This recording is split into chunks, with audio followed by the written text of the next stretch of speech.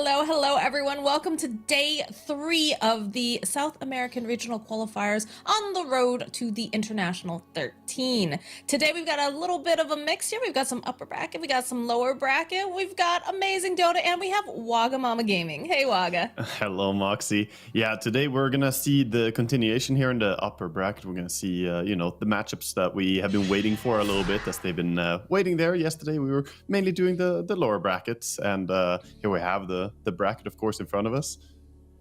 Yeah, we've got Heroic versus Leviathan, Midas Club Beast Coast, Quiyas Esports versus No Ping Fusion, and Boom. Yesterday, of course, the last two series, they were a real slugfest. You can see they went to all 3 games. So, you know that Fusion and Boom, they're ready. They're ready for that battle and to fight, and they don't want to go home. But, of course, we're starting in the upper bracket today. And our first series today, the Heroic Leviathan, rather, we saw Heroic really just knock it out of the park. They seem very clean in their execution and just very, very impressive. So interesting to see what's going to happen with this particular match. Then we have, of course, Midas Club versus Beast Coast. Beast Coast has been a favorite in the community for quite a while, but also, Midas Club has been around forever as well for the Brazilians. That is the full Brazilian roster, which I think will have lots of fans there for. Yeah, I think that both these upper bracket matches should be really hyped, because both of the teams in both the matchups actually did 2-0. It was all 2-0 so far in the upper bracket. And Heroic, they looked probably the strongest out of the 4. But Leviathan, I think that they have a good shot at taking down Heroic. At the same time, Midas Club, we talked about them, how they're, coming back. They were also a team that basically a remake of the team that qualified last year. So they have some favorites there. So seeing them go up against Beast Coast is going to be an exciting one. I think I have Midas Club as my favorite for it, but I think Beast Coast still have the potential there. I think so too, definitely. And do you have any favorites in the lower bracket? Because I'm really vying for this Quiyas Esports. I think they look really, really good, especially what we saw yesterday. But I'm also, honestly, I look at this Boom team and I'm surprised that they're, struggling as much as they have this year, because I feel like they have a really good roster. Yeah, good players in that team for sure. I mean, maybe they're just getting their things going. They did advance at least, even though it took a little while, especially in the 68-minute game they had in their first match there. But they have the potential as well. I think Quiyas is probably my favorite in lower brackets, because they were just really fun to watch yesterday. Yeah, I think everyone's got their eyes on Parker after this series yesterday. But we do have a draft here for Heroic and Leviathan. And our favorite boy, the Witch Doctor, not going to be seen in this match. You'll see a lot of him on these little screens that'll be showing up, but not in games, it appears. And a little band picture, that's where he's going to be. For sure. Yeah, look at this. He's got a 76.5% ban rates, 13 bans so far. I feel like, did a clock get through at some point? I'm seeing not 100% ban rate here. Oh, we missed it. Not in our game, I think. Yeah. No, not in our games, but maybe if you're in Aries. Oh, I see. Yeah, last night it happened. Production chimed in, so that's cool. Getting through a little bit, but I don't think we're gonna see much of him. He's just too strong now with that mana burn. It really just pinballs the mana out of you in the laning stage, and teams don't want to deal with it. Now we can see that he is indeed banned out by Leviathan here. Spirit Breaker removed. That's another hero we've seen quite a bit of, especially with these super early aggressive sort of drafts. So I am not surprised to see him removed. Yeah, that's something we've been harping on a lot, that this qualifier is high octane, it's high pace, and if you're not ready for it, you will get run over. You can't really just sit back and try and play your own game. You really have to look at opportunities across the map. So these heroes, all of them that are banned out so far, are of the aggressive nature. Trying to think who else is, because there's so many heroes right now that I feel are so incredibly strong. Phoenix, yes, definitely one to ban out. I'm trying to think, the Weaver's still available. That's Shadow someone that's been seeing a lot of play. Yeah. TA, SF. Yeah, some heroes. Weaver usually it feels like he's very strong, but he quite often slips through the first ban, and then we see him picked up there in the first phase. There's also Storm, which some teams have been banning in the first phase, but we'll see if he gets any priority here, because a first pick Storm is still something that a lot of teams feel like you should be able to deal with, since you have 5 picks to counter it. Is picking up a TA or an SF this early a little too vulnerable in some ways, just because I feel like there are obvious counters, right, to heroes like that. There are counters, but both the heroes are pretty strong right now. Strong enough that you can also shield them against the type of counters coming out. And I think you can still take them in this phase. So yeah, TA gets snagged up by Heroic. They played it yesterday or day before yesterday in one of their series and worked out really well for them. Do we see something like an SF get picked up now is the other question. Yeah, SF is definitely still available and could be an option for Leviathan. Could also be that they, consider if they want to have a lane matchup or some form of counter here. They did ban out some offlaners already on both teams, and if this is a safe lane TA, you need to consider what you want to play against it. Could opt for something like the Venomancer, right? Venomancer's been pretty strong in the meta currently. Oh, the Dark Willow, she's still through. Okay. I'm surprised. Yeah, Willow also kind of in the same spot as Weaver. Quite often gets through, sometimes gets banned in first phase. But yeah, Willow just amazing control here. You get a lot of different disables, so it's a pretty neat hero to pick up. Yeah, her Thorny Thicket facet is just a pain just to play against. Like, there's just too much stuff to have to dodge in the middle of all these giant team fights. You're usually caught in something. Yeah, for sure. I'm getting PTSD from the game against Aoi. They did play a Willow core against me last night, the Aoi stack. But yeah, that was not fun.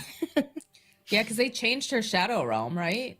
Well, that works a little bit. What they did was they picked Caudle with it and then used Chakra to reset the Shadow Realm while she's already in it, which even extends the max damage duration. So she doesn't even have to build up the damage again by staying in Shadow Realm. And you, obviously can't target her for like 12 seconds or whatever. That's awful. So gross. It's oh my awful. gosh, I didn't know that worked like that. Yeah, because you can target allies. You can target Willow as an ally if you click on the portrait. You can't click on her, but you can Chakra Magic her if you target her at the top of the screen. The same is true for like most abilities that you can target allies. So you can grave a Willow, but you have to do it in the top of the screen, for instance. Today I learned. Yeah, I feel like if you can do it like that, you should be able to click her as well. But, it's sort of Is it a bug or a feature? Who knows? Yeah, there was a patch where they said you can now target Willow as an ally, but, they didn't make it so you can just click her. Gotta work for that. The Doom pickup, that's a very nice pickup in terms of the way that Doom has now been reworked. You can no longer heal through Doom, which makes it a lot more difficult. I'd be curious, did they already remove a Centaur? I almost feel like a Centaur is not a bad pick here. Maybe not necessarily this pick, but just being able to run away, disengage, would be so good against this currently. Again, you do have to watch out for that Thorny Thicket, but... For Heroic, definitely a decent option. Also get some disables for the TA to work with. She's a hero that thrives on any hero being stunned up for even just a few seconds, and she will burst them. So, Centaur goes a long way to do that. And like you said, that Stampede is pretty good for getting you out of the Scorched Earth and protecting you from Doom just running you down. Is Analog just cleaning his mouse right now? Yeah. Getting it ready, All right, yeah, let's go. Nice clean mouse, yeah. Pristine condition for the game. Extra clicks, yes. The Weaver, that makes sense. He's still available. He's one of the strongest supports right now left in the pool. After you see the Clock, then the Phoenix. I would like a Slardar as well for him. Just commit. Just go for the minus armor. Yeah. You already have the Weaver, you have the TA, and you do need some stuns here. They could hold off and do something else, but it's similar to the Centaur in a way. You don't get that ulti to save teammates, but you do have, some speed and some disable. And also having AoE stuns that can deal with Willow in the Shadow Realm is super important. Anything that can stop her from just pressing W and TPing out, or, stopping her from playing freely, basically. I feel like either of those could definitely fit. But Rook taking their time here, making they go for the Ogre. Yeah, pick up their support first. Ogre TA, pretty classic combo actually in lane now. The safe lane TA with Ogre. They mesh really well. You can get the Bloodlust to buff up the TA, of course, and she likes having a big, bulky frontliner in front of her in the lane, so she can be a little bit safe behind that big Ogre. And on the side of Leviathan, they take up the Troll and Jakiro. Pretty tailored heroes here against the TA. So you get mischance from Troll, and you get Jakiro with a bunch of attack speed reduction. Very, very good stuff for burning through refraction as well. I like Leviathan's approach to this. Yeah, it feels very solid. I'm curious to see what they decide to pick on the Jakiro because he does have those two different facets now. One is, of course, the old school Liquid Fire, which basically has him work the way that he always has. But now there's Liquid Frost, and we definitely saw, I forget which player played Jakiro. He was playing in a support capacity, but still went for the Liquid Frost, which is more of a like right click sort of build. Yeah, they were owning the lane as well, I remember, with the Liquid Frosts. It was the Radiant safe lane. I can't remember which team it was that did it, but Yeah. was it? Yeah. It was very interesting to see, because more commonly we see the fire, and maybe we'll see it here, but either facet is good. I think both are really nice for Jakiro. The frost is just a little bit more burst damage if you want to really burn someone down quickly. I would have thought that the Liquid Fire too would be really good against the refraction, but of course you don't want to run into the issue of overcorrecting, right? When you see someone that, you know, you're trying to counter, you want to still play your own game, play your own draft. And they go for the Pangolier. Okay. For the side of Heroic. That's something that KP played one of the games. Looked very, very good. I know that they played it yesterday too. Yep. Yeah, we saw quite a bit of offlane Pango by now. It's doing really well. People going for those stat items, get the Echo Saber out there, and the Pango, he starts hitting really hard. And like mentioned before, when he hits hard, his ulti hits hard as well. Now scaling with his attack damage. So it's a neat change that makes Pango stronger in the late game than he used to be. Because late game, the role was basically just a disable, and that would be a little bit annoying. But now you get hit by that car in minute 40 games, you take a lot of damage. Yeah. 10 seconds remaining. So I still potentially need a mid for the side of Heroic. And then trying to figure out, you know, what they want on their side too for Leviathan. I don't think we'll see a Storm coming out for Heroic. It's just a little bit too scary with a Doom. Unless he's really feeling, you know, feeling himself there. But there's still the... I don't think you want the Shadow Fiend. I think you want something probably a little bit more active. Maybe Yeah. like a Puck. Yeah, I wouldn't mind seeing them, you know, go for maybe I guess Puck, Puck's maybe you can go mid Batrider here for them, a hero that would, you know, be able to lead the way as well. Because the thing is, you have Doom on Leviathan, and yeah, he can act as an initiator, but more often than not, I feel like that hero is great as a secondary jumper in the fights. Because jumping first is Doom, you don't AoE disable the entire team, and it's really hard to pick your target when you don't have perfect vision yet. So having a mid hero who can get in there, Puck would be great, Batrider would be great. Anything that, you know, sort of enables the fight for him. Yeah, I just, you know, Doom is the old counter, like the You could counter go- to a Puck, which is a little spooky with that. You could also go with Zeus. I guess that's the more logical one, perhaps. You just have Zeus mid and you pop ulti, then Doom sees everyone, and he can now pick his target. So still not banned, still available. A little bit surprising almost that Zeus isn't taken out here. Against Weaver, probably very logical for Leviathan, so we'll see if Heroic even block pick it.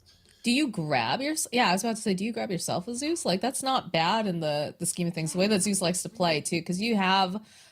you know, this Pangolier who's going to be able to roll around, create his chaos, you know, fairly tanky ogre. So Yep. he's going to be doing quite a bit. You could opt for that and Could get the definitely vision work. on the Doom before he can jump in as well. Yeah, could definitely work against them. And you get some AoE targeted stuff with W against the Willow. Murta. They go Murta, wow. Interesting. That is I a- have not... Have you seen the Ofrenda in any games yet? I've played a bit of Murta and played against it a lot. I haven't seen it used so much in pro games yet, but Murta Ogre is really nice too. And Ofrenda is a nice thing for getting back on lane.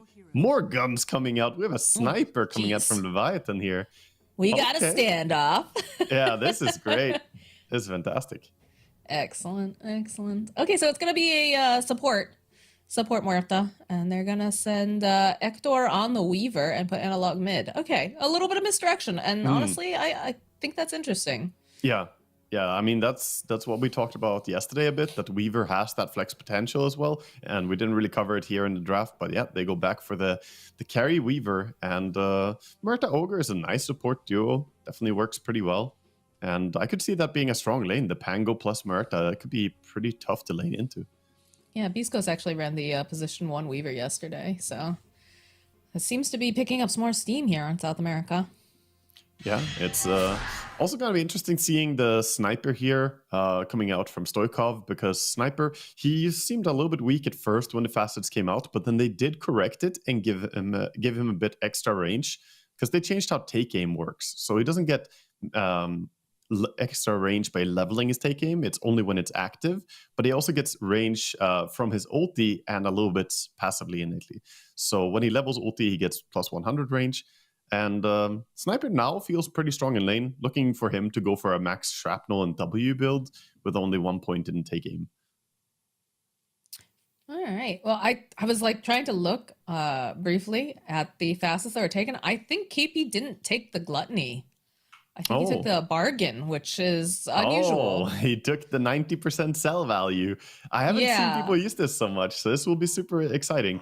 What you can do is just buy like a bunch of bracers and low value items, or like quick early value items, and then sell them later for 90% of what you bought them for. Also interested to see if we're going to see him buy a Midas or not. Obviously, getting more money back when you do sell it eventually is kind of nice. We see Ghillie Suit picked up for Sniper, which is the, while take aim is active, Sniper's attacks do not reveal him from the Fog of War. So seeing some different stuff this time. The Jakiro did go for the Liquid Frost. Yep. So the Sniper facets, I want to say, are both pretty underwhelming. His innate is really good because he gets attack range, but either facet is honestly quite underwhelming. The not being revealed when you stand in Fog of War is hard to get value out of, because it's only for 3 seconds. all right, well, everybody's gotten out. They put down their wards. TA still has the smoke on her. We'll walk forward. Pings that one out for sure. Yeah, Minos definitely saw that ward coming down. Of course, he already had his ward on the other side, so. The battle begins. Big contest here for the runes. The teams. Yeah, it's going to be 2 for 2 at the end of the day. Vailama wants to do some harassment here before Minos gets to the lane. He's going to be able to get a couple clicks off, but not too much. The shield crash is giving 2 magic stick charges, huh? So it's a little bit... Really? yeah, because when you double jump, you click it twice. So you got 2 stick charges on the troll immediately there. I guess you always have to make sure to buy a stick against Pango lanes. I'm curious what the play is to get onto the back lines and get to the sniper through everything. I guess coming out from Heroic currently. Yeah, we'll see if they can swing in there with the Weaver maybe getting close. Mid lane should be pretty hard for TA, by the way. TA against Sniper, not a great matchup. Yeah. They definitely have to make some rotations at some point to probably alleviate some of the pressure. Probably when like runes are coming up. Or just making sure too that they're grabbing that those runes so that way analog can replenish. Yeah, also preparing stacks could be really big here. Llama? Ooh. He's sitting very low. That Liquid Frost. One more hit should be able to do it. Can Minos get there fast enough? Oh, there it is. Mid jump. Yeah, got him with the axe. No way out. Very good kill there, and that's we see this combo, right? The lane of Jakiro Troll. It's a really, really potent lane in level 1.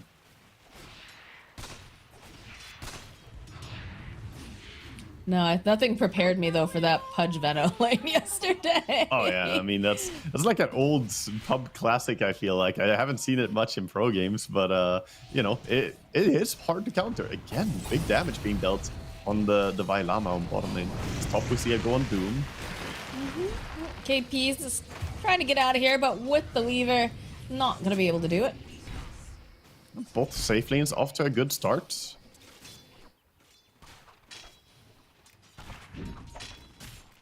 I would say that would you say that the troll lane probably is going to activate faster than the Weaver? I don't say confused, but I'm curious how they're going to be super aggressive with this Weaver early. I think the Weaver could be even more aggressive as opposed to Troll, but it all comes down to what timing items they want to play for. They're really chasing Schofield here. Yeah, he's gonna have to drop the calling down here. This Liquid Frost is Can he get so to deny? much. He's looking for it. He's not low enough though yet. He needs maybe a little bit more. Nah, Minos. Yeah, he's like, nice try, Schofield. Nice try. at least that And the gave some water time. rune. Ooh. Yeah, they do Worth get the to trip. replenish, but he's away from the lane for a long time on Troll now. This is Pango recovering a bit because he had a bad start. Yeah. We got a kill though. Was able to take away resources from this mid lane potentially. There still is the water rune top. Stinger is low, Analog on it. but no dead shots. Dead shot would have killed him. All right, I don't know. I'm becoming convinced that this liquid frost is the way to go. Nice hit there, but not quite. Yeah, he misclicked it, I think. Didn't push the troll away. Yeah, this is gonna be a dead Divine Llama. Or As I say that, he's gotta go no, down. yeah, he's dead. And could they get themselves Schofield too? Look at this. Slane is very, very spooky. yeah, the slow. They're just chain slowing him over and Yeah, over. he's dead. He's a double. This bottom lane is tearing through everything. Top They lane won though, Zephyr. They they're get trying to do him. the same.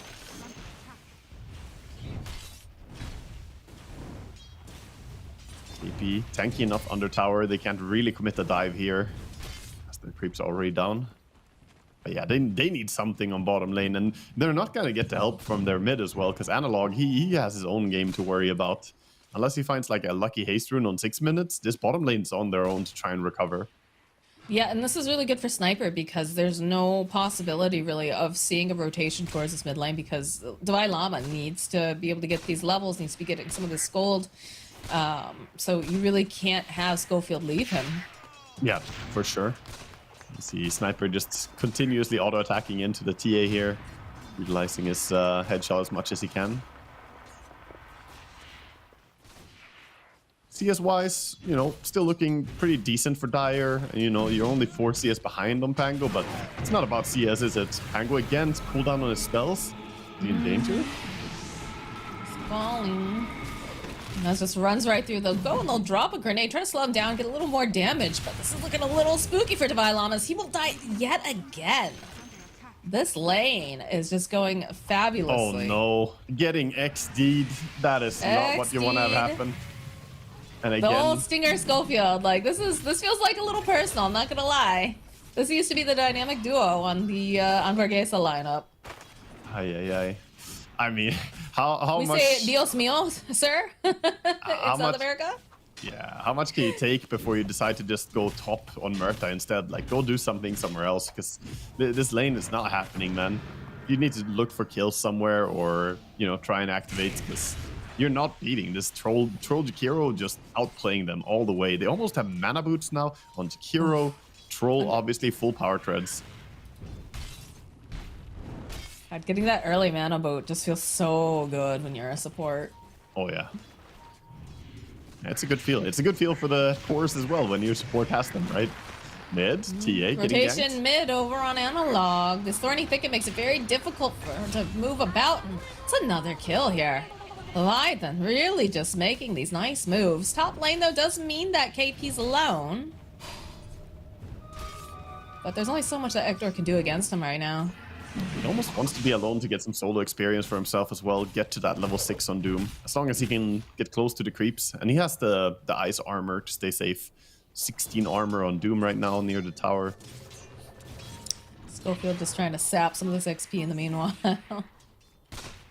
Is making his way top, though, so potentially could make something happen. And Divine Llama just has to play so carefully down here, and it's pretty difficult. Yeah, I mean, they gave up on bottom. He's making moves now on Schofield, trying to find a place to be useful. Oh. Schofield, King Jungles. Oh, for the Wisdom Rune. Playing for it. He's not looking for the kill at all. I feel like maybe they could have gone for that. Shadow Realm was on cooldown. Schofield needs this so bad, though. Like, Yeah. he needs to be able to get this Wisdom Rune. He's so far behind. They do get There it. he is. He is going to manage it. The TP comes out, though, and they will end up losing potentially both of these supports. Can you get denial? No. Yeah, that's ultimately not worth it at all. You lose 2 heroes, you know, for that 1 Wisdom Rune. They did take the other one as well, but that's just because Divine Llama can't really even go to his lane that easily. Yeah. Troll is just bullying him the moment he shows up. And Troll is going for a Maelstrom Rush build, has the Javelin and Gloves already, so he is getting close. 1,300 gold for his full Maelstrom already. We're only 7 minutes in. I know. Oh, they're trying to kill him. 3 heroes on him now. They need to do something down here. Any The team? Llama really would love this kill. The silence, the slow. We'll be able to bounce him right back. And then he's used his ultimate, so they need to just make some space here. They need to stay alive. King Jungle sitting very, very low. Oh my god. You know what? He'll take that. He'll take it. Yeah, Minos will definitely take that. He dies, but he got a kill before. 4 heroes bottom, and his team is now shoving in mid, and Doom is free farming top. So, you know, it's a great kill for Dire, and they definitely needed this, but it's still not enough. They need even more than this now. Leviathan definitely has control of this game's tempo currently. Nice Yeah. deep ward over here, placed by Zephyr. Mid tower is getting hard to defend. They're wrapping all around it, and Sniper is just laying into it. At this point, I think you just keep trying to put pressure on the bottom lane. Yeah. Try and get some tower for yourself. Yeah. Minos is down there. Without ulti, he has to be a little bit careful. They see him at the gate. Llama also was like, oh, I could come here too. He roots him, but it doesn't matter. Root doesn't stop it. Middle tower goes down. There's the spot over onto Zephyr. But he's just gonna go flap those little wings and get away. Llama trying to get his level 6 on top lane now. Very close. He's like 1.5 or 2 creep waves here. Scared of the Doom though. He's obviously level 7 already, so a Doom and Scorched Earth will kill him. Oh, he's showing on lane. VP not going immediately for it. Finds himself the pack leader aura on Doom. That was a good one. Or speed aura, sorry, not the pack leader. It's gonna make him a little bit faster for these Dooms. He's got the phase boots too, so we'll be able to make moves for sure. But it seems like they're playing very cautiously in the top lane. These lanes have not gone well for Heroic. Yeah, not really, but now is when they start swinging and using the jungle a little bit as well. Like TA can clear jungle pretty fast. Did they even? I don't think they were able to make any stacks though. I think everyone was pretty much just No, they were busy dying. pinned to their Yeah. lanes. Yeah.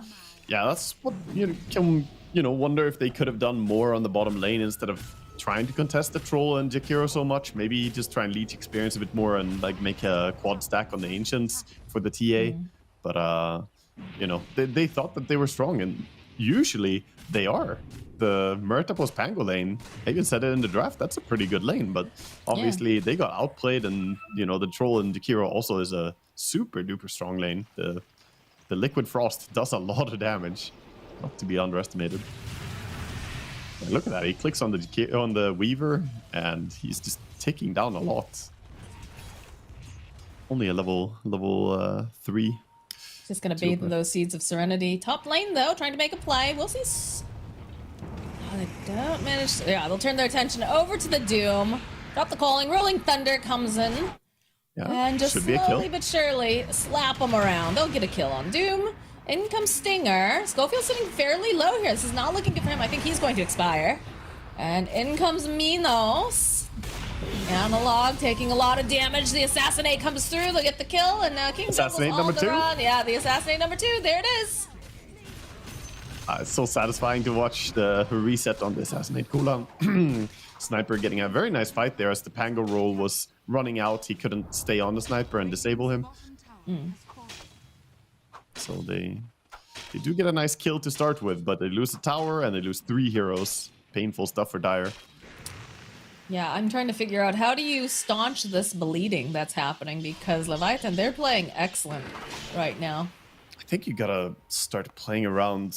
I mean, they want the blink on TA, but maybe you start playing a bit around the Weaver. He is still pretty strong at this point. Every single Pango ulti, you have a bit of a chance too, but maybe you just need to farm key items right now. TA without blink is not gonna get onto that Sniper. Not gonna be able to fight into a troll at all as well. Troll is just a good counter hero. Dire's top tower is under attack. For now, looks like Radiant are just enjoying a little bit more of the map and farming quite happily. Weaver's still getting his stuff done though. Yeah, just like checking in with like items that are on the wish list. Looks like the Marta's thinking about a Rod of Atos.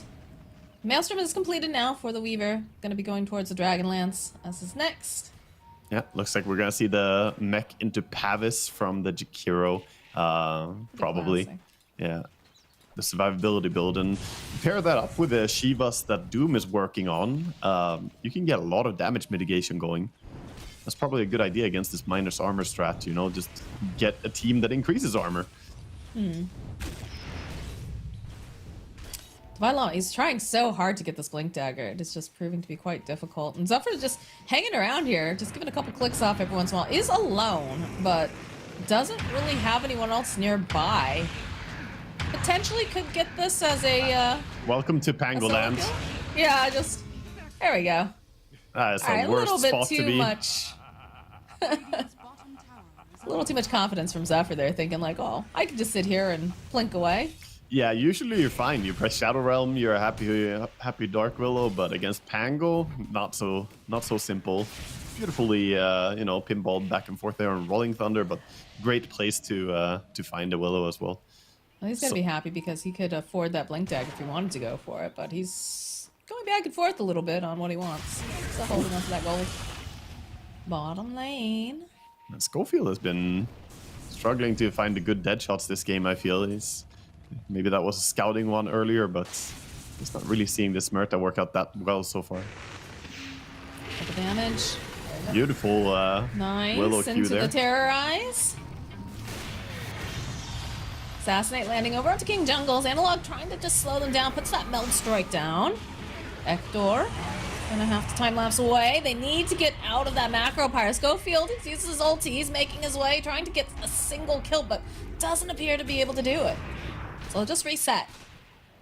Yeah, nothing lost in the end. 5 heroes brought there by Heroic, and still we had Troll just free farming on the side, so not too bad for Leviathan, I guess.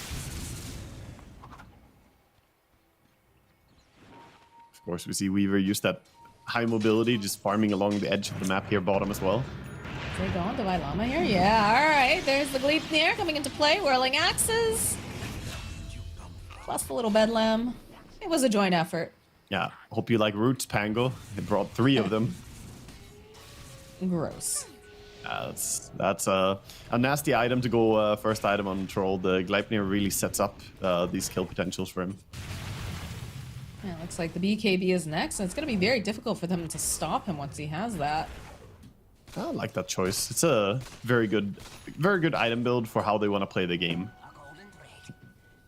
They also have the Maelstrom on the sniper, of course, with the Dragon Lance. Team Lightning. Yeah, a lot of lightning in this game as Weaver also has his. Not seeing one on Pango yet. Also, Pango went back for the Echo Saber instead. Okay. Do you like that? Yeah, I like it. He's gonna go Yes. Blink next, but I think Echo Saber is more crucial to get first. Okay. You gotta help yourself. You can't help anyone if you don't help yourself first. That's the kind of feeling I get from Echo Saber. You get a bit of damage, get a bit of slow, and also importantly, that 15 strength can really save your life. It's definitely one of those tools that helps propel you forwards in the game instead of just, you know, hoping that you can find the kills with the Blink Dagger. Yeah, It's an investment in yourself, so to speak. it is. Tia also opted to go for a Deso instead of the Blink, so both of them had the early Blink speed up with Pango. It's rooted. Same thing we saw before. I don't think he gets out of this one. No, does not. The movie ends the same way this time. Radiant's bottom tower is under No attack. differences. They are finding a lot of farm bottom with the K1, but with this kill, it looks like they're gonna go straight into Roche here. Stinger and Minos just going in. Schofield's hero looks so ridiculous on my screen right now because he's like bugged out, so he's stuck in the Flailing animation? no, not the flailing one, just like hunched over, like looks like he's dead. Oh, the low HP animation. I Yeah, guess. low HP animation. Just like skateboarding around. Yeah, you can see it. Oh yeah, I see that on stream. I don't have that. Yeah. I'm watching in game. I wasn't sure if it was gonna show on in game. My old back. I know. Radiant's Oh, so old. I feel ya. I feel ya. Alright, the tower should go down, but as it goes down, there's gonna be an Aegis picked up from Minos. Yeah, so pretty good trade. I mean, you lose your mid tier 1, but you now have a troll that cannot be contested, so tier 2 towers could be an option. They do need to address this Weaver. He's getting way too much bottom. He is getting closer to a Lincoln Sphere. Obviously would be great here against the Doom. Not too many single target abilities to trigger it as well. Hey. Doom is making his way over. They spot him out. Also see Zephyr making his way. Haven't seen him buy a ton of small items and utilize this Devil's Bargain yet, really. I feel like wouldn't Gluttony just have been better in this game so far? I haven't seen too much buying and selling from him. I haven't seen much either, but I also have not been like zeroed in on him the entire time, so perhaps... Maybe there will come a time. I mean, late game he can just swap his item builds like nothing. You There know? we go. Yeah, I'm not sure exactly when the appropriate time is for picking that facet, but... I think if you don't have a great plan around it, just go Gluttony. Stoikov getting run at mid here. Sniper doesn't have this shard yet. Minos is on his way though. They're running, so if they can't pick him up fast enough, they're gonna be in trouble. Looks like they'll be able to find themselves a sniper. King Jungles will get hit here by Minos and all those thorny thickets. But everybody else looks like they should be able to escape. So a little hit and run. They end up losing a support. You're happy with that if you're Beast Coast. Or sorry, not Beast Coast. God, I'm so used to saying Hector on Beast Coast. Heroic. Yeah. I feel like the more I see TA eyeing up a kill here, has to blink and Deso. This is a big one. Yeah, Schofield setting it up. Big meld strike. Needed just a little bit more damage. She'll drop the calling, and that'll be enough. Nice. Nice W there from Murta, catching him in the end. Did get the D ward first at least, so always something for him. God, it Oh, is he so didn't bizarre. actually. Oh, he didn't. I thought he got second attack out, but no, they still have the ward. It's so bizarre to see, like, oh, K1. There's no vision, though. Like, it's a little spooky to go over there. You don't know who else is going to be with Minos. It's so bizarre to see these former Hamburguesa Beast Coast players, like, against each other, because they were, like, the longest-running Dota team squad for, like, so long. Yeah. It's just so weird. Times, they change. Times are a-changing, but still. Yeah. Gotta find success somewhere else, I guess. But, you know, obviously the players know each other very well. Understand how they want to play.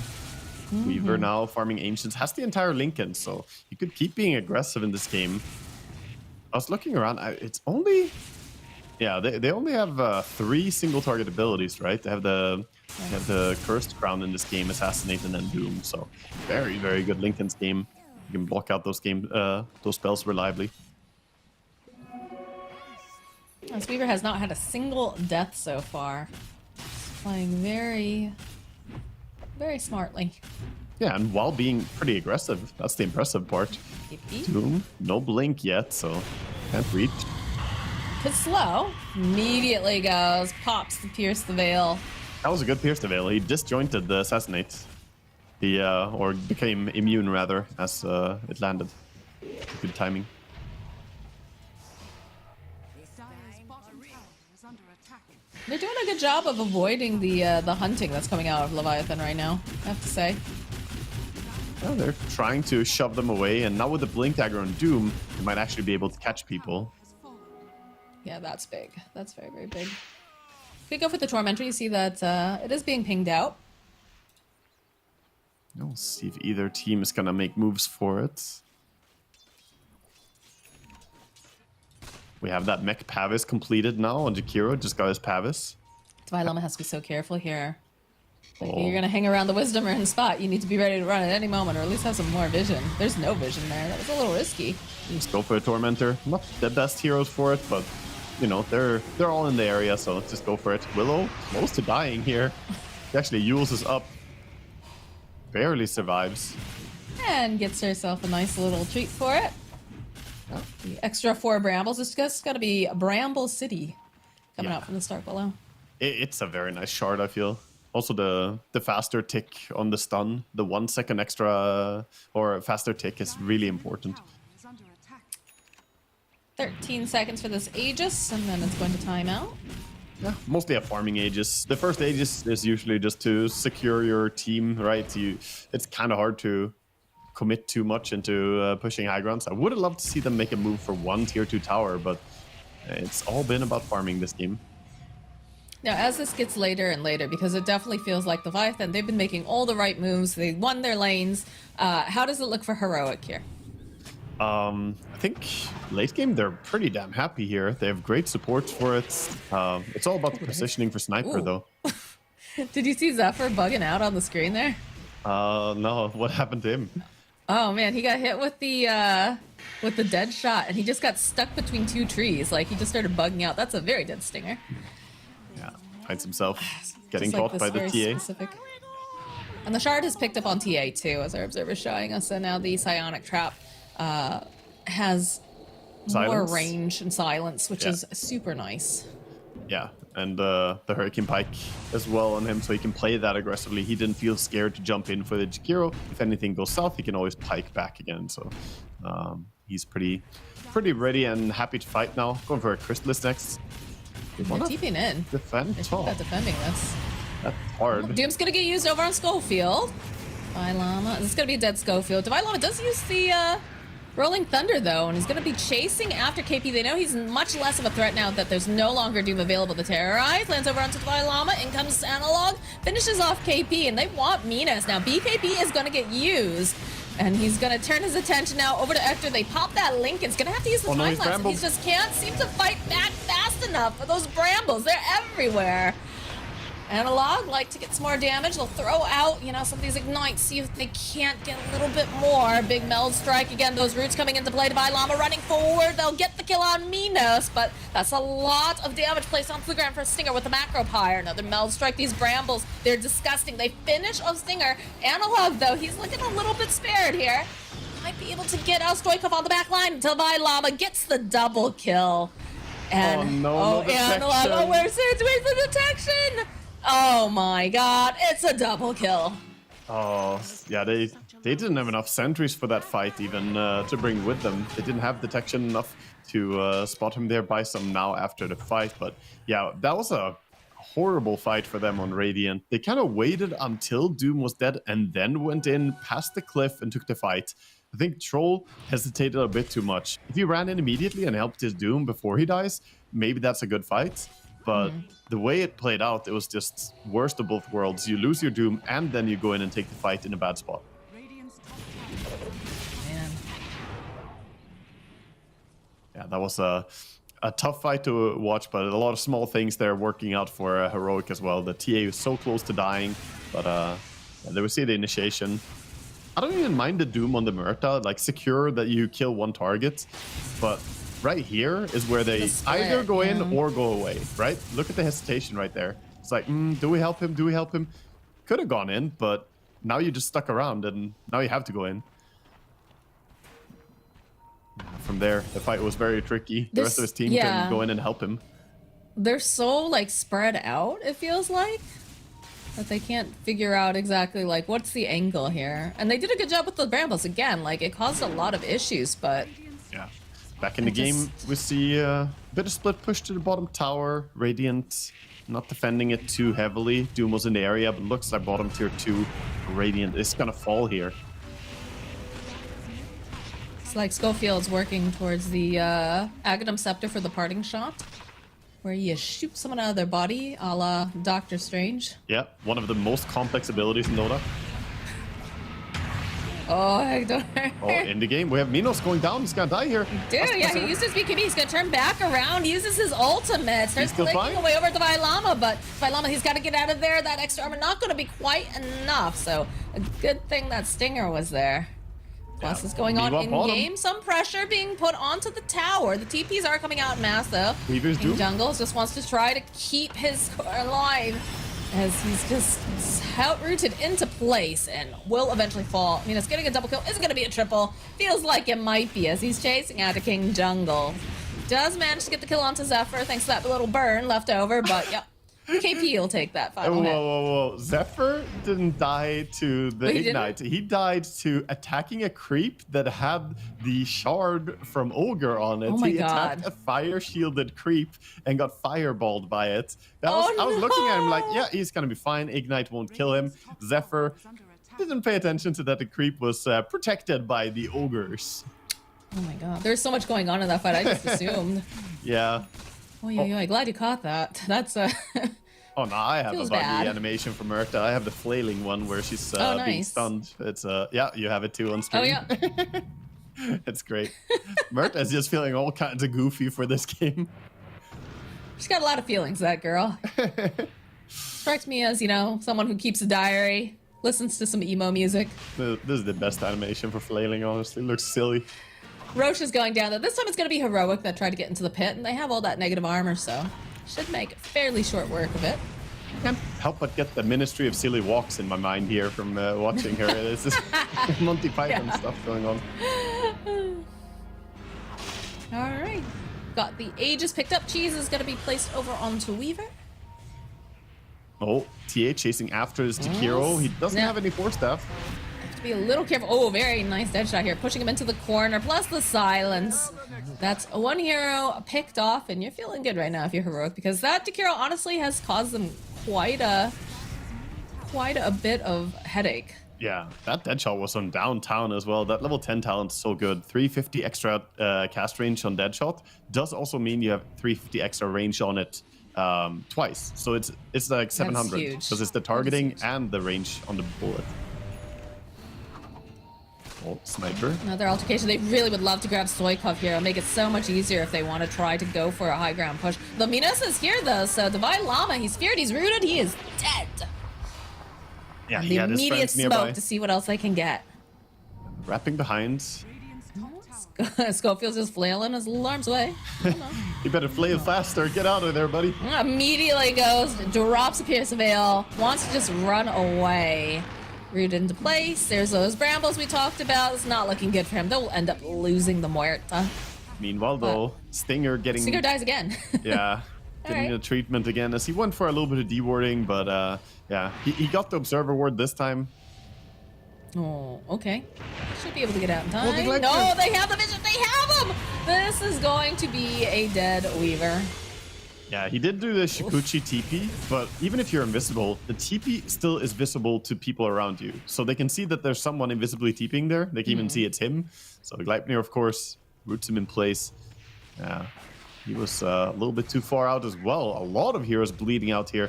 And this is when they have Aegis. Feels awkward that Heroic, the team with the Aegis, are the ones who are getting bullied right now. Well, I think they were like quite split up too. They didn't go as a 5-man to go push a tower, so It all comes Divine back Llama to... saw an opportunity and it just didn't work out for him. It all comes back to that Divine Llama go on the sniper there, but you know, too many heroes nearby to help out the sniper immediately. See Tormentor available for TA, and of course solo that again. Gets a little bit of help too. Easy. Be a nice shard there for Ektor. Dyer's top tower has fallen. Always sweet to get your free shard. That one honestly speeds up your farm speed a lot as well. You can just run through stuff and it sends an easy extra attack out. What else do we have going right now? Sniper is working towards his BKB. He still needs some 1,000 gold approximately. Troll picked up a basher recently, so you don't want to get in melee with this guy right now. He's definitely going to be man fighting really well against the PA if he gets close to her. I feel like you never really want to be up close and personal with the Troll Warlord. You really don't. At any given time, but especially now. Do you have a little bit of a smoke play? They see Minos. King Jungle's leading the charge. Meld Strike getting dropped down. They're trying to just lock him down if possible, but it's proven to be a bit difficult. Rolling Thunder going through again. Those brambles, my god. Doing so much. Over onto the back lines here. Schofield was trying to get a little fancy, a little tricky. Still alive. As there's a follow-up. In comes Ektor. And he's gonna try to man fight with Minos, but it's too hard. This troll just hits so fast, so hard. They've already lost Schofield. They've lost some of the supports. Need a little bit more damage here. Analog trying to do everything that he can. Can they go and finish off Minos the fast enough? They do manage it, but looks like they'll end up losing Ektor. KP trying to teleport out, not going to be able to. That was so close. The auto attack was right so on him close. and would have died if it landed, but gets out. TA left unchecked in that fight pretty much as the rest of our team create a lot of space going in aggressively. They do lose the Weaver, but an amazing fight for them still there, I want to say. Taking down the Troll is a big effort here. The sniper's still proving to be a problem, despite having 3 dead. Is very good at shoving out these waves, but He can defend a little bit, but the tower is still going to go down here to TA. Not deterred by his efforts. And there's a Tormentor right now that TA could go over and steal together with the Pango. Definitely gonna go for it, and we'll see who gets the shard this time. It's gonna go to Schofield. Kind of nice. 30% spell lifesteal. During Pierce the Veil. Nice. Still have that Aegis.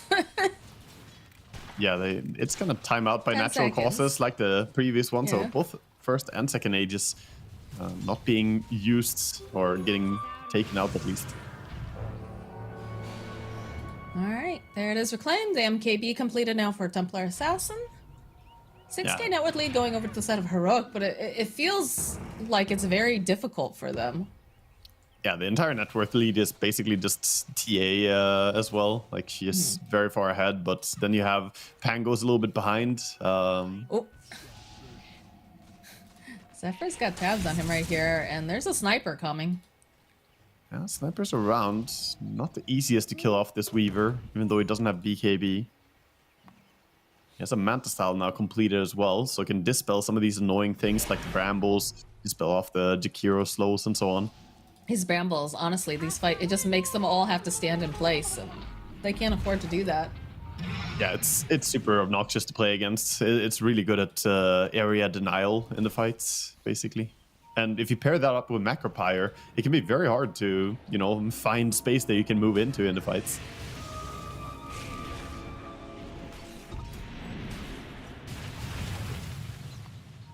Both teams grouping up a lot now. They realize going alone is not really the play. Both teams smoking at the same time.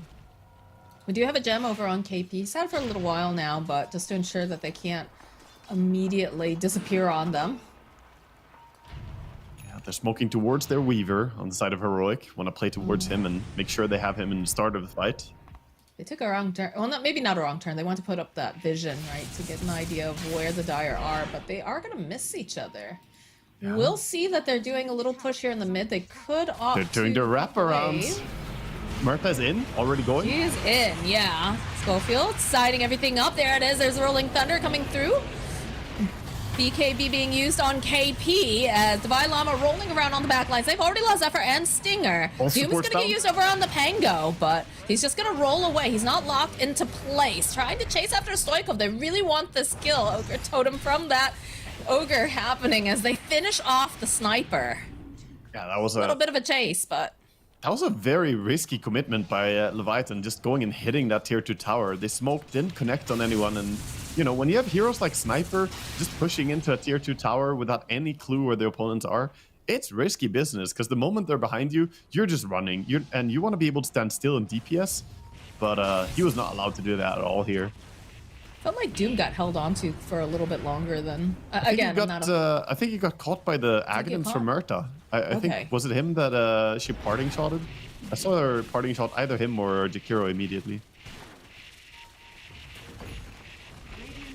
Bottom Rats is going to get ripped apart here by Ector. Yeah, going for the melee too a little bit, but make it out. That little fire shield on. Everything just so fast. It's all changed around. They've got these waves pushed out. They can put the damage down if needed. Heroic looking to be in a pretty firm control of the game right now. They don't have to go for the racks that badly. Just working on more and more advantage. All their heroes are scaling really well.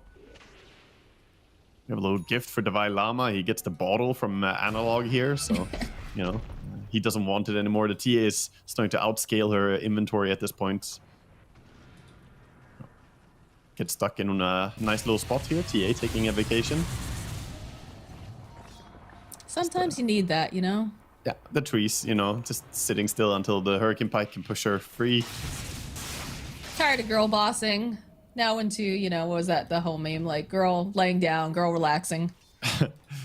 Yeah, she's been putting in work. 10 and 2 in this game. Not bad performance. And bottom lane, the racks. Ector just walks in. Yeah, the moment you leave your base, they're trying to get out and do something to prevent this free farm. But Ewan is just keeping them there. Still got that one illusion that's like trying. You have the Doom available again, but he has to get there fast enough and sneaky enough to be able to apply it. Especially when you consider that he's got that Linken's. Super hard to doom a Manta Linken's Weaver. And even if you do, he can Hurricane Pike still to get away. The level 25 can't come soon enough for this Doom. He definitely wants the mute here. Or I guess the break isn't bad either. We'll see what he takes. The break is really good against TA, honestly. If you can get a Doom on her, take away her Psyblade range, you can basically turn her into a melee hero, which is a bit obnoxious for her. It's a lot of movement towards this top here. They're smoked up on the side of Leviathan. They know that Roche is up. Yeah, they're moving over. A lot of traps in this area. So many traps, though. They know. And they know Rax. that there's going to be a battle. Rax is They're falling. losing their racks, though, because they just committed here into the pit. He can just keep going on Weaver, too. He's going to go for mid. Yeah, I mean, why not? He's just ripping apart their building. Somebody's got to do something here. They want the Roche, He is too, going though. to TP. All right, they're thinking about it. They'll go. They'll drop the calling in the opening, also with the macro power. They need to be careful not to take a bath in the middle of that. Roche not completed now. Soikov sitting quite low over on the back lines as Divine Lamba was looking for the doomed. opening. It's going to end up getting doomed. Hector zipping through. We'll pop the Lincolns on him. End up losing Stinger, Zephyr, and Divine Llama as now Hector chasing KP around the pit. Knows that he doesn't have any way to cancel it out. So he will be able to TP out and while off screen. You see Trolls, on the back line, so they do get Stoikov. There's going to be another buyback here from Stinger. Wants to get in here as they're beholding this poor Troll in place and ripping him apart. Oh my goodness, a risky play coming out from the side of Heroic as they went and were putting that damage down into the base and then immediately pivoting for this Roche. They will be successful. Man, Who's getting that Ags? Yeah, they're just rushing now. Yeah, who consumes it? It's gonna go to Pango, I guess, or no? Finko has his own. Oh, TA got it, yeah. Yeah. TA consumed it. That was, oh man. Easy Papa coming out from King Jungle here. They're pushing now top. Rax falling Stoikov quickly. Buying back. They don't even have the whole team here. This is how confident Hector feels right now as he does not have the rest of his team. He's going to get held into the XD again coming out from King Jungles. The Rolling Thunder over by Zephyr should be able to take out the Dark Willow, no problem. And they continue the onslaught. Yeah, there's no troll. Didn't buy back yet, so kinda The know he jump doesn't in have from it. Divine Llama, followed up with calling. Bugs get dropped. Another buyback. As Willow wants to get back in the fight, but Even with that buyback, they could still push here. TA is not feeling scared about a sniper. still got that Aegis. Yeah, Doom also on cooldown has the Aegis. This is a good time to go and just get these racks. Yes, Just has to indeed. commit up the high ground here, but Well, I mean, all the brambles make it a little tricky, but look at the range. Yeah, just finish it off, no problem. That shot. Log just sitting back. He's double silenced, getting able to play so much damage being dished out. Schofield finding himself Stoikov again. Will be forced to use that BKB as the middle racks goes down, and now they have mega creeps. yeah, Mega Creep secured. I don't think they're gonna stick around too much here. Still hovering though. I don't know. I mean, you've got an Aegis. You're feeling powerful. You know that they've used buybacks. If they Yeah. make one wrong step, I think that Heroic capitalize on it. Yeah, they might. It's safer to just chill for a bit here and get the advantage as well, though. Neutral items to be picked up, a lot of things to be claimed. Yeah. There's even Tormentor. We see them drawing on the map. Just use the map is what the Ogre is saying right now in jungle. That was a nice play by Schofield going in as the Murta there, using his ulti to allow the TA to take racks, by the way. He just committed in and said, you know, I'll shove them away. I'll give you the space to finish the racks. And catch Weaver, but with BKB, Manta, Lincolns, it's just impossible to lock down. You know, it's funny you mentioned that because Schofield's one of my favorite Clockwork players, I think, in the pro scene. And he's playing it very similar in a way to Clockwork, right? The fact that he's putting his body in there, he's making the separation, this area, trying to cut off, which he does frequently when he's playing with the cogs and whatnot. Yeah, the play was definitely a play that he would have done the same thing if he was Clockwork, try and get in there and Yeah. just, you know, allow it to happen. 35k net worth lead here, going to the side of Heroic. It was looking real good for Leviathan earlier, but a couple of these fights just switch things around very quickly. We're seeing Divine Rapier queued up for Analog too, I'd like to mention. Yeah, he is getting ready to add a lot of damage here as well, and you know he's getting close to full gear cap, so makes sense that he's queuing up some big item. Could go Moonshard before the Aegis times out as well if he wants to get even stronger during this Aegis, but yeah, we'll see. We'll see what they bring in. Looks like they're going for a nullifier over on Hector as well. I feel like this has been such a what's the word? Like such an efficient but quiet game for Hector. Yeah, he's been having The jump in over into the mid lane. The Rolling Thunder Doom's gonna get used on Divine Llama, but the rest of the team here, they're just able to sit back. Have to be a little bit careful because of these brambles. Don't want to get rooted too many times. But they have themselves a double damage on this TA, and she wants Stinger. It's not gonna be able to quite manage, so they'll turn their attention over to the towers. I've already used the BKB on the Weaver to ensure that they're able to grab it. This is very scary right now. How do they approach this? Yeah, absurd damage. They're just pushing on TA here. Have to get on her somehow, but with the Aegis... Drop the Atos over onto Stoikov. Their eyes are on the prize. I love this. I love the discipline coming out right now. So they force forward, use the Manta, got the shield. An open throne right now. They need to get rid of Heroic here. Go step there from Stinger. He's tired of getting just clicked down to death. Yeah, we see why the nullifier's already queued up on that Weaver. He buys out his stuff right now, actually. Just needs to get his helm delivered, and then he can deal with these pesky saves. There's really so many saves. Like you said, there's so many routes too, like coming out from these teams. Yeah, definitely a lot of Brambles, control. you got the Gleep there. A lot of control. TA again could take another Tormentor here. Aegis timing out soon though, waiting for his team to arrive. Just want to solo it. That's just more gold and experience advantage coming in here. TA closing in on level 28. Massive levels here. They're recently at level 25 on the Pango as well, so he has the Rolling Thunder cooldown. Hector. Nice dodge there. We always see them like try to catch him, and he just uses like 1 or 2 of his survival items, but he has like more. He has layers. Like an onion, Moxie. The onion cockroach.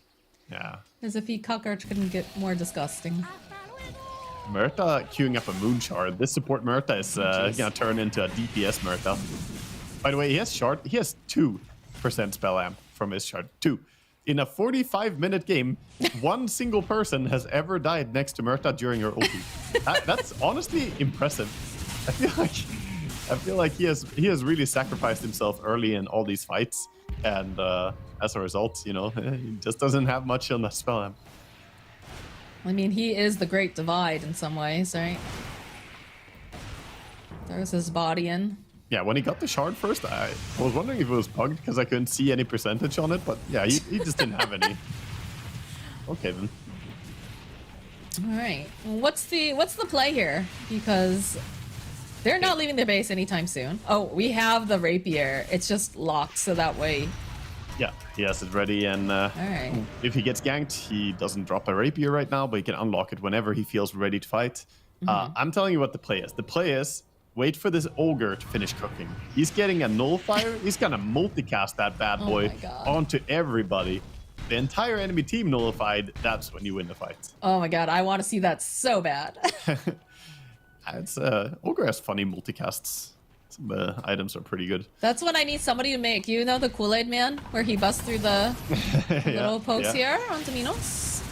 I need someone to make a gif of that, but then put Ogre's face on it with nullifiers. Instead of Kool-Aid. Oh yeah. That's perfect. Supports hating nullifier have the wrong mindset. Just be like King Jungle. Just buy a nullifier. Yeah. Oh, he changed it. He's queuing up a Hex. No! But Hex is even funnier. Go 60 minutes. All right, Stinger. All right, calm down there. He's bargaining. He's bargaining for 14 more. Oh, they saw Troll moving out into the jungle here. It's spotted. just the oh, no. They could get here very quickly. Yeah, they get that little hash.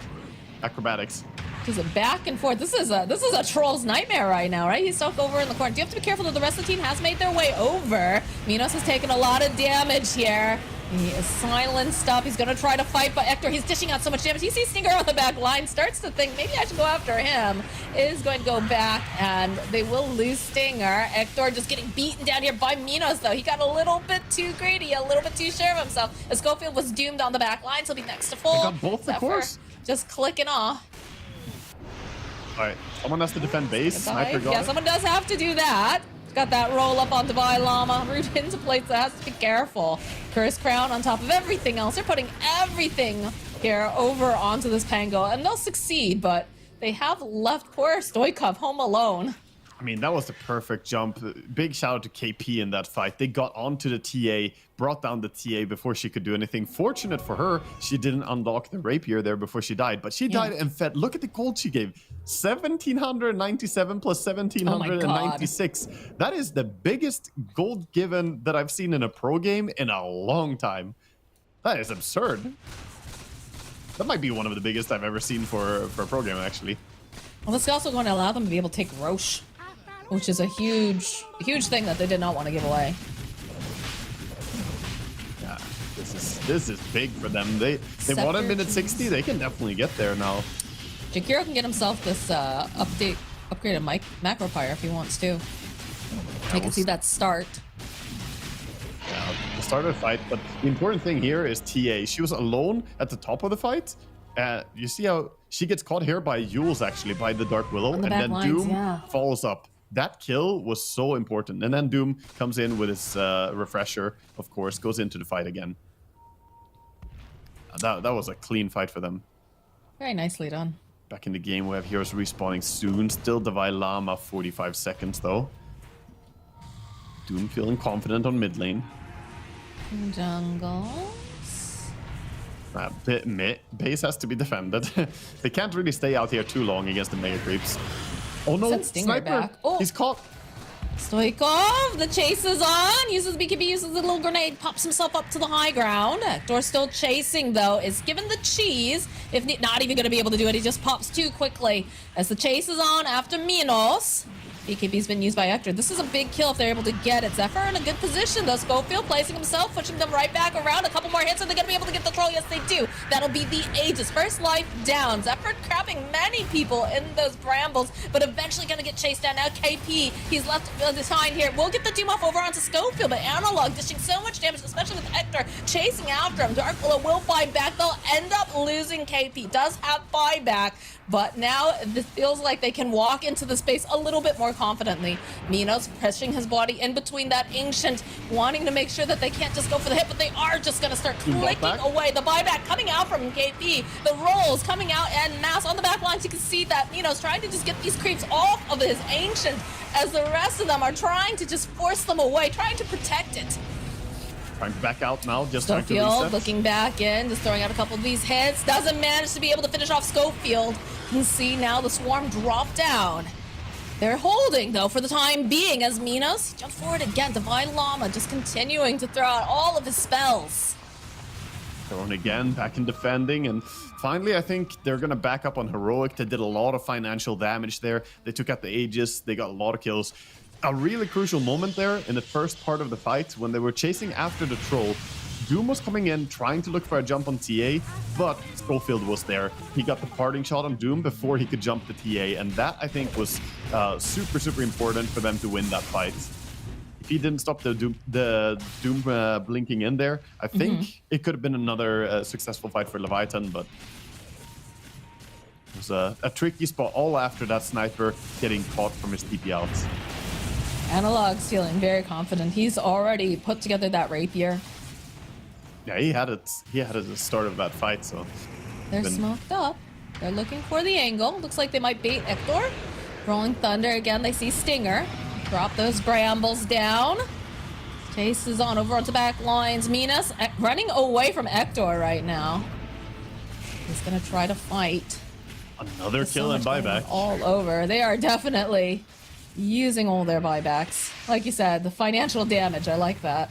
Yeah, I mean, they're also really getting themselves so many win conditions now. There are a ton of heroes that if they kill them, the game is just over. Troll still has his buyback, but yeah, looking at the buyback status here, you know, it's starting to look grim for Radiant. Dire almost getting to the point where they can just get some travels and then all in push and just kill someone. If you die, you buy back in again. But minute 60, you know, we might get it. They said go minute 60 is 8 minutes away now. Will we see some exciting items? Ogre is 25, but obviously he got his power spike on level 24. He has that learning curve, where he has the fire blast damage. Got a hasted smoked TA over here. I love the animation for the talents or the like changed talent tree for Ogre with learning curve. It looks so silly. Oh yeah. Nice little flavor that they added here. Great. Oh, they're in again. Okay, Divine Llama, he's in. Schofield dropping down that Pierce the Veil, trying to just make that separation as Divine Llama pushes everybody away. So look at Stinger, he's down. No buyback on the Jakiro. BKB was already popped on KP. This is starting to get even more scary. They don't have that protection now. Zephyr Sniper smoked up with MNZ. And while this is, yeah, look at Stinger, but look at Hector. Hector's like, you know what, guys, I'm just eyes on the prize. But Mito says, no, don't hit our base. He's gonna be able to follow up the stuns in place again. Another force away, trying to buy him a little bit more time. The Fury's all right. He's still alive. He's got the curse crown on him though. And the rest of the team, look at all the brambles. Oh my god, on the back line, they'll end up losing King Jungles. King Jungles, he's going to buy back this ancient so low. They've almost managed it. They'll just call the GG. They realize that this is just gonna be too hard with all the rest of their team dead. What a battle, what a fight. Yeah, they really made them work for it there. But in the end, it is going to be Heroic taking the first game here in the series. And yeah, what a start, like you said, coming in very well fought, I have to say, by Leviathan. There were definitely many moments where, you know, they outplayed Heroic. I do feel like they fell a bit on taking these fights outside base with Sniper. As much as I love the hero, when you get wrapped around on, it is not a very strong hero if the opponents come in from behind. Yeah, it definitely felt like Leviathan had everything in their hands at this early game. They had gotten, like, most of their lanes, I believe they had won. They had just really good map movements early, but then it just started to slip away a little bit. And Heroic knew their draft. They knew that they could buy themselves some time, just continuously try to move around this map and just dodge. And it ended up paying off for them, for sure. Yeah, they did a great job just working their way back into the game because Heroic, they were desperate there. The laning stage looked so rough that we might have seen a short game, I felt like, after how bottom lane went. They just got kill after kill. Here we see some of the fights. Obviously, this is where they went behind and got the catch on both the supports. And when you take out both the support duo, the cores really don't do that well, and Sniper spending most of his time just, you know, trying to run for his life here. So much physical damage too. You can never just BKB TP out. It's not safety. See this final fight. Just this man fight here. King Jungle's just trying to buy a bit more time, trying to give a little bit more space to his Weaver. Well, everyone else is just falling off screen. Yeah, that was very well fought by Heroic. The way that they worked their way back from, you know, a pretty rough start to the game. I think a lot of it comes back to the initiations, right? If you look at Pango this game, he provided so much by just jumping in there. Didn't always survive in the fights, you know. He ended up dying 9 times, but he made a very easy fight every time for TA, who ended up 16-3 because, you know, he was pretty unchecked a lot of these fights. There are definitely a lot of times where I saw Divine Llama jump in and I was totally unprepared. But you saw how fast everyone followed. And then also Schofield too, like the way that he positioned the calling in a lot of this and used his Pierce the Veil. Just very utility, very good in a way to set up these fights for his team. Yeah, no, he did a great job. And overall, I think they played their draft pretty damn well. Leviathan, they have to think about what went wrong in this game and how they can adapt going into game 2. Because I feel like overall the fights, you know, they were looking decent, but Troll ran into the kind of typical issue of Troll as well. He got kited a lot later on. He was great this game. He was really strong, but yeah. At some point in the game, it's hard to lock onto a target as a Troll.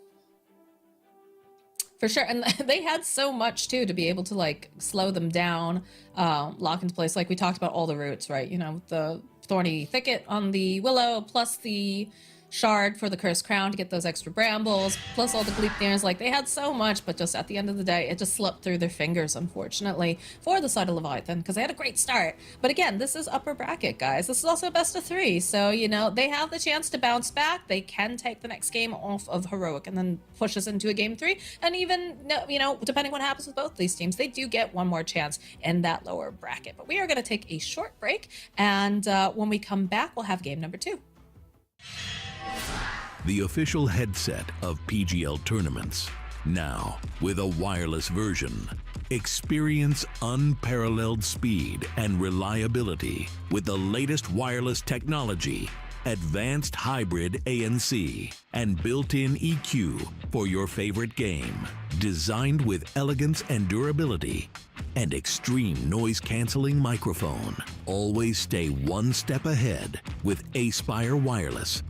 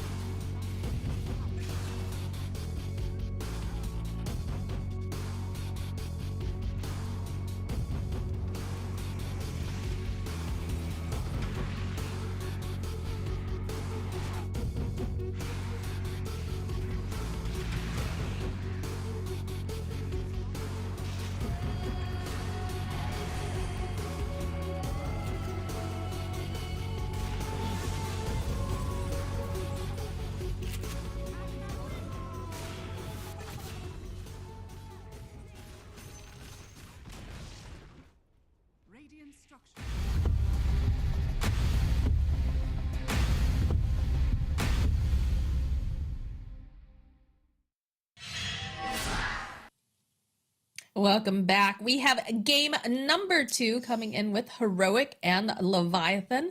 And Leviathan, they looked so powerful early on, Waga. They looked like they were going to take this game, run with it, you know, maybe knock Heroic down for the first time, like in these qualifiers. But at the end of the day, Heroic, they held on. They held on, they showed up, they were patient, and now here we are, game number 2, and Heroic's up 1. Yeah, I want to go back to what happened there a little bit. And I think a lot of the success they found, how they managed to work their way back in, is because of K1 on his Weaver there. He really was just always a thorn in the side on the minimap. He was always split pushing, working his way towards securing more map for his team. And I think he played a phenomenal game. Like we didn't really hype it enough. I think that he basically brought them back. You know, the TA did have great stats towards the end, but it was the grunt work by this Weaver was definitely done. It was such a quiet way, though. Like, I think that's what ended up being why we weren't hyping so much. Because, like, you see Divine Llama, he's flashy. He's running in with his face. But, like, a lot of the times you just see K1, you know, he moved his way down to the bottom. He started, like, poking away. There was that one fight where they're in the Roche pit, right? And they're trying to figure out, do we go? Do we not? And you can see Ektor being very selective, where he's like, let me finish up these racks, then I'll TP. And then they end up, not only did they lose the racks on the side of Leviathan, they also ended up losing the Roche too, just for a very calculated, impatient, just sort of frame of mind coming out from the side of Heroic. So yeah, definitely what we very saw. Cool stuff. The Leviathan team, they get their hands on a Phoenix here as their first pick, a hero that, you know, they shield a little bit with the Snapfire ban as well, to make sure they don't have her coming in with the E there and just destroying the eggs super fast. Clockwork. Pick Clockwork. Clock not banned, available here. What are we gonna see? It's Willow still. I mean, Willow plus Phoenix is super strong in combination as well. So this is like protecting a little bit that they don't get those two heroes. This is very, very hard to kill the egg if the Terrorize is nearby. So they go for a pretty good hero still. Still think Clockwork is good for either team here, though. I think you have Schofield on your team. If they let you take Clockwork, you take Clockwork. But, because again, the Snapfire has already been removed, right? Because that was one of the other perks of having a Snapfire facing off with a clock, is that, you know, she cuts through those cogs so quickly, it's extra gold for her. Mm-hmm. But yeah, I've still got PTSD after that last game watching Willow. I honestly, I just hate seeing her in every single one of my pubs right now. I just can never move because I never have enough gold to really, you know, prepare myself or protect myself against it. I end up dying. You get to play the Willow's little mini game of Labyrinth when you're in Dota. I hate it. I don't want to play. I don't want to play Willow's Wild Ride. It's a little mini game. Olger can get banned out by Leviathan here. They don't want to see that one again. Was definitely, you know, a pretty interesting hero in last game. I think it worked pretty well. The Bloodlust definitely did have a silent impact as well. See quite a few of the heroes from last game being banned out. Olger gone, TA and Weaver both banned by Heroic after just playing them. 5 seconds remaining. The mind games. Yeah. You know, the idea like, okay, we played it, you don't get to. No ideas. So they have the Dark Willow pickup. I mean, I feel like the Pango worked really, really well for them. For the side of Heroic, that's an option that they could potentially pick up again. Yeah, I think definitely they could play towards that. I wonder what they want to ban out. Probably an offlane hero. Oh, they better carry. CK. Yeah, CK and then get the Clockwork maybe? Is that going to be it? Or are they ignoring it? Oh god, I want them to pick Clockwork so bad. If they don't take it here, it's really surprising to me. Maybe it's too telegraphed though. I don't know. Maybe they're playing into their palms of their hands. I don't know. 5 seconds remaining. Yeah, it just, again, you know, both the laning stage get secured so well by it, and then you have something to go in ahead of the Willow. But you're going to get that from this pick as well. The Night Stalker obviously also made it through the bans. A hero that is a little bit countered by Phoenix in a way, but still the silence is good against him. Willingly picking NS into Phoenix is a little bit surprising to me still, though. Yeah, we talked about that in one of the previous matches, how when the egg comes out, it does become daytime. Which is not great for Night Stalker. I'm curious if they might go for KP's Pango, because he did so much work with it. But no, they'll go back for the Jakira. That Jakira was disgusting in lane, mixed with the Troll. That was just absolutely domination. Bird draft, all birds. We're seeing Skywrath coming in next. It's a bird. It has wings. That's a dragon. Night Stalker also a bird. What? They're all birds at this point, so is Willow. So if they have wings, they're birds. Is that what I'm That's how hearing it from you? works. Oh my God, Swedish birds. logic. You can't argue with it. If I it can't flaps argue wings- with it. If it flap wings, it's bird. It's not. No. What about an insect? An insect has wings. Does it Is have wings? Weaver Weaver has wings. Is Weaver a bird? No. Weaver doesn't have wings. Does he have wings? He does. He's got wings. He's got a He's little like antenna. He's like a little cockroach. He's- Gotcha. I don't see wings. He's hidden them. They're folded in. Okay, well that's definitely not a bird. That's definitely a panda. Okay, yeah, that's a rat. Yeah. What? So Brewmaster coming in here, get themselves some team fight control. Nice hero to pair up as well with the Phoenix in lane. You can easily set off the Drunken Haze with Phoenix just shooting in some little W's into it. Radiant team picked. Kotaro looks like he's the pickup, most yeah. leaned back right now. He's full relaxed mode. Who does? Kotaro? Oh yeah. Or is it just stuck? I guess his He's camera like, is... I trust my either these team to players are pick-" very good at sitting still, or oh, he's not Oh, actually frozen? stuck. He's no, but you know, KP and Stinger are statue gods right now. Yeah, apparently. Taking a little nap over there. Good That's lord. when you see Stinger slowly blink and realize he's not frozen. Oh my god. Looks like a horror movie then. Lifestealer though, that'll be very good in lane here, dealing with, you know, those flame spirits and whatnot being thrown at him. Yep, just a really comfortable hero to have against these heroes. You can get rid of all this attack slow because I don't know what other carry you would want to play other than Lifestealer here against Phoenix and Jakiro. Yeah. Like if you enjoy auto attacking at all, you probably need to be a Lifestealer. God, I still want a clockwork, just a hook shot in with an infested. No, They go, all right, fine. they go for the SD. I'll take it, but I won't like it. Yeah. Shadow Demon coming in. Little bit surprising Shadow Demon pick to me, I feel. But it does allow them to like set up by disrupting someone and let Night Stalker run in on them and then kill them. Also a great way to save the Life Stealer. If you ever disrupt him, he can always rage out of it afterwards. So if there's some, you know, unforeseen disable right now that comes in, the SD is great for saving. I'm still concerned, like, who's going to be the one who hits that egg? We don't really have a scrambler. I mean, the Lifestealer is decent enough. He you know, obviously melee hero and has the drawbacks of that, but having rage built in is very useful.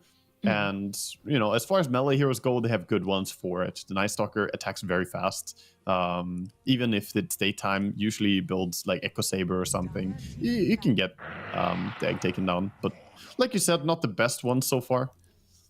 And the Leviathan, they said, you know, the problem was not the Jakiro and Troll, that's for sure. So we're going to pick those heroes again. But I feel like this is a good solution because you've got the Night Stalker Willow this time. So if they start making these moves, like Willow can drop the brambles, like you've got a means to like get away as long as they're not navigating them like expertly. Whereas I feel like the last game that we saw, there was no way for them to really slow them down. Yeah. I also, you know, I think it makes sense for Leviathan, though, to pick this troll because when you see Lifestealer, there are only so many carries that can really stand toe-to-toe with it, and Troll definitely can do that. He can get in there and just start building his fervor stacks, and he can man-fight. This is definitely a Minos hero, too. I think of that, and I think of Sven when I think of him playing, Right. usually. So he's Yes. an expert at this. Sven could probably have been fine too, but it's just a little bit annoying against the SD as well. The ulti is, you know, not super fun to get hit on. Remaining. We'll see what they So go let's for go mid. towards the mid heroes now, as they're both banning out. Leshrac banned out by Leviathan.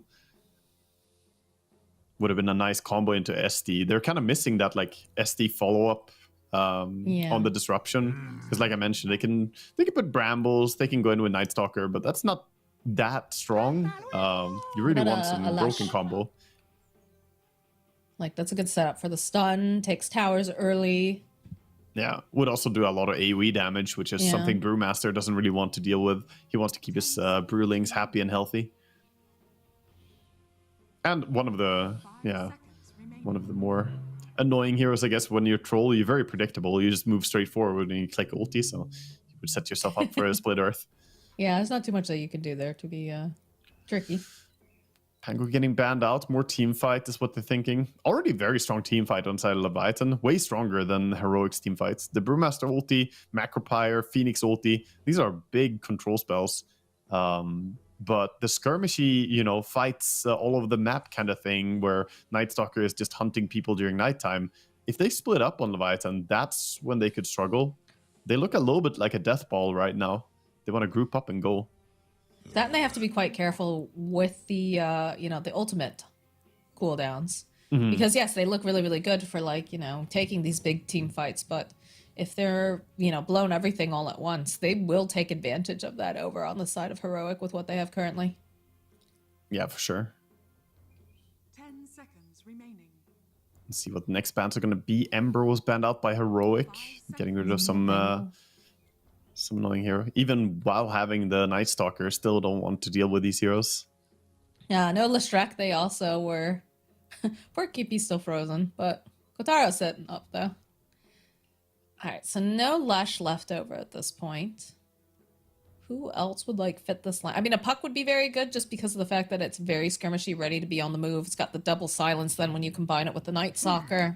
I feel like Lina would have been equally good as the Leshrac here. They're going to ban out the Zeus again. You know, the vision advantage from Night Stalker. If you have Zeus on top of that as well, you're just always fighting into an God, we uphill forgot about struggle. Tiny. How did we forget about Tiny? Yeah, we've seen so much mid or so much safe lane Tiny that don't think about him as an option towards that mid too. But yeah, they pick up the Tiny here. I think crash landing mid Tiny is pretty damn potent in this patch. So Yeah. this is going to be exciting to see how it will work out and what the build is going to be.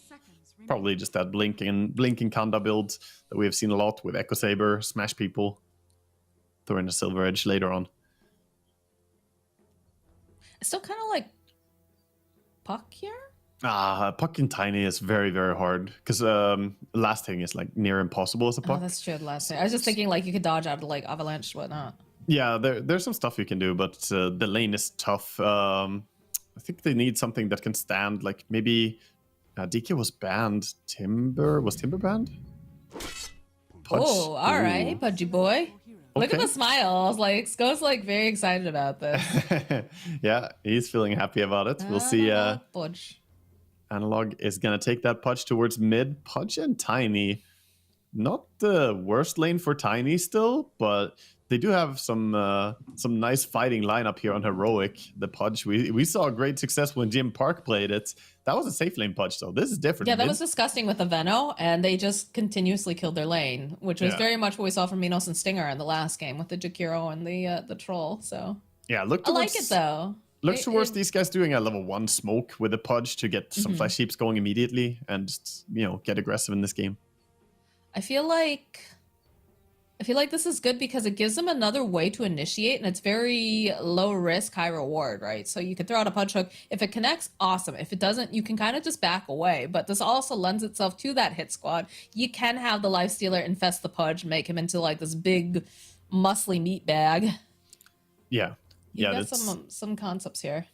Yeah, there's a lot of interesting ways they can take the fight, especially on the side of Heroic here. I feel like they have a lot of different heroes who can start the fight, either Night Stalker through the ulti or Punch through a hook, or even just a setup with the disruption.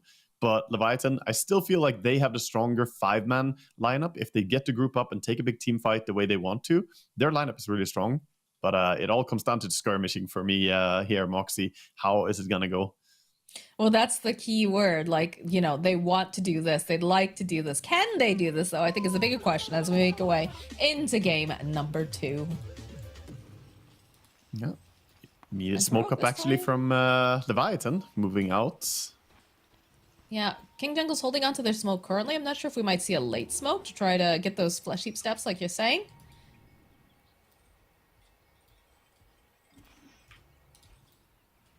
I'm just going to ward up for mid, it Well, they're seems. coming to them. Wrapping around. There is the Watcher. Yeah, they've got the vision. Well, maybe not. Minos is right in that blind spot, so perhaps... They saw the Brewmaster for a split Okay. second there, so He's just baiting. K1 is saying, you know, come close to me, come close to me. There's no punch in the tree line hooking you to a tower. No reason to go towards this guy. They're gonna high five a little bit, you know, like, okay, we see you, we respect you. We're not gonna get closer than this, but a high five. You can have that.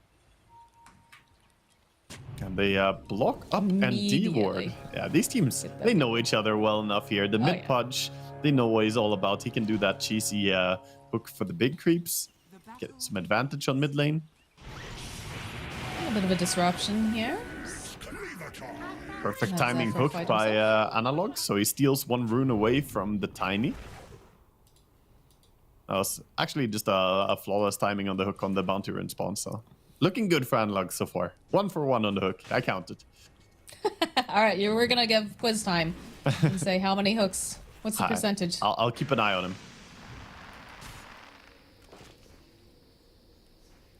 All right, top lane is what I want to kind of watch for here because they had so much trouble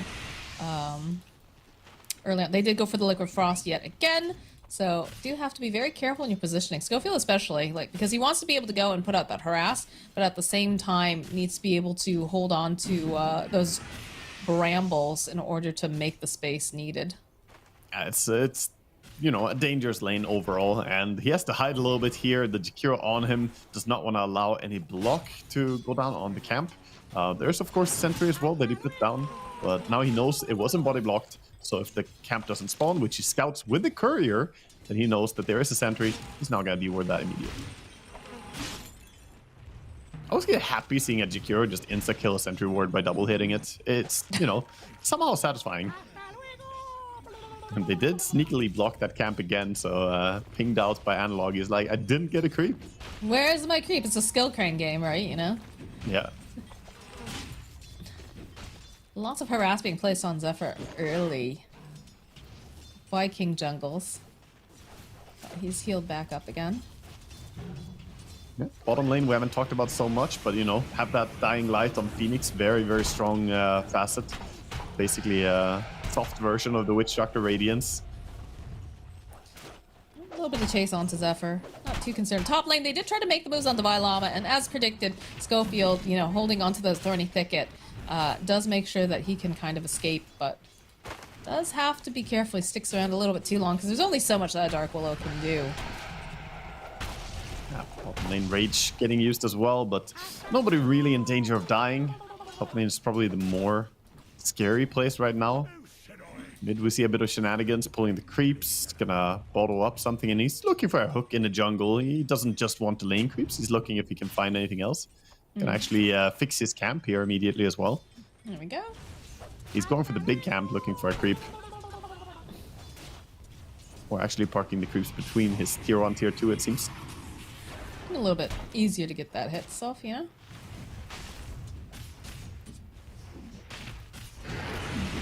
Top lane brawling. Singer taking a decent chunk of damage here.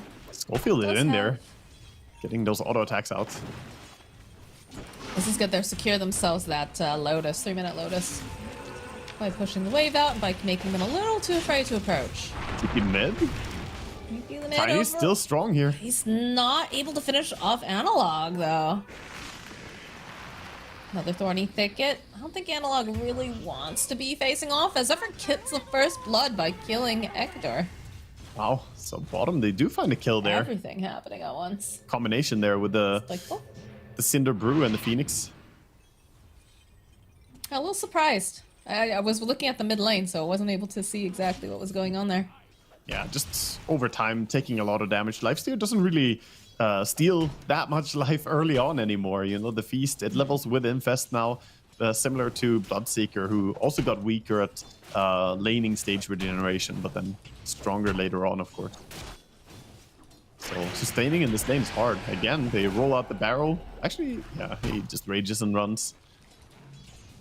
Do you know that song? Is that? I feel Oh, like that's yeah. very American. Okay. The Have Luck, Good Fun song? Or are you thinking No, about the that? roll out the barrel. Oh, different one, huh? So not the There's, Witch Doctor. I only know Witch Doctor singing. Top lane, again, trying to make the moves on Divine Llama. He's trying to get himself a little bit more space, but will eventually be rooted in. And unfortunately, I don't know if Schofield has it Mischance? here. He's trying. Oh, there it is. There's the kill. And now Stinger versus Schofield. He's going to have his Shadow Realm up in just a second. He's going to turn back around, hold on for the maximum amount here. Oh, he jukes it. Oh, nicely done. Just dodges away. There it is, though. Again, these brambles. Stinger having to navigate, slow down quite a bit. But you know what? Divine Llama, he's back up and running. So this is going to be a dead Stinger.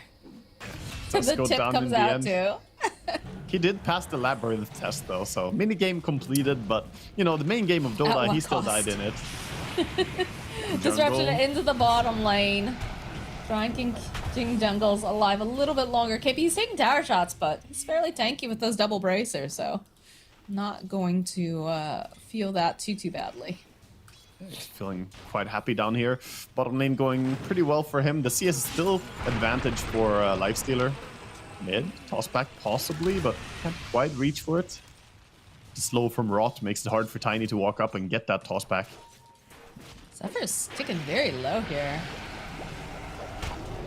The rage gets used. The little zip through. Ooh, Zephyr, did he go perhaps a bit too far? No, he was going to be able to possibly Got get him. this kill on Hector. There it is. And they'll end up losing both the sports in the bottom lane. What a Chad play by Zephyr, just going in there, commits, realizing that this is going to be enough damage. And even if he dies, you know, that's just more time for KP to be soloing on this lane as well. Very nice Journey's trade. also so low anyways, right? So at that point, just get the free ride home. Yeah. He has TP ready as well, whereas the Shadow Demon does not have TP. He has to walk with Shame somewhere now. He's going to pop a solo smoke for it? Nah, just going to walk, I think. Does have the smoke, but he's resisting the dark urge to smoke to a lane. The Dark Urge. Divine Llama. Top lane, though, Divine Llama is being just dove under this tower. Analog's here, though. He's going to be able to go grab up Minas with the Dismember, and he's a little bit more damage, and he'll have it. Schofield coming in just a little bit off the mark with the Thorny Thicket. Analog boy, doesn't these have tips. the hook up for another 11, but could potentially close this gap with the first crown. Use that rot. Couple more hits here, and that's a double kill. Very worthwhile of him to TP. But back on the other side, Stoikov also making his rotation. Will make sure that he can get the kill on Divine Llama. In comes Alex. He's going to have Oh to my Dismember God, up the damage. again. If he wants to try to go for this hook. It's a little scary, though. It's I not don't know, quite its clear HP is just line. gone. One more toss? How much damage does it do here on him? Ooh, okay. All right, here comes Amazio. Nice. Oh, no!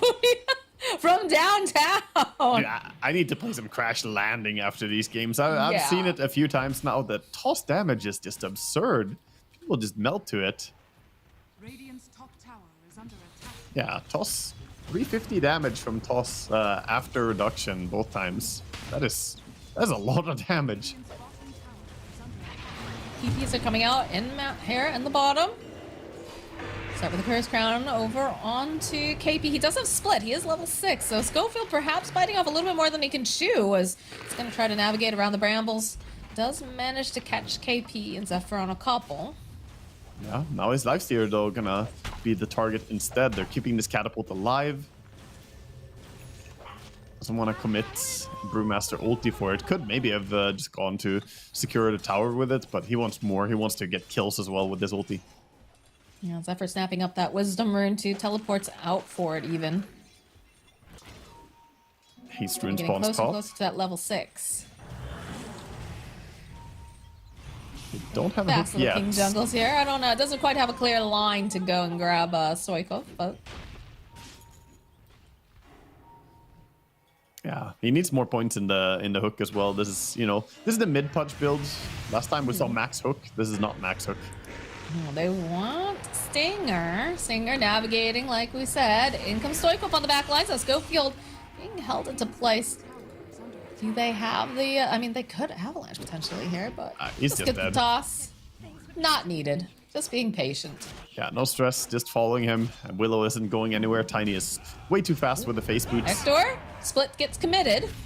Toss out the rock. Venus is here. They've got plenty of damage here. Also coming out from Stinger. Doesn't have that infest, so he will end up dying. Oh yeah, he That's used the level infest 6 earlier. for Phoenix. Very nice for them. That's going to be a tower for sure, and they can keep playing down here and free farm this area as well. Are scanning. Looks like Troll is going to go back top and do his job defending the top tier 1. So it is still daytime for a little bit longer. Another 45 seconds, yeah. Night Stalker not making a move yet with the Dark Ascension. Looks like Pudge is working on the Eternal Shroud. Yeah, big stack on that Ancient. ST is starting to poison it up, but it's going to take a while to clear this. It's not the fastest. They're smoking the Pudge for it. Okay, that's one way to kill it. That's, oh, okay. That's kind of cheesy, but I kind of like it. Yep, it's not too bad. They can also turn this into a gank, I think. They have enough time to go for a gank after the smoke farm is completed here. Or maybe he just farms the second camp as well. Yeah, looks like it. Ooh, there goes Schofield. Radiant's middle tower is under attack. Man, oh boy, this Willow. Oh, hold that thought as they get a hook over and grab themselves Stinger. This is Dark Ascension. They've got that double damage on Night Stalker. Divine Llama throwing down the Daytime, silence. though. And yep, there it is. There's that egg. We talked about it. Nighttime is back on. He does have the double damage rune still. He hits insanely hard right now. He can even just lay into his tower if he wants to. Lift gets forced immediately. Looks like he's gonna go back and just farm. Take it easy. There's some big old stacks. Analog gonna go and clear this as well with 3 points in meat shield. Not flesh heap anymore. The meat shield is really protecting him. Nothing like a shield made of meat. Willow ticking down. Too much AoE damage here. Good Macropyre avalanche combo. I feel like there's less. Again, we talked about the fact that they have very strong ultimates coming out from the side of Leviathan. So once you get to level 6, that's when things are going to ramp up. It feels kind of less, not anticipatory, but like just a little less climactic, I guess, for the side of Heroic, the way that, you know, their heroes are designed. Yeah, I mean, they're taking their time. Troll definitely doing more work early than a Lifestealer, I think, is a big part of it. And the Night Stalker, well, he did swing by mid. He doesn't have the same threat as a Brewmaster with his level 6 timing. So right now, it is Leviathan, you know, similar to last game, just owning the early game pretty well. Radiant's middle tower is under attack. Just need to make sure that they can hold on to that lead.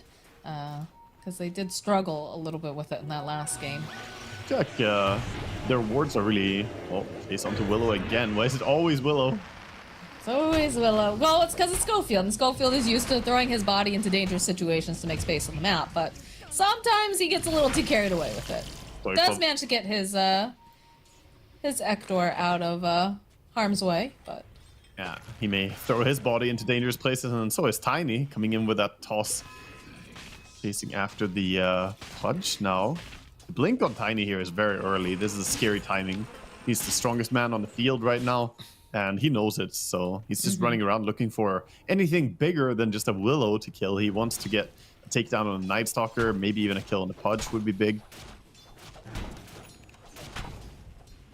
Would you like to see the Pudge be a little bit more active, or is this just kind of how it plays out until he gets that Eternal Shroud? I mean... I would like to see him be more active, but at the same time, I understand where he's coming from. There's a lot of magic damage this game, and getting Shroud as soon as possible kind of protects him against all of it. So this is a logical way to play the game, I guess. He's quite close to it, too, at this point. They've been really good about making stacks. King Jungle's, again, always being really on top of things here and keeping care of his own side of the map. The moment he gets it, though, he really needs to step on the gas, because I feel like they need to swing the tide of this game. Right now, Lifestealer just wants to chill and farm, and Pudge has a lot of pressure on him to be the one to be the active hero. I mean, Night Stalker also has a Blink Dagger now, so Blink Dagger complete, Eternal Shroud almost up. Denial on the tower in the mid lane. Oh, Might see a smoke here. One of the 3 smokes gets used from where are they going Leviathan. with this? They're just waiting, I guess, on the other side. Both Do you teams have smoke. egg available and Macropyre? Plus split by Llama. Okay, they'll find it. Oh, a little bit faster than Stoikov here. Nice grab back over onto KP, but Schofield's here with that Terrorize. So Analog, again, he has finished up that Eternal Shroud. He's gonna be able to walk away. Bit of a dodgy thing here. A very good fight still for Heroic. I mean, they just dodge out of the Macropire, dodge out of the Avalanche, and they're happy to, you know, force some abilities to get used like that. Both teams did commit a smoke there as well, so no real advantage going either way. It does reveal the blink, though. I'm not sure if they were aware of that just yet. Yeah, that was... he did show it for a little bit on Ice Talker on top lane, but... Okay. Oh, Zephyr's a silence. Not going to be able to quite get this egg off if he's not able to get away. Yep. So that's a nice hit and run for the side of Heroic. Tiny building towards his Echo Saber next. Radiant are scanning. Just gonna keep farming as well. A lot of clearing Ancients in this game, both from Radiant and Dire. Not as impressive, though, over on the side of Dire, because they don't have a King Jungles to stack for them, but... Yeah, that's true. They've been doing a good job stacking on Radiant, like missing hardly any of the spawns here, I feel. Getting so much value out of it. Yeah, it does feel like both of these cores have been very little bothered, right? Like, Minas has been able to free farm. Hector has had a couple, like, little scraps back and forth here with KP, but for the most part... Yeah, every they've been left to their core... own devices. Every core getting pretty big in farm. K1 probably the one that's a little bit behind, I guess. He is trailing behind the Troll by 1,700 gold right now. Top Willow again. And, Try to teleport out, but they have the ground targeted stun, so that's going to be a dead Schofield.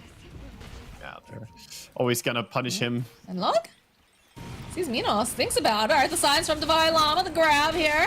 Dismember, follow up. They've got the Sunray. So if he's silenced, though, they'll finish him off. Egg will get used. It's daytime, so they just want to back off. So unfortunately for Zephyr.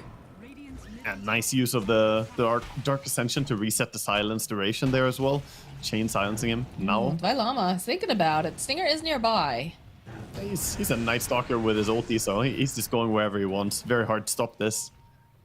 I think he gets a +1. He could probably get himself another kill, but... A lot of farm top as well for him to recover on now. Get some more stuff going towards that BKB. But you know, that's these boys look fairly happy as they're playing.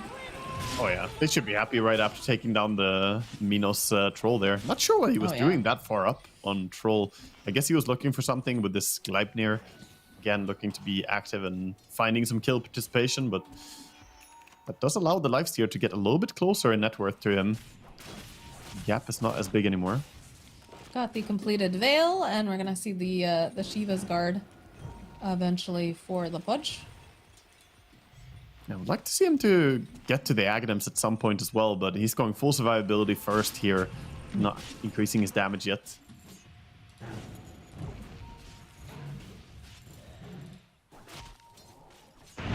There's the invasion coming in.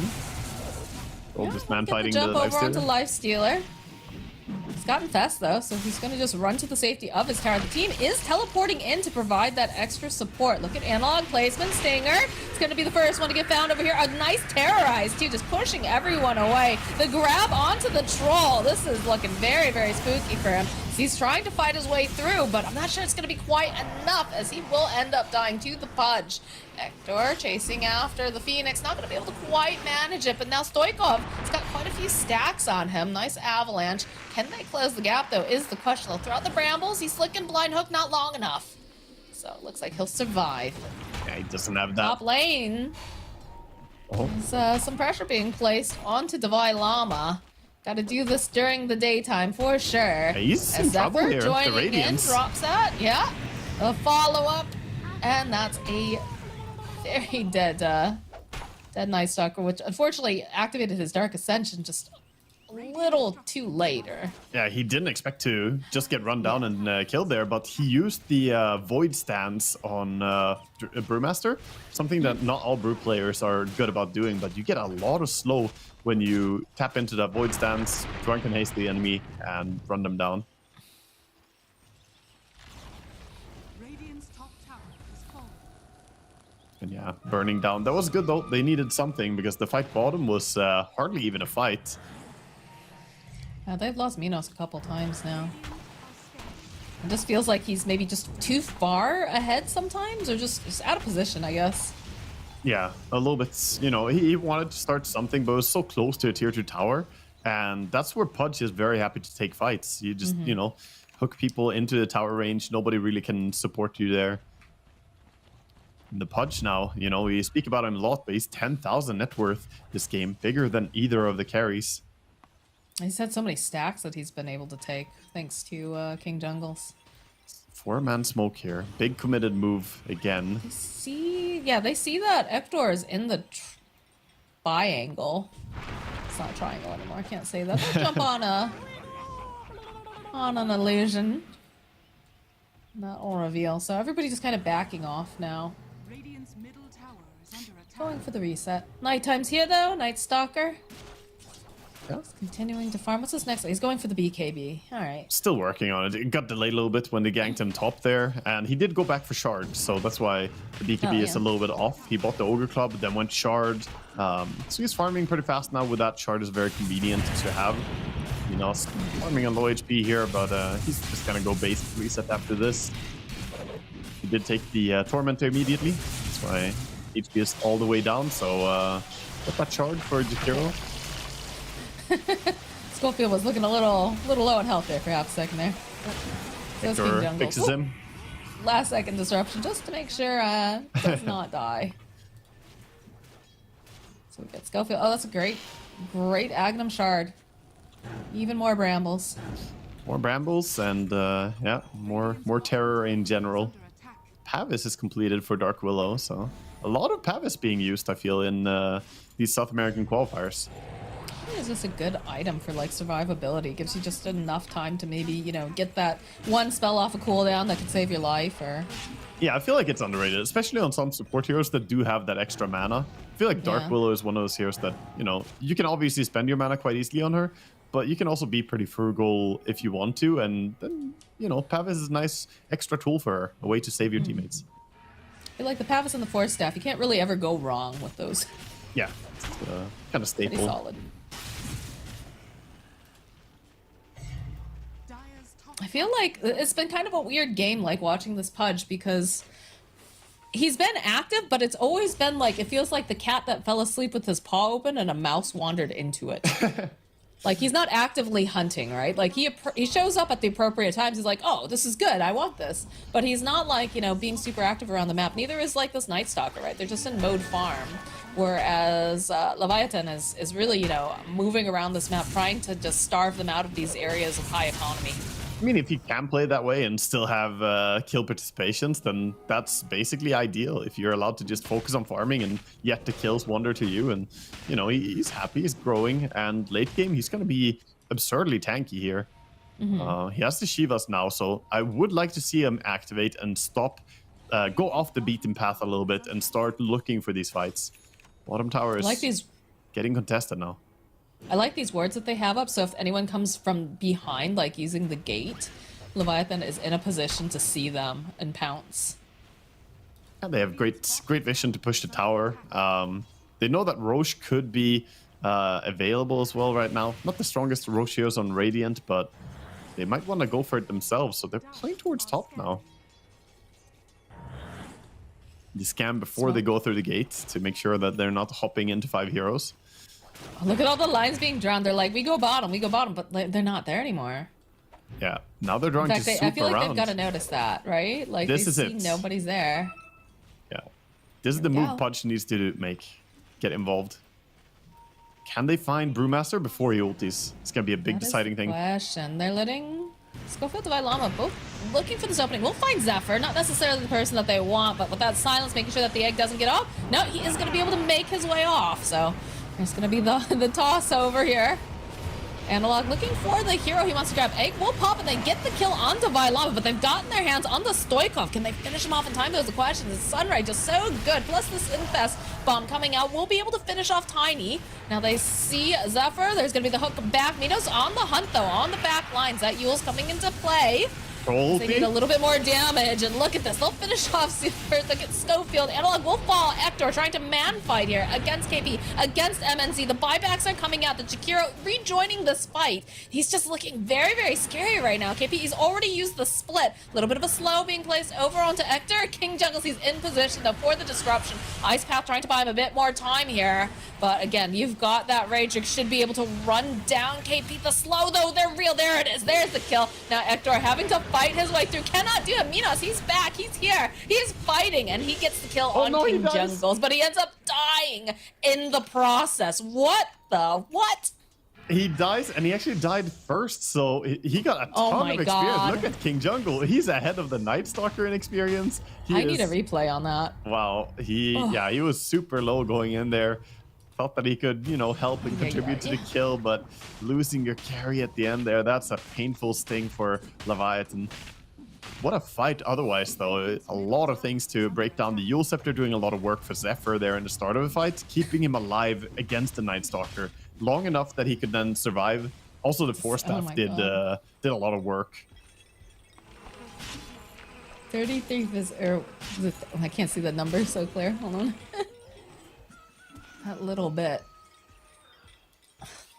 Yeah, that was a crazy. Yeah, the little disseminate towards the end there. Was it 23? 23. Physical damage. What ended up? The nail in the coffin. Yeah, I think he popped the Shadow Poison first, and then the little bit of disseminate towards the very end there killed him. So technically, if he didn't keep hitting, Yep. then he might have lived. Who knows?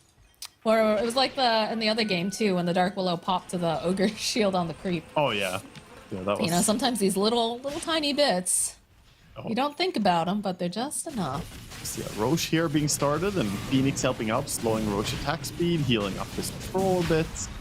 They've got Dark Ascension though. They could potentially fight this if they get over there fast enough. Dying I don't quick think they're gonna though. It's real quick. They're smoked. They're making their way over. Finish it up. Already dead. EP looking for a fight. He has BKB on this Brewmaster now, so. Sees Analog rolling out that barrel. Got a Centaur. Hector pops out. That means they know invest right now. I believe they're getting placed out. Shadow Realm's already going to get used. Curse Crown placed on KP. Schofield in trouble. When is Schofield not in trouble? Let's be honest here. Very nice terrorize though. Buy him just a little bit of time. He's gonna I get don't away. see like a cloak or something on Schofield. Like to get into Glimmer. It's for a little bit of like magic damage that they're tossing out. Just queuing up the bracers for now, getting some HP. But yeah, he's doing what he can to stay alive. He has a lot of HP for being a Willow, 1750, but it's more the positioning that's the dangerous part. Radiant's bottom tower has fallen. Those 25-minute value bracers right now. We're 27 minutes in, of course, so he has 2 of them. Tons of value. Still very neck and neck too, like less than 1k net worth difference. Do you have the advantage of having the Aegis though for Leviathan? Yeah, they can maybe look to make more moves around that. Troll also farming towards Sanjasha. I think it's going to be a big item here to try and, lower some of the duration of the disables here, the dismember, terrorize, or anything from Willow, really.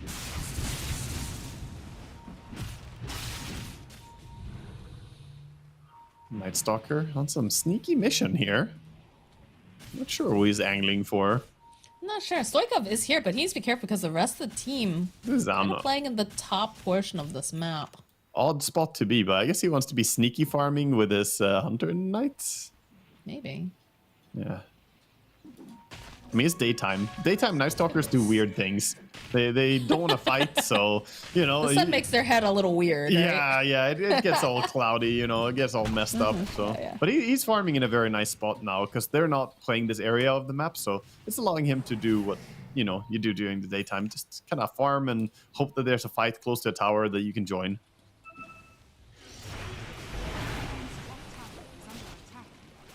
Radiant basically in farm mode right now, but Dire looking a little bit more like they want to get active. Move towards top with the Aegis here from Troll. Wants to steal a Wisdom Rune, but it's already picked up. Schofield. Yeah, you can see that they're converging a little bit towards this left-hand side of the map. They know that the Divine Llama is top. Analog though, he's getting closer and closer. You know, you mentioned you want to see that Ags. That's gonna be his next item that he's got queued up. Oh, they scan him. Tiny. He's hunting. Structures are fortified. Just turns around, starts hitting the creep. Yeah.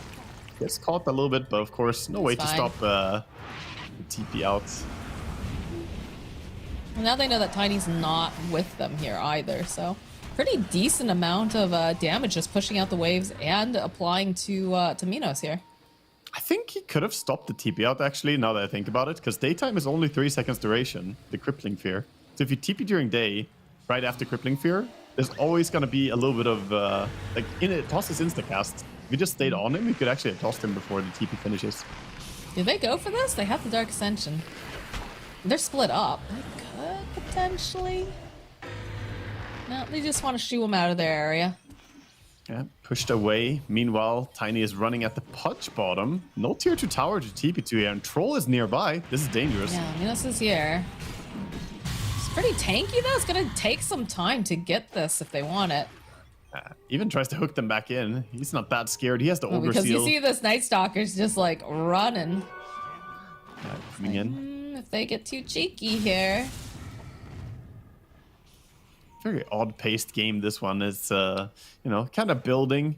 Speaking of building, with Tiny building towards his BKB, getting pretty close. Could disassemble Echo Saber for it, but Tinies don't really want to get rid of the Echo Saber. It's worth more than the BKB to them, so just finishing the entire thing and then sending it out. It almost feels like there's no sense of urgency on the side of Heroic right now. Heroic just like, all right, let's chill, let's farm. It's fine. Just dodge these fights for the most part. And it feels like there's more pressure coming out from the side of Leviathan. And part of that pressure could be because they're down a game, right? So Yeah, but not even that much urgency on their side either. It feels like they're also pretty happy farming up. They had the Aegis, could have committed for a push down the top lane if they wanted to, but you know, they chased around, looked for some kills, but not really stressing about getting too much done with this Aegis as well. Gonna go for another Tormentor here. Troll popping his ulti, and that's Tormentor taking Shard for himself. That's honestly a very, very nice one to get. Again, we see Radiant struggling a lot more to finish down the Tormentor. This is an awkward one. just Analog, just Yeah, but he can't solo it, so... no, he definitely can't. You can see Hector's making his Lifestealer, way. help us, help us. Oh, that's a... Vamonos. That's a struggle right there. You know, this took them like 45 seconds. So you run base and you reset. Like, that's a lot of effort to get that one shard. This is nice that it's the Dismember shard for him. And he's yeah. finished his Agnums too, so this Pudge is He's looking great. pretty activated. He's looking big at this point. Yeah. Looks like he wants to go for an E-Blade as his next item, perhaps. Got a Gold Scepter already queued up. Would be a nice little addition for him. Troll, though. Even the Phoenix is going for a BKB. I didn't see that Zephyr had that queued up. Yeah, he kind of has to. Night Stalker is too annoying. You know, the silence lasts forever. You can use yourself for a little while, but in the end, you need to be able to cast your spells, and Night Stalker doesn't want to allow that. Troll is very close to full MKB now. That will be a good timing for him to fight, because the mischance, of course, from the Lifestealer Radiance makes it hard otherwise. Right. Smoke play. They're gonna find Stoikov. Brambles are down. Curse Crown. BKB is gonna get used, and there's that Infest onto Stoikov, just ripping him out from the inside, but they need to slow him down even further. See Divine Llama standing on the fringes, in case anyone else was joining. Oh, Zephyr's Curse. That was his completed BKB. Ooh. That's Oof, that hurts. Yeah, that's an unfortunate one. 2 minutes and 30 seconds before he can get that one. So, two big losses there for Leviathan. And looks like now we see Heroic just swinging towards the bottom tower. They do ping the Tormentor, but it's already taken, of course. Nothing to take over there. Stinger is going to have his Agnum Scepter in this next fight, though. So that's going to make his Macro Pyre much more powerful. We'll have to be very mindful Yeah, of it's a positioning. pretty good thing to have against the Pudge in particular, who's pretty low mobility. If you can just, you know, lock him in the Macro Pyre, you can maybe take him down. Meat Shield does a good job protecting against it, but This macro is certainly quite strong. I just want to see 4 staffs on everybody and just like pushing him around like a pinball. It's a big meat pinball. Looks like we're gonna see a nullifier almost completed on the Night Stalker now. Yeah, it's been working on that for a while. Alright, so Agnum's on the Jakiro. That's a big deal. What do we have? Minos. Nothing too new here. KP. What does he have coming out on Courier? He has Assault yeah, Gears. full AC completed nice. now. Big power spikes coming in all over the place. Also, his level 20 on the Brewmasters coming in. We'll see if he opts to go for the attack speed. I don't think so. Usually the health is what we see.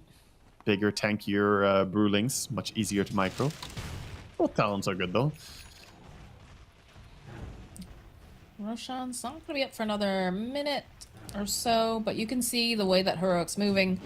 They want to secure up this portion of the map because it's only about 18 seconds until day left. Yeah, it's time to control the Roche pit. It could spawn any moment. These teams don't know exactly when it's up, so gotta think about it. They're all beelining down here. Yeah, but it's control for the gate. Smoke coming in now from Dire. Radiant as well. Same time smokes. It's going to be Troll, the first one who breaks up this position. A little bit late, though, with that hook. Do they just reset now is the question? Tiny just wants vision on anyone who can jump. That's basically the initiation here for Leviathan. They need to lock down this Brewmaster, too, if possible. Air landing again over onto Schofield. Minos is following pretty far out here.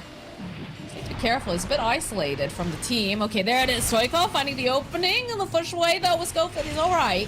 But on the back lines, they were waiting for him. The Infest Bomb comes out. Zephyr's just dead. There will be no possibility of that egg. The buyback coming out now from Darkwall on the back lines. Analog, he got his hold onto Minos, but isn't able to keep his hands on him. Stinger next to fall. The follow-up, though, on the scroll with Hector just chasing after him. They can't do anything. He's dead.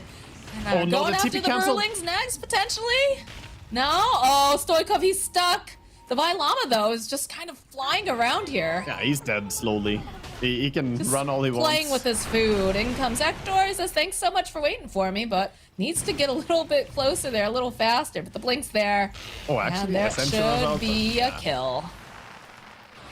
KP? KP is still alive over here. They're chasing after those Brewlings for a while, but things are not looking great for this guy here as the Bedlam coming off with all the rot and all the other things. Oh, Beak? What? Yeah, he The BKB? I don't know about that. Did he fat finger? He must have fat fingered. He must have. Maybe. No more tips. I don't know. I mean, he was holding the dismember there, waiting to use it at for the the last TP. second. But yeah, I don't know why he would speak me. Maybe he thought that dismember isn't up. Try for it, but of course he He's has the doing shard, so of course it's ready. Farming shards for my sets. That fight, all of it came back to that small, seemingly trivial part where the courier died, right? Because if Phoenix got that ulti out, Night Stalker doesn't run everyone down and kill everyone one by one, and the fight could look completely different.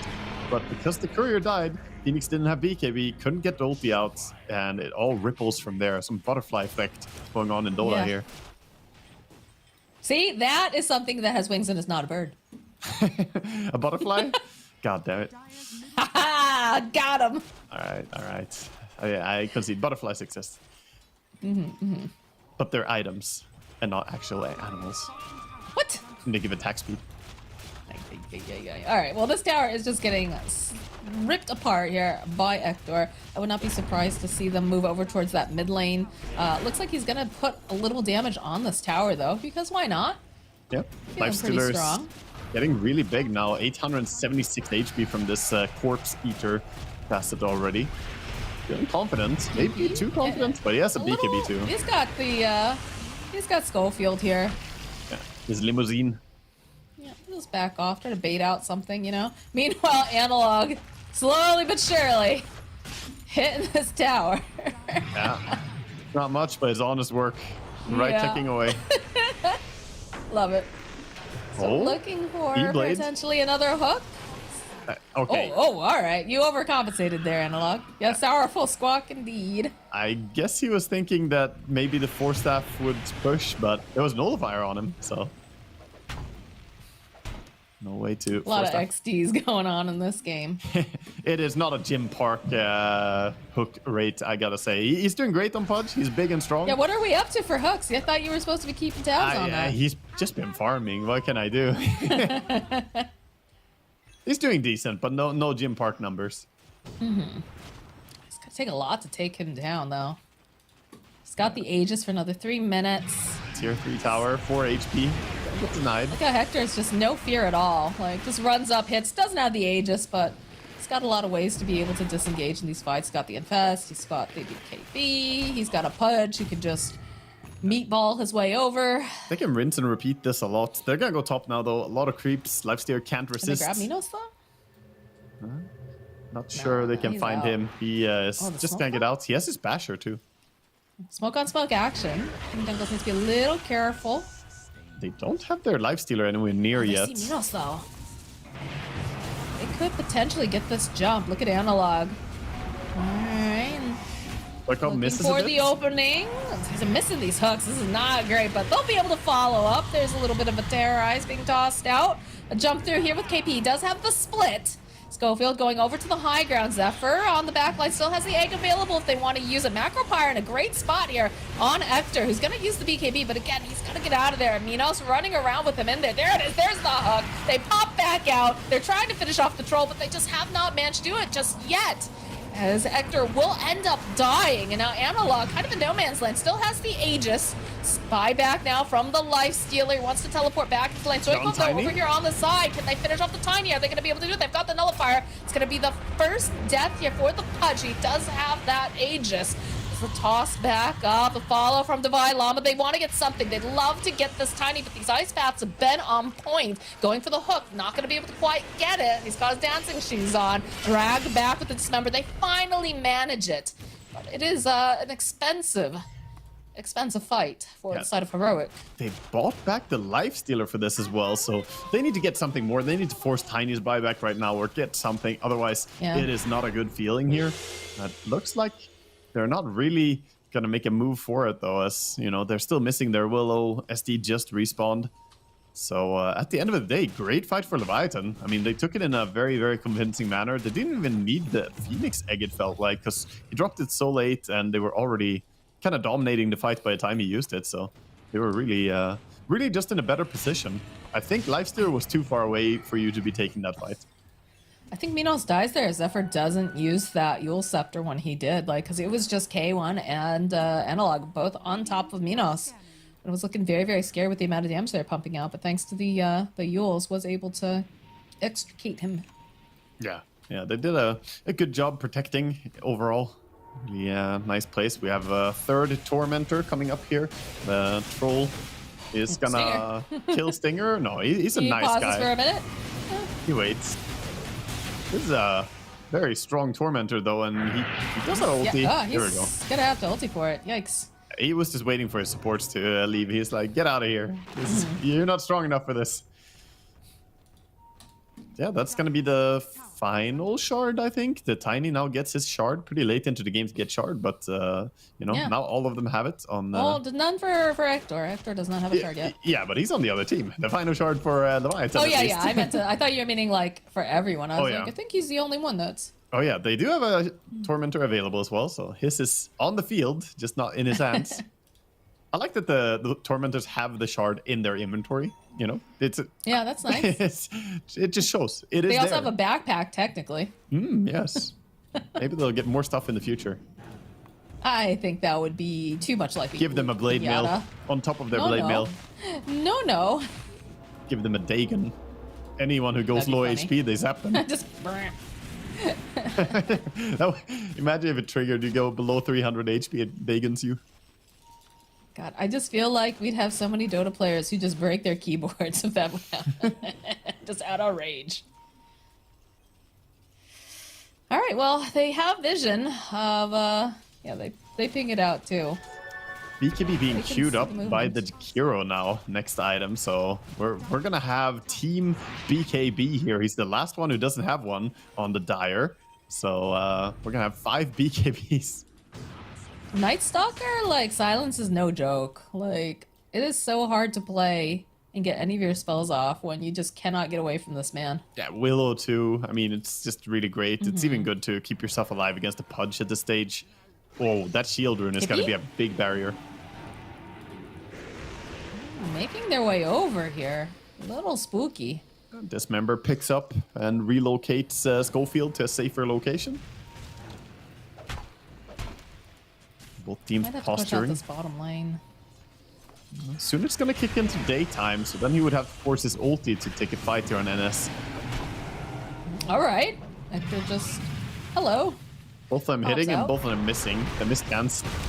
Yeah, it is. Oh, alright. Well, that's a nice opening here for the side Leviathan. They just pick off King Jungles. Yeah, he went KP D-warding. gonna get held in the brambles by Llama, chasing after again, using that nullifier.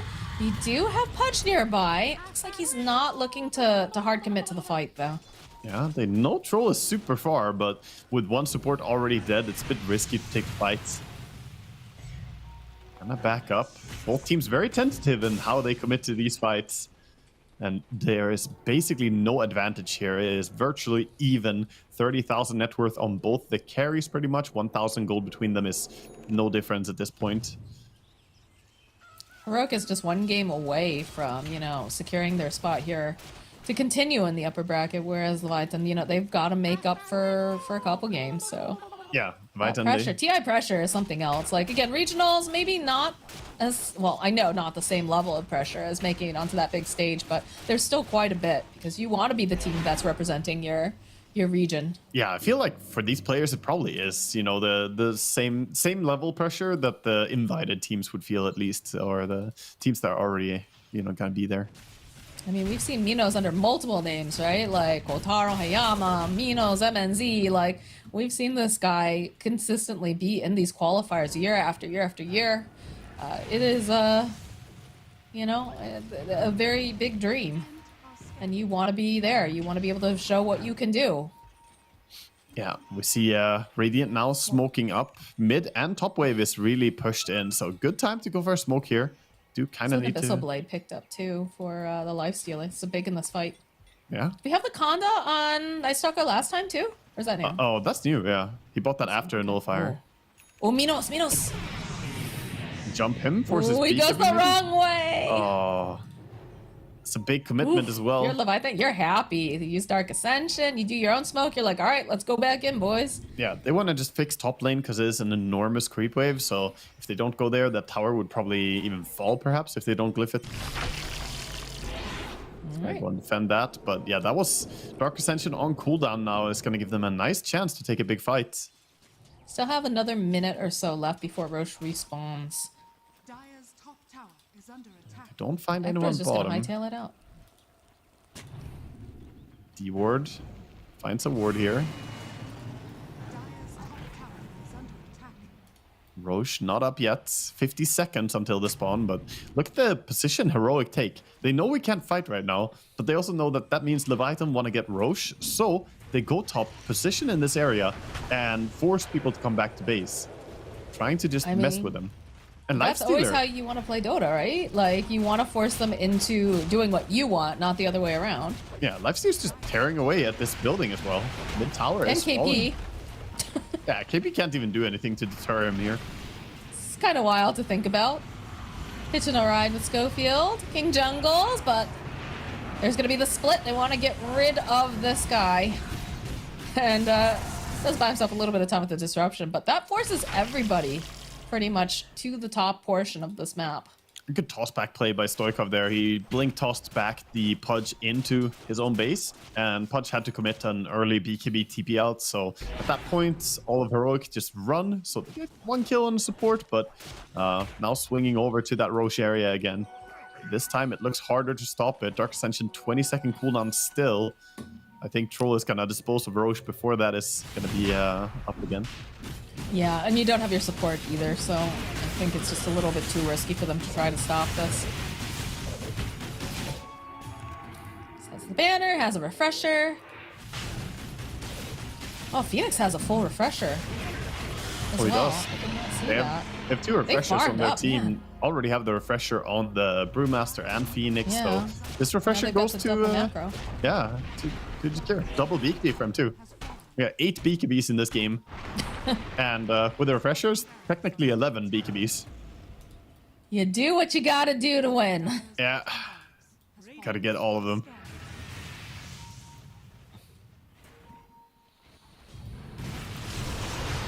Okay, they found themselves a Zephyr, but Gets pulled by Analog, take him to safety. Meanwhile, MNZ pushing out that mid lane, trying to get towards the opponents. They still haven't taken these tier 2 towers. this feels like such a strange game to me. It is. This is a bit odd, but very, very evenly matched. 49 minutes and still no real sign of who's gonna come out victorious here. Right now, the Aegis is a nice advantage for Leviathan, but it is anyone's game. And pushing into a Pudge, Yes. it's a bit scary. All right, looks like Hector's going to teleport in, rejoin the team. Do they go hunting? I mean, he's pushed. He's he's playing this game like an anti-mage, honestly. He just shoves in the wave all the way to their base, and then comes back, rejoins team, looks for an advantage for this fight. Yep, they see Brewmaster They top, see so now they want to Mimos. fight. Oh, they could get Stoikov? Stoikov, that would be a big pick-off if they could get a BKB gets used, Ice Path gets dropped down on top of everything else. As Hector makes his way, uses that Abyssal over onto Stoikov, clipping away at him. There is no Tiny for this fight. Turns his attention over to Stinger's got the other Ice Path, needs to finish him off. He'll be able to do it. The Sunray coming out, buys him a little bit more time. Does damage onto Divine Llama's already used his own BKB. Egg does go off, but now they're looking to get right back in again.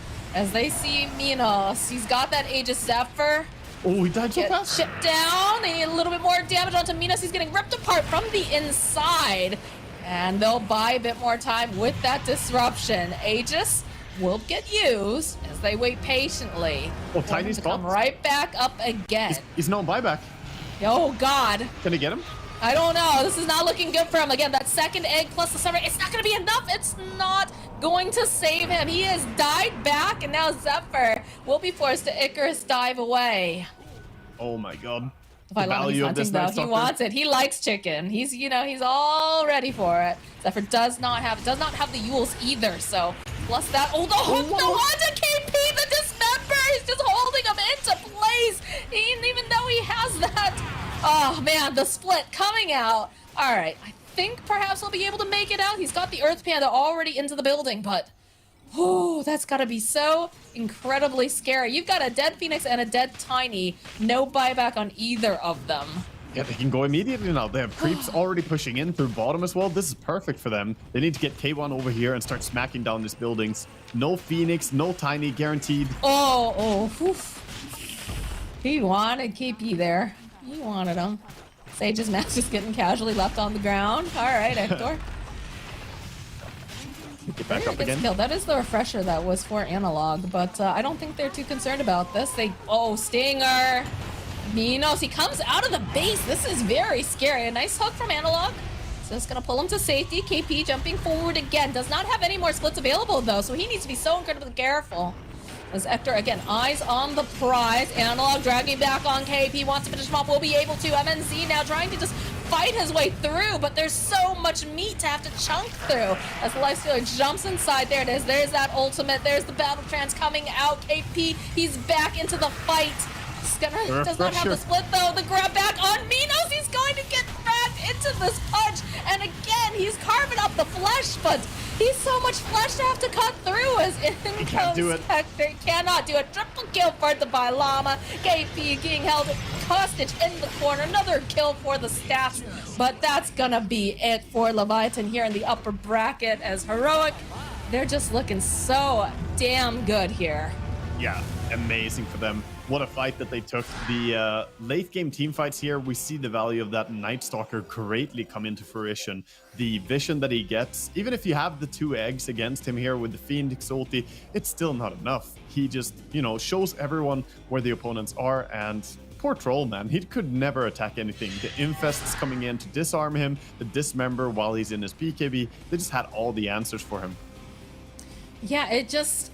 And again, like, this game was so close, and it felt very odd just the way that they were approaching this, but when it was go time, it was absolutely go time, and I'd have to say, it felt like Heroic were just patiently waiting for this Pudge to get large enough to do what he needs to do, and of course, Hector, just the sheer amount of damage and, like, the confidence that he showed when he was, like, just walking into the base and just, you know, KP standing right next to him, hitting him, and he's just like, whatever, I just need to finish this off, I'll be done in a minute. Yeah. Like, this is a team that's in TI form, honestly. They are looking really, really dominant right now. Yeah, Heroic game one was, you know, looking maybe a little bit more even, I guess, than this one. This was an even game as well, but at the same time, it was never really threatened for Heroic, right? Leviathan, they were staying close in net worth, but all that net worth didn't matter because you see how the heroes match up in late game. The Lifestealer and the Pudge, they just, none of these core heroes were dying. Even Night Stalker was so hard to bring down, and the Troll, you know, like we saw in the previous game, at some point you get to a point where Troll just can't really cut through all this. Usually it's by getting kited, though. Here it was because Pudge just had, like, what, 8,000 HP, it felt like, or something. He just stands there. I mean, look at this. Like, okay, is there a fly bothering me? I'll just, you know, I'll tank some thousands of damage. Who cares? There's just too much meat on this boy. Analog was just far too big and beefy to have to deal with.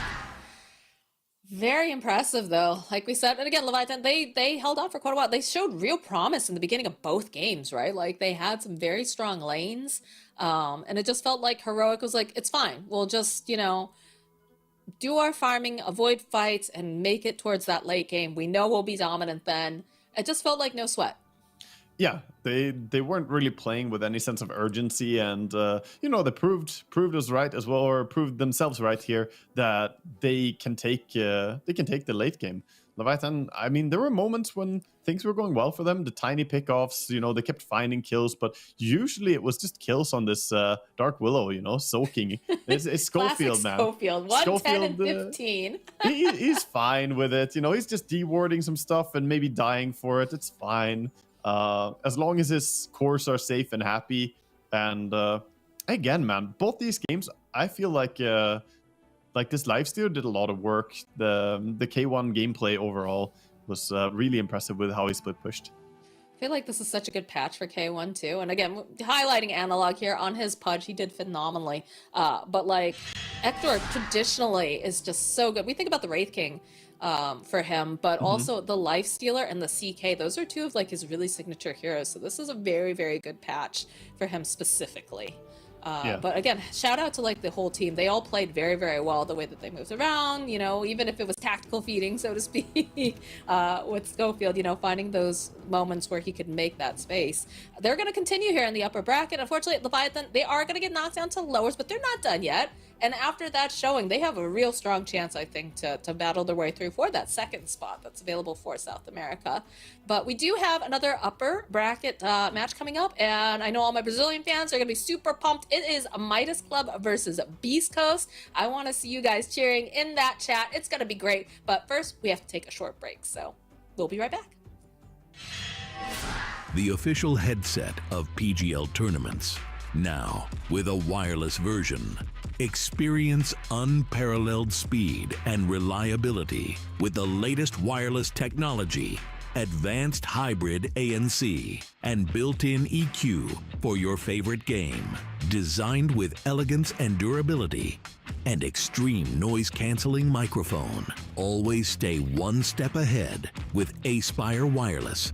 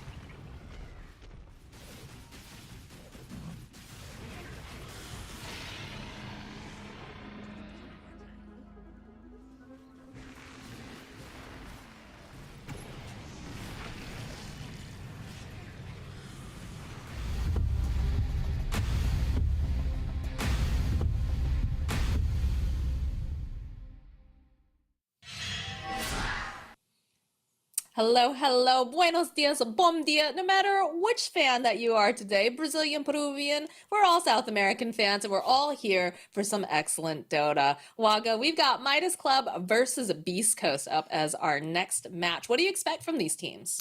Well, I expect them to be, going into this game pretty similar to what we've seen so far. Like high aggression level is probably going to be still the approach, but I hope to see maybe more coordination than we've seen sometimes. I feel like a lot of these different teams in the South American qualifiers outside of like Heroic and Leviathan that really have stood out to me are a little bit disconnected as teams. They do too much solo moves. I would like to see more force and like movements as five to recognize when they can just take over the game. Because that's sort of the difference I see between how Leviathan and Heroic have played compared to a lot of these other teams.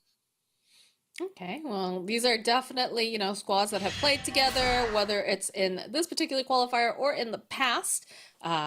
Especially, when you look over at Beast Coast. Beast Coast has been running this roster for a while now. And of course, Midas, these are all, it's funny because I'm looking at these names and I'm like, they have played on Midas Club back in the day, like a couple of years ago together, and now they're back again. And that's always the nature of these sort of TI stacks. But we'll get to see the clockwork, so pretty excited for this. I'm curious if they're going to go with like a Snapfire right away to kind of, you know, mitigate those cogs in lane. I mean, the Snapfire against the Cogs is nice in laning stage, but at the same time, it's not that fun to play her against Clockwork later on. You can get hookshotted when you're trying to throw down the Mortimer kisses, and you know it's good and bad, that matchup. It's not really a counter. But if you're running her as a support, does it really matter? Because, like, yes, it's nice to be able to add into the fight, but, like, it shouldn't be a top priority for a Clockwork, it feels. I don't know. Yeah, I mean, sometimes I just feel like the two don't really counter out each other, or like there's not really an advantage for one or the other. I think I go with Hoodwink immediately. Midas Club, 10 seconds picking Hood into the Clockwork hero that could otherwise be pretty problematic for her, with a Rocket Flare revealing her, Hookshot being pretty annoying.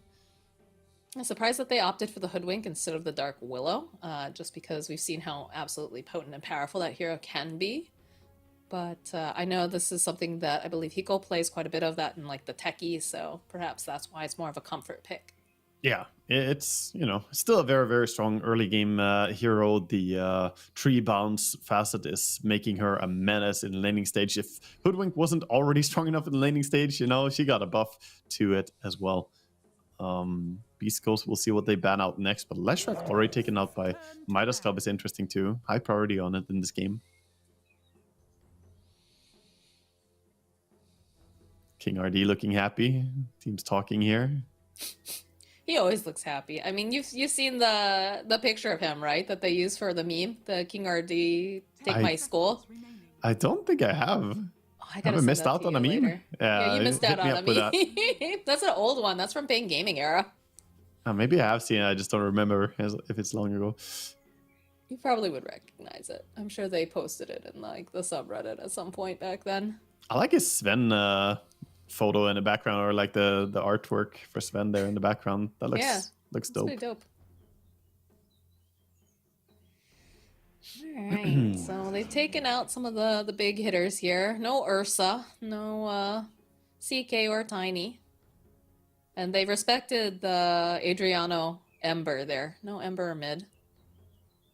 Yeah, Ember. I mean, that's also a hero you don't want to play the Clockwork into. A lot of these heroes are actually. The Ursa, I think, is the most fine, but CK is really, really good against Clockwork. You just see Clockwork, press W when you have Phantasm up, and that's -1 hero. Don't have to worry about him anymore.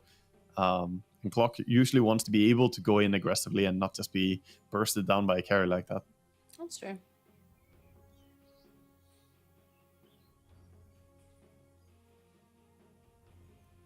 Still kind of taking their time. I think it's really interesting now the way that the bans go, the way that it's changed over the years, because it really gives you a lot of time to really strategize, and it doesn't lay all your cards on the table right off the bat. So you kind of have to be very strategic.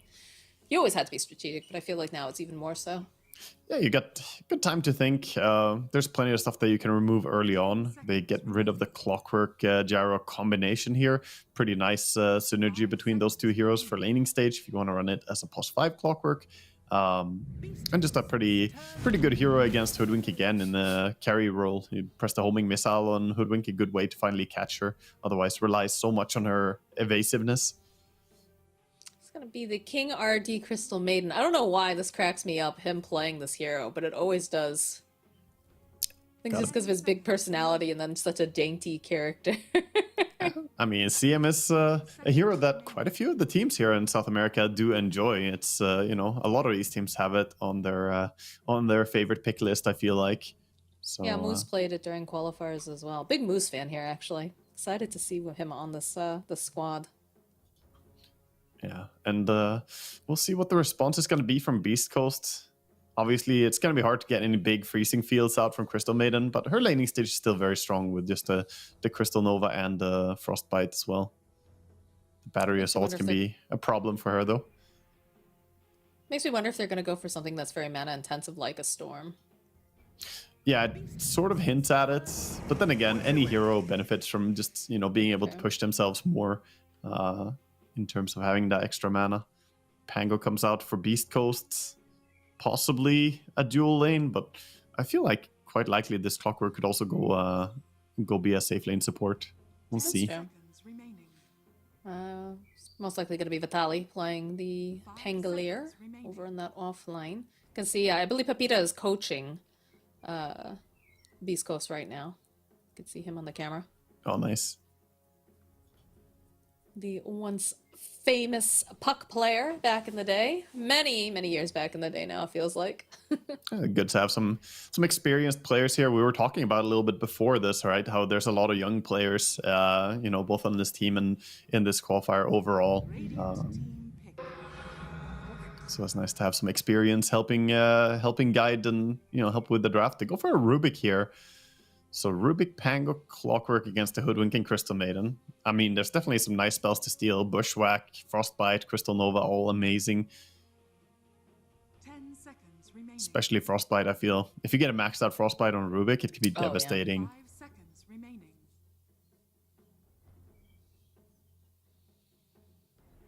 So we've got 2 supports picked up for the side of Midas Club. So wouldn't be surprised to see something like the, a lot of the safe lane carries have been removed. Like, Kostabali is not going to have his pick of the litter here. Night Stalker's still available for that off lane. Hasn't been prioritized, so that could be a big one to look towards. But yeah, I could also pick up their safe laner now, because you're basically already seeing what you're going to go up against most likely. It's going to be, that Pango Rubik or Pango Clockwork, whichever, most likely coming. Weaver? Yeah, Weaver's still in the pool, So but then you're picking... Yeah, no, he's not. I'm sorry. My bad. Oh, He got no. banned out really Oh, yeah, early. it was banned first. There we go. Yeah. Also, it would be a Weaver against Rubik, which is giving Shukuchi away That's is never true. that You fun. are giving Shikuchi. But they get a reliable stun here, get the DK, a hero that can stand his ground really well, and now you have a good setup for the Hoodwink to ulti into. You can blink, stun with DK, Hoodwink can follow up. Pretty clear-cut combination there. Takes the towers early, which is nice too. 5 Yeah, needed seconds some remaining. more tower damage into the draft. It's good also with the corrosive as well. Like, we've been seeing such a high trend in this negative armor. I expect them to pick their offlaner here still, assuming that this is probably going to be a mid DK, but it could also be a side lane DK. You can honestly play any of the core roles. Timber for FCR. Makes sense. And that also plays very well with the Crystal Maiden in terms of having that extra mana to work with, especially. Yeah, hero that's very, very happy to have a little bit of extra resources to work with. And again, adding a ton of damage into disables, because they already had good disables on the side of Midas Club, so picking a hero like Timber, who doesn't bring any disables but a ton of damage, makes sense for them. Beast Coast, their reaction is going to be a Wind Ranger here. Okay. I mean, again, a lot of control on their team as well. Gives them some sustainable damage with that ulti to maybe burst through the Timber or DK these tanky heroes. If you get a Maelstrom, get some items, you can actually bring them down. 5 seconds remaining. Both lineups looking like they have pretty damn good fighting spells here. And they're saving their last picks for the carries. See what they ban out. There's nothing gonna be left at this point. Like, look at all the heroes removed. So many carry options removed. No SFCK, Tiny Ursa, Lifestealer, Gyrocopter, or Weaver, or TA for that matter. So yeah, we're going kind of deep We're getting here. into the toilet bowl now at Yeah. this point for like what's left to Gotta think. all I the mean, good stuff. they're also covering that it could be carry Wind Ranger now by banning out the Zeus. So they're saying that, it might be a Zeus mid would be pretty nasty for if we put that Dragon Knight against Zeus mid. He doesn't really shut down a Zeus. Ghosts turn to ban. Yeah, No banning problem. too many heroes even. I mean, I know Pake has run the Muerta in this qualifier as a position 1 too. Oh, yes. Oh, then that's actually a really good hero for them here. And it's not banned out. It's quite possible we see it coming 10 then. seconds remaining. Because it is one of the heroes that can shred through the Dragon Knight and the Timbersaw really effectively here. Yeah, a good silence too to have. Murta Clockwork is also a classic lane. It's been used a lot in the past. They have great synergy. Lock the enemy in place with the cogs, put the soup down from Murta, the W, and the enemy soup. can't get out. Yeah, I love it when witches make that big soup. it's any AoE spell that's just lingering on the ground like that. It started with Warlock, his upheaval is a soup, and now everything is a soup. Oh, Dazzle last pick. Okay, curveball coming in. Surprise, it's a Dazzle. Looking like that quite likely to be a mid Dazzle then, and a carry Wind Ranger. Not a very fun lane to be melee into either way. 10 seconds. I feel like they've changed Dazzle so much, so this could be complete. Like, I really haven't deep dived on Dazzle recently. I know you've had a couple games with him, but like, I always just feel like this hero is such a bait. Thunder Predator used to do this all the time. They put Frank on Dazzle and he'd win his lane, but then he would do absolutely nothing later on because he's a Dazzle. I mean, In the place of an offlaner that could do, you know, have more disable, could be able to initiate, like. Yeah, I feel like he's a tricky hero to understand fully. We did have that stint of Dazzle being completely busted when items got the CDR from his ulti. You don't have that anymore, so it's a bit lower impact now for sure, a lot lower impact. But if you itemize correctly, you still get very, very strong on this hero. And he has some pretty good facets, both of them. So we'll see which one he goes for. Either the one that spreads more poison touch when you poison touch, which if you have the shard, means you hex continuously as well. I've actually theorycrafted that Dazzle is super good against these tanky frontliners now that you can just keep attacking them and spread the poison touch more to everyone else. He's, you know, designed to do this now. Morphling comes in as the last pick. That's a hero. That is not a popular hero anymore. He's definitely fallen out of favor. He certainly Do you like has. this? I'm looking at it. I'm like identifying the heroes now that I see a Morphling. I feel like it can be punished here. You have these Fog of War nukes coming in, like a Fade Bolt or a Power Shot from nowhere. There are some insta disable with a lift from Rubik. I feel like it's a dangerous Morphling game. It all comes down to whether they can protect his laning stage and get him farmed enough. If you get big enough, then it's all good. But if you fall behind here as Morphling, this looks terrifying. So the name of the game, as it has been for this qualifier, is aggression, aggression, aggression. Yes. Do they have the lineup that's going to be able to be aggressive against what they're up against? I think both teams have, you know, all the tools at their disposal here to be able to take this. I think I like Beast Coast draft a little bit more, to be honest, with the Dazzle Wind Ranger here coming in. I actually think that they have a pretty good matchup. But execution-wise, I mean, going into this, I thought the Midas Club would probably be a little bit stronger. So we'll see. Live up to the expectations here, or are they going to lose to Beast Coast? Yeah, I'm thrown by this Morph pick. I'm not sure I believe in it, but I also just don't believe in the Dazzle. But again, I have not played Dazzle since these massive changes, like with facets, nates, all that stuff. So perhaps this will be the game that turns me from a hater into a believer. But it definitely feels a little scary for both sides here, depending on how things go. Yeah. I mean, we'll have to see. It's execution heavy here. What can we do? And looks like the talents are getting locked in here. So it looks like Dazzle is going to play that Poison Bloom facet, which is the one that spreads the poison touch. So I think that's the correct choice here. I think it could be really good. If he gets any form of attack speed increases here, and he does have an AD attack speed talent, then he could really become a problem here. Yeah, I'm really curious to see how they activate and how they start to really launch themselves into that aggressive phase. Because like you said, Dazzle has this potential where as you get further and further in to become a bigger and bigger threat, but are they going to be able to push that advantage early enough with what they have? So we'll find out. Game number 1.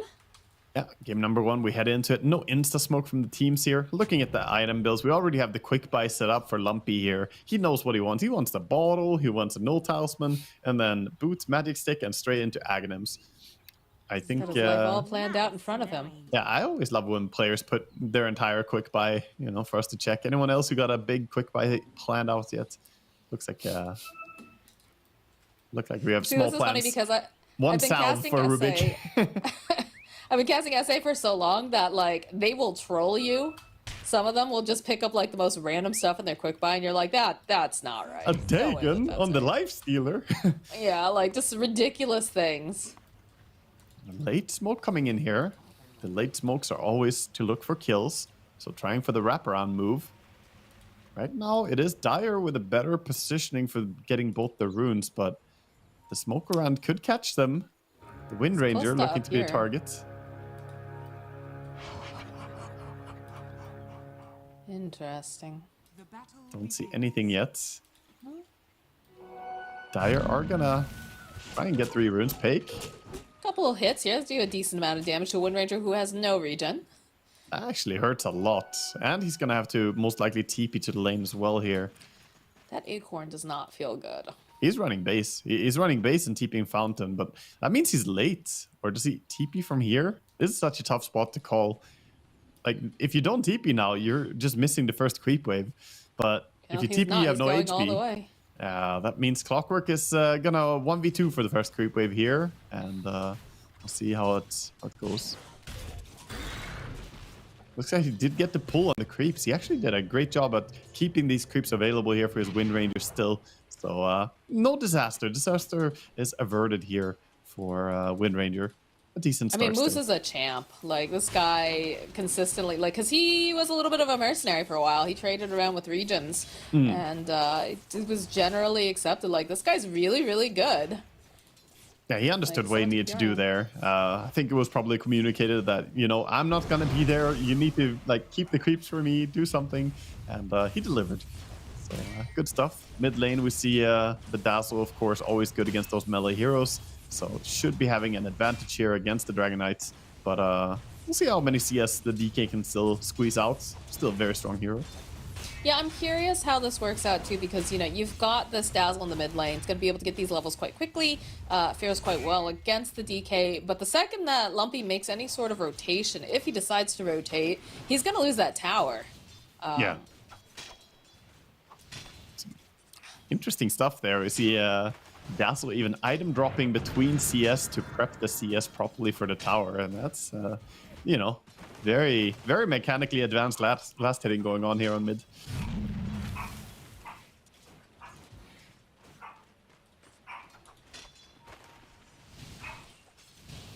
Top lane, a little more harassment placed onto Moose. Pretty quiet for the most part, though. Not seeing anything too wild with these lanes. Water runes are up. Dazzle has opted to go for that bottle. So what's the... Well, I mean, we kind of see the build, right? He's planned out his life in front of us, but... On the Dazzle? Yeah. Yeah. Yeah, he's got his plan already. He's getting a nice amount of poison touch here onto the DK as well. But yeah, mainly it's Aghanims. That's the big power spike. Same as before. Bottom lane, King RD. RD. Yeah, there it is. There's the first blood. It's the duty of a Crystal Maiden, you know? You must... The sacrificial maiden. Moose? Oh, that should be a soul Got a kill as well. Yeah. It's already Slowly. going. He's popped it. He's got the cogs. Oh, Oh, maybe. nicely he's fine. done. Oh, that does so much damage. It's actually so silly. The cogs. Oh, Yeah. he does cancel the salve at least, so a little bit awkward spot now for the Clockwork. Still not safe as well. Get the bush One more back? bush. Goes again. Look at this. All right. He manages finally. Yeah, But definitely made him work for that kill. he tried his very hardest, but it did lose a salve as well due to that. So, you know, took a time for Hoodwink to kill him, but does get him in the end. Meanwhile, Wind Ranger CSing pretty happily against the Timbersaw. At least doesn't have the support harassing him. Yeah, he's caught up in levels too, even though he did have to, you know, teleport from the base after taking a lot of harass. Yeah. Bottom lane looks like so far the Morphling is doing okay in last hits. Not really destroying the Pango by any means, but getting decent CS. We see the pinball machine top again. This this poor Timbersaw getting caught in it. Yeah, that's pretty difficult for him because he doesn't want to end up losing any of that mana, of course. But does have Crystal Maiden on his team. Hasn't opted for. Oh, it does have 1 point in the arcane. No Quelling Blade on the Timbersaw. He can't cut trees for mana. The inefficiency. Oh, that's true. That's true. That's a big deal. The 3 mana per Quelling Blade usage. There we go. Spends a little time in the cogs. Just sidestepping a little bit. Ooh, What? a That little bit still off pushed there. him? That was Oh, he's got pushed by the cogs for There some we go. reason. Well, still ends up getting the kill that they want. I'm not sure. Can they burst on FCR? Oh, he doesn't land the. Oh. He'll end up CM dying is for that. here. But King RD makes a rotation, wants to kill on Pig, but do they have the damage with that wind run? Yes, there it is. There's the acorn. And just everybody's making their way to this top El Micho, almost finishing off King RD. They have the frostbite. Fade Bolt is coming off Get cooldown. out. He's getting close. He's getting a little bit further down. But there it is. The cogs are up. They want to finish off El Micho. They will be able to. Timbersaw joining back into this fray now. Clockwork has to run away. Hiko just having a lot of fun here in this fight, getting so much on Hoodwink, not dying and being part of all these kills. That is true. That is true. We are level 4 now on the Hoodwink. And early mana boots are gonna come out as well for him. He doesn't have them yet, but you know, he's getting very close already. The lane King RD does walk right past that ward. Slows down the slow onto Lumpy. They've got a Dragon Tail if they want to try to use it. Use the Dragon Breath. There it is. A hit. Followed up with the Blood Grenade. Do we have a Frostbite? We do. We need a little bit more mana, though, I think. Maybe one more hit would be able to have done it if they had the... Oh, there it is. The Acorn coming in hot from Eco. They'll get the lift off. Drag him underneath the tower. Take a little bit of damage. The Fade Bolt, not quite enough to finish him now as 4DR. Taking some damage. Turns back around. Wants to put the pressure onto Metallic, but they have to be careful. They're getting greedy. No Fade Bolt available just yet. El Micho, Hiko, Bushwhack, couple of hits, a little out 4DR to go and grab the rune potentially, but they end up losing the little squirrel. Dive coming in top as well, going behind here. Yeah, they really want FCR. CR, 4DR is here though. He's going to be able to go and perhaps slow them down. Back onto the back end pick. They went for the dive. He's going to end up paying a little bit for it. King RD joining back in. Timber Chain coming forward. 4DR though sitting quite low. El Micho over here in the corner. Oh, they're so low. They get one. Can they get two? Yes, they can. Went for that Bushwhack. Not going to be able to quite get it, but they'll get the kill. And then it was just one lonely little move. Dazzle's here too. Lumpy's here. This top lane, my god, another power shot getting tossed in. They'll kill off the Crystal Maiden, and they'll hit Hiko on the way through. What in the world? There's 13 kills on the board already. Yeah, I mean, we are almost 7 minutes into the game after all. Gotta just run at your opponents. I love what we're seeing here. Both teams just coming in, swinging, and so far working out, I guess, maybe a little bit better for Biscos here, sorry. I was gonna say Leviathan. Leviathan are not doing so well right now, but, you know, they got their second chances coming up later. They'll be fine. But yeah, I mean, on the bright side, this is breathing room for Costa on this bottom lane, so he's going to be able to farm pretty quietly. Vitali also, though, being allowed to just do what he wants in this lane, not really being bothered or pressured, but the pressure's on for Pig. How much is this going to come back to, you know, have consequences here? Yeah, we'll have to see how it plays out. I think it's going to be important which team starts activating their carry out of the laning stage as well in this game. Because Morphling, we know how Morphlings play. They do like to build up some items, you know, build towards that Manta style and whatnot. But Windranger, she could just, you know, start engaging more. All right, Moose grabs himself a King RD. Oh, the sharpshooter coming in hot, finishing off Lumpy from downtown. That is definitely a trade that you do not mind. So they pop the dragon form. It's the Misho who grabs the rune. Steals that away from the Dragon Knight. Not gonna let him get it. And again, people moving back towards this top lane where Windranger has been farming. Doing a pull for herself to reset the lane. Level 5 on the Timber currently. Just got the level 5 on Moose. Oh no, anti-combo. Following up, yeah. Oh, nice grab here. FCR, he's in trouble. Good Frostbite comes into play, but not enough to save him in the nick of time. Gonna have the Sharpshooter up momentarily if he wants to try to go for it. Bounces that Acorn several times. Bushwhack comes into play. They have a Frostbite too, so they'll get themselves a support, but they would have really liked to have kept their Timbersaw alive because he is so close to getting that level 6. Yeah, chasing for Windranger now too. Going behind. Almost got the Frostbite. Little vision, and they don't realize that Costa's here.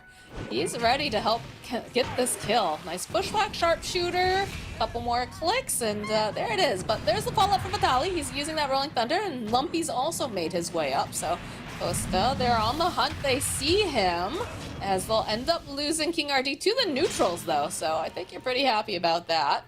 It's your ticket out, even though it's death, and they'll be able to teleport Costa out as well. And finally, the brawl is over. Some long fights going on already this early in the game. That first initiation on Windranger, though, they tried to go on her, bushwhacked her to a tree, but Timber Chain was on the same tree, cut her free, and she ran away. So that was what I was calling the anti-combo right there. You gotta be careful which tree you snap when you Timbersaw in this game. feel like we've seen a lot of anti-synergy recently, although usually the anti-synergy is coming out from the other team, right? Like with the Phoenix Egg and the Night Stalker, but Yeah, you don't want your own teammates to be working against you. no. What's the other one that's always a pain is the Monkey King, and then like Timbersaw or like Phoenix when you break all the trees. Oh yeah, or Enigma with a That's, Midnight Pulse or something. You just randomly cut the tree. Hoodwink runs into. Away. Careful. Sees Lumpy on the back line, so they find El Misho. So they're gonna remove the Rubik right away. Costa, he's stuck in between quite a bit of things, so he will end up dying. King RD trying to let it go, but they have the hook shot, so not gonna be able to get off a full ultimate. They'll end up losing 2 for 1 here in this bottom lane, and I have a feeling they'll put a little pressure on this tower, although they don't have the focus fire, so not gonna take it as fast as they might have. Yeah, still gonna be a pretty damn fast push, and this is where we see the moves coming in, right? The carry activating, the mid activating, and Morphling, he was just trying to sit down here and farm. He gets overrun by this aggression, and now gonna TP up to top to try and find some safer haven to farm there. Yeah, a little surprised that they didn't have too much vision placed on the side for Costa. If it's because you know that he wants to sit down here, he wants to farm, as long as this tower is up, but... Again, a lot of the pressure was placed top, so perhaps they felt like they didn't need to. Yeah, the moves are pretty fast in this game, and both teams are, you know, moving across the entirety of the map, so he has to stay very flexible here on Morph, where he's going to be farming. And right now, bottom lane is going to be where Pake is hiding out on his Wind Ranger, working towards a Maelstrom, only 100 gold to go, until he has the entire thing. As for other timings... Yeah. I'm sorry. Are we going to see anything different with this Morphling? I think this is going to be pretty standard. I think it's probably going to be pretty standard. I mean, he did go, you know, for the pretty standard start here, going for a Manta style, and not going for any crazy stuff. You know, you can't really do the sprint facet or anything from the carry roll. Pico gets caught here in the cogs, but jumps out with his ulti. He used the recoil to push himself out. This tower in mid still standing. Sitting a little bit low, but... I think later we might see Morphling just turn into Wind Ranger. It's like one of the nicest heroes to turn into.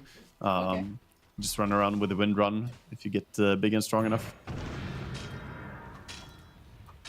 Yeah, it's like the Little Mermaid. He's always dreamed of having legs. For a short while he can. Yeah. We have For a limited time only. Kaya first item on Timbersaw again, as we've seen before. Just kind of farming jungle. Very safe farming from Timber. Not having a very good start.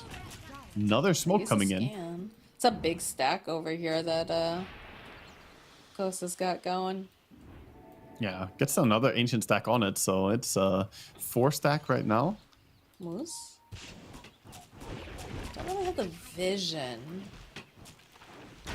Moving their way up. Oh, no. Side steps. Misses the hook. Hoodwink just throwing out the high five, going, okay, what now? Yeah. And of course gets the D word. ward. Gonna stay safe there as well. Yeah, he already had a sentry in place, so when they put the ward down, he started moving in an unpredictable way, trying to, you know, trick them a little bit, so hook missed. Would you like to see the Dragonite become a little bit more active, I guess? Like, because you have two I want to supports see that are great with this. the Dragonites together with a Hoodwink right now, just non-stop run at people, because whenever you have Sharpshooter available, that's a 550 damage nuke follow-up on your DK blinking in on someone. So they can definitely do stuff right now. 5 stack on this Ancients right now. They're going to smoke it up with Timber. Smoke farming, it's similar to what we saw on the Pudge from Analog. Timber does clear this pretty fast, and you know, obviously he couldn't tank it, so the smoke does help. It is simply too many Ancients to really face tank. That's a huge way back into the game. Yeah, he was quite far behind. Now he's ahead of both the DK and the Pango. Are you seeing that frequently in your pubs? Because I haven't seen it in my pubs at all, but I'm also nowhere near your level. The smoke to farm Ancients, I mean, it's not utilized that often, I feel. Even in pro games, it's not done that frequently, but some heroes can do it. Blink dagger, Lumpy. This is not looking good for this Dazzle. A little bit of that anti-synergy again we're seeing, but works out. El Nisho gets the lift off, does have the breathe fire.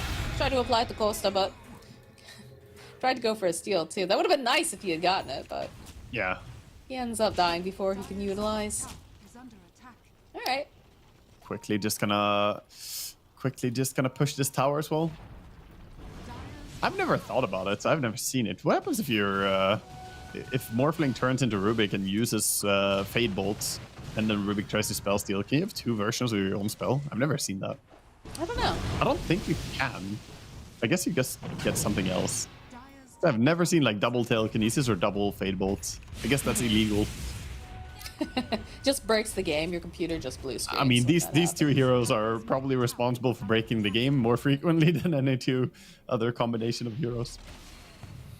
I don't know. That Monkey King ultimate for the longest time just broke everybody's computers. That and the March of the Machines. That's just a pay-to-win mechanic right there. You gosh. just gotta upgrade your station, make all the poor people lag out. The real pay-to-win. Capitalistic Dota 2. He's rooting for Dazzle here. Has that Aghanims, of course, so he is really ready to fight now. Mid tower could be the target for pushing. They do have a nice observer ward spotting all of them here on Midas Club.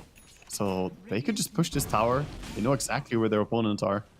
They have a blink that's coming out to Timber now. That's going to be a pretty big power spike, I think. Yeah, he can follow up as well now. Tower is slowly being pushed. Of course, the support's sitting there just spamming their spells to defend it. Smoke play coming out from the side of East Coast. Yeah, Gleipnir almost complete on win. She has it now. Gonna run into King RD, I think. He's positioned to break the smoke. But yeah, look at his positioning. That's great. Yeah. Throws out the Frostbite. It's gonna get stolen up, and they'll get themselves a Crystal Maiden for the troubles, but they effectively tank the gank. Go the bottom lane, FCR. Oh, I thought he might be able to get denied, but now 4DR are gonna try to go through this gate. Not, They're on the hunt. In yeah, pursuit. teleporting out. He's like, I got a couple seconds, I can do it. Quick TP after going through the gates. Nice escape for him, but losing two heroes. Costly deaths there. Yeah. I like how the CM gave the same gold as the Timber saw, essentially. It's just when you have a lot of heroes around, you know? Look at that. 600 gold for a CM kill because he had 4 heroes. They've got the Hango. blink, they've got the Corrosive Dragon if they want to go for any sort of He's not in Catch vision here. right now, so they didn't see him yet. moose. He's Chris made an ulti, realized it's safe, he could probably get off of half the duration. Costa needs to be careful. Oh, no. Oh, the power shot comes through. They take out the Morphling. Rest of the team on the run. They'll use the Rolling Thunder. King RD gonna kind of hug that line. Hiko looking to just get some space. They'll end up losing Crystal Maiden again.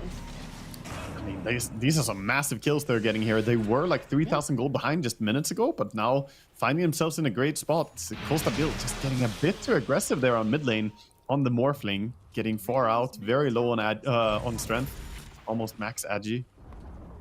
Radiant's middle There's the tower.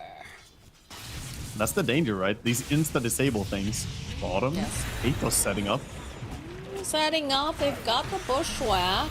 Just go over to the tree, have that chopper Wait, he's come just back. turning oh, they it. turn it back. He reverse uno'd him.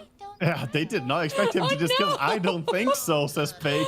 Yeah, no. Yeah, that was a very, very nice turnaround for him there. I didn't think he was strong enough to do it. He proved everyone wrong. Wardier teleports away. Close. We reverse uno'd. Oh my god, the bushwhack back into the tower is under attack. You gotta, you know, if you're on jackal shot. Beastos right now and you just see your teammate solo killing when he gets ganked, you're like, okay, we're good, we're good. Yeah, the call of the ambulance, but not for me card. Yeah, that puts him very close to his entire Manta style as well. On the Wind Ranger, has 2.6k gold now, so can build towards that Yasha. He's getting somewhere. Definitely getting pretty farmed. 11,000 net worth already.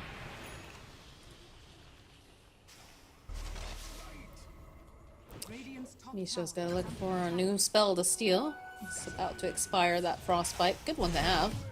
Yeah, Always sad to let go of those amazing spells you've been keeping for the entire duration. Yeah, he sees the CM, but we have the dust, the follow-up, force over onto the high ground. Not gonna be quite enough, I don't think, here for King Ardias. Now Hiko caught kind of a squirrely situation. Not gonna survive this either. And a double damage rune to add insult to injury here. He actually got a really good spell in this game. He got Sharpshooter, which against really a good. DK and a Timbersaw, not a bad spell to have. Obviously, you do a ton of damage too as a Rubik, so. Already sitting at that 26% spell amp. Oh gosh, they Are scanning. yeah, they scan. They realize. They Yeah. beeline right to where They're Costa wanted to go stealing. though. Yeah, Yeah. this is like a gank, but they can just take Tormentor when they're here as well, with the 5 of them. They're calling it now. Or they're just sitting for Wisdom. You can also sit and stay here. You do both. Why not both? They're They scanned get out. another scan. They were scanned earlier when they were making their way over initially. They're gonna find moves first. Trying to get rid of this clock if possible. King RD, he's taking too much damage though. He is going to evaporate. And now on the low ground, they just have this Timbersaw's number. It's proven to be very, very difficult for him to get out. They use the Glimmer Cape on him, and the hunt is on after Costa. And they're gonna try to put as much pressure onto Vitaly as possible. 40 Dragon just Knight's in trouble. completely separated from his team. In an awkward position. He doesn't even make it into his own safety of his gate here. Yeah, no. And now we see them just go for this reward as well after winning the fights. For some The quick protection heals. Yeah, throw a Grave out and immediately TPing over, saying we can take ours as well quickly. This is some efficient gaming coming out from them. And are they gonna send some couriers? Yeah, we see Pango sending courier already. Actually, Dazzle not going for it. It's a wants great to shard fix too, bottom the first. Rubik got. He got the telekinesis. Oh yeah. I mean, that shard is so nice to have in general. Yeah. Yep. They're making their way over. Yeah, all the couriers are here, so this is Super Mind's armor now. And Dazzle presses this Shadow Wave. Such a silly thing. Yeah. Fly home, little fleet of couriers. You've done well. That'll give Pangolier his roll-up shard, so he's pretty happy with that. Didn't even have to participate. Radiant's top tower has fallen. Yeah, looks like Dazzle is just gonna run base as well, get some full mana, get ready to join a fight. He has that travels, of course, and going for a shard next. Yeah, things are going quickly out of control here. It looked so even in the start, but after a few bad fights, we find ourselves with a 9,000 gold lead here. And Roche, they're just playing objective to objective, going from one forum to the next forum to Roche. And Midas. Love to see it. Yeah, I mean, this is really, really clean from them, what they're doing now. And that's going to be Aegis going over on the Wind Ranger, who's already a powerhouse in this game. I just feel like it's crazy when you look at this Timbersaw. It feels like he has just no health half the time in these fights. They're just always anticipating him, always in the right position. Yeah, I mean, he doesn't even have the reactive armor maxed out yet, and he has no defensive items, so he honestly isn't that tanky. They can burst him very, very easily. Would you have liked to see him pivot on this build? Because I know we've seen in like some of the other Timbers, they went for the Kai, and again, a Kai is pretty standard, but it felt like they need to be more active. I feel like earlier. a Lotus Orb would have been great here. It just looks like a great Lotus game. Hook shot on the mark. Not gonna miss.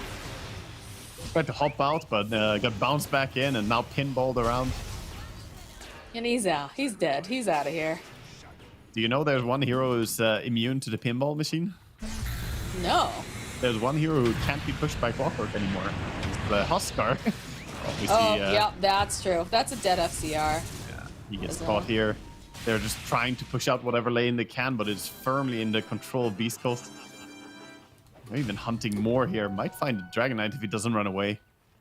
He's running away. He's like, nope, nope. Yeah. Don't have my team. Yeah, it's a silly thing. I thought they would still push him, but obviously if he doesn't have a mana pool, he's not a legit target for I the didn't think about that. for the power cog. So yeah, he's actually amazing against clockwork nowadays. You gotta send that one to Sunsvan Cinderin and be like, add this to your trivia time. Yeah. See if they Which know. hero is immune? That makes sense, though. Dota is a great game for trivia. There are so many things. It's impossible yeah. to know all there is. Are fortified. Well, it still looks like Midas Club are just all on their own, not really playing with intention here. I mean, there's Aegis on the enemy team, so understandable. They don't want to take a big fight. But it looks like they're not even looking for pickoffs anymore with the Dragon Knight and Hoodwink, which I feel is a bit sad. They're just going to keep getting picked off themselves if they play like this. They need to play, you know, to get something. Yep. Agreed. Absolutely agree. I just feel like I don't know. What's the play? Like, again, because they are rolling as a 5-man for the most part on the side of East Coast at this point. So like even trying to get like these pickoffs like we talked about is not the easiest. I mean, from how they're playing right now, the call is already made. They're saying just farm, get whatever you can, split push, and we wait out Aegis. Like that's definitely what they're communicating. But Okay. Hoodwink is gonna get caught here again, I think. Hook shot. Yeah. And pinball Everybody machine. has got dust. They are at least pushing into top tower a bit. You know, Catapult and some Morph Illusions did a bit of damage there. We could maybe try and sneak a tier 2 tower here, force some people to TP back. They have BKB on Dragon Knight, so he's not that easy to catch. Yeah, they don't really have anything other than hook shot that'll be able to cancel out a TP if he does put that. Yeah, which was used They on are the... rotating, so they are making their way over here. They see that the Morph Illusions are pushing. Under attack. Morph just gonna teleport out to safety. It's Yeah. like 40 hours. Just gonna continue to farm up a little bit here on the top. Does have to be careful though. And I will say that, you know, we are seeing King RD, he's kind of sticking close to Kostabile, because he's gonna be able to put up that vision and also potentially, you know, sacrifice himself. Love this gem coming out from Beast Coast. So important when you're in this stage of the game. You're ahead, you're winning, your opponents are just split pushing you. What do you do to like take over the game and shut it out? Get a gem, take away all their vision, and see how well they can rat play without seeing anything. It's very hard to split push while being completely blind.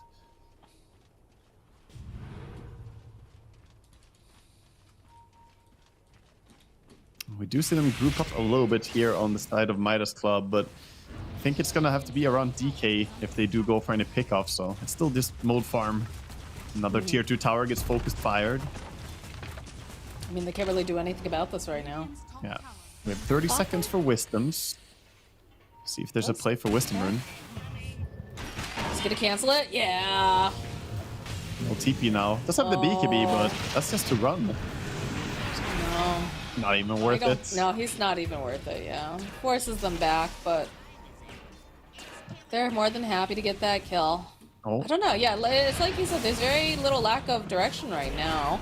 Frostbite, Fate the could get follow-up here from punished here. Timbersaw. Could potentially, he's got 5 the Aegis seconds, board. Aegis. 3, 2, 1, Aegis is recovered. Oh no! that is Disaster perfect. for Beast Coast. Yeah, perfect for Midas, and that was too aggressive by him. He wanted to take the Wisdom Rune while his entire team just TP'd away and took a fight on the other side of the map.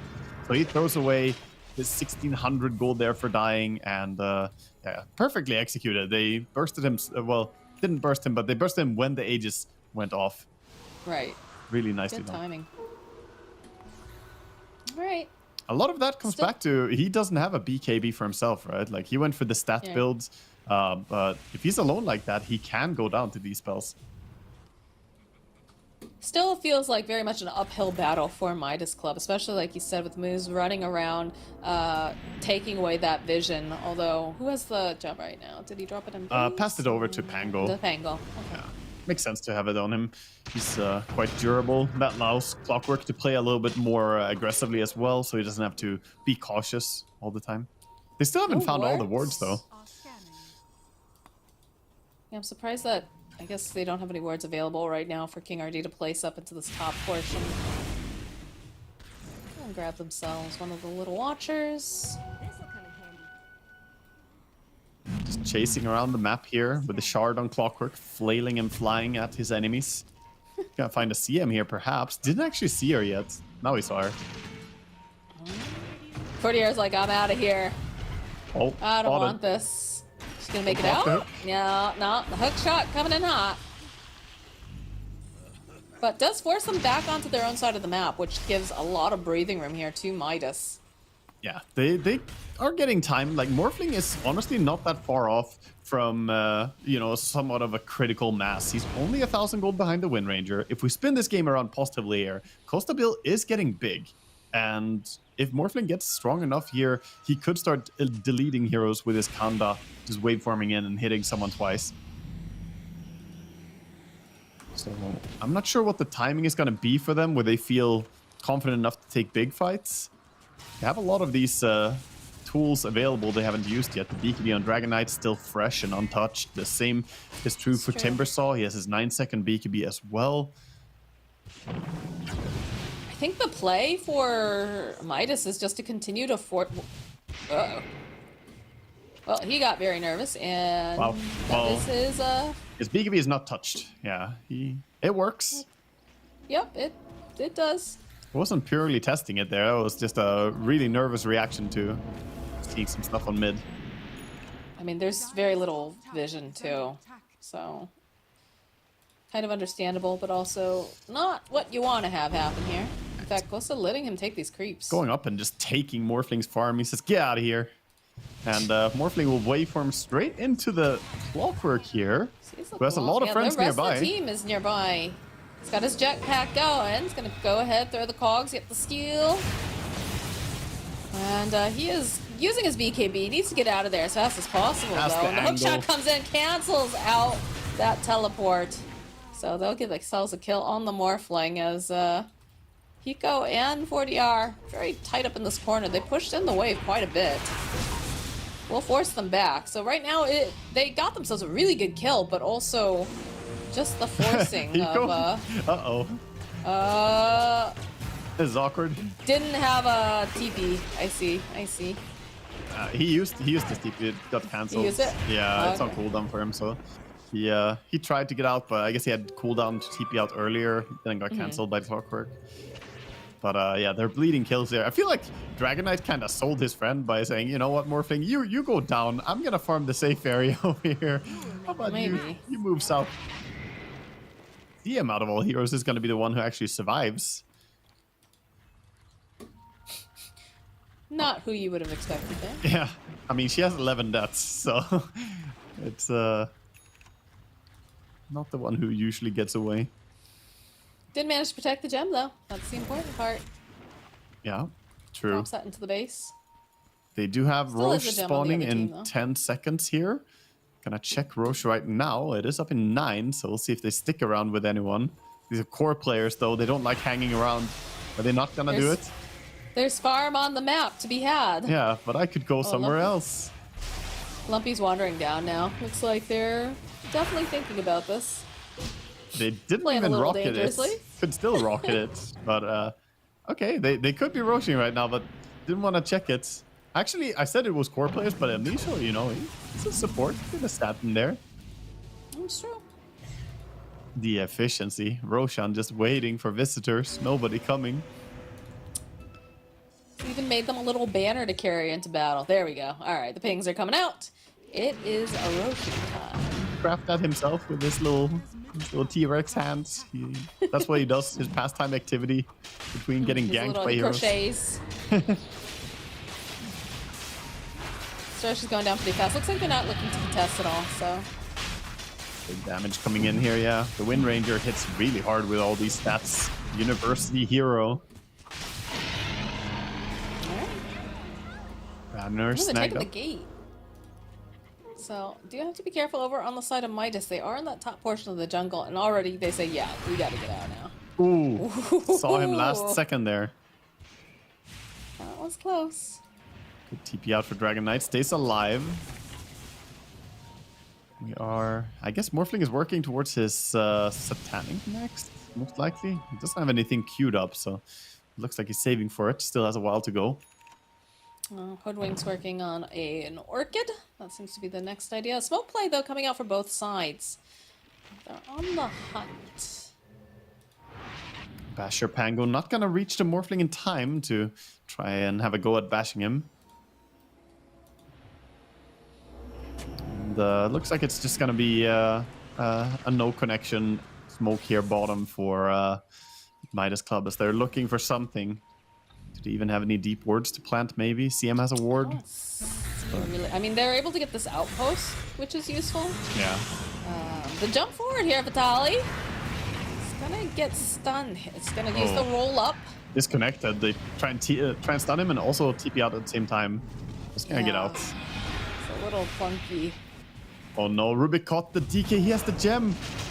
He does have the gem, and I don't think we're gonna. Oh, he does. He uses the BKB, but Oh, the neutrals, the dragons, help the Dragon Knights by we go. Protecting him from the filthy opponents. they do end up losing that gem. And the BKB charge too, even though it was a neutral denial.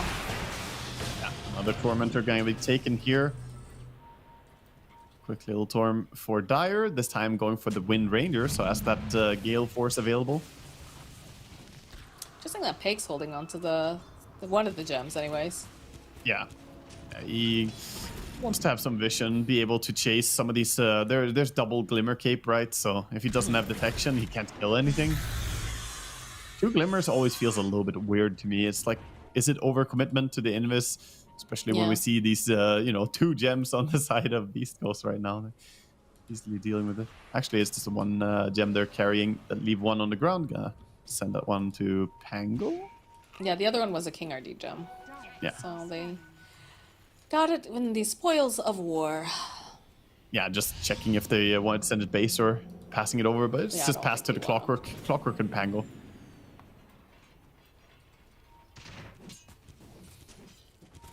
Moving out bottom now, trying to get whatever creeps they can is Midas Club, but still we see Beast Coast just controlling the map a little bit more here. Still have about 2 minutes left on this Aegis. I'm curious if they're going to try to make anything happen with this, or if they're just going to kind of sit back. Because it does feel like Beast Coast, for the most part, yes, they are, getting killed, but they are managing to move about the map pretty well. Yeah, they're getting out there. They're getting CS. I mean, look at Hiko. He's trying to farm some Ancients here, trying to get some new tier items, but he's been spotted again. Yes, he is. And honestly, most times that they get spotted, they do get killed because the catch is so Yes. good. The hook shot is amazing. It's been paying dividends here, and so is the angle. Well, Michel Costa turning himself into his own Rubik, but here's the follow-up from 4DR. Let's get as much damage as possible. Looks like they'll be able to pop the Rubik. Okay, that's a lot of gold for them, at least. Getting a kill on Rubik there, over 1,000 gold for the kill. Not too bad. I was about to say, I saw a Lincoln's there. It looks like Wind Ranger has a Lincoln's. Yeah, she's had it for a while. She has an entire next item coming up as well. Did she buy the Orchid? Oh, she went Daedalus. She had Orchid queued up, full Daedalus now as well. So her damage is getting tremendous. Then the BKB eventually for her. Yeah, queued up as the next item. Does she get Mindbreaker? No, she didn't get it. Got the Trickster Cloak though. A little bit of extra survivability. I feel like Mindbreaker on Wind Ranger is just absolutely absurd. It's one of those neutral items that can sometimes just completely enable you in a way.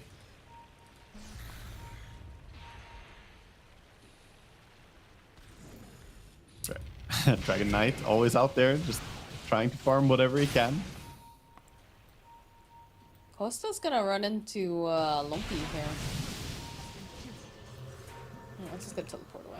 Can I just say, for playing against 2 gems, it is surprising how much vision Radiant has on the map all the time. Like even now, they have 3 wards on the map, and they're playing against 2 gems, so they're being very good about being sneaky. Uh-oh. I mean, I feel like King RD just follows whoever's making their way out. As do have a bit of an altercation coming through. We'll get the kill onto Moose. Vitali now. And the shield crashes way through, using that Rolling Thunder's got the roll up. Does manage to take out Crystal Maiden. FCR. This could be the buyback though. Chris May coming back in. Costa trying to fight. no. It's just too much damage, even with that BKB. FCR trying to get onto the backlines, onto Elmisha, but they have the save. They'll get yet another kill on 4DR. This is not looking good for Timber. They're just kiting him left and right. It's a triple kill for Pake. 3 dead on the side of Midas, and Beast Coast can walk right up to this front door and knock on it if they want. Yeah, good punishment there. I like that they tried on Midas Club to get some kills going, but they can't really take an extended fight. Morphling overcommitting and bottom. Hoodwink getting caught again as well. Just trying to wrap the creep wave, trying to keep it out of their base. Pake is more than happy to put some damage on this tower. King RD running out to try and push top, but we already have Moose hot in pursuit here. He's like, I just gotta use my crystal clone, guys. Just gotta cut this wave. He's been spotted. Moose is hunting. Rubik This is TP. space, though, in some ways, right? It Very little space. It considering they're still on barely the is. base, Yeah, but they're still pushing. I guess 2 heroes up here, 3 heroes There's now. three. There's 3 heroes up there, but it doesn't matter because Pake can just rip apart their base. DK is back up. They're gonna have the Morphling in about 11 seconds. We'll use the fortification. Yeah, I don't know if they can Just fight don't into. know if the 2 of them can do anything. Yeah, Wind and Pango are very strong. They have an Abyssal Blade, like, locked down with the Gleipnir too. King Rudy's courier gets just smacked as he goes through as well. See him now This dead is for looking- 55, so cannot join for a push top here. And they're just going. They have Octarine on the Dazzle behind them as well, ready to protect. Staunch. Just dropping the gem on the ground. Smoke onto Beast Coast. Perhaps looking for a wraparound play. Not even sure if that's necessary. Nice shackle shot over onto 40R and Hiko. This Dragon Knight just melts. Hiko is a big crit. And now Costa trying to fight through. He's gonna have to waveform away. This is looking not great for him. He's also gonna die. This is, I'd say, game. And yeah, they agree. They agree. This game is over. East Coast just looking real powerful here in this game number 1. Yeah, very well played by them. They did a good job overall here throughout this game. And I think that they overall just looked like the little bit more confident team going into the match. They won the early game in a decent way, and then we saw just Radiant be a little bit complacent. They didn't really go for too many moves. When they did, it did work out decently for them. They found some pickups with the Hoodwink combination. I mean, Hood was still involved in a lot of kills early, but they never got anything real out of their Morphling. I'm not sure Morphling is the hero this patch overall, and I'm not convinced after this game either. I think you might need to pick up Costas here a little bit earlier just because they targeted all of these, position 1s. And there's just nothing really left at that point for him to go for. I mean, there were other options for sure, but that definitely didn't help. And I also, mid-game, we had this moment where, like, both of us are just like, we don't know where they're going. Like, they're just not playing together. They're not moving together. They're not... It just felt like every man for himself. Which is not the way that you're going to be able to win these qualifiers. Yeah, no, they needed to coordinate and like find synergy between each other a little bit more to try and get stuff going for them. This game was just rough.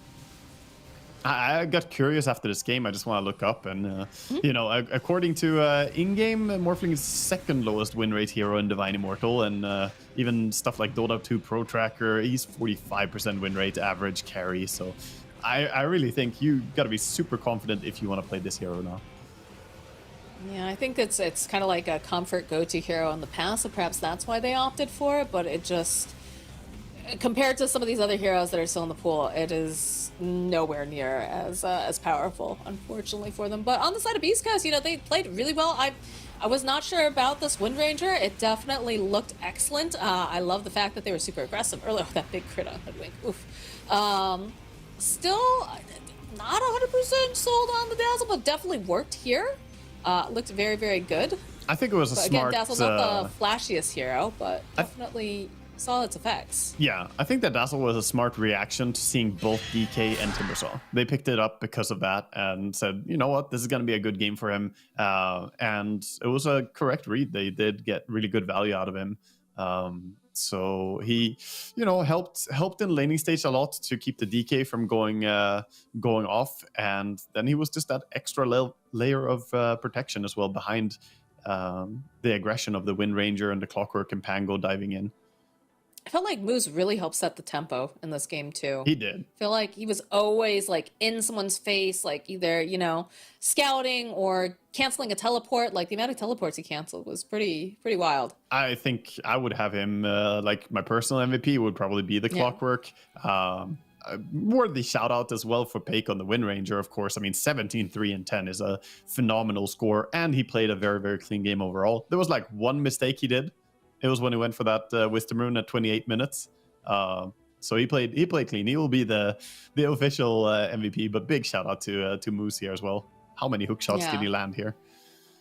I don't know. It looked very, very good though. And again, those cancellations on the TP just providing so much vision.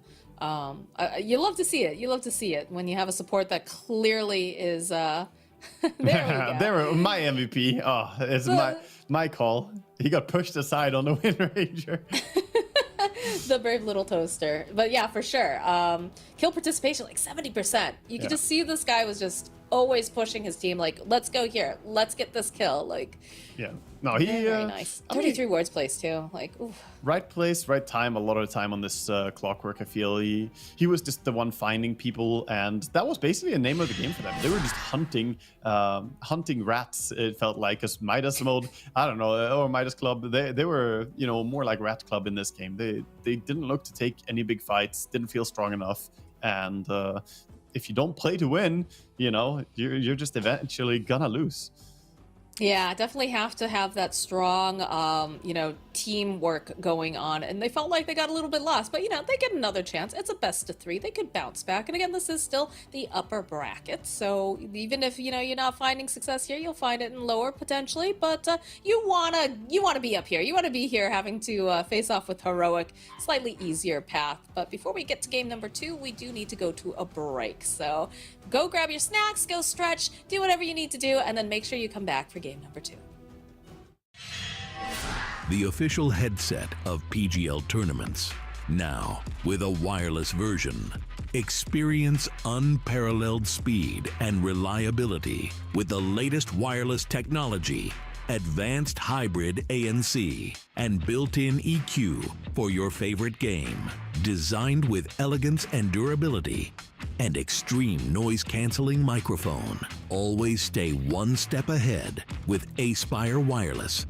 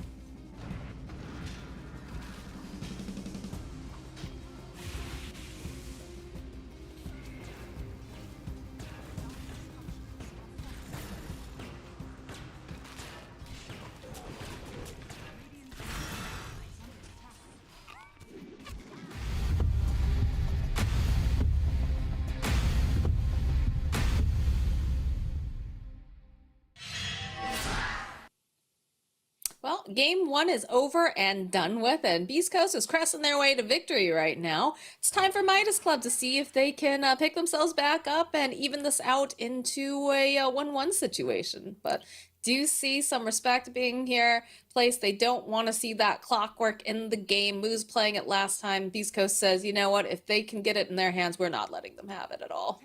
Yeah, Beast Coast gonna take it out, and Hoodwink again being the opening here for Midas Club.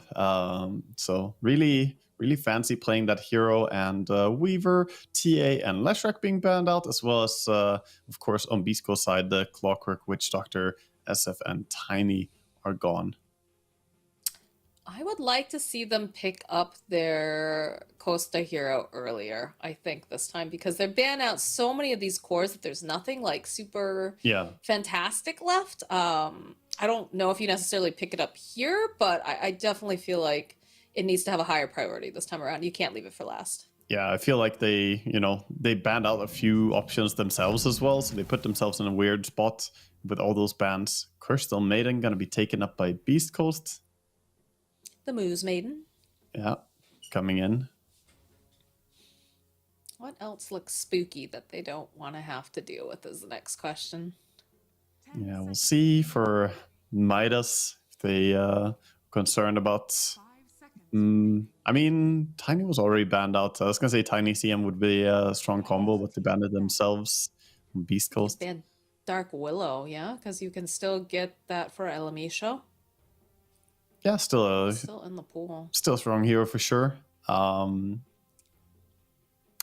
I think both these teams right now, Night Stalker looks to be a high priority, and it's not banned out. Night Stalker is great against CM, great against Hoodwink, and we've seen the success of Night Stalker overall here in the qualifiers. He just feels like a great hero to have on your team. CK gets taken out by Midas Club, so already focusing down on those carries. We're gonna see a limited carry pool again here. 10 seconds remaining. They already took out the SF, they took out Tiny, CK. Gyro was taken out, I believe, yeah. TA Weaver also, both gone since the early phase. I guess Ursa's another one that's very popular right now. Yeah, could see that together with... easy to fight. Yeah, we could see it with the CM, but it doesn't lane very well against the Hoodwink. Hoodwink is very hard to run down. What else is like potentially strong here? Yeah, I wonder what options they are considering here, and what Beast Coast want to prioritize on getting rid of here as well. I mean, Lifestealer's an option too. I guess another. Not anymore. Not anymore.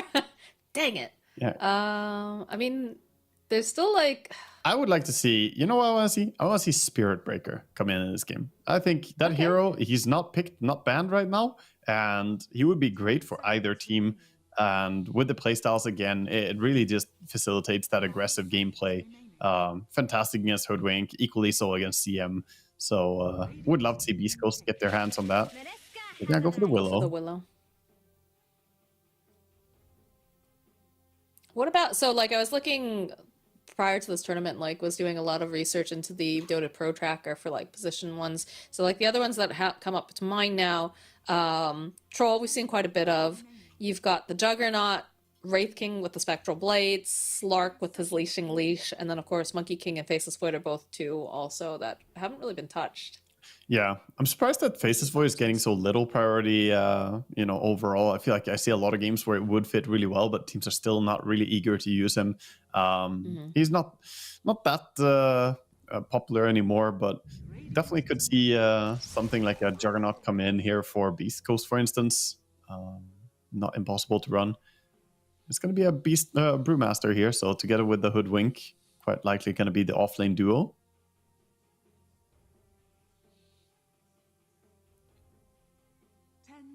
Gives them a little bit of team fight for themselves. They don't have a great setup for the Hoodwink ultimate yet, so would it be nice to see a Disable. Or you just can see a Rubik, perhaps. Still not banned. Enigma. Okay. I see. Enigma coming in. So, do they like running +5 Enigma? Is that something they play? It's a 'Cause- King RD. Like, yeah. he can play it. I don't like it. Hmm. But he's very flexible a lot of the times, This- in my experience from It- watching these games. Does give them more scaling towards late game than last game. You know, Enigma is Yeah. happy if the game goes as late as the previous one did, then he can definitely get to a point of having his items and be a big threat. But the question is, what are Beast Coast gonna do about it? They just go for the Pango. You can get a chance to stun the Enigma later when you have a Basher. And also Swashbuckle is amazing for killing out the Eidolons. I feel like that's a more important thing. Yeah, the wave clear. Uh-oh. Huh. Is this CM Pudge lane, perhaps? Could it be a combo, or are they going to run it mid? Curious to see what's going to happen here. I think We they're did see most safe likely going lane. to run a mid. 10 seconds remaining. Yeah. I mean, they do get a little bit more information first. They get to know Yeah. either the carry or the mid laner, at least, from Midas here. Actually, they will get to know everything since they have the last pick for themselves Right, right. before they decide where they slot him in for sure. It was a good idea to ban out the Lifestealer if they wanted to play the Pudge like this. Tricky now to say what Midas Club should pick. We saw the Troll previously just struggle to chunk through a big Pudge. Analog very successful on his mid Pudge. Is any other region like paying this much attention to Pudge right now? Not that I've seen. I mean, This is interesting. not as much as here, I guess. Yeah. Ursa coming in as Yes. well. That is a hero that can continuously build up his damage, so can actually get through the Pudge, has continuous damage to go against all that HP. 5 seconds remaining. Not the strongest lane ever, though. Ursa Enigma, if that's the safe lane. It is a little bit susceptible to being abused by a Pango Dark Willow. Pos 5 Enigma, Eidolon's not that high level. Swashbuckle could kill them. Yeah, I don't know. I mean, we saw Lifestealer go up against a Pudge last time, and like he just could not carve enough out of him. 5 seconds remaining. Oh, you mean the game with the troll? Where Lifestealer that was the on, troll? yeah, Lifestealer Yeah. was on the Pudge's team. He disarmed the troll as well with the Aghanims. Right. But yeah, troll was really struggling. Lifestealer would have done decent against the Pudge, but we'll see what they build into next here. Feels like Beast Coast have a lot of options, whereas Midas Club, trying to think what hero would fit the best for them. Timbersaw gets banned out by Beast Coast. I feel like they need an CR. active mid. Oh yeah, 100%. I mean, there is. What do we have? You could go something like the Zeus is still available, right? Yeah. Yeah, Zeus That's is a very decent. active. We've talked about Lena potentially having like just being able to stay kiting pretty far. The big ones, obviously, the spirits. But I'm not sure necessarily if you wanna. Yeah, I think you could run Ember here. It would be decent, but it's a little bit annoying that that you don't have the best single target damage to the Pudge. Then you really rely on the Ursa to kill him. Mhm. Coddle got banned out as well by Beast Coast, so not allowing any form of Coddle mid super tempo gameplay. 10 seconds remaining.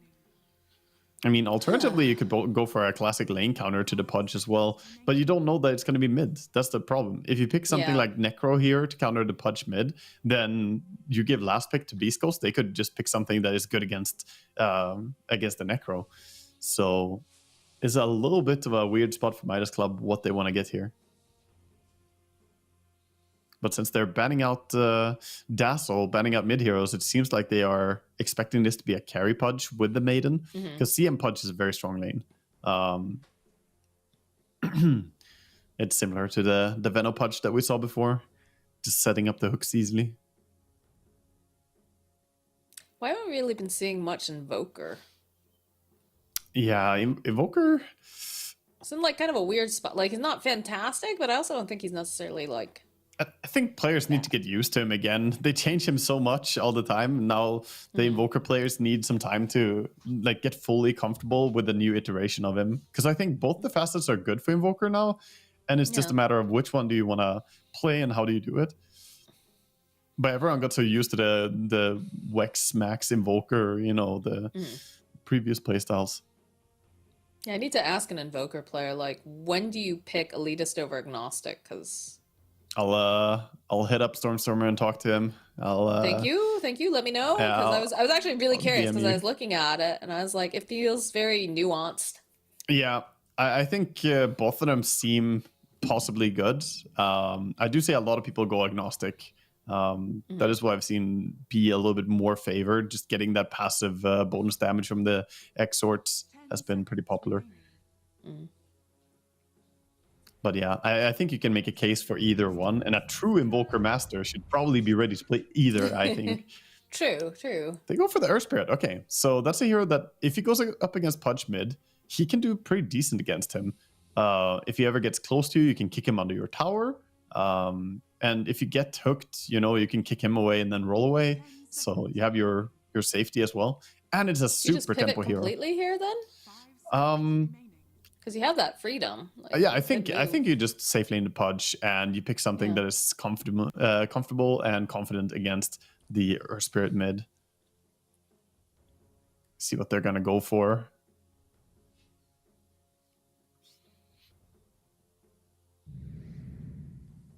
Know the truth. The Shaker. Okay, Shaker versus Alright. Earth Spirit, most likely gonna be the mid matchup here. Yeah, that's a lumpy Earth Shaker. Yeah. So King RD on the Enigma. It's going to be that post 5 Enigma. Brewmaster and Hoodwink going to be playing the offlane together, and Costa Bill hoping to have a better impact this game as Ursa instead of the Morphling from last game. I think he's got a better chance because this hero definitely in the top like 5, I think, on Dota Pro Tracker. 4 cores currently. Yeah.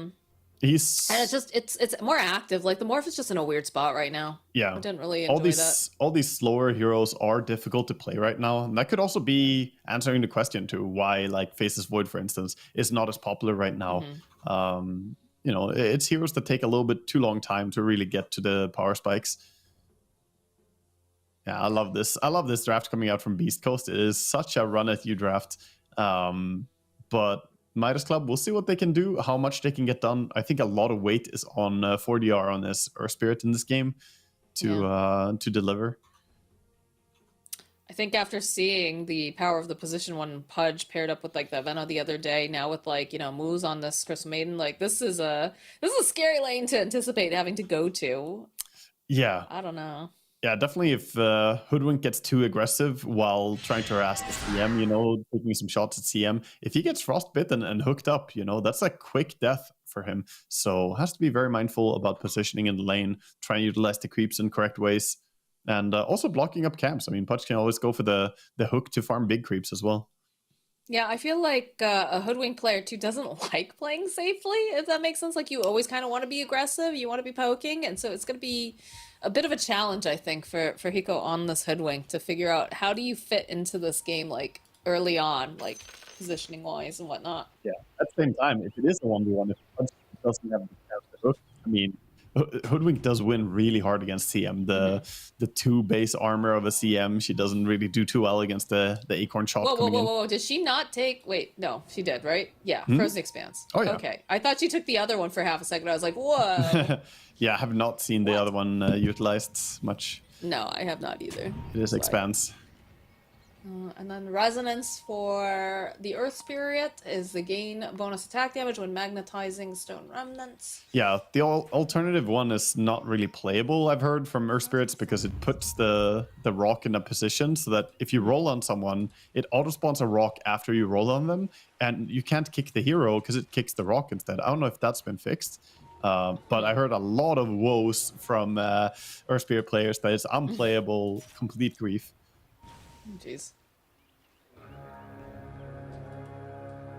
Word gets checked and pinged out by Lumpy, so he knows there's a ward on the upper part of the river here, somewhere. Do they find it?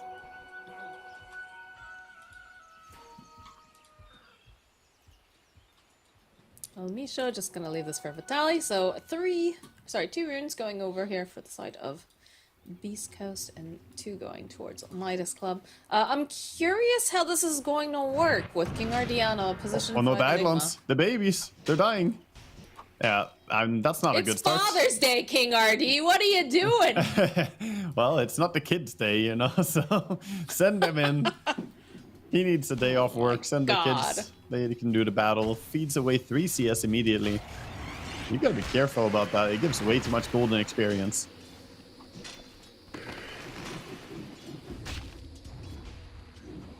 Already a lane where we mentioned it is pretty hard not to lose your Eidolons once the Swashbuckle comes out, but already with the shield crash alone, losing them. So talk to me about this mid lane. This is a mid lane that was common actually like a year ago or so. We saw it a lot. I remember watching this matchup quite a few times. Overall, it is competitive lane. It's also a dangerous lane. Both of them can get an edge. Depends if Earthspirit can find those kicks under tower. Passively, the Shaker should be winning it, but Earthspirit has a little bit of a higher kill potential. So funny because you mentioned the fact this is used to be quite the common matchup, but of course now we have all these fastest, all these innates, things that kind of shake things up a bit. Oh, they roll onto him. He's trying. Yeah. Look how low they both are. Ay, Lumpy. He's trying to. Just thinking about it. Has the bottle. Top lane. Blood grenade committed. Hook. Quite. Can they finish up moves in time? Yeah. Okay. The first blood. They will end up losing FCR, but the maidenly FCR duties. Gets that kill. I told you last game. They must. Feeding first blood is. It's something you have to sign a contract when you pick CM. It's like, here you go. You can play the hero, but you know what happens. That's awful. Yeah, you're gonna die first. Out of all 10 players, it's always you. Not always, but yeah, the percentage chance pretty freaking high. Yeah. I wonder which hero is the highest percentage getting first blooded hero. It's gotta be CM. Here's the mid lane looking pretty good for the Shaker so far, getting quite a few of the denies. I remember after casting the South American qualifiers last TI, casting SEA, there was a lot of Earthspirit and Shaker mid matchups. It was Cox playing on Shaker. He's quite the player to follow. I feel like SEA and SA are so much fun to watch. They are, for similar reasons. Yeah. Very high octane games, generally speaking. Chaotic, not afraid to try new things, and you never know what to expect really. It's the fun thing. Like, I didn't expect to see a +5 Enigma in this game. It came out of nowhere. I'm almost wondering if King RD was like, wasn't expecting to play +5 Enigma this game, but it just kind of happened. Well, now he is. Can get himself a pull here on the bottom lane, reset the lane a bit, but there's a pretty big creep wave coming in as well for Ursa to farm. Looks like he can safely soak that up while Enigma try not to lose too many of his babies anymore. I'm surprised that this top lane hasn't seen more fighting. Yeah, it's Hoodwink is I feel like doing. they can be so aggressive. Hoodwink is doing what we talked about as well. Has to be a little bit cautious. Going too far up, he's gonna get that hook on him.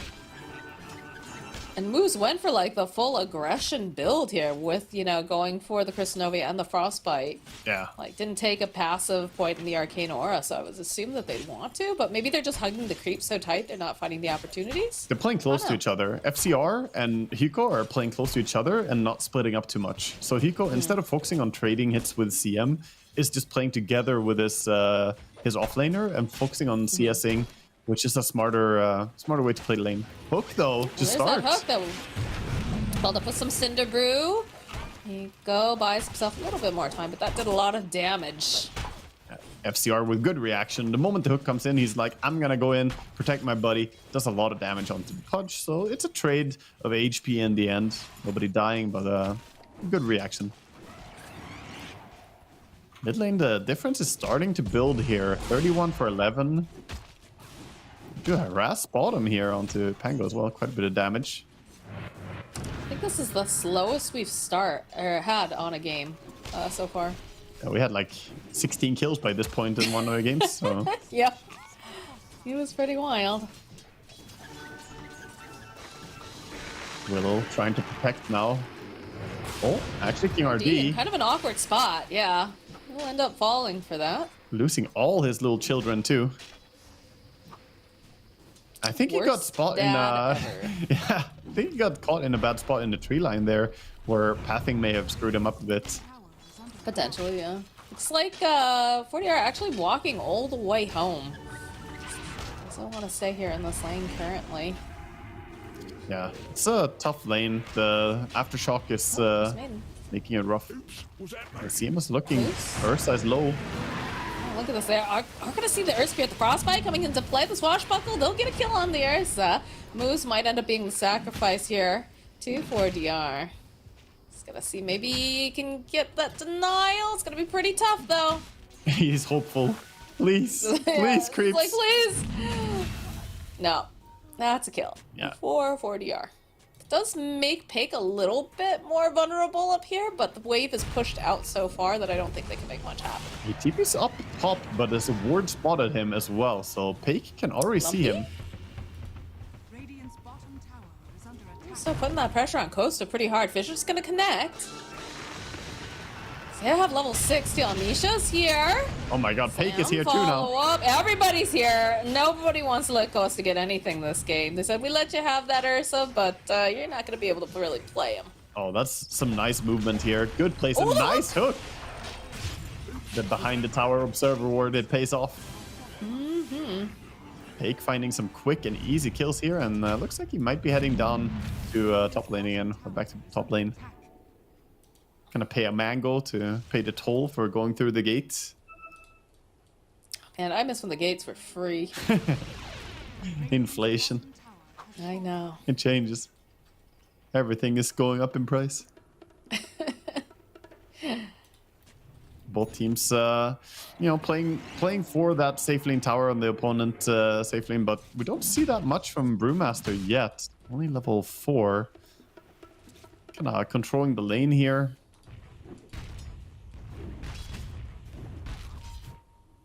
Pake goes for the blind hook. Doesn't quite manage it. Yeah, he was under ward as well. He was spotted himself, so hard. And actually, it does make the hoodwink drop down sentry himself. He's like, what? Was I spotted? Wait a minute. And then they get to deward themselves, so good stuff. Only level 5 so far on Brew. They're like a little bit of a chase after Vitali here. Not going to lead to anything. Stacks being prepared in the jungle. Radiant's Something to farm up, and DD Rune is gonna go the way of Oh, Shaker. gets the hook. Doesn't have his level 6 though yet, and these acorns, they hurt. Crystal Maiden joining in, moves. Gonna be able to throw down the Frostbite, the follow-up from Elmisha. Be able to help get this kill. What Nice a vision fisher. coming into play, saves Moo's life, and they'll be able to get the kill on FCR. And he's still level 5, no split for this Brewmaster just yet. The moves are just looking so clean right now. Beast Coast are coming in way smoother into this Yes. game. Reading the map really well, going where they should. Now using this DD Rune to push the tower top as well. Just auto-attacking away. He has power treads, so this tower is falling pretty fast. Radiant's top tower is under attack. TPs are coming in. Yeah, gonna back out now, respecting that they see heroes. They already have a very deep ward by El Micho. Where we are in the middle lane. It's Frostbite, it's Nova, and a Fissure, but not committing too hard. Almost have the last bit of that double damage. They or want that Enigma. Amp damage, sorry.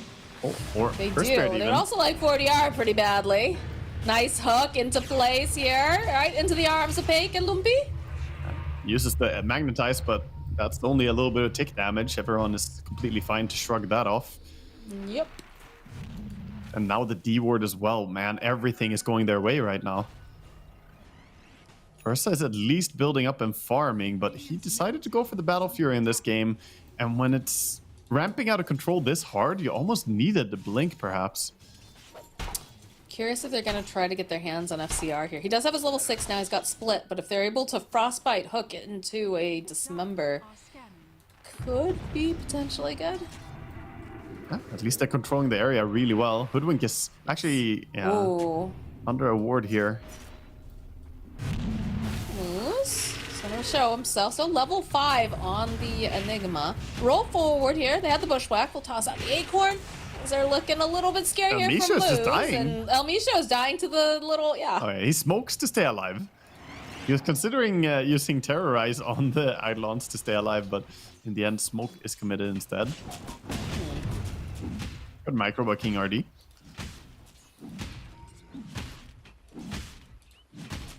And for now, just some team farming, team jungle here. The kick does a lot of damage to creeps. And Blade And Mail. he's going, Yeah. It's just... going for that Ags first this time instead of some of the other builds that we've seen so far with this. Yeah, who's going for the eggs, you mean? The Fudge here. Oh, yeah. Yeah, for safety and punch, I think Aghanims is really, really good because you ramp up your farm speed. We saw Analog play the mid pudge. Then he needed to be strong and tanky.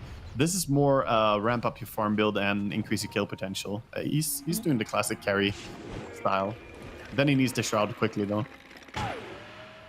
Nice moves from Elmisho, dodging out of the way of that sharpshooter. Yeah, a left and a right, and he stays alive. And this deep ward has been here for so long. Now gonna be obvious as Lumpy blinks forward. Maybe they will understand and find the deep ward on this. It's a nice stack over here. Oh, Be shame if something ulti happened to it. Do it, crush it. He wants to. He's gonna pull these creeps, and here comes the ulti. Oh. Link. Oh, all right. A little trick. I like it. Wait, he's not doing it because they have Aghanim's Pudge here to clear it. Basically, yeah. or he doesn't have Aghanim's yet, but Pudge is here. They You might have to be need careful though. They are in a choke point. Do have the black hole available. King RD walking his way over, but does get spotted by moves. They need to finish him off, and they should be able to get 40 yard. There's a jump forward. Oh, King RD, he's not even able to get it off thanks to Lumpy's fast clicks. It's not looking good now for FCR. Costa's gotten clipped. Oh Oh no. boy. Oh dear. Oh, he jumps up and joins him. He says, "Hi, I'm here to Hey, what you doing up here? hold your Yeah? hand." Hey, he hops down. Wait, come back. Pig. He's got the hook available. Goes for it, grabs him. Big bear hug. Oh my god. That fight. Very beautiful Oi, oi, oi. kill on the Enigma there. They used a hook and then used a quick nuke from Shaker there after the hook. So they hooked him in and stunned him before he could get Black Hole off. I mean, the fight is so dominant. If you're an Enigma, you're watching this, you're like, carefully, this is my moment. They're all grouped together. And then to have that happen is just like soul crushing. I mean, it's all about that ward, though. That one ward on the Yes. hill has been there, lived a full life, 1 minute left on its lifetime, and it has done so much for them. It found the kill on Earth Spirit before, found this entire team fight, and, it's so much easier to take the fight when you see everything as well. They saw the Enigma coming from miles away, so they could just slowly set up a combo there. I just love Lumpy's little trick, right? Because we were watching, we're like, oh, he's gonna ulti this. There's so many creeps. And he just like blinks over, Yeah. gets the fissure, and it's just like, ho. Yeah, I'll take that too, please. the bait and switch there, take the kills as well, and they do end up farming the stack afterwards, so just tons of gains for them. Ursa still Already working on a Battle 16. Fury. Dire's bottom tower is under They have their first power spike though. It's not a huge one, but they have Blade Mill now on the Earth Spirit, so it's coming out on the Courier. That's at least something they can use to fight, because right now, they're saving for Battle Fury, saving for Radiance. It is greedy. It's very greedy to have one guy going Radiance, one guy going Battle Fury. You just don't have the active heroes that you may need here. But he got themselves a Wisdom Rune. Let's see that Elmisho had TP'd back, but 40 are already in position for it.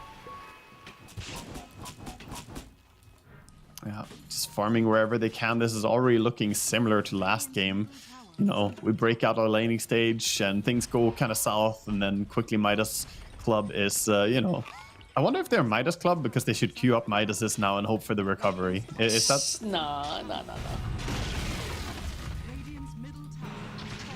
It is an old, I want to be like, it's an old family name because they've been around in the scene so long. Yeah. When I first started casting, Midas Club was a big one, and they actually helped me with a lot of my Brazilian memes at the time. They were great. They were super excited. to share. It's nice. It's nice to have those organizations that have been around for a long time. Bottom tower. Yeah, it's just, you know, it's just a spot right now where all they do is farm. It looks like they are grouping up to try and make a move, though, Radiant. A lot of them congregating towards top. They're gonna walk. I'd like them to make something happen here, because like we talked about them feeling so lost, remember, in that first game? Like, they need to do something. This is a solo Lumpy. It's hard to get your hands on them, but These wards are so good. The Dire ward spotted them just walking towards top. So again, they have very early information on what Radiant are doing, and that allows them to play aggressively bottom, farm a lot, push out mid, and not get caught top lane, importantly.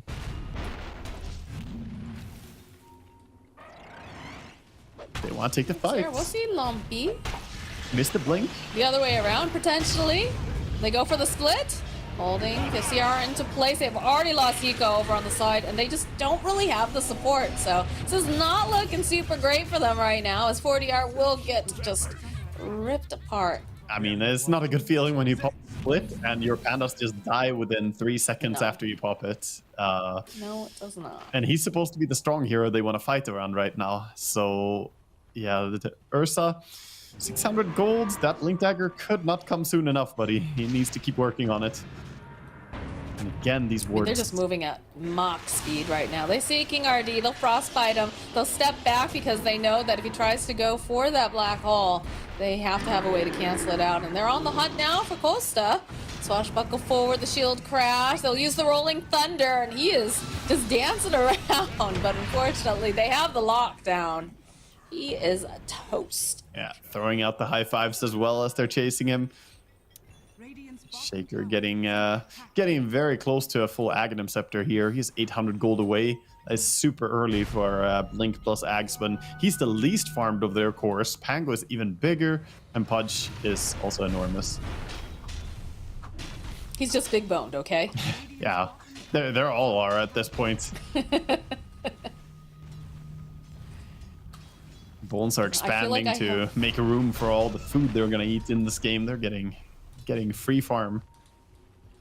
I feel like I have not seen them, like, the side of Midas Club successfully cross this river in multiple minutes now. Yeah. It's just getting so difficult. And again, these wards are phenomenal, giving them so much information. Like, they're smoked up. They're going, like, really, like, swinging wide here. This is not what you want to be doing. You don't want to be on the fringes, generally. You want to be able to, you know, shave some time off, find someone. And they are going to walk into Vitali, but do they see each other? I don't think he realized on King RD. They did see each other there. Vitali blinks back, reacting, but He's out.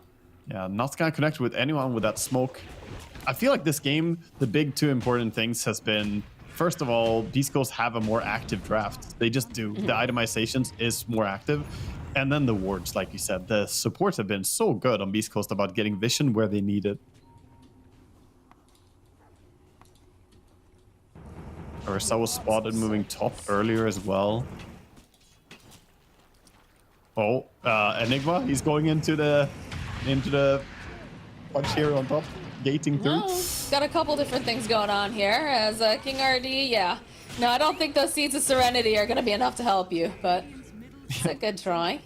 Punch just standing on the gate and he sees it start channeling. He licks his lips. He's like, who's coming? I don't really mind who Hello. it is. Anyone will die. Welcome. The last thing you want to see as an Enigma, you go through the gates. It's just a butcher sharpening his tools. Yeah, that's a horror movie. That's a horror movie for sure. Full Aghanims Oh, is no. complete now on Shaker, so he's going to be flying around as well now.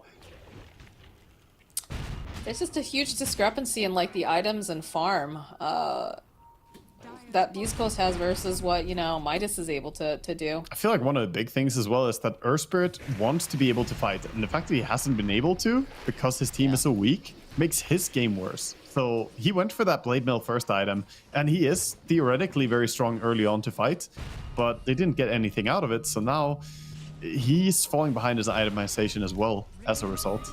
It's all cascading. They're looking for pick. They can see Vitali's over here. They've got the blink on Costa that just came out. There's also an axe completed though for the Earthshaker. There was one other item that got completed. This is the Mage Slayer, the Radiance. The Radiance on FCR. So this is a big spike for them. I'm just not sure if it's a little too late with what they have on the enemy team.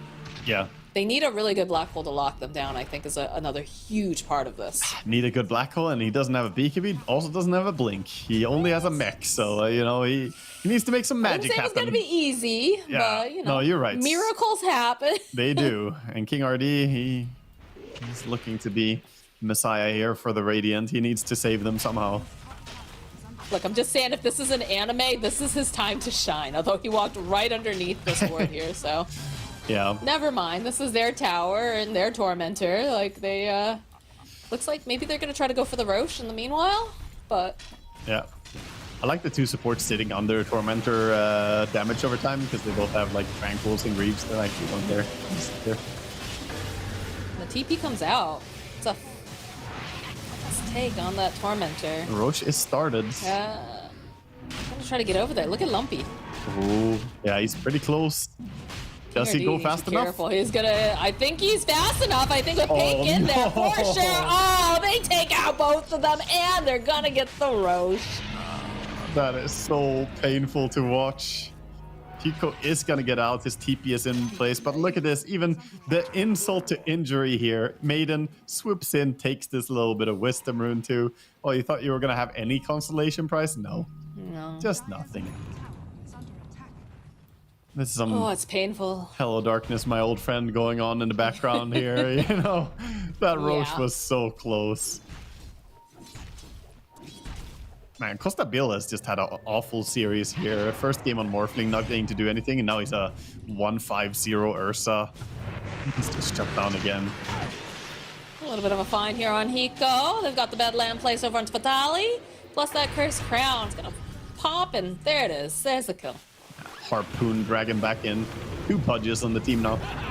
Ay, ay, ay, ay, ay. A split gets used over onto Moose, but it's nice fissure, beautifully placed. We'll be able to protect the Crystal Maiden. Uh-oh. Now they need to chase after pandas. this Earth Panda. They're going extinct now. The Oh, humanity. and King RD. What the? Yeah. All right. All right. He got spotted on the Watcher, I believe. He walked up, and then the Blink Pudge comes down and punishes him. It is definitely Cleaver time. I don't know if the Butcher can keep up with all the carcasses that are piling up in this game. Don't know. It's not something I've ever really considered. Yeah, but, it is. Yeah, think of the poor Butcher. yeah. His arms are probably a little tired. That takes a lot of physical strength to butcher creatures. And speaking of creatures, there's a Ursa trying to TP out right in front of a Pango. That just doesn't work. No, Lumpy's here. Costa's trying to get out, but no. Oh, does manage to go through the gate. He's scammed Does out. not have the TP available for him though, so he is running for his life. Does have the blink dagger and the phase boost though, so probably gonna be just fine here. As long as he doesn't get greedy and stop to get those lotuses, which he does not. And this game has turned into a horror survival game for Radiant. They're just all over the place. Look at the Earth Spirit too. He's Is this like, Dead by Daylight? Because this is what it feels like right now. it does look like it, the Dota version. Yeah, I gotta. Okay, a little bit off the mark here, but be able to harpoon right back in. In comes Fake. He's like, Vitalik, get out of the way. I can't reach him when you're in the way. But this is still dead either. Instead Either way you slice it. of 1 hunter, you have 5 hunters. It's the hard mode, Dead by Daylight. You're trying to take your outpost like a generator. Like, oh God, please! I can hear the sound of a hook coming towards my face. No, Yeah. that's definitely what it feels like. 18,000 gold lead and building, 26 kills to 4. I don't think we've seen one black hole either. I don't think we're gonna see a black hole this game. Yeah, I don't think he got to click it even. Lumpy. Goes in for the fissure like, this is mine. I was asking about the plus 5 Enigma before the game. I think I got my answer. It's not. Like, that's such a slow hero in this ultra aggressive South American qualifier where every game we see high octane gameplay. Picking a plus 5 Enigma seems like the opposite approach. Yeah, I'm not sure what the thought process was behind that one, honestly. Yeah, I was talking about this Battle Fury Ursa and Radiance Brewmaster, but throw in the plus 5 Enigma into it. They're all just mode useless in the early game, and 40R and Hiko are... Uh-oh. Uh-oh. Uh-oh, indeed. Uh-oh. The sad news, they keep piling on here. And so do the There's flesh no heap breathing stacks. He's up to 19 right now, 38 strength. Earth Spirit rolls straight into some friends. I don't think he realized that that was on the way. He's got the magnetize up. Or did he? Hold up, might be able to get that. Oh, there it is. There's the big ol' hits coming in from Lumpy. And then the harpoon over onto King RD. That was a nice move. He harpooned him to pull himself down the cliff as well. Nice catch. But yeah, they have no chance to fight at all, and still no black hole used. At this point, it's less about will they be able to turn the game around and more will he ever get to channel a single one? And if so, for how long? Yeah, I don't know. They can't even go to the enemy side of the jungle. They just immediately pop up from Beast Coast. They're like, yeah, what are you doing here? You shouldn't be here. They have some of the best heroes in the game of catching people. Yes. The blinks on everyone, the Shaker Agams, Pango mobility, just not getting away from them. What's the deal? I don't know how you... Shoved in base. And Stubbly is just not being allowed to have any sort of a game. All right, Lumpy he does get silenced. I see her chasing after a little bit. Sally Hook button. poking. King Gertie, he's looking for the opening. There's the BKB. All right, Black there's the hole. black hole over onto Lumpy. Oh, but terrorized. this is not looking good for them because they turn it right back around again. The Fisher King RD is just getting chased. El Misho chased down is going to end up dying, but Gustavoli, he's taking too much damage. He will be the next one to fall. 4DR trying to fight, trying to do what he can, but there's just so much damage coming out. They have them dismembered. The lockdown over on 4DR. He is not escaping. The Fisher from Lumpy here. There is an Earth Panda and a little Wind Panda over here. And like Moose I don't think position. he's going to survive. Yeah, Moose is stuck up there, but he's fine. Nobody's chasing him. They call the GG. They know that this is just not going to happen for them. So it's going to be Beast Coast sailing on through here. Looking real good. in a really dominant fashion. They had all three cores have flawless games in game 2 here. None of them died a single time. They have 16-0, 9, 10, 0, 13, 2, 0, and 17. I mean, this was just an absolute show up here. I think they had a better understanding of what they wanted to do and how they're going to execute it than Midas, who came in doing, you know, some dubious drafts both games, I feel, for how the meta is shifting up here. And Beast Coast just looked more well prepared. I would agree. I would say that the draft was one of their first issues where it just felt like, again, that Pos 5 Enigma, it's just, this is not the meta for this. This is not the qualifier for this. This is a South American qualifier where, you know, they are just running at you nonstop. You cannot be that greedy. You can't have a hero that takes that much time to ramp up. They've got to be active, and they've got to be active early. And then the other thing I noticed with Midas is just they felt a bit lost. Like, they got to a point where it's like, well, we don't know what to do. And they weren't really grouping up. They weren't really doing things together. The one is connected to the other in that, right? Because if you have Right. all these passive heroes, you know, we mentioned it during the game, but you're all waiting for timings. You don't get Battle Fury and Ursa and then you're ready. You get Battle Fury and then you need farm more. So your carry is just not in this game. He never got online. Your offlaner needs Radiant, so that takes forever. And then your Pos 5 Enigma, you know, is not that good at skirmishing either, to say the least. Compare it to heroes like CEM and Dark Willow, who are just always ready to go into the fights. Yeah, I think there was just a complete disconnect in how they wanted to play the game and how Earthspear wanted to play the game. Because he wanted the brawls, but he couldn't get them. And there's the one black hole of the game, and the Terrorize immediately cancels. Well, not immediately, but still gets canceled by a Terrorize.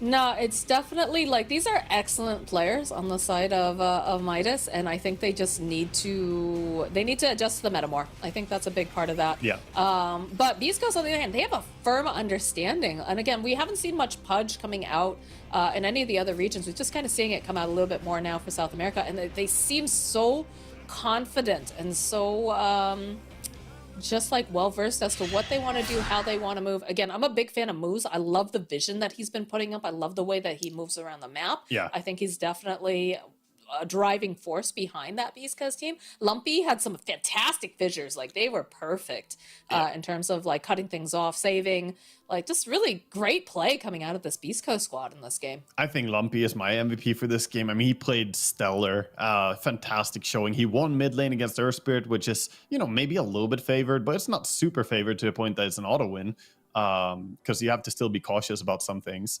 And he just played a phenomenal game, from everything to the Ancient's bait where he immediately blinked on the support instead, to rotations he made. His timings were good. And yeah, he just, you know, had a fantastic impact. But big shout out to the supports. El Micho and Moose, their vision game was just destroying this game.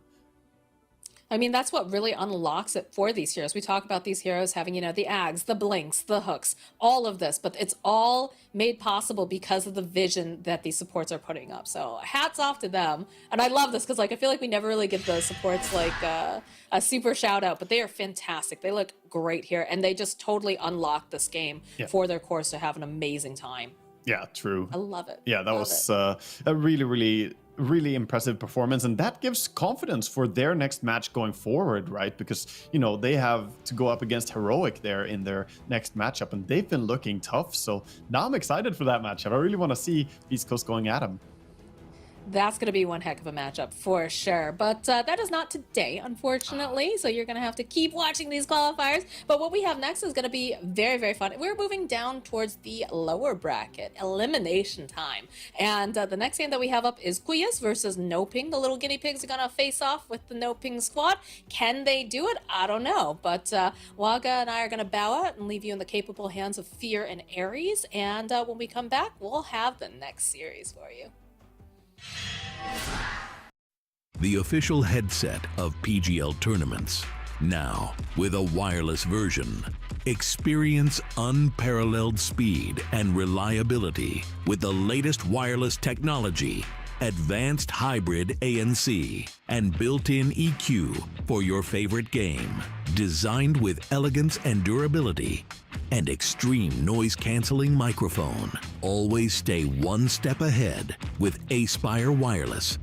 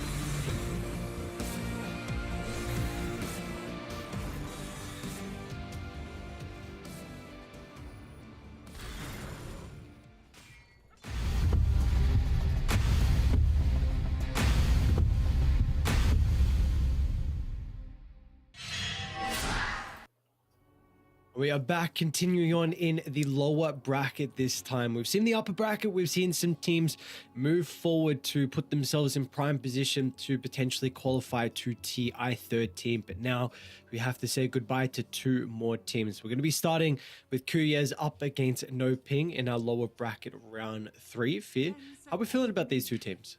They are both in the lower bracket for a reason, of course, so that is going to prove that they need to work on some things. It was like a pretty quick 2-0 the last time we saw some of these teams play. I mean, No Ping, they did bid a 2-0 against Mamaritos, which is nice, but we don't know how strong of a team that opponent is. The competition is ramping up. There are tons of great players in this lobby here. I'm very curious to see how the meta is going to be evolving as we get into day number 3 here. Well, that's one thing that's been different so far, at least in the games we've been covering. This Templar Assassin is no one is letting it through at all. There's just been this hero is instantly banned out, but Qualifiers, they feel like they're going to have a response to it. So TA gets picked up from No Ping, and of course for them that's going to be tiny. All right. I mean, it does say it's been picked up twice, and it won both the games that it's played in. And Heroic was the one who managed to get to 0 both times. Very interesting that what you would consider the best team in the region was allowed to get one of the best heroes of the patch, but this will be the 3rd TA, and so far it has not lost. So that's a good news already for No Ping getting that hero unlocked from. They decided to ban the Darkseer. That's the hero that's ramping up in popularity. We saw it yesterday. It was getting first picked, doing well, started getting into that first phase ban. Now going into day number 3 here, we're going to see a lot more Darkseer first phase ban here, but is it worth letting the TA through for the Darkseer? We'll have to see what this TA can do, because surely you have to have an idea if your QS here of they were going to pick TA, right? And you must have an idea on how you can counter this. Have you got some like heroes? Is it just the classic Templar Assassin counters? Is there any more that maybe with this style of Templar Assassin that people are now considering? I mean, I think for TA in general, she plays a snowball game. Of course, these PLs and stuff like that are always going to like beat her in the late game, but it feels like TA's just laning stage ever since they made Psyblades an innate ability, and you can just have like Refraction and Meld ready to go at level 2. It feels incredibly hard to lane into this hero. And of course, we were playing Captain's mode as well, which means we can use this as a flex pick. It's a great mid laner. It's a great carry. You have lots of options on where you can put it. It was already dominating in pubs where you just pick your lane, right? And you go there. It's already preset. Add that little extra bit of strategy of where you can flex it. This hero just gets better in my eyes.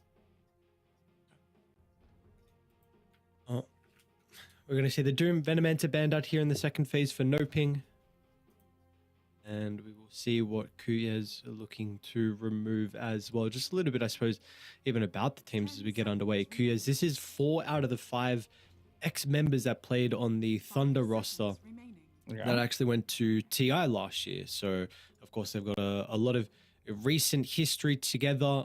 The carry on that team was actually Smiling Knight. So, of course, just bringing Parker in, who was a recent big team, has really been Beast Coast. We've seen, of course, play in teams like Infamous in the past as well. So this is a very, very stacked, star-studded roster over for the boys here. Yeah, I mean, it's definitely a really big roster with a lot of players that have tons of experience, really, at this point. There was a time where, Parker was like new to the scene, but his time in Beast Coast where he got the shot, right, to just play for a big organization, he really shined there, and he looked really good there, got to play on multiple lands. So at this point, I consider him a veteran to the scene here. Same with MJZ. He's been playing on teams for years now. Really good position 5 player. Of course, there's a little bit of new blood mixed in there, but that's just how Dota is going to be. And the other roster as well, nothing to scoff at. No Ping is a great team as well, great organization. They have a lot of good players on there. Everyone knows HFN, right? He's been one of the star Brazilian carries for a long time now. He's still at it, still really good. So I'm very curious to see what he's going to pick up as well. And looking at the TIE counters, they're kind of like on Dota 2 Pro Tracker here and just like, what's good against TA? It actually says Tiny and Dark Willow are incredibly good versus them. So they're just picking the heroes that the stats say are good versus the TA. And that's not necessarily a bad thing to do either, right? You just have a lot of data already showing what heroes are doing pretty well against the TA. So in theory, they do have heroes right now that in the pubs they're winning against the TA. 10 seconds remaining. Why do we feel like the Tiny would be having a pretty good win rate versus the Templar Assassin? It's just like another broken hero versus one broken hero, and then surely Sure. if you just have a good time, like you're able to win. Is that good maths? I mean, I think in general, like what makes Tiny good versus TA is I think you're going to be a core. I don't think the support Tiny is incredibly good against it, but like the core Tiny, you just have a lot of armor, and then on top of that, you can blink and avalanche as TA and stun her for a very long amount of time. And during that time, you can probably just like set up on her and lock her down before she can blink away with those refraction charges. The double support from Kuya, so will be Dark Willow along with the Crystal Maiden. Now, more than likely going to get their offlaner as well. Another dude, I just even recognized the Witch Doctor slip through as well. So this is another one of those really strong heroes that we've been seeing get banned out in the first phase, where we're actually yet to see a Witch Doctor as well in our games. Yeah, we haven't seen it in our games yet. How many times has Witch Doctor been played? 2 games with a 100% win rate as well. So yeah, if you're on the side of no ping, or like we got some of the most broken heroes in Dota right now. I personally think Witch Doctor might be the most broken hero in Dota, like overall this patch. It's not really like an oversight to say that because the festering voodoo, what is it called? Festering something.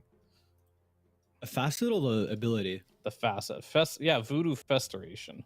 That facet is what makes Witch Doctor broken. They made it so you can heal 50% on top of doing the damage now. So now you're just like killing everyone and you're not dying yourself. It's a nightmare to lane into. This hero is just like an almost automatic lane winner, and it's perma-banned across all regions because it's just so OP. And I think I'm pretty much in all pubs right now too. You can't get this hero because it's on everyone's ban list. And if it's not on their ban list, it doesn't slip through, both teams are going to pick it, so it's going to get banned anyway. This is like how popular Witch Doctor is right now into the meta just because of this one facet. So is this like this is a Koya? Is this a 2 or 3? Or Witch Doctor? What are we expecting? Yeah. I mean, he can play Support? 3 or support. Okay. Yeah.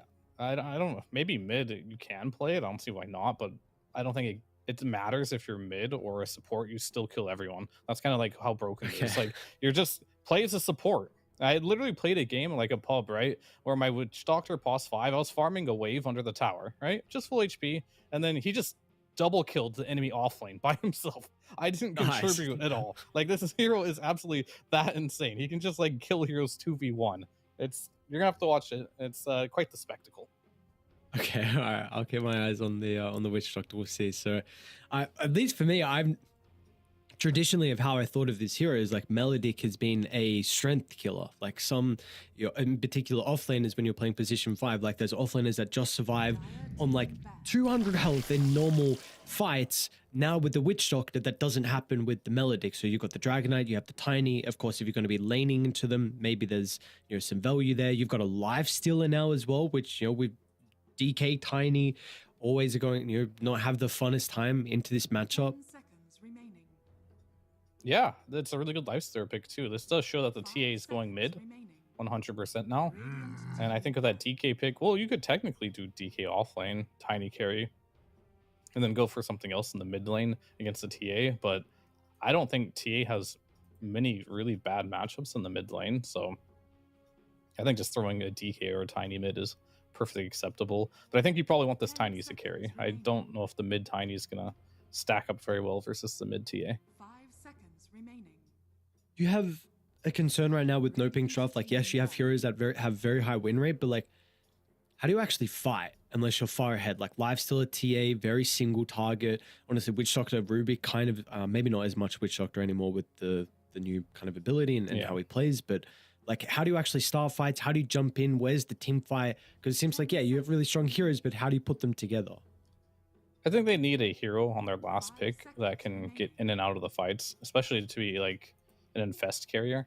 I think that's what they're really missing right now. So any hero that they can grab that can do that, whether it's like some Axe, Centaur, I would be fine. Night Stalker, Mars, Slardar, of course, is always a good one, and maybe even a Legion Commander. Like they need one of those type of heroes to really just glue their lineup together here.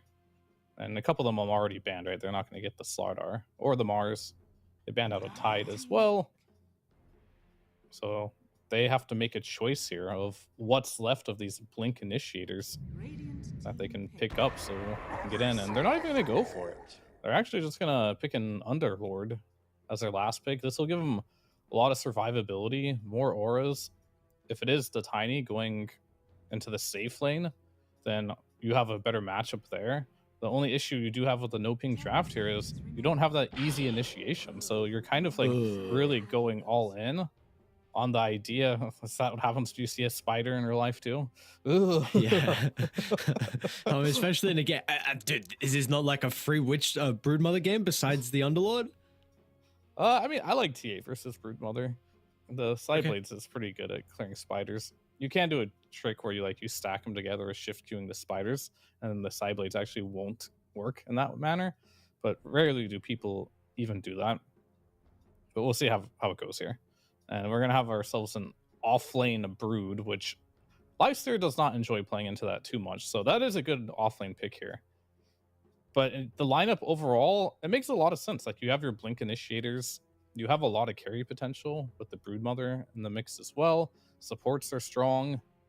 Yeah, I'm with you. You have a lot of high win rate heroes on the side of no ping here, but I don't feel like they have a cohesive draft. I feel like this Underlord pick could bite them if this game ends up getting a little bit hairy. So I think they're going to have to really think about how do they want to lane these heroes and make it just work as best as possible. Because right now, like, the Lifestealer versus Brood matchup, it's not great, but like, what can you do about it? Maybe you could do a lane swap and put the Underlord against the Brood.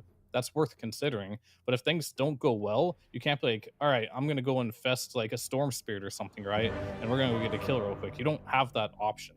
So a lot of this game is going to come down to this Underlord and this TA having good laning stage. And if they don't, you could see some of these OP heroes potentially losing a game. And I don't know if you can lose your lane if you have a Witch Doctor in your lane, but we'll see.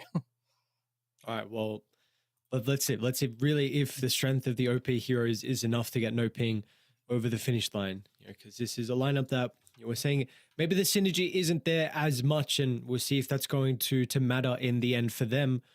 If Qs are able to get that first victory. Keep in mind, of course, this is a lower bracket series. We started in the upper bracket, now down. There's no messing around. You've got to get these victories. Yep. Has to be a long run to make it into that lower bracket final for only one qualification series, and see if Kuyas or no ping are going to be able to continue.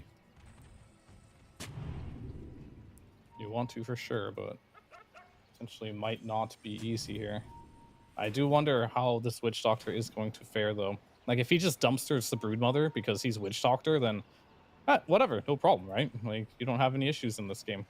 But if this Brood does get off to a good start, could be a problem, as you mentioned. Could be definitely a big issue for no ping. Have you been seeing Brood much in your pubs? I have not even been really seeing him in any like games I've been watching in other regions as well. So I'm not quite sure how this hero is. He's getting played a lot in Western Europe pubs right now. Not so much in US East pubs. Because we don't have that many. Basically, in US East, for whatever reason, people don't play the Zoo heroes. They don't play like the Nigma, Beastmaster, Broodmothers. But in Europe, this hero is getting picked quite a lot. Even as a carry. Carry mid lane or off lane or whatever, it doesn't really matter. The hero is very strong now. And he went for the Necrotic Webs, which is what I typically don't see them go for, but potentially... Oscar? Oh, nice Bramble Knight. Able to clip the Underlord just on the edge. Another round of spells up in a couple seconds. They won't even need it because they want to give the kill over to Jim Park. Mr. Parker finds first blood. Toss level 1. That's something you typically do not see on the carry Tiny, right? Even Crashland. Yeah, he's not even... It's interesting. It's definitely really interesting how they're going to play this game. Maybe Insurmountable doesn't give a lot of benefit this game if you kind of look at the heroes. All right. Witch Doctor is just... He's just going for a stroll. I mean, he's trying to bait them, but the Necrotic Webs here, I wanted to make a note on that real quick, might be pretty good against this Witch Doctor. All it does now is you take the Facet, it reduces the enemy regeneration. So when you are playing against inevitably like some Greaves on the Underlord, it might help. The Witch Doctor trying to heal himself. The Lifestealer as well, and he's about to get Witch Doctored right now. Looks like he is indeed. So Knight's going to be chased down. It does... Oh, hold that, Illich. Looks like he's going to be fine. Does the webs actually slow the healing? Because does it increase HP regen? Or is it the Facet? right? You can get the facet, and it makes enemy region reduction worse. Region It's kind- reduction or healing health? Okay, yeah, yeah. Like, sorry, it's sorry, like sorry. Vessel, right? Yeah, yeah, yeah. Just at a lesser rate. I mean, it levels up with webs, so it does go all the way up to 30% reduction. And against heroes like Lifestealer and even like the Witch Doctor heal, it could be. Let's go. It's fine as well. So, going to be a bunch of brawling in the side lanes by the looks of it. Guess we can quickly tab over to mid before the action continues in the side lanes. This should be, I mean, this is just going to be a farm fest between Sebastian and Slardams, right?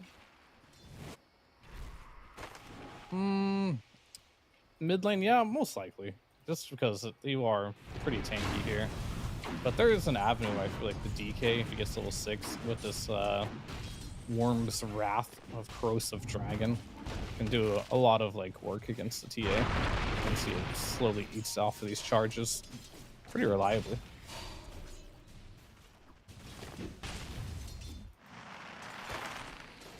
Is the other Broodmother facet any good? I don't know what it is. I don't know if this is the only one you can go for.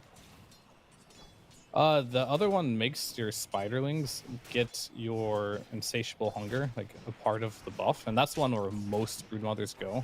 So this is the one that gets picked the least amount, and with that, I think Witch Doctor might just claim another victim in the top lane here. Keep doing Witch Doctor things by the looks of it. Yeah, And then Brood HFN. CS is 3. He's dead. Yeah, he has a huge wave coming to the tower, so that's nice. But at this point of the game, you're getting the Lotus. You're free farming on Witch Doctor. You're at level 3 now. He might get 2 points in Voodoo Festeration, 2 points in Malik. Doesn't really matter. But if they get an open wounds on this Broodmother, it looks like he's just dead almost every single time here.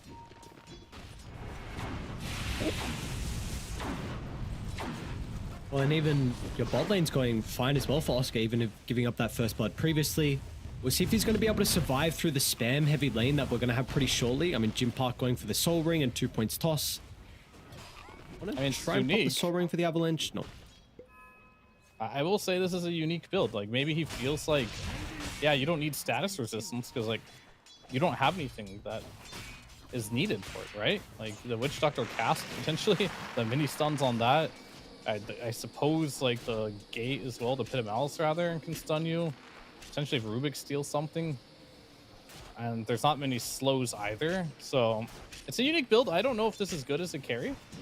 But we'll have to see. It does do a lot of damage, but as you can see, he has to CS under the tower with no tree grab, which means his farming potential is going to be definitely worse without having max tree grab.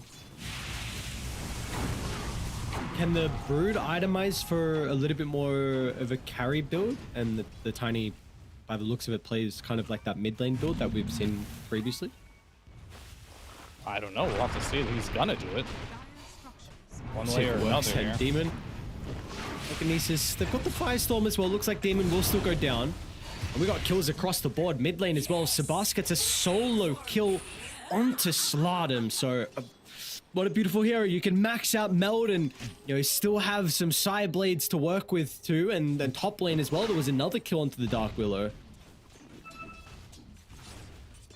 We're gonna try to go on HFN here, but with the phase boots active, I don't think he cares about anything right now.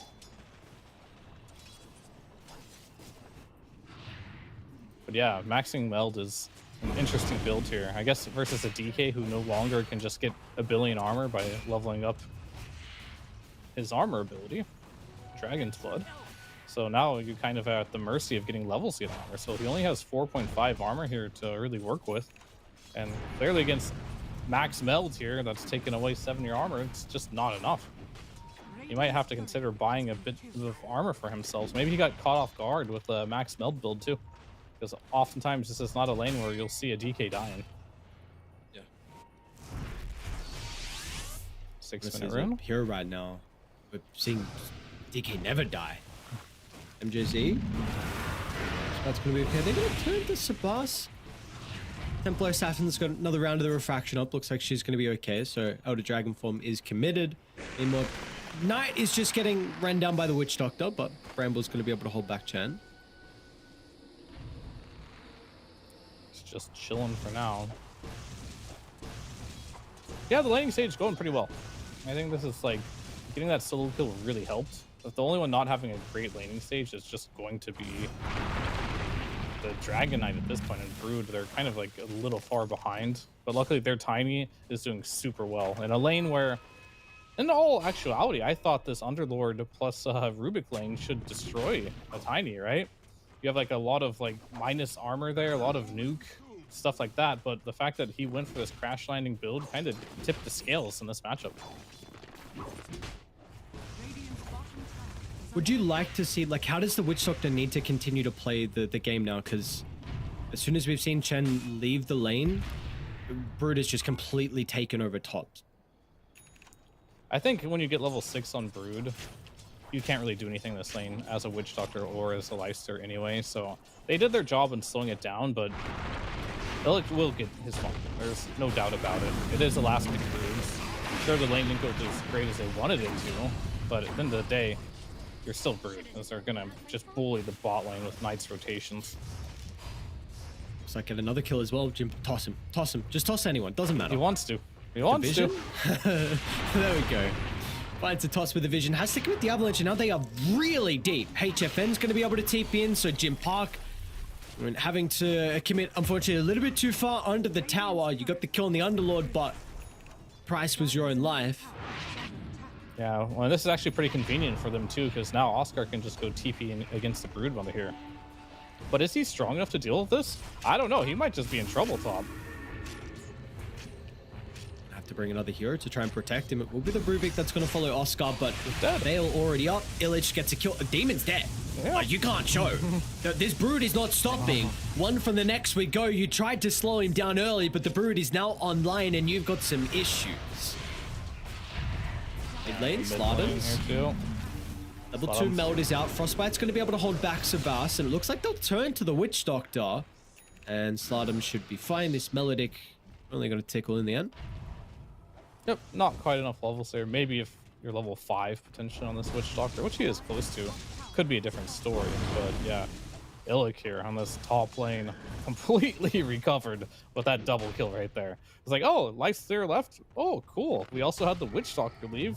And now I get a free double kill on top of that. Like, life couldn't be better for this Brood anymore. From a situation from not feeling so happy to being top net worth in this game. And this is what we're afraid of. If the Brood did manage to get to this point, what the hell are you going to do to them? Your answer was supposed to be Underlord, right? Underlord went up there, immediately died. This is now going to be a level 8 Brood versus a level 5 Underlord. You just don't have the levels on this Underlord to stand against this Brood right now.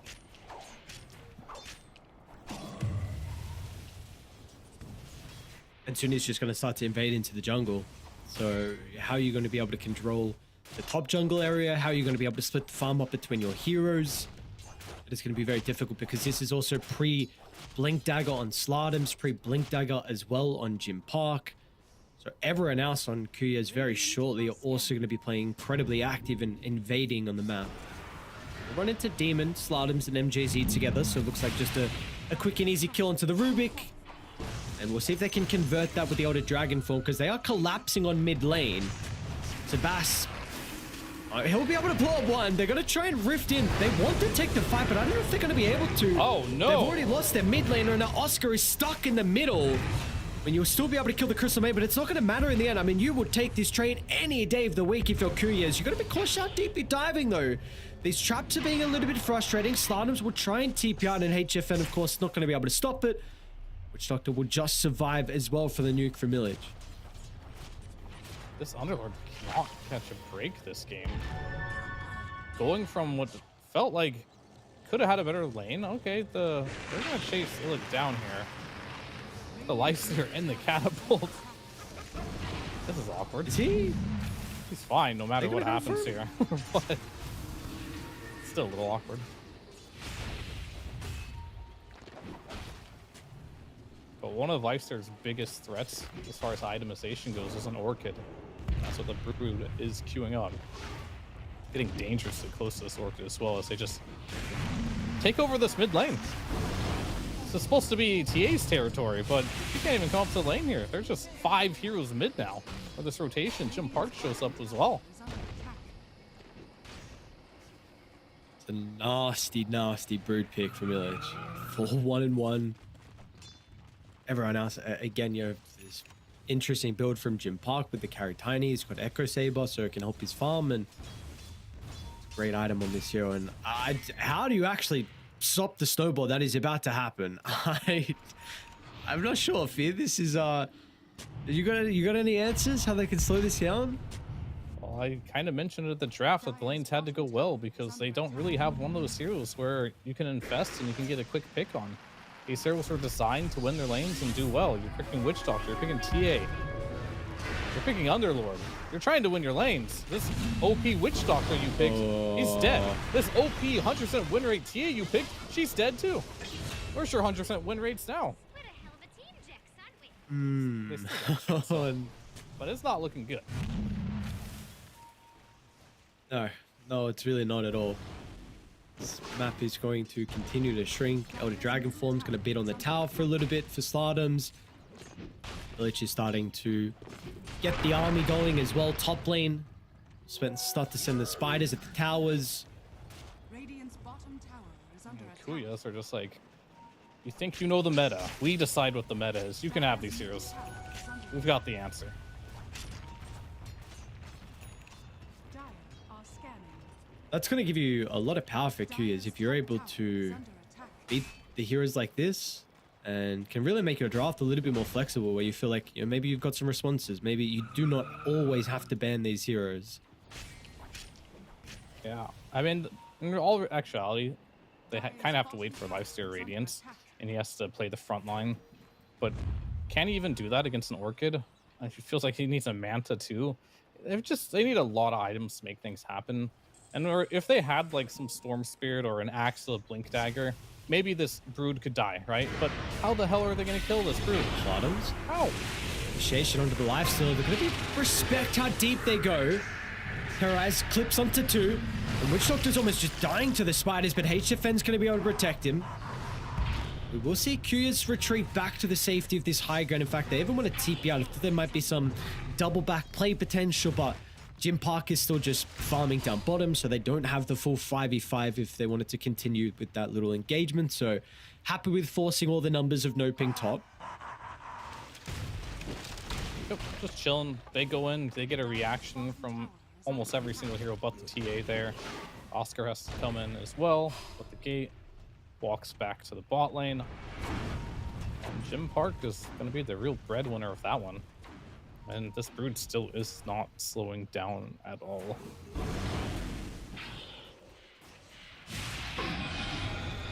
Sladum, sorry, have you gone too deep? Oh, guess what? They don't have a single stun. They can do whatever the hell they want. If you don't get caught in like some huge like trap situation where TH like slows you 3 times with traps, or if Demon has like a stolen Frostbite, I think they need something really bad on Demon. They need either this max level Avalanche, they need Frostbite, they need Bramble Maze, they need DK Stun. They need still one of these abilities, because without them right now, they just do not have the control. And we see Oscar is trying to itemize into the ATOS, but by then it might be too late because they're ready to go once again. Witch Doctor just gets blown off foot as your Underlord is gone as well. They're all just gone. Anyone that shows for a second just gets ripped apart. Sure, part of the discussion is right now, we may have just got brooded, boys. Surely you still play it out, but I could imagine if a couple more fights go that way, your morale is going to be too low to continue this game. Hopefully it doesn't follow into the next game. You're like, hang on guys, we just drafted some broken heroes that never slipped through the first phase, and this is what happens? I always say as well, like, sometimes Dota players get very much so in a comfortable pattern of being like, hey, this hero's always banned, I don't need to practice it, right? We're never going to get this hero, and they'll just never practice it. And then one day they'll get it, and they'll trick themselves. And especially when you get more than one of the OP heroes, right? Like, you probably have never scrimmed in your life having TA and Witch Doctor. Probably never once, right? Because it's always banned. And then, like, someone just leaves it in one time, and you're just like, okay, let's just take it. These heroes are OP, but you're not practicing these heroes. And then this shit type happens, right? And now you're in, like, a situation where sometimes having too many OP heroes can be a bad thing. Does it actually ever get discussed between scrim teams whether like let's leave one here in the pool and practice with it? Back when I was a player, no, but I don't know what the kids nowadays are doing. Oh, that both is dying very quick with that Bloodthorn. Oh my god. Probably give it to Jim Park, I think. I don't know. Let's see. Give it to whoever you want. It doesn't matter. Like, Doesn't I don't matter. think whoever has that Aegis is probably not going to ever lose it anyway. They're just too tanky, but you could put yourself in a situation where they force 5 heroes on you to kill the Aegis, and then you get like a team wipe. That's probably like the idea. Tiny's just going to blink in, right? And Witch Doctor, yeah, with this Maledict build, he can kill you. But we did forget to talk about one of the best heroes in Dota at playing from behind. It is the Witch Doctor. Is it? The more you feed, the more Grizz gold you get. So what is this Grizz stuff? It's like a item that you get at the beginning of the game, and it's at one point in the game, and anytime you choose, you can trade it in for money. And the way it works is every time you die, your death gold gets added to that. So you want to hold on to it for as long as you can for maximum returns. Okay. So if you look at him, he has 585 gold saved up that he can claim whenever he wants. Oh, that's a big jump, Jim Park. Got the Aegis. Doesn't actually blow anyone up though. The Infest bonus health, it's not going to matter. They're all coming swarming over. They lost the Ages, but what did it cost him in the end on no ping? They're on to Seabass, and there is no running away for the Templar Assassin. That's just a 5-man wipe, and it's just easy like that. We are 18 minutes in. Kuyas can do no wrong. I like how I just said a second ago, like, yeah, this Tiny can blink and die. They use everything and they get team wiped, and that's exactly what just happened there. But the real winner of that fight was the Witch Doctor. He's up to 677 gold on his Grizz now. I think I spelled it Greek, but it's funnier to spell it Grizzy. That's Grizz. Yeah, but it's like French or something. Well, let's Other go language. Us English plebs, we can pronounce it how we want. Sure, true. Go for the Grizz. They're still in this game. I am so surprised. This is a Oh, desperation. they're smoking. stroke. Here we go. Yeah, this is. It's like, all right, screw it. Let's just go. You know, we killed the tiny ones. Who doesn't have Ages now. We could do it again. The Brute's Village? alone? I mean, he does have a Bloodthorn. Nice positioning. Oh, okay. Rubik might just Who die. found who here? No people nearby to be able to bounce the casts off, and now the rest of Radiant are converging. Dude, he's just killing them all. Back to the high Village ground. just I'm gonna chill up takes there. the gate. What a toss. They all group up together. Oh, they got Village him. on his powerful position will end up dying, but everyone else is probably going to die as well as a result. Oscar's going to try and TP out, but Jim Park has the toss at the buzzer. A buyback from Rubik, and G's are dropped. They are out. The OP 100% heroes gets let through, but they are unable to get a victory with them. And Dishonor brought on Chandler. Actually, at the end of the game there, he ate his Grizz for the money, but in the end, it wasn't enough, unfortunately. I think this game, it wasn't looking so bad for a while. Then all of a sudden, they make this one rotation to the bot lane, and boom, Brood just gets a double kill top, gets a free lane, and this game just gets turned over on its head, and it just felt after that. This last big Brood, if you make one mistake like that, you can't even play the game anymore. And I really think this Underlord pick, it was not good. It just wasn't good. I get the idea of why they did it, but they went too all in on an idea of winning the laning stage, and when you do that versus a Brood Mother and things don't go well, you just can't kill this Brood. You have not a single hero that wants to jump this Brood. You have no Vessel for Lifestealer. I think you tried to greed out here on no ping, and it just doesn't pay out. No, and you really can't. In fact, you can't make that mistake again. You are now one game away from getting eliminated. Your next draft and your next game performance needs to be picture perfect for the boys on no ping, because Kuya's just absolutely bodied you. I mean, you have to have so much confidence heading to this next game. The fact that now always in the back of their mind is going to be like, do we need to ban the Broodmother? Do we even need to ban it first phase, second phase? What happens if we let it through? Then they might just pick it again for Milich. So so much power for them now heading into the second draft with how demoralizing defeat it was for No Pain. Yeah, it was definitely a tough one, but it's pretty easy sometimes. There's a couple heroes in Dota where you just lose to them and you can compartmentalize it pretty easy. Like, you know what? We just got brooded, or whatever, we got Huskard. Like, there's a couple heroes in there that everyone as a Dota player is very okay to be like, that was the problem, let's move on. And we more than likely will see this Broodmother banned and potentially the next game if you don't have an answer for it. I think it's a really good answer to the Lifesteer. This is a hero that overall has been terrorizing the scene for some time now. Last patch, he was like super OP. We roll into a new patch, they change the way he functions. He's still OP, but he still has the same issue where if you don't really win your lane, or it's not that you don't win the lane, it's just you have some bad lane matchups. And Brood is definitely one that really exploits it because you don't farm the jungle quickly as this type of hero, right? He's not going to cleave it out like some Luna or some Svenmite or TA. Just never going to happen. So they went in for this type of play. Didn't really work out. I have to give a little bit of credit to Jim Park as like the runner-up here, as a standout player. Without a doubt, everyone saw it. It was Illic, the offlane Broodmother. It went ham. It was really good. But Jim Park creativity here. He found a way to win a lane that he probably shouldn't have won by going for a different facet, right? And having a different play style. So I thought that was pretty cool.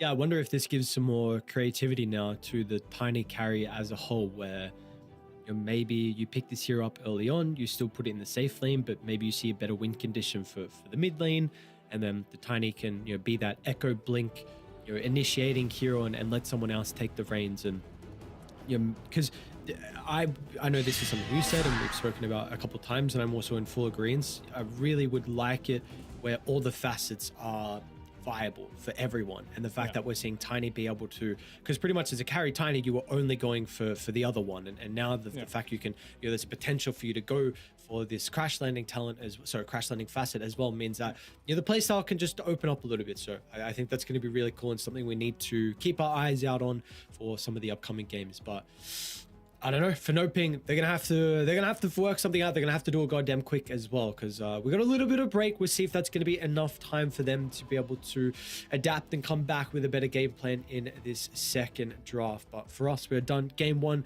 heavily in the favor of Kuyas. Let's see if they're gonna be able to have a repeat performance. See you guys after a quick break. The official headset of PGL tournaments. Now, with a wireless version. Experience unparalleled speed and reliability with the latest wireless technology, advanced hybrid ANC, and built-in EQ for your favorite game. Designed with elegance and durability, and extreme noise-canceling microphone. Always stay one step ahead with Aspire Wireless.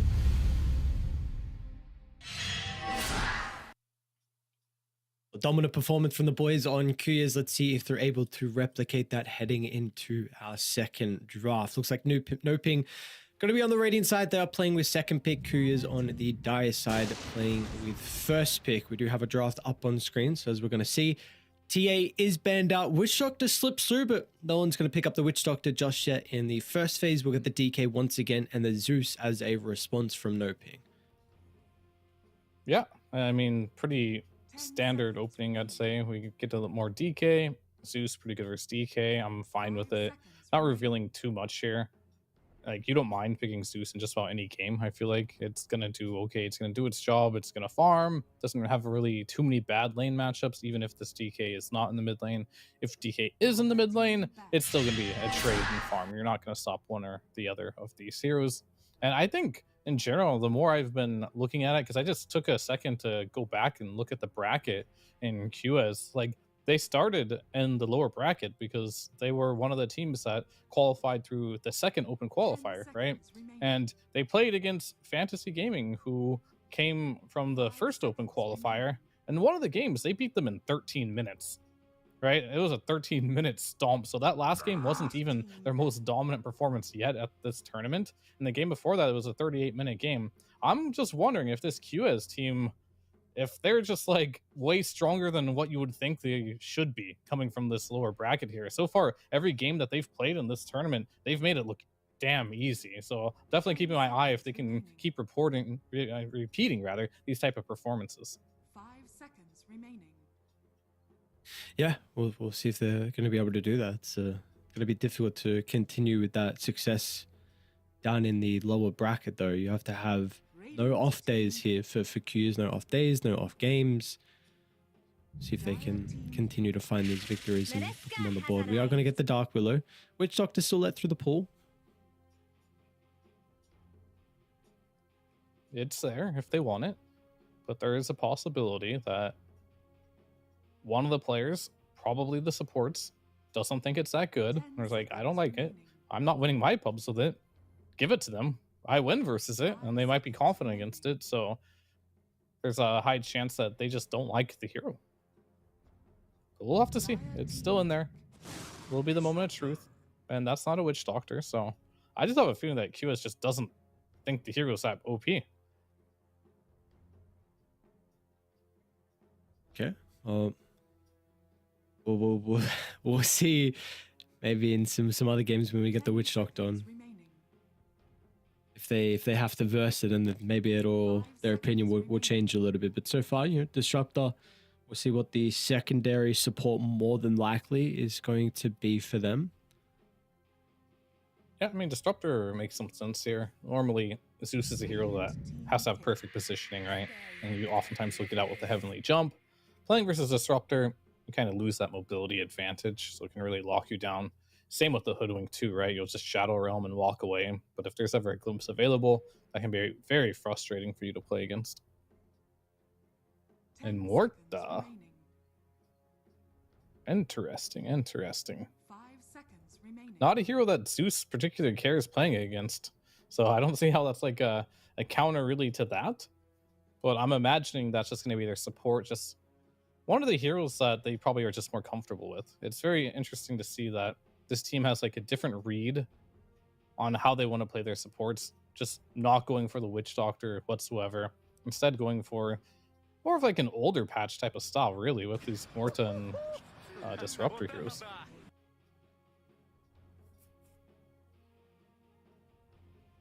No Hoodwink in the pool either. Like most all the other teams we've been casting, it's like Hoodwink and it's Dark Willow. These are like the go-tos, Crystal Maidens.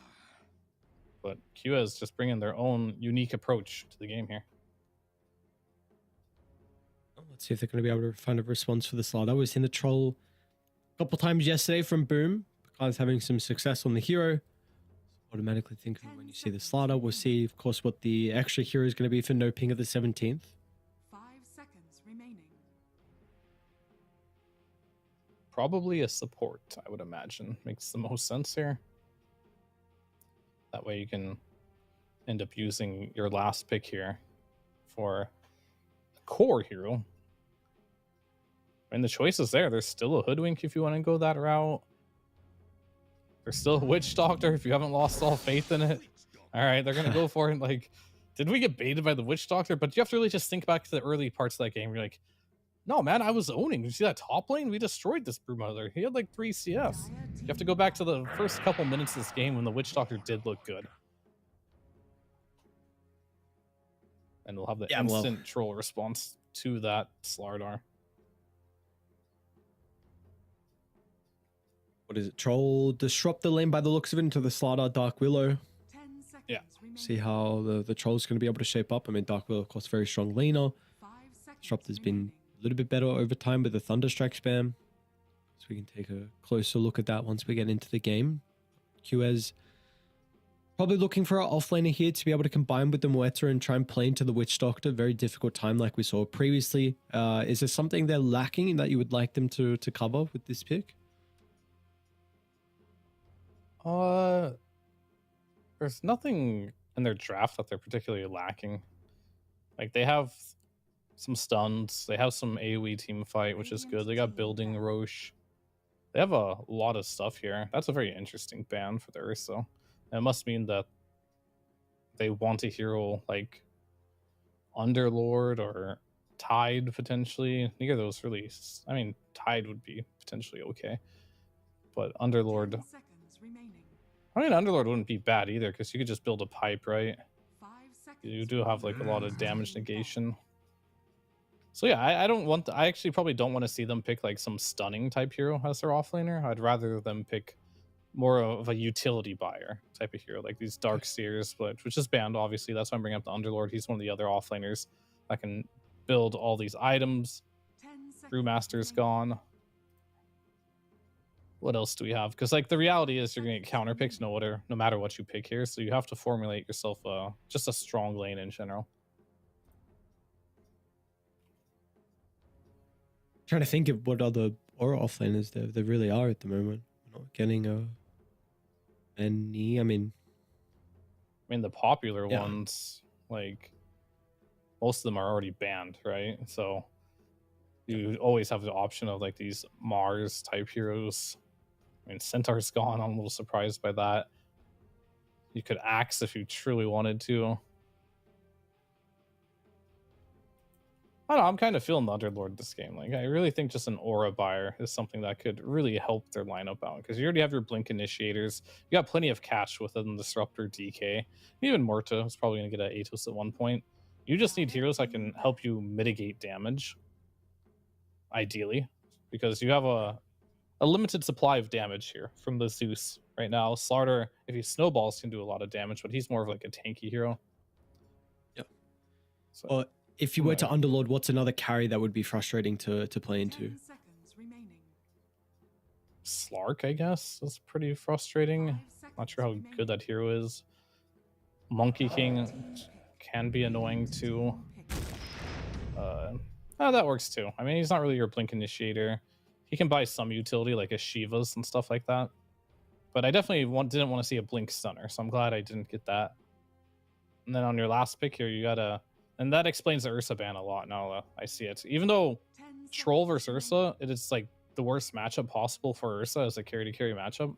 They just really were caring about this Doom's laning stage. Want to make sure he doesn't have a hard one. We'll see if they're going to be able to find that carry to make it difficult for him. Already strong laner in the Witch Doctor. What do I like versus Doom? We got like Medusa's always great. Wraith King's an option. Some Clinks can be good. CK's banned. Monkey King is good for the laning. We went Dusa. And they went for the Dusa. Is this where does this list on? I know yesterday the Phantom Assassin was a forbidden hero that got picked. We are yet to see so far that Dusa, and I don't actually know if I've seen Dusa in some of the other regions that have been going on as well, at least the games I've been catching. So how do you feel about the Dusa hero overall in the current state? She's okay. I mean, she's not forbidden by no means. Like she's a playable hero. There's a lot of carries right now that, you know, they got on the forbidden list, the PA. She's on there. It's illegal to pick that hero as far as I'm concerned right now. And there's like a couple other heroes that I think that are just like little unpickable at the moment. Sven's on that list too. I think he's in the almost unpickable territories. Not doing so hot right now. And maybe Slark might even be on there. I don't know. Like, I don't think Slark is strong at all, but in the right game, it might be okay. Dusa, though, if you are playing versus a Doom, I feel like is always good because you don't buy lifesteal ever on this hero, right? Like, it's just not an item that you ever purchase. And then on top of that, you have like 200 base HP. So the Infernal Blade percentage base damage doesn't really matter. And as long as you get your Stone Gaze off and you have Split Shot active, getting Doomed isn't the worst thing. So a lot of the reasons for that, and of course the laning stage too, you can just spam snakes on the Doom and make him feel a little uncomfortable.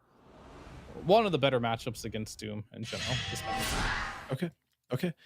Well, let's see if the Deuce is going to have success here in the second game, and if they're going to be able to send us to a game 3 or not. Because again, we've been getting a lot of 2-game series for the first 2 series of the day. Yesterday, of course, we were able to find a couple of game 3s, and we'll see if that'll be the case for the second half of the day once again or not. We've got No Ping, of course, going up against Quyez, and we're going to get a 4-man smoke as well from No Ping down towards their bottom jungle. A little bit of banter as well. We're talking something about the Witch Doctor. Unfortunately, my Spanish is not good enough to directly translate it. No, I don't know either. Mine is not very good. So, 30 seconds. no big fights are going to break out. Looks like Knight's going to try and scout out if there is a ward. Get hit by the tower. Let's see if he gets the D ward though, right or not. Does he have the read? Looks like with where he's pathing.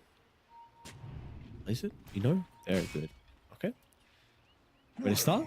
Easy D ward. Yeah, I mean, these D words matter a lot, and it's not so much the gold. it's more the XP for the mid laners. Like starting the lane with that extra bonus, sometimes like 20% extra EXP into your level, will mean you'll get level 2 first, which means you can capitalize on small advantages. And when you're playing at this level of competition, that can be the difference between winning a lane or potentially Look at losing a lane. this. This is really interesting. Jim That is a Park and MJZ surprise. pop out, and this is actually going to be our first blood by the looks of it. Really creative from Q's. I've not seen this one before. Playing around with the Watcher, just waiting for the position 4 to move to top, and Jim Park, he's going to find first blood. That is really, really cool. I mean, Jim Park, for better or worse, I have noticed in his gameplay, he is a unique player. Things he do, we even saw the last game, right? He managed to just go for the crash landing build. Yesterday as well, he played the Pudge and went for the Flares hook instead of the Flesh one. So he definitely has a different read on the game, and sometimes that can throw you off. Like, he kind of reminds me of like Schofield, but from like the carry position. Just like no one else has his playstyle. It's good to see a bit of a unique playstyle coming out from the carry role, considering this can be a little bit more bland. I mean, sure, it can be a bit different depending on like the heroes that you pick, but like overall like playstyle and game style can be relatively similar between the carriers. Yeah, it's definitely a role where a lot of the players, including myself, like to be very systematic about how you do things. Where you oftentimes want to find what's OP and just kind of like run it over and over again. And like you can get very complacent in that too and just be like, huh, this is how I play the hero. And then you'll always play the hero that way every single time. Which I think Jim Park kind of does too. Like he plays it the same way very frequently, but his default of normal is different than most other players.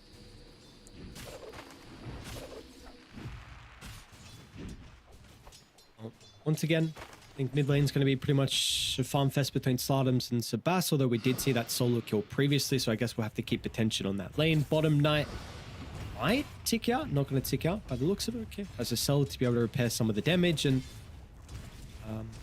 see how the side lanes will go. Do you feel like there's going to be any big losers in the side lanes? Like, is it lanes that you feel like will be quite difficult for any of the cores?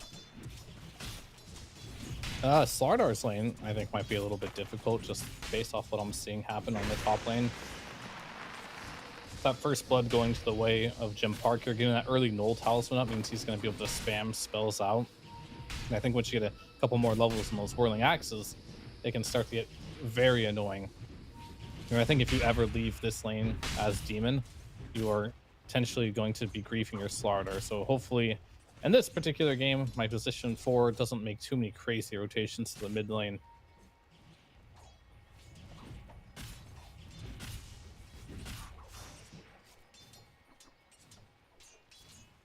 But this mid lane, though, EK doing better than I expected, honestly. I think this is a matchup where I feel like it should definitely just be 50-50. But he seems to just be getting a slight advantage here. Just the CS department. It's a pretty cool set as well, honestly, from the Zeus. I've not seen the wings before, the cape, I should say. Yeah, that has to be one of the Crownfall ones, right? Like, the whole bird and... Oh, did you lose your interest? Why, what with the birds? The Crownfall? I know you don't like the Venge set. Jim Park? They're actually going to be able to get a kill to the Troll Wallet by the looks of it. Maybe the blood grenade damage might be enough. He tries to turn to slow them down, but it's not going to matter. And now the MJZ Disruptor. Okay. It's going to be double kill. And this is a lane you pick the Troll Wallet to play into the Slardar. I mean, there's more kills across the map as well. Looks like Sebas was also able to snipe Knight inside the river. So Noping once again off to a pretty decent start. Yeah, I mean, Knight sacrificed his life to try and get that water rune. I don't know if he actually got the water rune. Doesn't look like he got it. And he died on top of it there. So, nice little injection there for Sebas. But he is still getting heavily pressured in this mid lane by this DK, regardless of getting that kill or not. And this DK, he's going to be just like about a half level advantage over the Zeus here. And that might become a problem when you get a level 6 DK knocking on your tower here with potentially rotation from a support.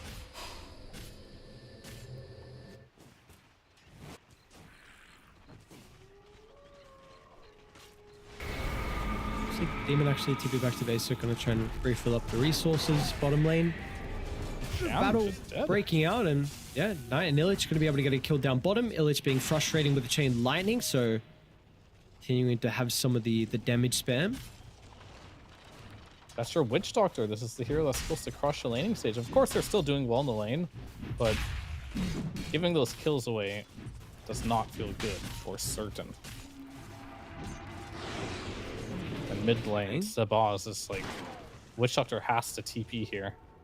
But Knight is here, but I don't know if Knight can do He's anything so but weak. die. What? Oh, okay, we had missed the Maledict. Perhaps this will be the difference maker? He's got jump. He should die. Jump and lightning board, I think he's dead. Yeah, all right. Yeah, should have the mana enough for an arc as well. Auto sip, so that's going to be kills. Something happened top. I mean, there's even action top lane as well. Importantly, Jim Park is alone because even MJZ's converging on the mid lane. So this is like, again, you draft this troll to have a good lane versus the Slardar. I'm sure the game can be a little bit frustrating with the evasion that you get, but still, the big thing is just the lane and how you're able to body this hero, and the fact that I think he's dead a second time. Right? He's not getting out of this one by the looks of it. So, I mean, you are going to have a much different game with your Oscar and a hero that's not like the Underlord in game one. He's going to be off to a really good start. Yeah, I mean, I don't even know how much Troll even beats Slardar in the laning stage. Like, sure, it's fine, but we've seen a couple of games now where Slardar just took a dump on this Troll. I think it really comes down to the supports more than anything. But yeah, as you mentioned, throughout the game, it's kind of good no matter what, because Slardar doesn't really like to buy BKB.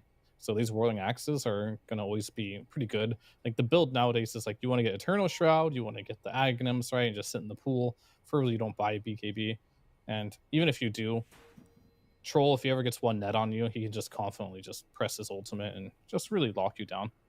I'm very curious to see what Jim Park is going to do for item build. I guess he's kind of letting us know right now that he's going to go for the Maelstrom. There's been a new resurgence in Troll Warlord play where a lot of these trolls are getting Gleipnirs now. And it's not the Mjolnir anymore. You buy this Gleipnir to help yourself gap close. It's like you aren't close enough to root them, so you Gleipnir them, you get close enough, and then you can start perma-rooting them. It's been an interesting adaptation I've seen with this troll. I kind of like it. Some games are good Battlefield games. The other ones, you go for the Gleipnir.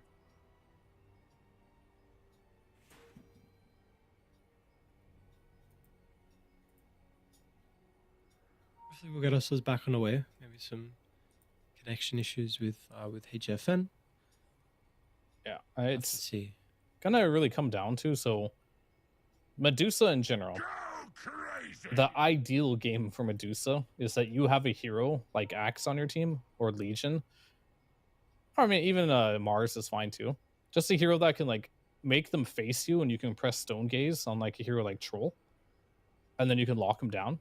And this particular game, he doesn't really have that, right? You don't have that ability to just turn someone around. That way you can get the Stone Gaze off 100%. So it's going to come down a lot to this Medusa and how these fights go and how he uses the Stone Gaze. Because once you use Stone Gaze, Troll is going to be pretty much free to do whatever he wants in the team fights. So I'm very curious to see how they're going to plan to combat that. Of course, slowing him down on the laning stage is always going to be a nice little tidbit here. But of course, like the biggest issue that you do have right now, if you are no ping, is going to be this mid lane. This Dragonite is off to a crazy start, and we'll get underway almost immediately in a second here. They'll probably want to go. And Morta probably going down here, but how's your mid tower going to be looking after this?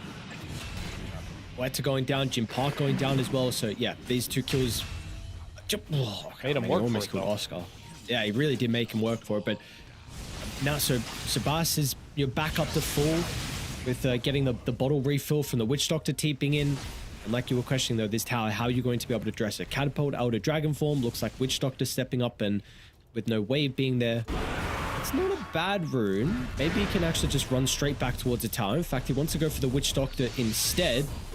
John's running out of mana. Does have the creeps really to help him out as well. I think they were doing a little bit of extra damage, so Free kill for Slardums and a little bit of extra damage onto the tower. And this is big. Like, you need this guy to go huge in the early game because your side lanes are struggling. Yeah, they definitely aren't going super hot for you. I mean, the net worth wise definitely shows that too. Doom versus the Witch Doctor. I think in general, just laning versus Witch Doctor, in the first game we saw it too. We were really struggling on Illic here until he got that game blown open by getting a couple kills, right? No difference here.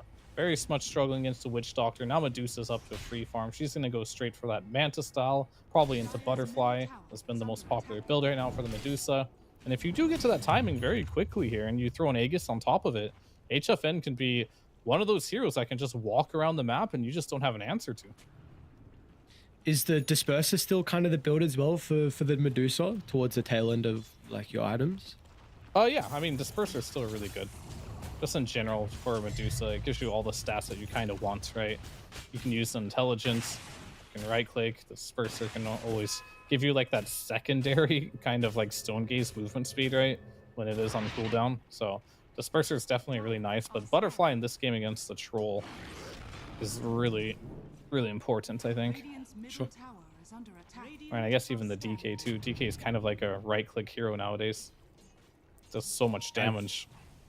I think it's very play dependent and game dependent, but I've been seeing a lot of Dragon Knights even go for like no blink dagger and be just a right clicking threat. Not saying it's, you know, the game for it or anything like that, but I've still even seen them transition into like more of the Assault Cuirass builds and sometimes like Daedalus, Satanic. So Manta just doesn't work on your illusions anymore, so you can't buy Manta anymore. Gotta go for more of these hard hitting items.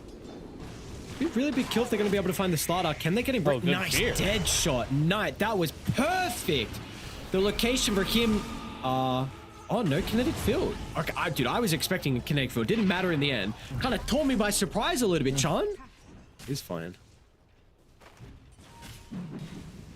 Yeah, I mean, I don't mind not getting it until later. It is a good spell, but the problem with Disruptor is all his spells are good, so you kind of want them all. But I think in games like these, you need 2 points on the Thunderstrike, right, for the laning stage. And then after that, you feel like level 1 Glimpse isn't enough. And we'll see which direction he goes at level 5 here. Either he goes one more point in the Glimpse, or he goes one point in Thunderstrike, or potentially he'll put it in that kinetic field there. I'm going to imagine he doesn't put another point in Thunderstrike, but we'll have to see. I know, my mind kind of just blanked. I'm like, actually, it's Kinetic 8 field minutes 6. in. Never mind. This dude's only level 4. You know, he doesn't have like 500 skill points to work with right now, but yeah, you're right.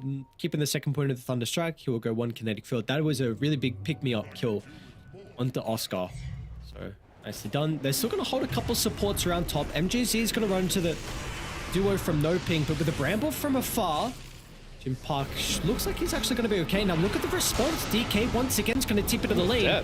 Jim Park will go down thanks to the Thunder Gods. I believe so, right? He activated the battle trance. All right, never mind. And he's going to survive through the Melodic. Well done, dude. Jim Park, man. That is holding the skill point to be able to survive the Melodic tick. Then the instant response. Knight was already reading it, so he was there. And Slardums, of course, had teleport as well to assist. And he's going to run into Sabas.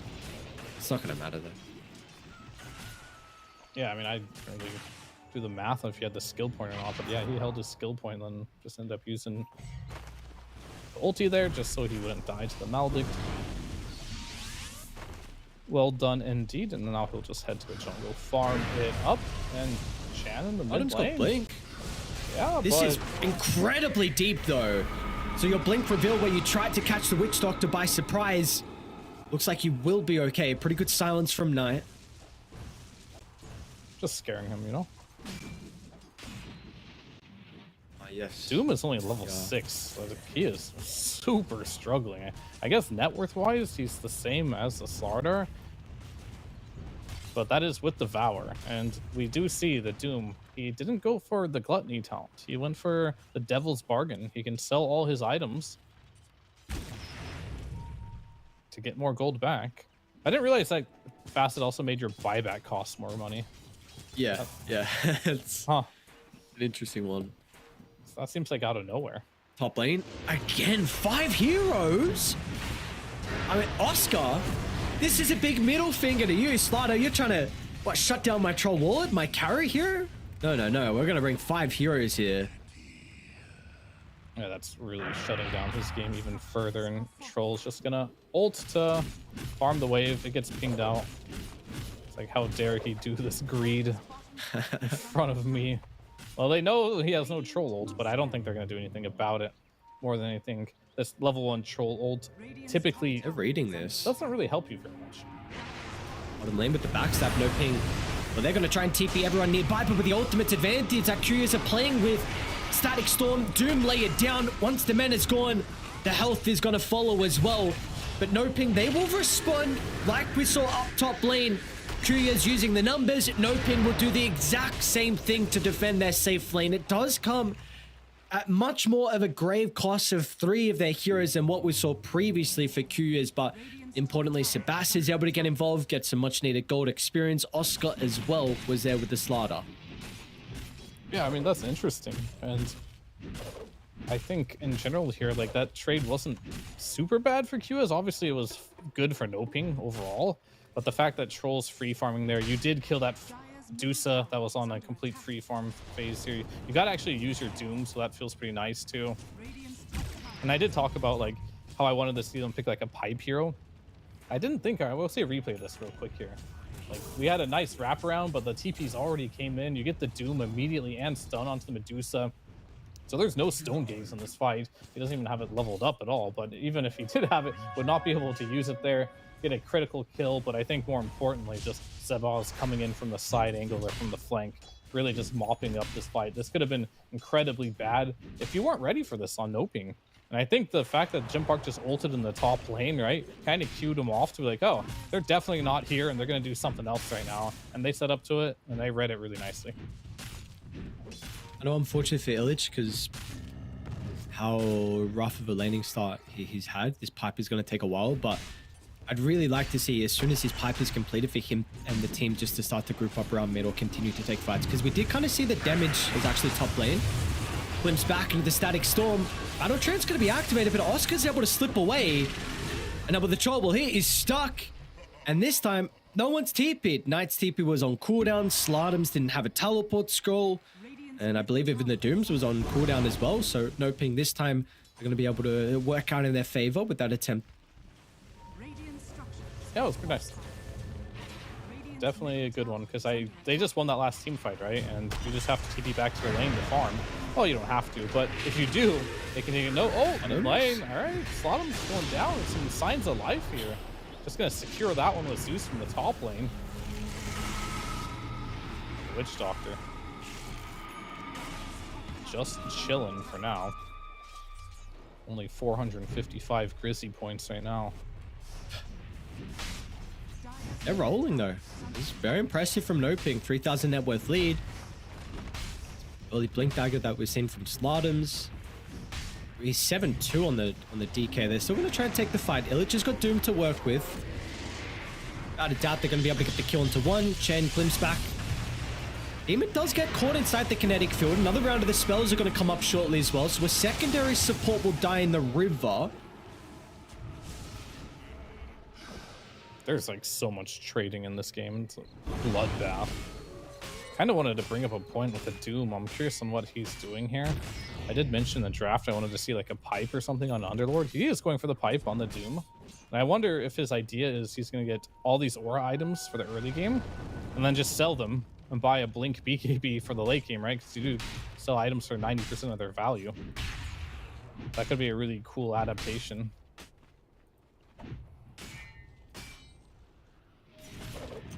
Yeah, let's see. I'm very interested on what Illich is going to do. This is, I feel like, something that is still yet to be kind of discovered.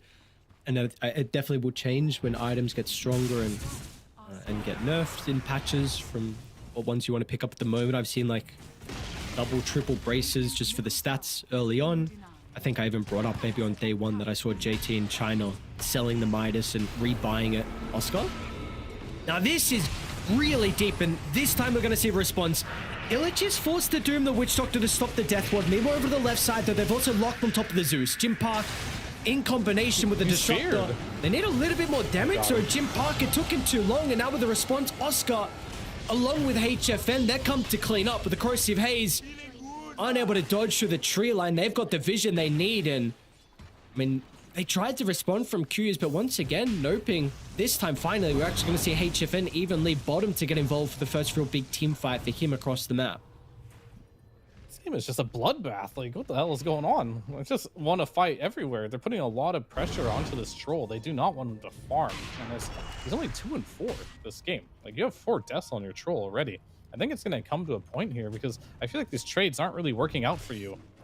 So far with your Jim Park, right? You keep going to this top lane, you keep dying, and you're not really getting the best trades out of it. Maybe it's time to move to the triangle and farm somewhere where it's a bit more safe, because you definitely need to get to your items here.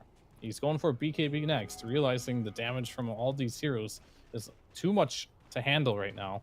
And after that, I'm not sure what he'll get, but I'd like to see potentially like that Gleipnir. It could be a good game for you. You can set up stuff here in Morta. You have a lot of more damage. You can gap close for yourself. Could be interesting. But first things first, we need to get that BKB online. Let's see how different these fights look now, though, with the pipe on Illich along with the Mage Slayer on Slardams. Maybe it's, you know, with all this absorption and mitigation, it might help out, but they are smoking down from Noping. They've got a really nice observer that's going to scout out MGZ to the far eastern side. Oscar wants to get the jump in the middle onto Illich. And needs to activate the pipes. Going to do it later on, but the damage has already been dealt. Illich will get blown up. HFN once again, this Medusa feeling like she is strong enough to be active inside the team fights.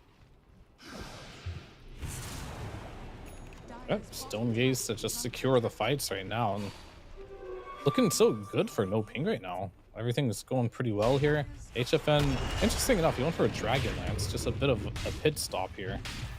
And the item progression. And then he has a point booster queued up. I'm not sure what he's planning on doing with that. Maybe he does want a Scotty next. He's just going to go full on to just tanking up instead of going a more aggressive route. And yeah, and he does go for that point booster. But surprise! Wait, who's surprising who here, actually? We'll have to see who comes out on top. It's the two. Illich now in trouble as well. The surprise, double surprise apparently works out for Noping. Yeah, they feel like they can do a lot of damage here to this Medusa, but his team is behind him. One beautiful fear there from Demon, just sending 3 heroes backwards. Death Lord is there as well. Medusa's cleaving everyone, and you feel confident just to go on Jim Park now. Oh man, Noping. When they get a lead, so Oscar's going to be fine. He still is able to get out of the control. This game's starting to get really out of hand for for Kuyas. I mean, 6,000 lead. Like you've been saying, this is an absolute bloodbath of the game. There's a lot of action across the map, but Noping are playing really well. I mean, the supports are incredibly high level, like Demon's level 11 as well, and this Dark Willow, you can do so much with some experience. Yeah, I mean, he's up to he went Blink Dagger, which is interesting. What was his talent choice? He's still for the Thorny Thicket, so he didn't go for the other one that made you more spell amp, which typically I see the Blink Dagger being best with.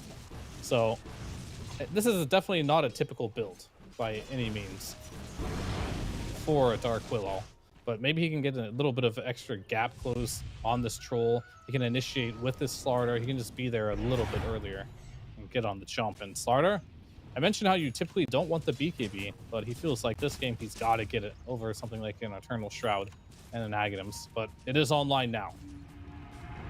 He is now higher net worth than the enemy carry. Not what you want if you are on the side of Kuyas here, to like feel like you're so weak on your troll that you can't even fight a Slardar.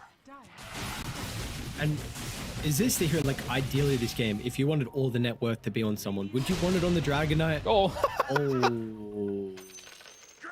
I guess because the Tormentor getting claimed? Yeah, no, so the thing, Troll has to use his ulti to kill Tormentor, right? He just has to do it.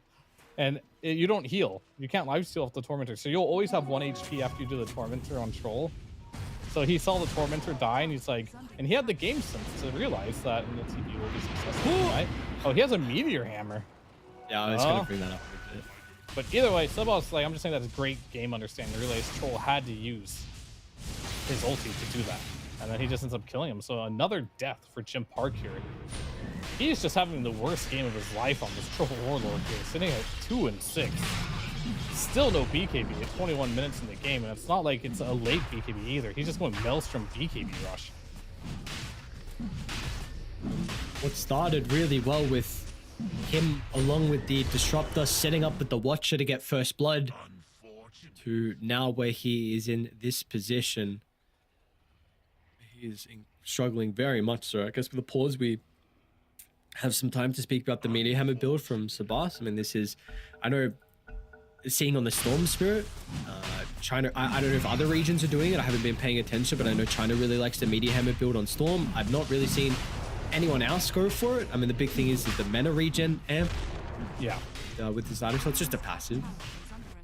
Pretty much, right? Like you get spell amp, a lot of intelligence, some strength, mana, regen, amp. What are the components on this item? I have not bought this. Kai is the big one. Yeah. It's like, it's just... That's nice. They just keep buffing how you make it. Yeah, so it's made with Kaya now. It's a 300 gold recipe, right? Has to pop the beacon band. They're gonna bash Brock. They do. Oh, that is a ambitious attempt to be able to TP out from Oscar. And they're going deeper inside Kuya's jungle. They're gonna be able to protect him. Illich is here. There's multiple fights that are breaking out across the map, but this is the one we'll still stick onto the north. If we can go over the secret shop as Jim Park, well, he's going to be caught out. So a bit of a split of their forces here from Noping. 2 to top, 3 to bottom. The 2 top will die, but the 3 bottom will also get 2 kills. That fits so well with the theme of this game, right? Just everything happening at once. And yeah, I think they finally find a way to make Meteor Hammer useful. Just buff the stats enough to the point where the actual active doesn't matter anymore. They finally have done it.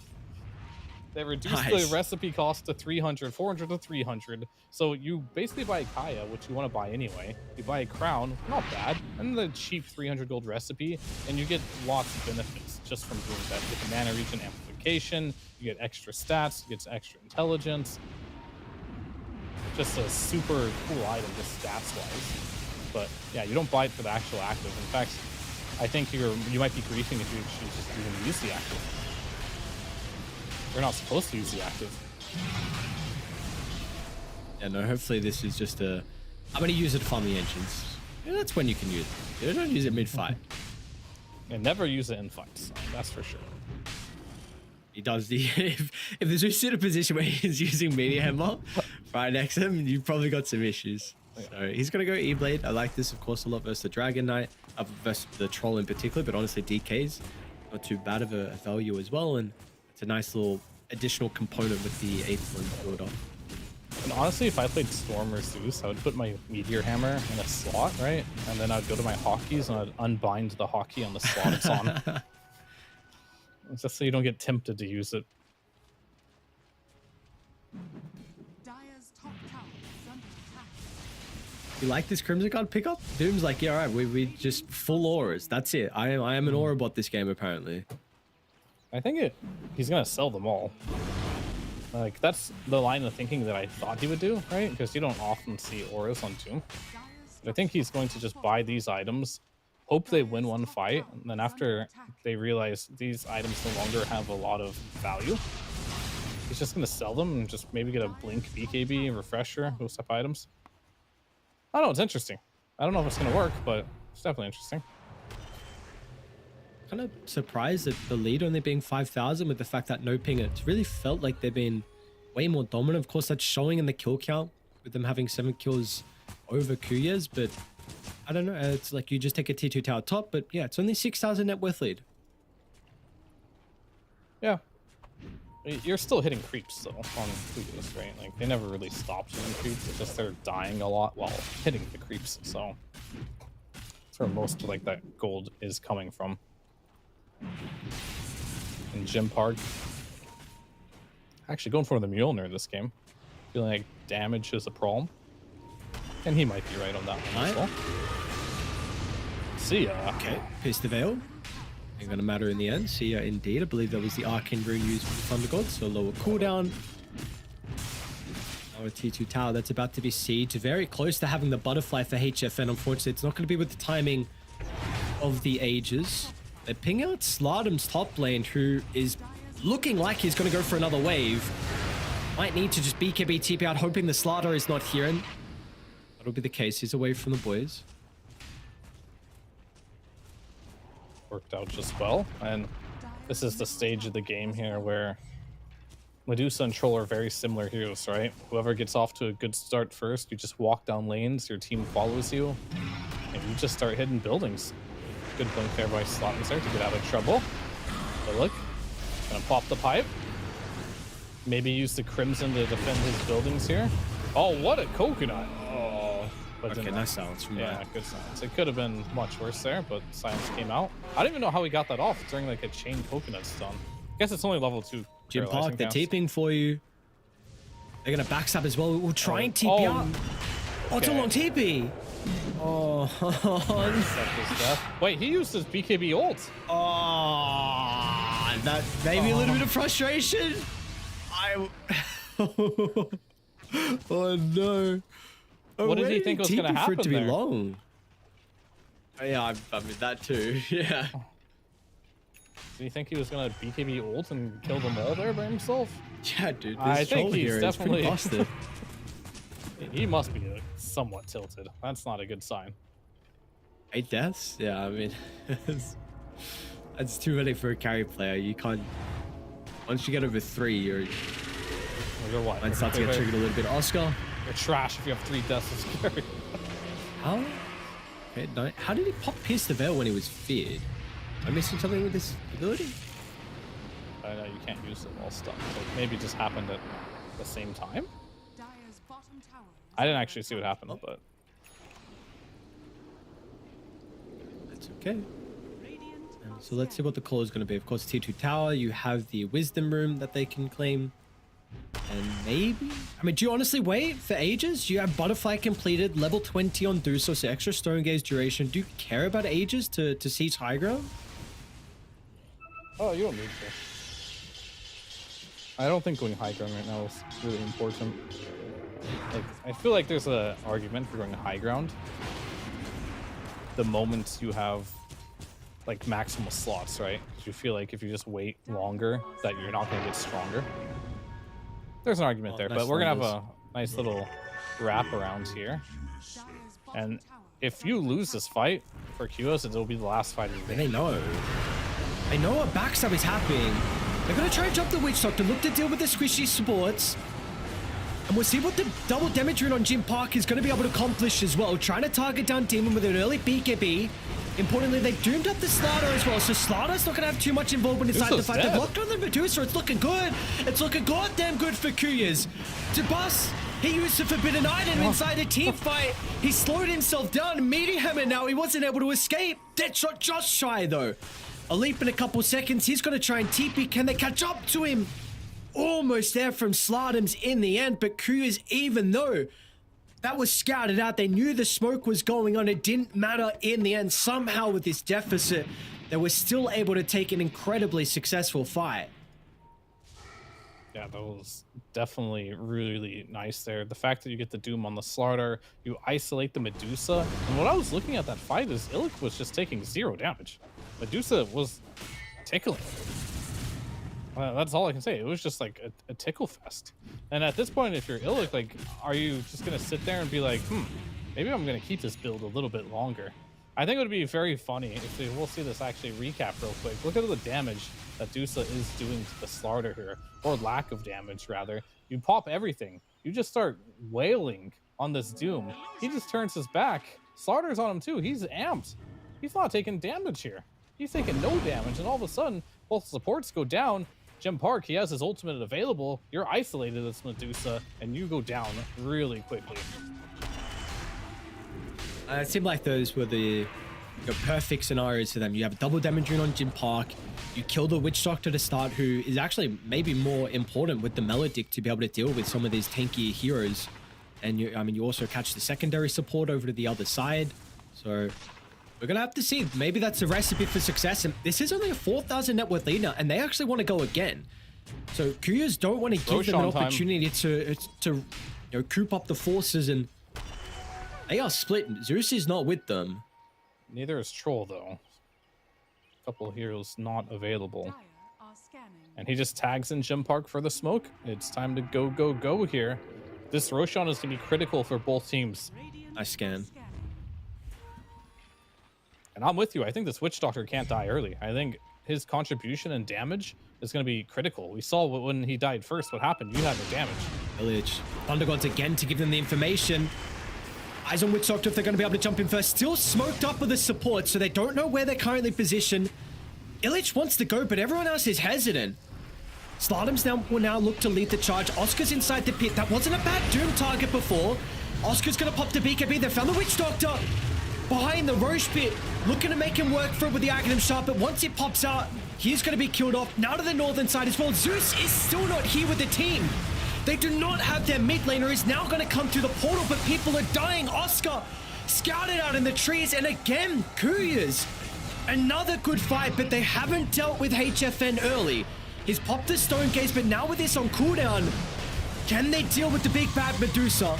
Mana is gone, and it looks like they're going to be able to catch up to Sabas as well. Glimpse back inside the kinetic field. He showed up to the team fight late, and he's going to die as the last member as well. As Kuya's back-to-back team fights, and they are now the ones in the lead. Yeah, they just don't have the right heroes to lock down pretty much anything in this game. The Doom is coming out every single time on the Slardar. You drop the Stone Gaze, but like, what's happening in these fights? Like, your supports are just being ran at. I watched Gym Park literally use that entire fight to chase down a Dark Willow and kill the Dark Willow. We saw on the bottom side Slatums as well. Look, just going for the Witch Doctor.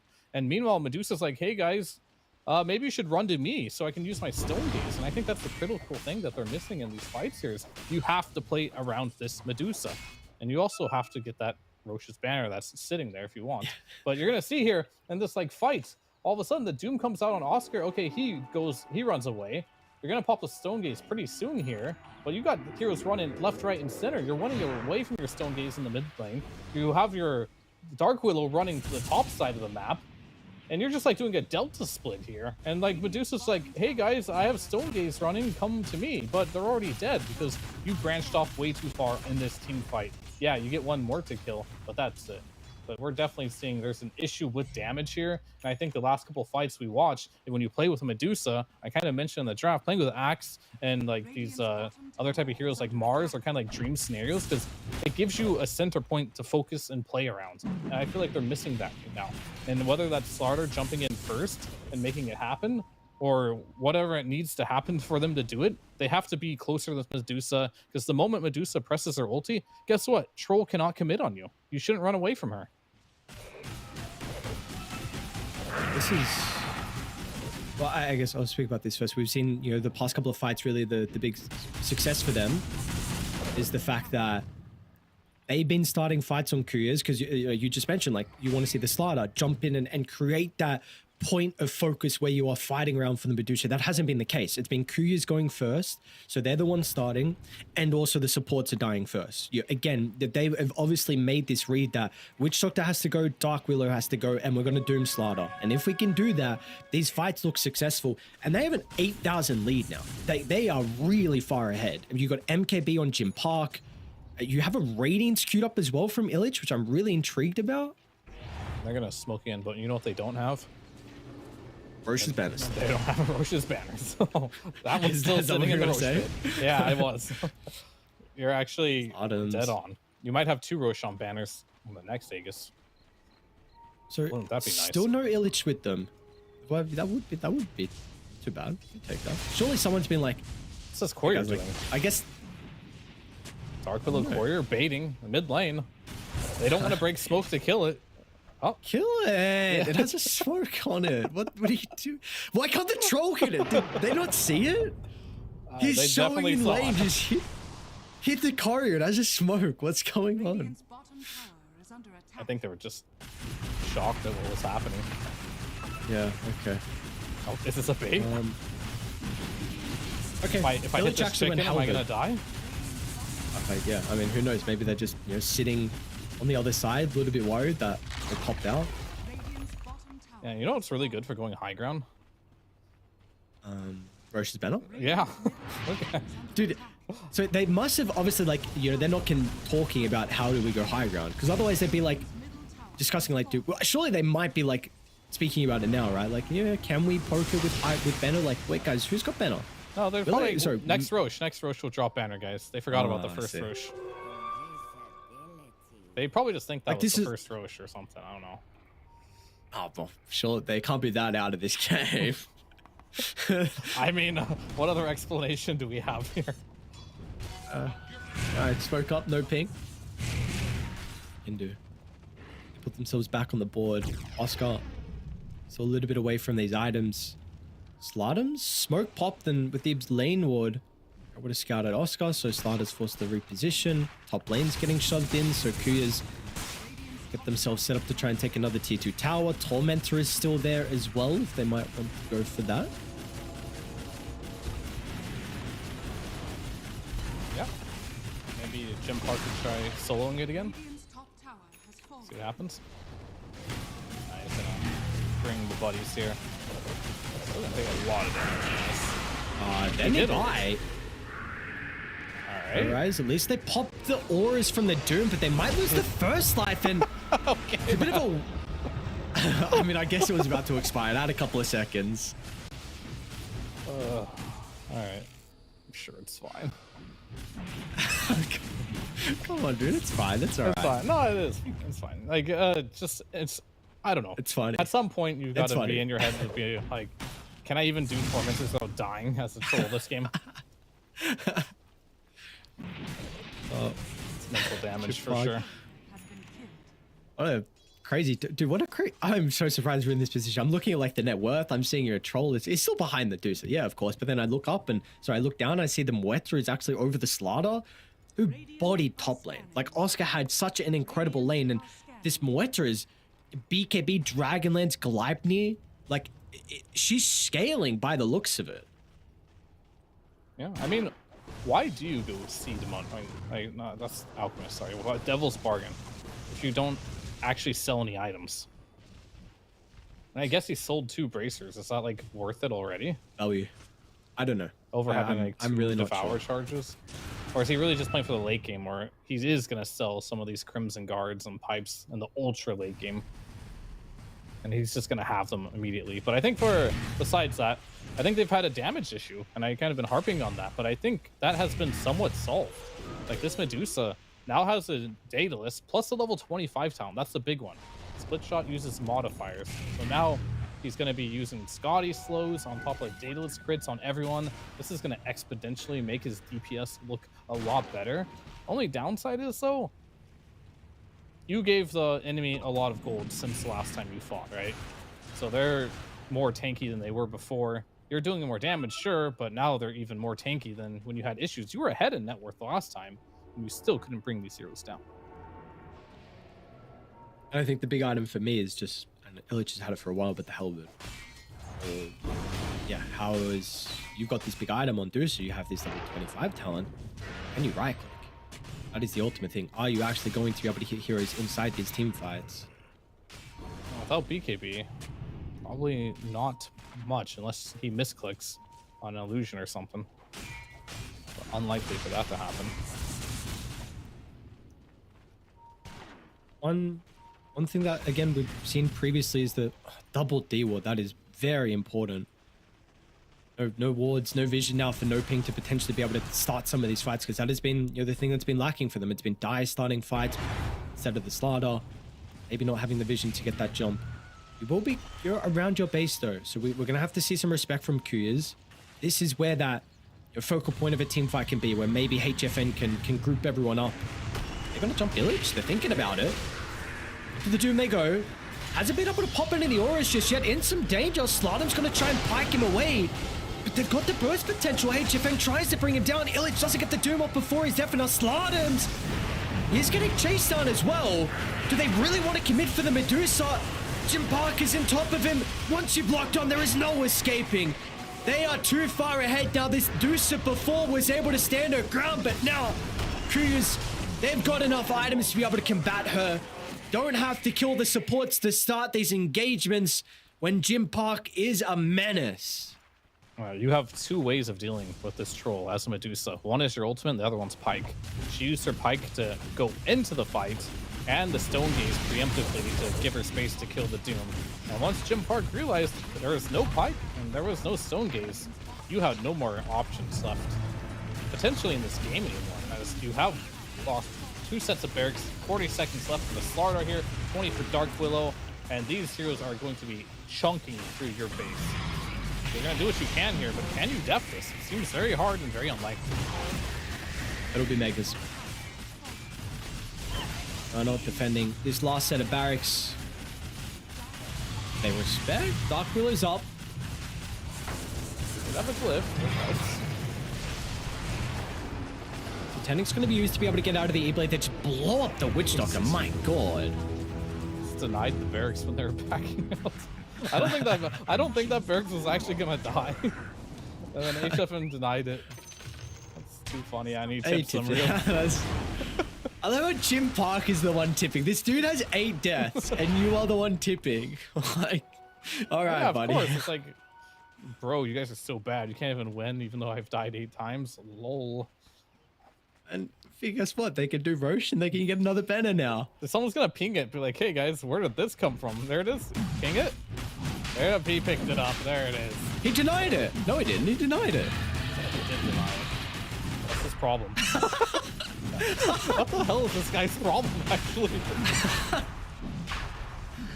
He's like, what the hell is this doing here? Get this out. I don't want 2 banners. Let's put the banner on the ground and deny it. He just didn't want the old banner. Oh, I see. Maybe it was bad luck, that banner. I mean, this isn't a TI qualification game or anything. Just go ahead and destroy items on the ground.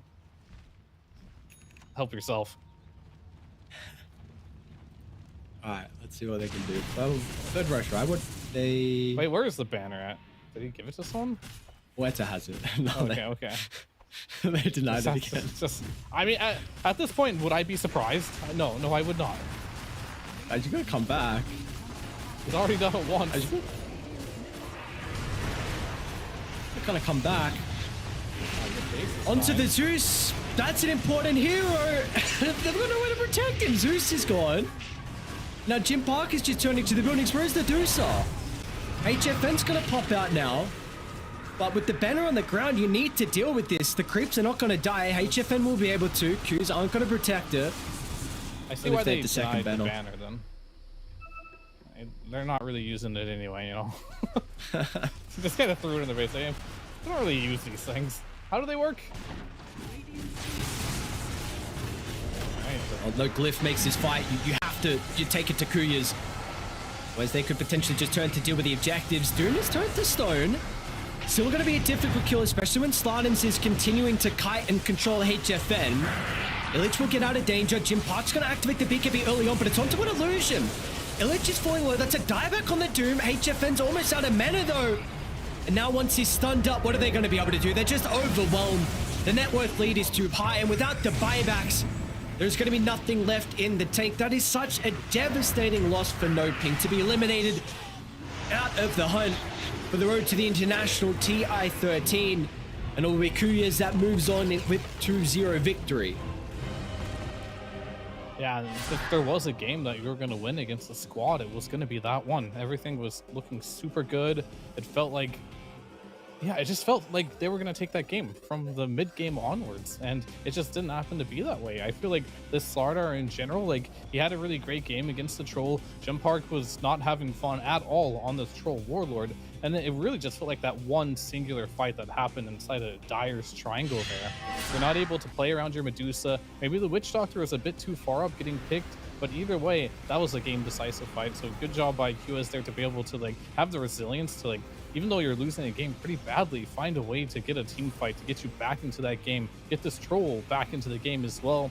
And this Dusa, it just didn't feel like it did any damage this game. I thought the hero would be fine. Maybe pit stopping for the Scotty was a problem. You just need to go all DPS on this hero. We didn't end up seeing the disperser whatsoever. Yeah, you were tanky on this Dusa, but you just didn't do any damage in these fights. So I might actually have to go back to HFN's build. Maybe this Dragonlance Scotty build was not what they needed in this game, because it just felt like you were tickling on this Medusa through a large majority of this game. Yeah, the items from HFN, but potentially the build from the Doom as well. Very creative. This is exactly what you were saying in the draft, though, is that you need this aura hero. They go for a different style, who is not traditionally your aura carrier or your builder, but still in games we do see the Doom maybe has some versatility with what items he can go when all the auras, and we saw how impactful that was. And not only that, just the decision making for them. You're down 12,000 gold and you can still construct a way to be able to come back in, you know, kill the supports first, doom the Slaughter, and we saw how big of a difference that was. Maybe like if Oscar is, you're getting Corrosive Haze out onto multiple heroes inside that team fight by the triangle, I don't know how different that would look, or if Witch Doctor is using Melodic. So the fact that Kuya's were able to come up with a way to be able to come back when they had such large of a deficit is a very important thing when you are going to make a run here in the lower bracket. Yeah, it definitely is. And I kind of look back because I'm, still using this patch to like learn as much as I can about the game. I did not see this Devil's Bargain being used at all in this game. I still think the Gluttony might be the better talent here. I do like the itemization he went here, but I was hoping to see like something really cool, like item selling, to like just really catch you off guard. Didn't really get it this game, but regardless of that, I think the itemization was still good regardless of that. And everyone on QS played pretty well for the most part. Like, wasn't their most flawless game. Obviously, they've had 13-minute games, they've had 20-minute games, they've stomped before. And like what I always like to say is the sign of a championship team is a team that it's not the ones that can stomp the hardest, it's the ones that can find ways to win games that you probably shouldn't be winning. Because, yeah, you're still going to get your stomps here and there, but if you can also win games that you probably shouldn't be winning, that means you're going to be winning most of your games. And that's very scary. And I think this QS team is definitely showing that they're a force to be reckoned going through this lower bracket. I'm looking at them. I'm looking at Boom as well as teams to be like my favorites going in through this lower bracket run to potentially make some waves at getting, that second slot. We'll have to see, though, as this carries on here. But for now, this team looks damn scary. Yeah, that they do indeed, and big props have to be given to Slardums. I mean, that was a monster performance. Probably something I should have mentioned more as well in that game. 15-2 was the Dragonite in the end, so an incredible performance from him. I'll say it. His in-game tag, his upper bracket is for. You can probably guess what the word is. So he's going all on in the zone for the lower bracket run. He's in the zone, and there's a big victory that's going to give them a lot of morale heading into their upcoming series. But they're not going to play today. They'll still get a bit of a break here to be able to look towards another series and be able to watch maybe some of their opponents. Because next up, we've got Fusion taking on Boom, another team that we are both expecting to have a really good showing here in the low bracket, and we also covered Fusion in the upper bracket as well. So we'll see if they can continue on and have some solid performances. But first, we're going to send it to a break. When we come back, we've got our last series of the night. We'll see you guys soon. The official headset of PGL tournaments. Now, with a wireless version. Experience unparalleled speed and reliability with the latest wireless technology, advanced hybrid ANC, and built-in EQ for your favorite game. Designed with elegance and durability, and extreme noise-canceling microphone. Always stay one step ahead with Aspire Wireless.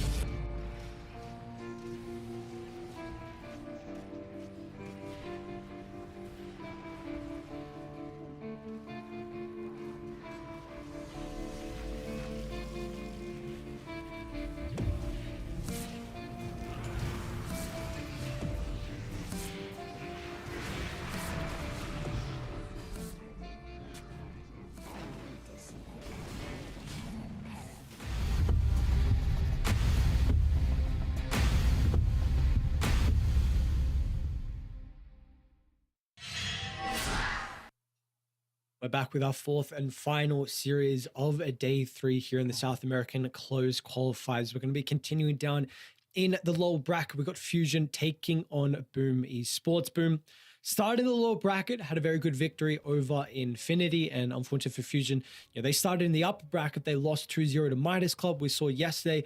Had a good showing though. They're able to beat Lava Esports in 2-1.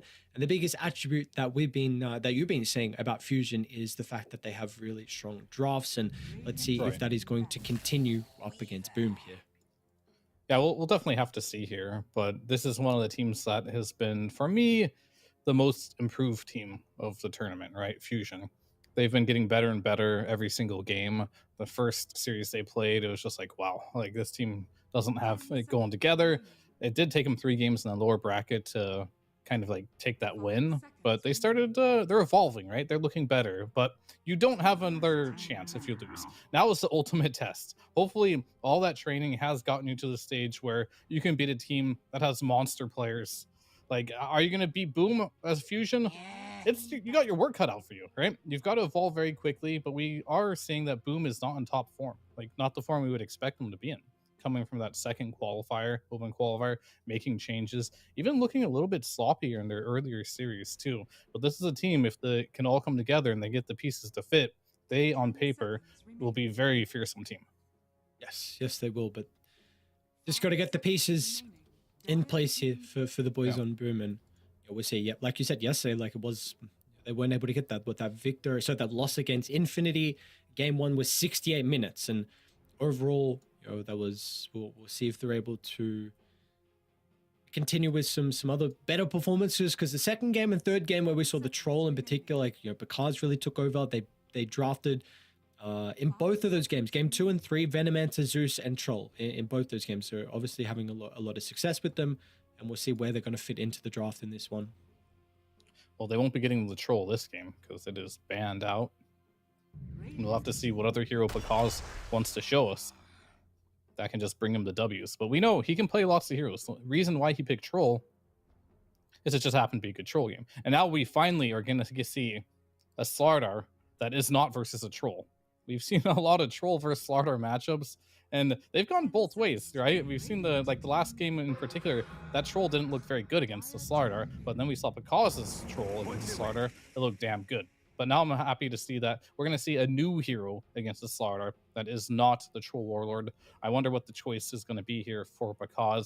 You definitely have a decent pool of heroes you can play versus the Slardar. Like, Troll is definitely the best, but then you got like your Naga PLs. Zusa is also pretty good against it, but we just saw last game, is Zusa good enough? You can pick a hero potentially like a Chaos Knight, not so bad. And if I don't know if TB's forbidden yet, but he's definitely somewhere in an interesting spot right now in the game, but it is definitely good against the Slardar. See because if he wants to try and go for his pick at the 18th. Fusion, though, how they're going to respond into the Rubik Pangolier. Of course, the Pangolier is something we've seen Sacred play a lot so far in their run. We're actually going to get an Ogre Magi, so a very strong laning support combined with another strong laning support in the Dark Willow. So they kind of just show this Weaver is going to be your carry then, okay? It's by picking that Dark Willow. They decided, well, what we see is good enough for us to have a carry Weaver here. Because I don't see the potential. Like, we did see mid ogres every once in a while, like try to do their thing in that position, but it's not something that I suspect to see. I feel like this learning curve ogre is a very strong laner. Level 1, you don't really do anything, but at level 3, you just shred the game. And it was Beast Coast that ran this, actually. It was the Weaver Ogre lane. At level 2, you have Geminate attack, you have Bugs, you have Sakuchi, you have 2 points in the Ignite and a stun, all at level 2. That is like one of the most insane power spikes you can ever get in a lane. And that's probably why they're going to go for this route here. But the Zeus is going to be the pickup here 10 seconds. on the side of Boom. This one is very good against the Weaver. You get all of that burst damage after you lock him down, which will help a lot. But you don't have the best lockdown right now for the Weaver, because he can evade the Pango pretty easily. Rubik, if you steal something like a Slaughter Stun or a Fire Blast, maybe that's good enough. Potentially Bramble. And of course, like, none of these spells are really stopping you from getting your time lapse off. So it's not a really bad Weaver game at all. I'm curious to see what bans are going to come out. What don't you want to give them?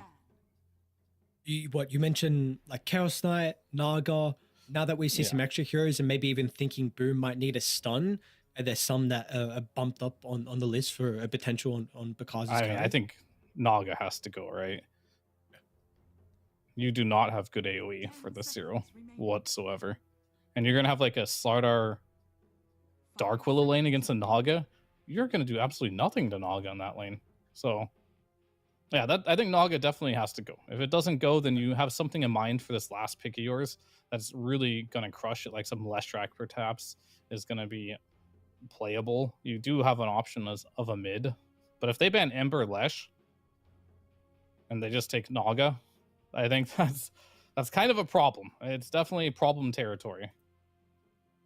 For Fusion, also kind of looking at potential Storm Spirit here for them. Let through the pool, I think getting on the Zeus and the Pango, very, very frustrating. We were saying that maybe there's some control issues for the Weaver as well.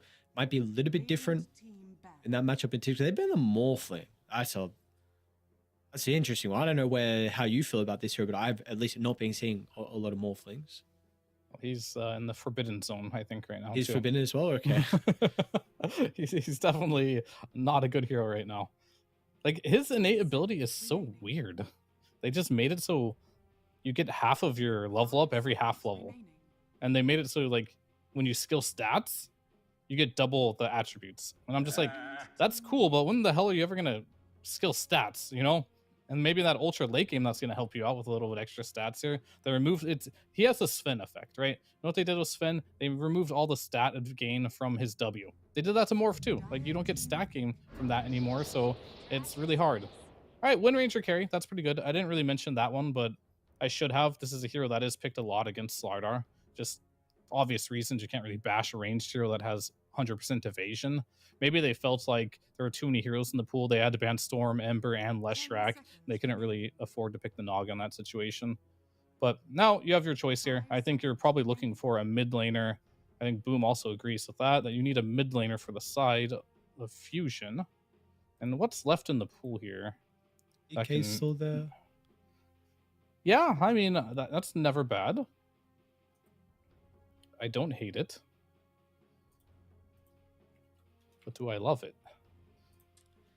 Yeah, well, yeah, I don't know. Do you like it? I'm thinking of some another initiating hero and some way to have some control versus Zeus Wind Ranger. I want to see an like intelligence hero. Yeah, well, that's it. That's the hero. Like, I want to see some intelligence hero that just does a lot of damage. I don't want to see like another strength hero on here. Like, you already have one in your Slardar. You don't have like that magic damage burst potential yet. So Alone is gonna. Did he play this one yet, or was it just Faker? I think Faker played it, and Alone I think just hasn't Faker. touched.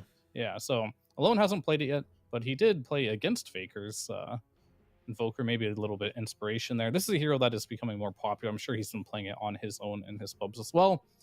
It's getting up there. We'll see if he goes for agnostic or elitist. I think are the two facet choices. Yeah. But I have a feeling the agnostic is the one that is being favored as of recently for these mid laners. And like we were discussing in that Invoker game, let's see if it's going to be the Exort or if it will be Wex. I mean, Wex, of course, having a lot of value.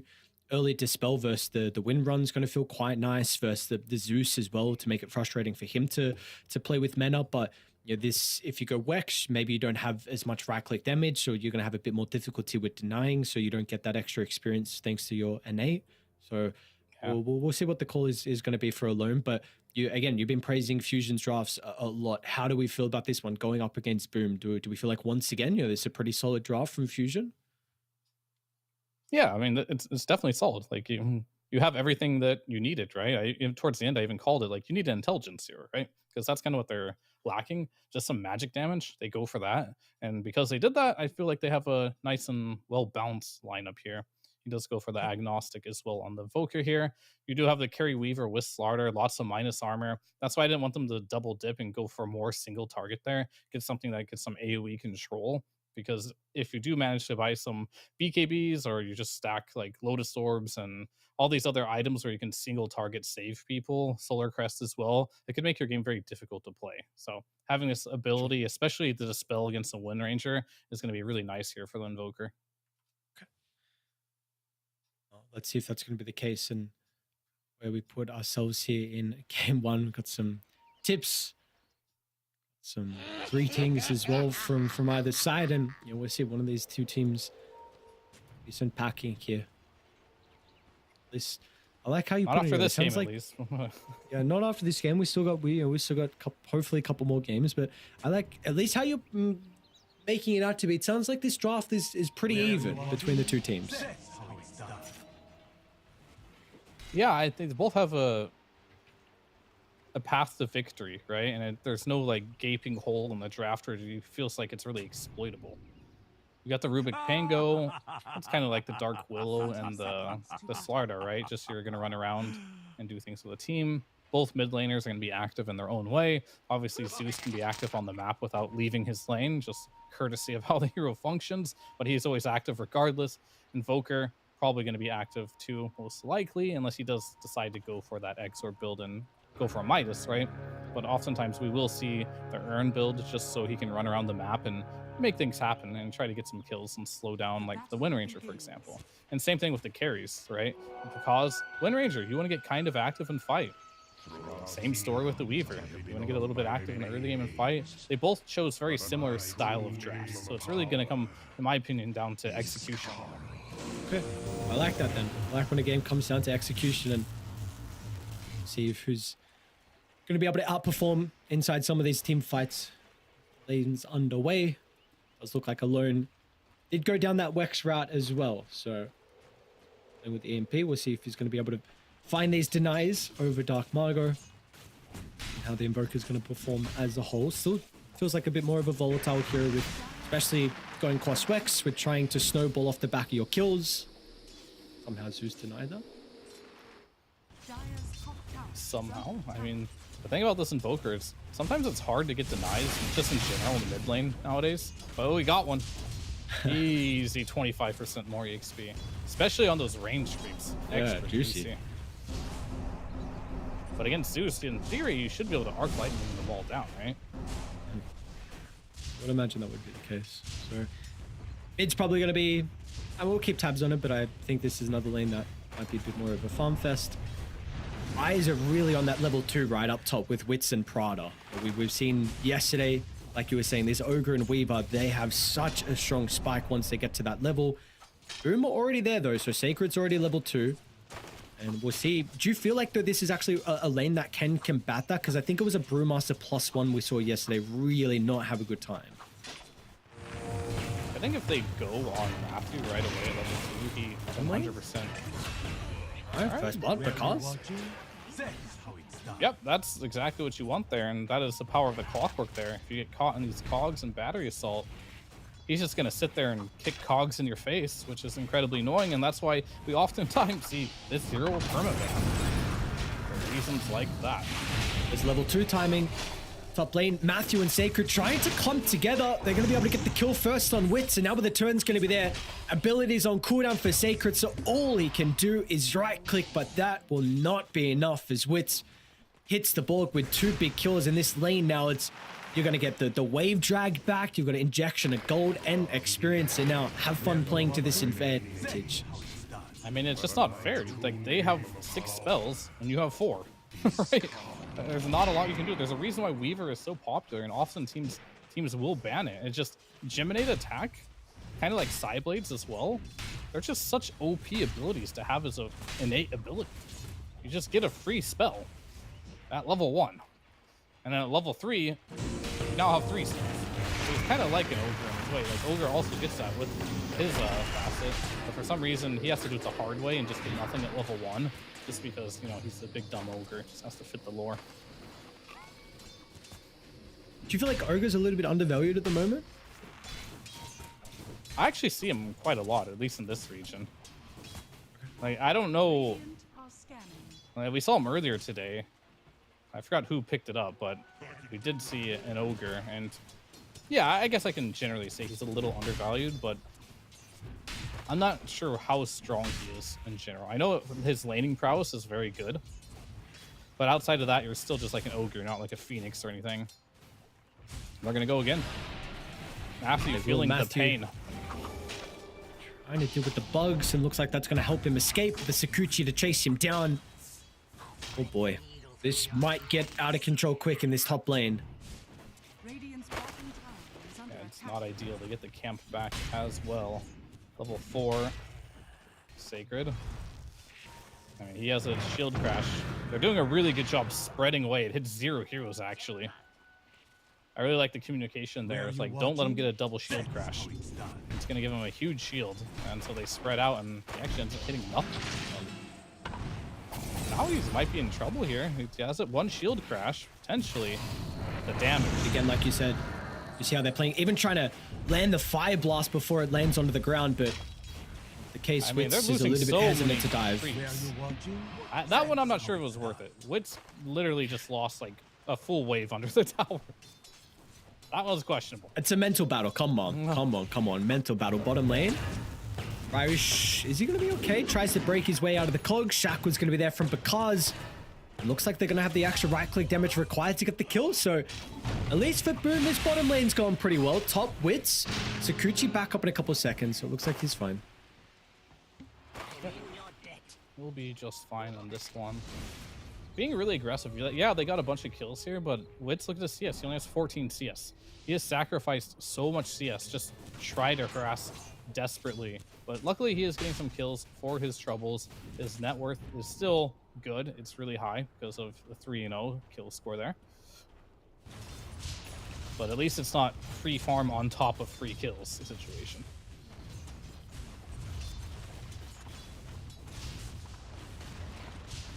Unless you're a Fusion Esports fan, then. Or a Boom fan. Tiger even rotating through the portal. So the Clockwork happy with what he's done down bottom. Now feels like there's an opportunity to maybe bring Wits down. They tried with the Thunder Gods, but Raindrop pretty much shrugged it all off. Very close to starting with the cogs. I guess that's one thing if you get lucky with the positioning, with the extra kind of radius of it. Maybe you can clip the Weaver inside, but that rotation's not going to work out, and now means you are 1 support down for the power rune, and it's just going to go to a support anyway. The mid lane is not going to get it. Not that important for a lone. At least you take it away from the Zeus. Yeah, that was a little optimistic there to just walk up to Weaver and get him in the cogs there, but it's worth a shot because if you look at the bot lane, Picasso is just straight up bullying Ryu here, even going for like the max power shot build. Sometimes these Wind Rangers will just go 1-1-4, just really play around the win run, but not this one. Just really wants to put a lot of pressure onto Ryu here, especially if he's left alone with his power shot spam. Heavy rotation. Got a lone moving over. Got the Dark Willow TPing in. You gotta finish your job, bro. Finish. Yeah. Oh man. Okay, they're gonna. It'll make him work for it though. But yeah, Tiger. Wait. What? Oh, that would have. I thought Okay. that would have been so cool if they used the attacks on the cogs to get out, but couldn't fog it in time. Good attempt. Dire's middle tower is What, a under attack. TP, I believe, from the Dark Willow. You rotate the Invoker. Wits has to go back to base, so 1,000 net worth lead. Importantly, give a little bit of time for Sacred. I don't know if he actually moved on over, but you know, he's not getting killed right now, so he's gonna be happy. Yeah, and he's doing just fine in the lane. Like it's not great, obviously. He is the lowest core, but it's not like a disaster. He's still level 5. Bottom lane, Ryu. And Ryu, well, the focus fire there, he's going down. Lone TP. He's not getting this kill. He's gonna try and chuck some spells out, but this Invoker Qualifiers, you need to be converting on these attempts. Damn, a little bit of time wasted now. top lane. They're going to dive Sacred by the looks of it. Another round of the Blood Grenade. Sacred's got a big one to work with. Dark Margot's going to respond as well. Level 7 Thunder Gods if required. I'm just going to try and TP up, but they'll have the damage. Margot has to commit the ultimate.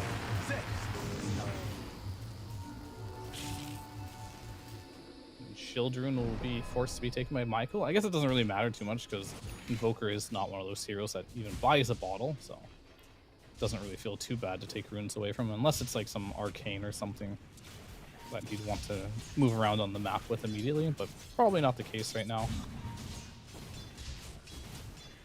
Wind Ranger and Zeus, the real breadwinners of this game so far. Top tower is under attack. As Tiger gets scouted again here. What are you up to, Tiger? He's got Rubik coming over. Ryu's actually going to be able to intercept the Rubik rotation. And Tiger will go down. Are they going to be able to respond? Dark Margot's got some spells to cast on the high ground. A power shot as well from the right side. The cars will get one, but now with the focus fire coming, I don't think he's going to be able to get another. Now he's in the river and stuck. Forced to run up to the north.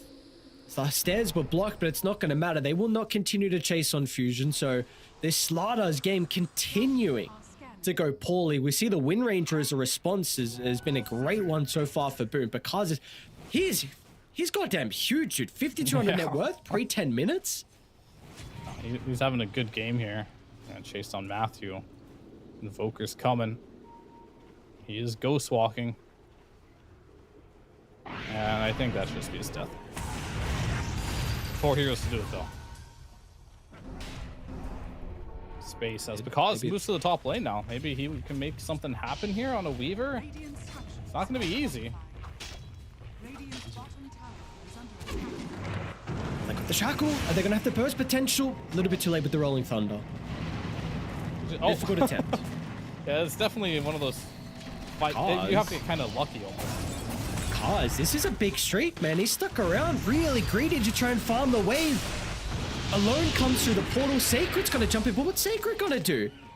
There is nothing he can do to create some chaos to pull the attention over to himself. So Wits gets a dominating streak on the Weaver. Dire's middle tower has been denied. Definitely helps. It's good. These alone is making some great rotations here. Going through the gate again. They're not done.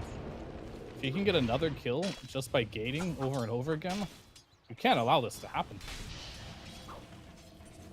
But Tiger, Radiant's I think bottom tower is under he attack. might have sniffed How's it it out. Oh, no, They're they're gonna kill him again. Back-to-back deaths potentially for the top net worth hero. This is how you get back in the game if you're Fusion. Oh no! Oh, well done. These are some great rotations. Joey's first maybe 1 or 2 of the game did not work out. He wasn't able to convert, but now these have been huge for the Coswex Invoker, slowing down Picard's back-to-back times. But how do these work? How can you die top lane to an Invoker gating and killing you, to TPing bottom and dying to him gating back to the same gate? Like, I feel like these need to be read better. Not only by the cause, by his team as well.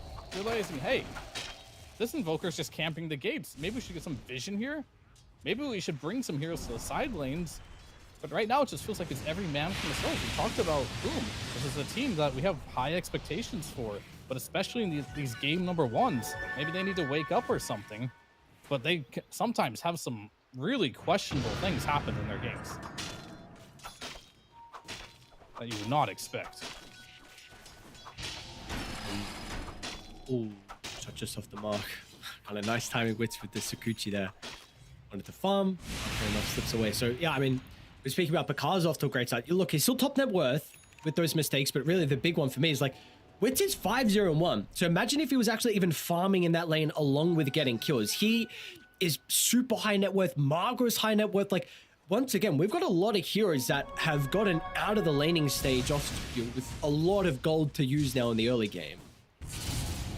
Yeah, they definitely just, what happened in the last couple minutes just brought Fusion back into, like, not, I mean, they were always in the game, right? But more than anything, it just allowed them to just stop the bleeding that was happening in this game. Now the game is like completely even. Whereas before, you were snowballing super hard on Boom. Like, your Zeus is free farming, your Wind Ranger is free farming. If they would have continued at that pace, things got really ugly really fast.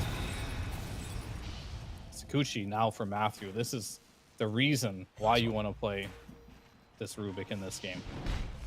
He's got some really good abilities to still besides that. I mean, the Dark Willows are quite nice. Ogres are okay, but definitely the Sakuchi is the big one if you're going to be able to get that. So he will be an absolute pest, and see how he's going to look to use it straight away.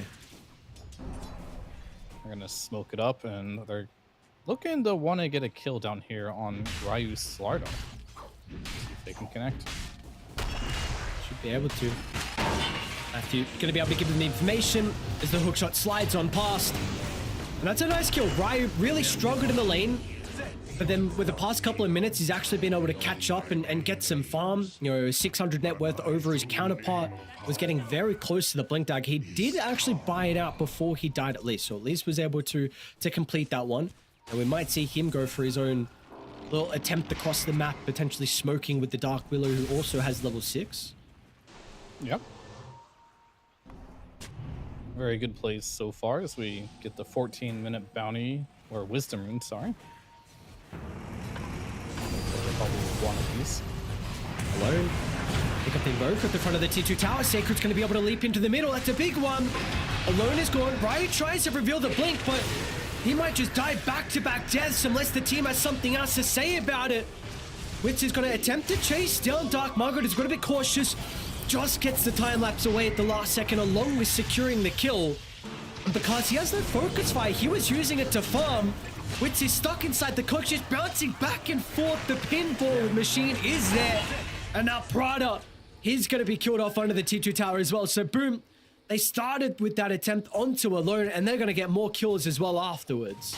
Yeah, I was about to say, man, Witz is getting another streak on his Weaver there. Very critical that you're able to get that kill on him or at the end there, because he was starting to become a real threat on this Weaver. Still definitely a threat in this game, getting very strong. He does have a lot of items to make him a bit more tanky, but he kind of got spooked at the end there and had to use his time-lapse after killing the Zeus there to just get out of danger. But unfortunately, Tiger was there with the cogs to be able to lock him down. So overall, just a great fight for Boom here. And you did lose to Sakuchi, though, on Matthew. I guess his goal probably trying to get that one back. That is what is setting up most of these fights for them. Matthew might actually run into... Yeah. Surprise! Skirmish duo. Should be able to kill this. TP is coming down, Sacred. We were able to steal the corrosive haze at least before he died, so a little bit of vision on Ryu that's going to be farming. Let's see if they want to backstab. Tiger and Dark Margot playing together around the mid lane as well, but Fusion, they are clumped up together with multiple heroes. And importantly, this tier 1 tower is still full health. This is going to be really a big objective for Boom to continue to hold some map control into the map. Radiant's bottom tower is under attack. Thinking about it. These two teams are hungry for blood right now. They want to fake something happen. We got to smoke out. Observer on the other side of the river. Tornado, it clips onto the Zeus. At least Sacred might be able to disrupt. It's a really good hookshot connecting onto 2 as well, but Dark Margot will go down. You've taken care of the magic damage in the Zeus. And if Fusion only lose the Ogre Magi, they're going to be pretty happy, but Sacred, he committed on the other side of the river. They were ready with a Terrorize. Have they got the damage? So Sacred falling low. Picard's going to step in with the focus fire. Ryu will be chased down. Now Alone, he popped out Alone. He thought he was going to have the damage for the kill into Tiger, but that's not enough. Alone shows himself for a second, and he's got 4 heroes surrounding him. As Boom, yes, you lost Dark Margot, but a great response from them. I feel like I have deja vu right now. It feels like Fusion are getting these great jumps, killing Dark Margot, but after that, they stick around a little too long and they lose more heroes than they gather in the kills here. And I think that just really comes down to show, like, if you're going to use all your abilities to go ahead and just get a kill, and you probably need to back after that kill, because they're extending a bit too far, thinking, hey, we can win this fight. Let's keep going, guys. But then +1 hero from Boom always shows up, and they just turn the tides. And this one, it was the cause.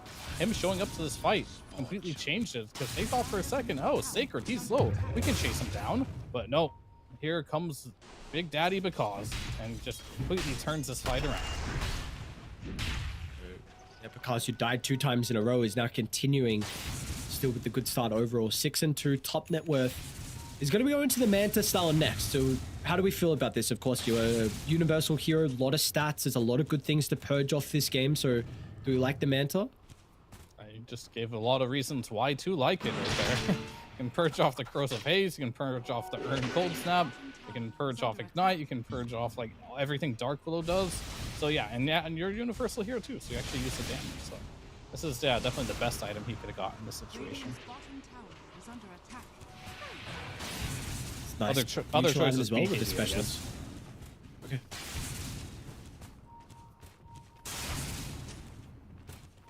How's everyone else as well keeping up in net worth? Margot is actually once again going to be going to the Sunjin Kaya, which we saw in both games yesterday. Zeus, and they're posturing pretty aggressively around the top. Now, Dire do have a decent ward.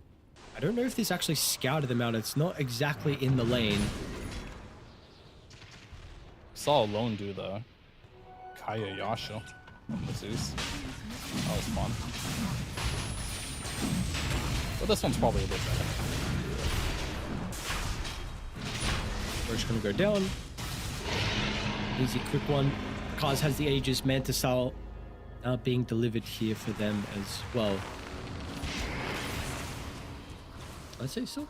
I'm a 2,000 net worth lead. You got some items continuing to be picked up. Matthew with the mechanism. I mean, I will say, I'm pretty impressed with Fusion right now and how they're handling this game. It's only a 1k network advantage. I was a little bit afraid that this potentially might be a match where you're just completely outclassed after how things were going, right? Like, it would be another one of those 20-minute stomps, but they're doing good. They're holding on to the lead here. Sure, the Wind Ranger's farmed, but you're keeping up on the Invoker. You're keeping up on your Weaver here. The net worths are very even at this stage of the game.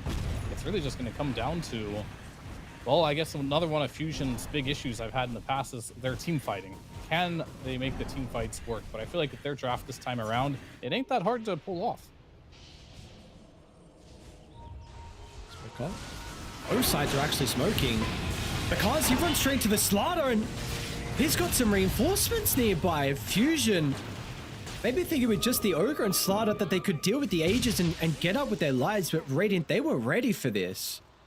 And I feel like, is this not like a natural transition for Radiant lineups with Aegis? Like you start to move towards bottom at 20 minutes, you get the T1 tower, maybe you can then get the Tormentor along with the Wisdom Rune? Yeah, I mean, that's like picture perfect. If you can get the Aegis before the 20-minute mark, go get the tier 1 and potentially the tier 2 tower, and then go for the Tormentor, and yes, of course, the Wisdom Rune as well. If you can manage to get all those, you get a big advantage of gold. So them dying there does hurt a lot, but you can still defend your Tormentor here, potentially. They want to do it, but they know they are here. They're not going to give it for free. So just throw spells out there. Wisdom Rune will be taken.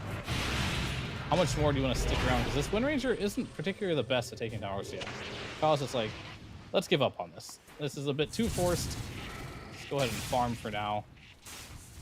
And I generally agree, taking the time to just use this first Aegis to get what objectives you can for free, but if you have to spend too much time and effort doing them, it's not worth losing out on the farm.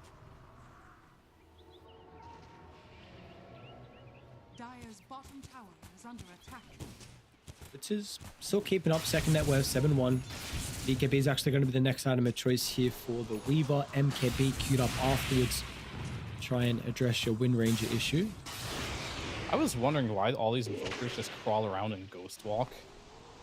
But I had no idea you get mana regen while you're Ghost Walking. Oh, yeah. Okay. I have no idea. I don't play this hero anymore, but like it looks really silly. They're just like walking around really slowly, but I guess they're just healing. Interesting. Yeah, it's a stupid amount of regen. But you do have to crawl around very slowly on the map, not being able to hit anything.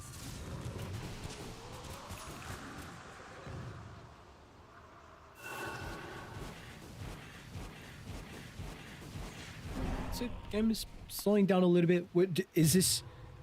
Do we think they can pressure some of the T2 towers with these Aegis? I know you were just saying before, like Wind Ranger at this stage, a little bit more difficult, but is this just more of a farming Aegis for the next minute 30, or are you happy to try and force a fight? Of course you want to take a fight, but you also have to realize that Fusion doesn't want to fight you. So you're looking for fights, but at the same time, it's very important you keep the lanes pushed out. Usually Sacred is pushing the top lane out. They're not just running as 5, but this potentially could work here. Vada for sure is dead. Without a doubt, unfortunately, they're not going to get Witso by the look of it. Yeah, I mean, so that's okay, right? You're not too sad about that. I mean, instantly Tiger is sweeping over to the top jungle, knowing that bottom is completely vacant of Fusion Hero, so maybe they can catch someone farming. Even maybe catch a support. Michael might get clipped on the higher ground. Tiger runs up the stairs, gets a little bit of glimpse, right with a jump in, but Radiant, they will respond as soon as they see heroes. They are wanting to fight. Are they going to be able to hold them into place to allow the reinforcements to get there in time? Michael tries to go for the TP out, but nice hook shot. Tiger stops that.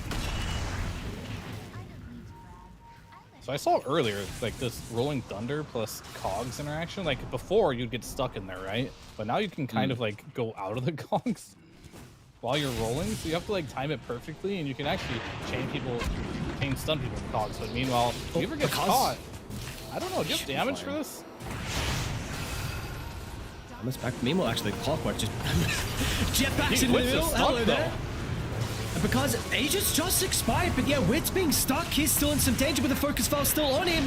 Because committed for the kill, and that is a grave mistake. He's going to go down alone now. Back towards the base. Sacred doesn't need to respect him. Ryu considering about re-jumping in. I mean, he got the Weaver. It's not so bad, and as a result, it caused the Invoker and Slardar to both press their BKBs. Sure, you don't want to die there, but the network is still growing for Boom.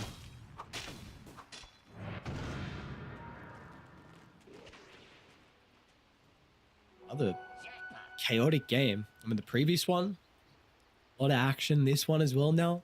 A lot of kills. I mean, if you want to watch a region of Dota where they don't like to farm and they like to fight, that's South American Dota for you. These guys are brawlers. They're not the type to just sit back and play what we call boring Dota.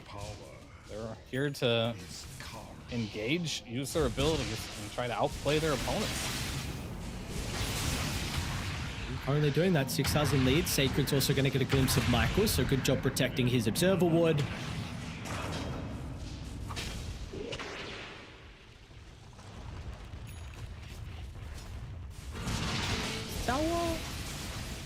Without, of course, because it's going to be a slow siege. I've got the catapult, but really not any hope. Matthew looks like up top, the Slardar is going to be able to bring down with the Rubik with the assistance of that Sunstrike.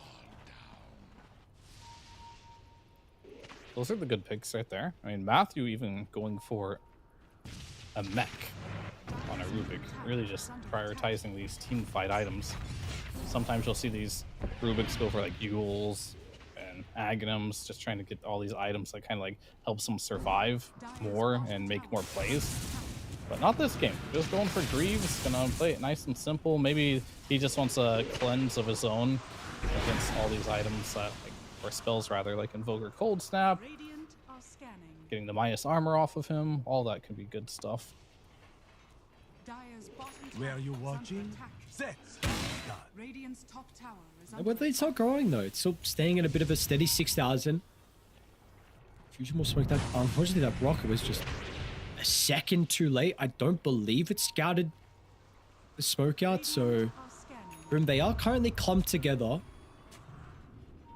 Radiant's top tower is under attack. Smoke breaks. Inside the river, they've got the high ground advantage. Sacred with the instant jumping. Now Ryu as well is stuck. Slardar's going to try and disengage, and he will actually be able to make it away. The Bramble gives him enough protection. Sacred is still going though. He's going to be able to catch up to Ryu with the power shot. They're able to clip him from downtown. Now can you take the team fight still? There's going to be a buyback coming up, but they've locked onto Alone. Alone is gone. Wits, just not enough damage yet on the Weaver. He can't even solo kill Sacred. Wits is in trouble with the BKB out. He can't even get the time lapse off because it's triple. Matthew, look at the Rubik still hunting, terrorized, stolen. The body blocks as well. Your base, you will not make it up. Another power shot from Bakaz. This man's got an ultra. 13, 3, and 5. The carry Wind Ranger doing it all for Boom in this game 1. Is Weaver unplayable in Topanga? Like, did you see all those question marks, by the way? That was No, I didn't. his innate ability. Fortune favors a bold. Remember the chance reduction of 40% of random effects working on you? I'm pretty sure that works on Geminate attack. It works on Maelstrom. That's why he did 0 Geminate? damage.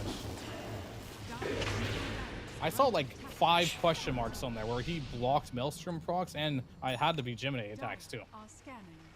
Like, it's got to be a bug though, then, right? Because it's not a.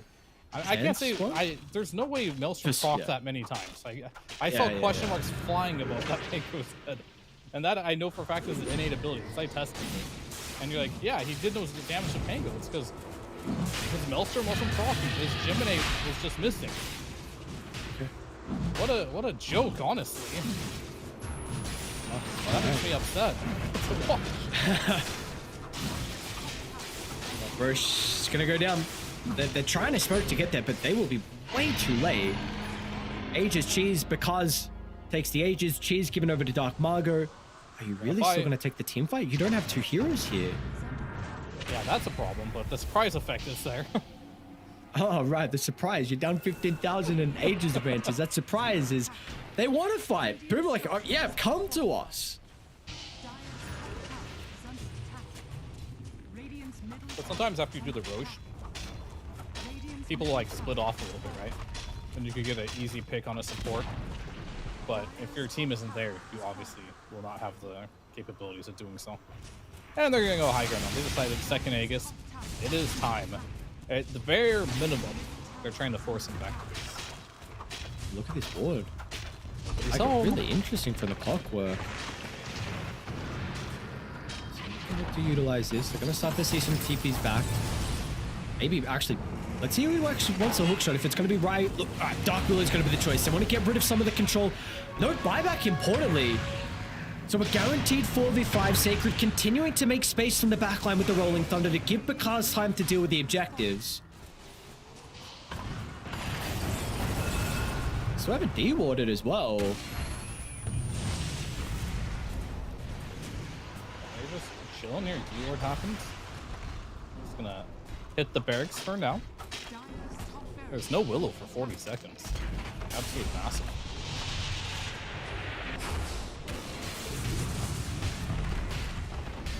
To the barracks. Difference from Fusion. 5. Gonna have to give this up on. Unfortunately, you will still be playing with the Aegis advantage for another 3 minutes. Alone is teetering out of the base pretty far. Maybe trying to see if there's an opportunity with someone being alone. Where are you watching? Sex. Throughout the eons, I have been known by many Directly after this game, I'm gonna test to see if Geminate doesn't work on Pango. Yeah, like in the That's- draft, I was honestly thinking like maybe Corrosive Haze and Weaver's right clicks could be frustrating for the Pangolier and Rolling Thunder, because we've seen in the past like really high physical damage is something that your Rolling Thunder is not going to stop. Sometimes you just die inside it. I mean, it's just things like that. If that's actually true, it kind of changes matchups where Weaver used to be always super good versus Pango to being like, Weaver might be terrible versus Pango. Or you might have to go Deso build because like not getting Maelstrom procs and your Geminate at the same time, Yeah. it's just too much. It's like, that's most of your damage. But this game has to conclude first before I check that one out. But they still have a chance in this game. Not to say they're down and out. They are down 18,000 gold, which is not great, and they're missing a top barracks. But how are the buybacks looking like? You've got 2 buybacks as of now. On the Ogre, and then on the Invoker too. Maybe you send those heroes in first. So I don't think you want to go in with an Invoker. But Ogre can definitely dangle himself and maybe get them to dive a little bit too deep, be in an uncomfortable position. I'm not taking the bait just yet. Bakaz looking to try and get the objectives. Lone is out of base still as well. Maybe looking to try and get the final goal for Parasma. Slaughter's in. Oh, no And he's buyback gone. either. And now you lost your Ogre. I mean, he's got a buyback, but the job for him to bait Hero to go deep. He didn't do it. Now Sacred, I mean, it just kills Michael off to the other side, and Alone was not here. So the communication from them, I mean, you are jumping the base when Invoker is not there to spellcast, and this will be Megas, and this is going to be game as well. They will not leave the base. Something drastic has to happen for them to not take this game number one here, because they're just too far ahead right now. You can go back a little bit, but I feel like the decision making they know was you're just there. off. Yeah, I mean, they see him, but like this starter jumps in with no buyback, trying to, I don't know what he was trying to do, like scare the Wind Ranger. Gets stunned once, dies. No buy. Now you have no base. You have no Tormentor. What's your play now? You're running out of options. That's a great question. What is the play? I don't know what Fusion going to be able to do. Your only hope now is they end up in the enemy fountain. Oh, Or your fountain, rather. I don't like it when this is the position that we're in, where we need to say the enemy team needs to die fountain. 1% is where Funny enough, that happens a lot. yeah.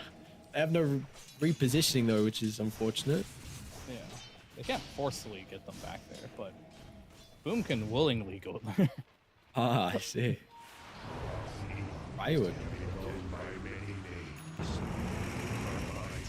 Sacred's just going to use the Rolling Thunder to start and gets a glimpse. It's so easy to close the distance with this new build we're getting with the Harpoon as well. And now you are all the way back inside the fountain. So your tier 4s are getting beat on.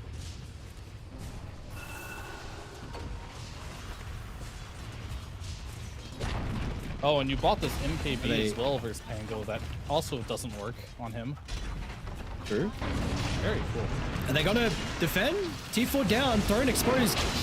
And the Thrones just die. And they no defense. No defense will be had. G's are gonna be called, and Boom will, they're gonna take it. I mean, what was a bloodbath and a pretty even game, honestly, for like the first 15 minutes. As soon as Boom got that Aegis though, this game just, it wasn't even close. Yeah, I mean, that's just how it goes, right? Like, if you're playing these lineups where you're going to just fight all the time, if you have one of those really bad fights where you're not trading and you're getting wiped, now you're at a huge disadvantage. And I think it really started to go downhill once you picked up the Aegis. And that's been the key item, I think, for a lot of these games in this patch is if you can get this Aegis, walk down a lane, get some map control, win a team fight with the Aegis, then all of a sudden you're in a position for the next Aegis as well, because you did a lot of work with the first one. Then it just feels like the snowball is like too much to handle here. And a lot of great plays all around the board here. I really liked Sacred. I think this time he adapted more. The game they did lose, he went for a Vessel, but now he's going for more of the build that I like to see. Not that mana boots into Vessel build, more of into like just seeing how much damage can I absorb, and this fight kind of like shows it very well. He's just jumping in with Shield Crash, has the Echo Saber available, has Treads I believe, and just goes for this full tanky build. And this is like one of the fights where I thought things could have gone well, but you overextend just a little bit.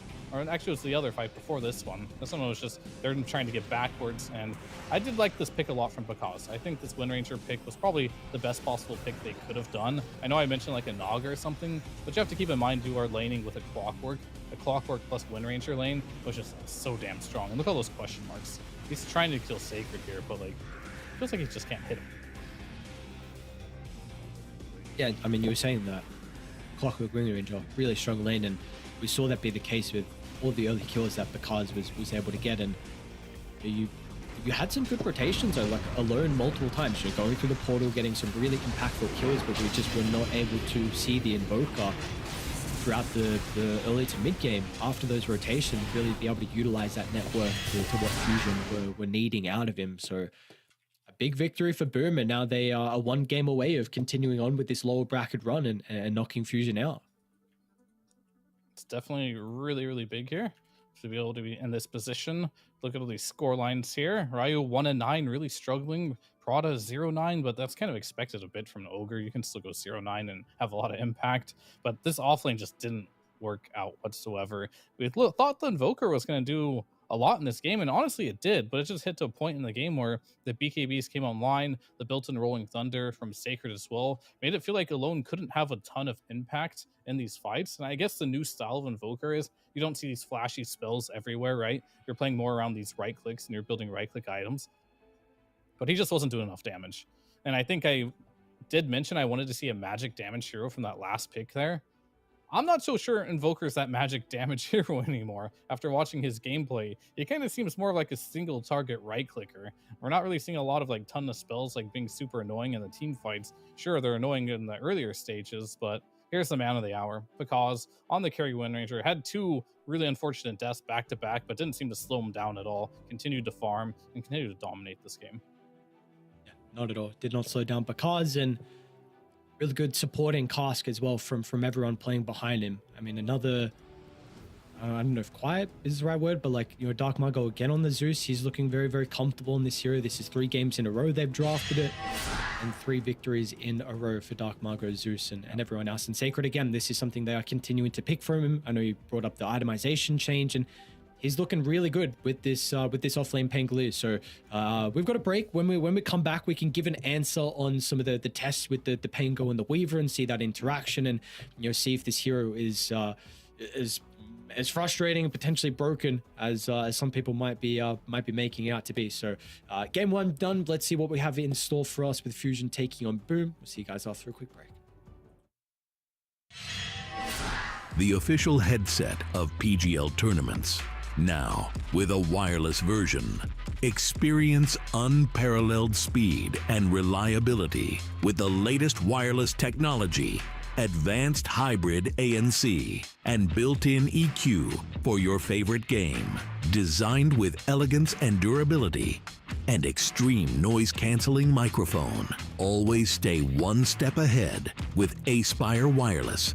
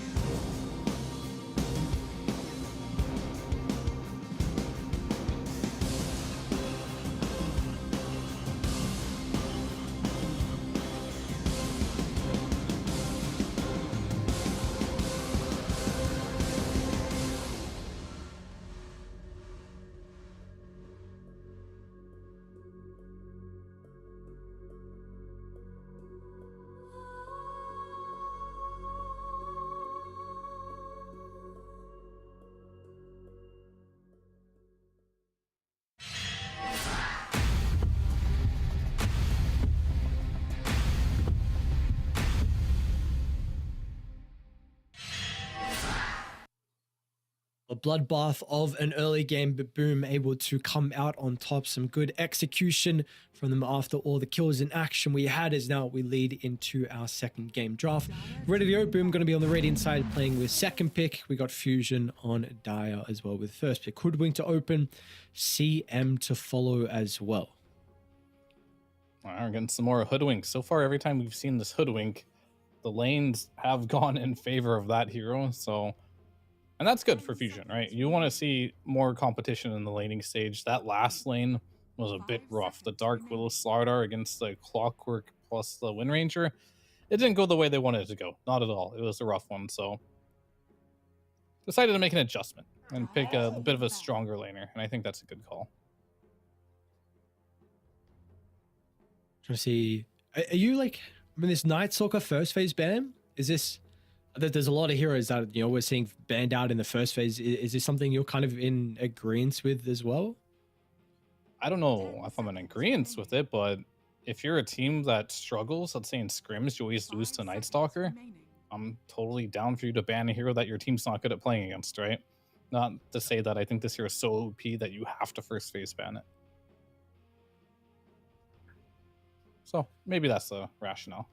And I ended up testing the Weaver thing. You actually can't block Geminate, but you can block. It's still good versus Weaver just because of the fact that all the items you buy on Weaver, like MKB, Crit, Maelstrom, you want to abuse that double attack to apply attack modifiers. You're blocking them half the time on Pango, which is pretty obnoxious. Got some respect as well for the Pudge. Yep. I'm not going to get that hero, but back into the Pangolier, who again, and Sacred has looked really good on this hero. So was here Fusion going to be able to come up with a response to the Pangolier? We was expecting the previous game with the aggressive lanes and the Ogre and the Weaver for it to be a little bit frustrating. Of course, Weaver is banned out, but I thought that was going to be a good way to slow him down. But still, Sacred had a great game. Yeah, he did. And I think the more I'm watching this Pango, the more OP I think it's looking in my eyes. Because if you just... yeah. I mean, as mainly it could be any lane, but I think off lane, I'm currently liking it the most. It's just they gave so many buffs to this shield crash, right? And I think this innate ability is kind of BS. So like you're extra tanky now. You can't get crit half the time. You can't get maelstromed, right? So that already is making you more tanky. Then the shield crash is making you even more tanky than any patch before. There's a level 15 talent that adds an additional 100 barrier on top of it. And it's not a physical damage barrier either. It's an all damage barrier. So I do want to see more Pangos go for this Echo Saber build and go for treads. And you just jump into the fight, right? Get this huge shield, make people focus you, and you're all of a sudden this big tanky hero. So I really do enjoy the fact that he did change his build. I really think Mana Boots on this hero is not good. And I also think Diffusal Blade is dead. And this Vessel, sure, you experimented with it, but just build the tanky items and just get in there and be a man on Pangolier. And I think if you can do that, this hero looks incredibly impressive right now. Okay. Well, we will see another tanky hero though. Fusion done the tiny route for themselves and probably a secondary support. Still going to need some answers to the Pangolier. We'll see if, the Tiny being a pretty decent laner is going to be one of them. And the Witch Doctor will slip through. Fusion going to pick it up in the second phase. The Witch Doctor again, huh? So this hero went from being perma-banned today and having a 100% win rate to losing every game today and now has a 50% win rate. And now it's slipping through. So we'll have to see. Was this Witch Doctor? Is it overhyped? I mean, right now it's currently on Dota 2 Pro Tracker, at least the best hero in Dota. They decided with all the data, with all the high level players on there, this hero is winning the most games from the first pick. So in the pubs it's strong, but doesn't mean if it's good in pubs, it's good and competitive. And for now, we'll have to see. Maybe that last series was a bit of just a team mismatch. Maybe one team was just better than the others and it didn't matter what heroes you picked. But this game will definitely give us a little more data, which I think is always nice to see. I don't like it when heroes get perma-banned and we can't actually see what their true strength is in these high-level games. Yeah, we'll see if it even gets what position it's going to be in for Fusion, because that previous series we saw it only played as a support. We'll see if that will be the case. Another Rubik here for Matthew, so still some pretty decent abilities for him to steal. Is our Margot hero. They like leaving Picard's till last, so are we going to get the Zeus again? This is something that they've been favoring pretty heavily. Do they feel like they have enough stuns, enough kind of initiation out of the Pangolier? I mean, they had Zeus with Pango last game, and it worked pretty well for them. But they did have the clockwork too, so maybe this game having 2 range supports, you might look for more of that melee type of initiator. And I don't think Pango really does that. Yeah, sure, there'll be fights here and there where Pango will lock down a hero, right? But you can't really rely on that. Like, if it happens, it happens. It's not going to be, like, reliable initiation as, let's say, a Storm jumping it, right, and grabbing someone. That could be a lot more reliable and better, just so they can get that type of movement running. And I think they do need a mid laner that is going to do things. If I recall, Dark Mago does like his Ember Spirit. Don't think I've seen him play it yet this tournament. But there is no Tiny. You could go back for the Zeus if you want. But I feel like this is a game where you kind of... I'm okay with the pick, but I don't like it as much as last game. Last game, you had that clockwork that could really set things up for you. This one, Siem and Rubik, they're not really going to do that for you. I don't think Pango does that particularly well either. So now I'm kind of thinking Pekaz maybe needs to play one of those get-in-there heroes, like potentially a CK, something like that. There is no Tiny this game. They already banned his Pudge out, so there's not going to be a lot of heroes that can do that. I suppose you could go back for the classic Faceless Void, but for some reason I don't see that as the way Boom wants to play this game. Pekaz wants to play a bit more aggressive, play something that can win his lane, and Void is the opposite of that. I like the priority getting bumped up for the Storm Spirit as well. We saw it banned out in the last phase. So obviously, your Boom felt like this was a hero that was going to be able to address the Zeus and the Pango. Their control is not really much different with a Crystal Maiden Rubik. Like, yeah, in the early game can be a bit frustrating with high levels Frostbite. If CM, you was able to get there, but it's a pretty goddamn good Storm game. This hero is like, in some regions, first phase ban and pick material as well. So it looks good.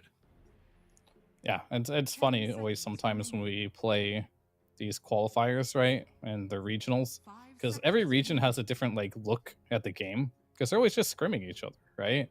And then when you get to like the main event of the international, we start to throw all the ideas in one pot, right? And then one idea starts to form that is actually the best idea. So it's kind of cool to see, like, at the groundwork, somebody's like, hey, at TI, like, yeah, it was actually South America or something that came up with this idea and actually caught on and became really strong. So just another reason what's beautiful about like these TI qualifier matches. You see a lot of cool stuff. It's always nice seeing the different regions, with the meta and what they prioritize, and we'll see what Fusion want to try and what's the call for them here, because we are looking for an offlaner. I mean, there is potential for the Witch Doctor to be 3, but I don't think that's going to be the case. There's potential for Tiny to be 3 as well. Yeah, okay. But yeah, more than likely you are picking an offlaner here, I would imagine. You have a lot of options here. You have good initiation stun. I think an Aura Buyer. I think we're back to that discussion. I think an Aura Buyer would be pretty nice in this situation. You have your jump, you have your damage. Someone, especially when you play against Zeus, having a pipe hero. I really like to have a pipe on my team whenever you play against Zeus. So if they can actually fit that into their draft, it could be really good. I mean, Underlord, we saw Doom go for the pipe. Technically, any hero can buy a pipe. It's just like some are just better than others with it. Ban out the Troll. Maybe ban out an Ursa here too, potentially. Lifestealer could be a great ban. I mean, it's already looking like a pretty decent Lifestealer game. So some of those like Underlords and stuff like that I was thinking about. I don't know if you want that into Lifestealer. That's a really bad matchup. 10 seconds remaining. But what do you So maybe want? Doom? That's Radiant team pick. for Fusion? Yeah. They will do. Okay. They'll go the Doom. Okay. Yeah, you had to be aware of this Lifestealer. That's all I know. So we saw the Doom the Deucer previously versus the Doom, but you were saying you want Pekaz maybe to be on a bit more of an active hero, at least someone with potentially some control. 10 So how do we feel? seconds Like, what are our thoughts on that? What does Pekaz want to play versus Doom? I mean, yeah, you can still go for a Deucer here. Like, I don't hate it at all. Wraith King, is it good in this game? Honestly, it's not bad. You could still play Lifestealer into this if you truly wanted to. Anti-Mage could be pretty cool as well against the Storm and the Doom, if you want to pick a really boss hero. Chaos Knight, that's still in the pool. Chaos Knight is also very good here. Potentially Monkey King if you want to dominate the lane. TA's banned. Yeah, So one of there's those heroes. options, Yeah, he has quite a few options that are Okay. pretty decent. I mean, you could go Razor as well. I don't mind that pick. That's what I'm thinking about. Choose your Very good call. Wow. So they will anti-mage. So what is... Talk a little bit more about the anti-mage then. I mean, this is something you brought up. You felt like you're maybe this... It sounded like with how you were saying you felt like this was less of a possibility for it to happen, but if it was going to be a pretty cool decision nonetheless. And why do we feel like Bakaz has chosen this hero? I mean, this hero is just incredibly hard to doom, right? Because you're always afraid of dooming yourself if you're fast enough on the fingers. The laning stage as well, you're getting permanently mana burned. And then you're playing versus Storm, right? That's just a classic. Whenever you play versus Storm, Anti-Mage Mana Void is just your worst nightmare, right? Doesn't do a lot against the Tiny, but I don't think they really care too much about the Tiny if they can eliminate the Doom and the Storm Spirit from the equation. And eventually the Tiny will die if you can lock him down. And you have Dark Mago too for that percentage-based damage here. I mean, Anti-Mage isn't a super popular hero at the moment. It's not the best hero in the world. And because he's actually so far doesn't have the facet where he can reflect spells back to you, which seems a little bit odd when playing against a Doom. You kind of want him to Doom himself. But maybe it's still fine that you just block it in general. I just don't think Anti-Mage right now is like super strong. That's why I wasn't sure if he'd go for it. But it is a good game for Anti-Mage if Anti-Mage is a hero right now. Okay. How's the Anti-Mage lane going to go in particular? Because I know like some people in versus Anti-Mage, you just go like heavy stats. And I mean, we see Doom actually did have the Devil's Bargain. He's changed to Gluttony now. I was thinking maybe with the Devil's Bargain, you would just go like triple bracer. He probably does like double bracer anyway, maybe Soul Ring. How does AM actually play into like a Doom and Hoodwink, which is one of the best laners at the moment with the Crystal Maiden? Are there going to be some concerns that Bakaz might have a difficult lane? It's always possible, but I think Crystal Maiden Anti-Mage can be a very strong lane against Hoodwink. Because if Hoodwink ever gets out of position, AM can just blink on the Hoodwink, right? With a Frostbite, with a Blood Grenade. And I think the Hoodwink might be a little scared to play this lane, or at least waste her spells. And the Doom isn't really going to pressure you too hard. I think he should be fine in lane. Doom should still farm, potentially. But it really comes down to execution, I think, more than anything. We'll have to see how they execute. There's definitely way harder lanes for Anti-Mage to play than this one. So if they can get away with this, it could be good. I'm just a little surprised he did go for the Mana Thirst over the Mage Bane Armor or something. I feel like there's like lots of cool spells you can reflect here, like the Coconut and the Doom, the Vortex. But potentially just having that little bit of extra damage, that's what you need. And plus, I forgot, the Mana Thirst gives you vision of the target when they're low mana. So maybe he just wants to have that indicator that Storm is low mana because he kind of like Bloodseeker Thirst. It shows you on the map through fog. Can't run from him. And Storm oftentimes is that really low mana, right? It seems like the only difference is just the fact that it's not global. It's 2500 range, at least from what I'm seeing. Oh, is it? I thought it was supposed to be global. Is it not? Applies to enemy heroes within 2500. So True. Oh, I see. Is that for the vision or the bonus damage? that is a good question.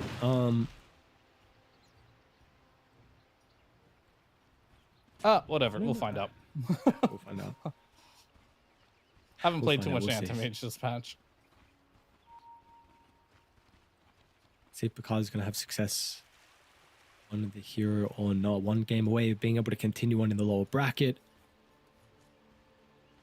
Again, I'll ask the same question. You've been really praising Fusion and their drafts. Last game, you felt like this was an execution game, and we saw Boom were able to out-execute Fusion. How are we feeling this second game, though? Is it pretty similar with it just being down to skill kind of between either sides?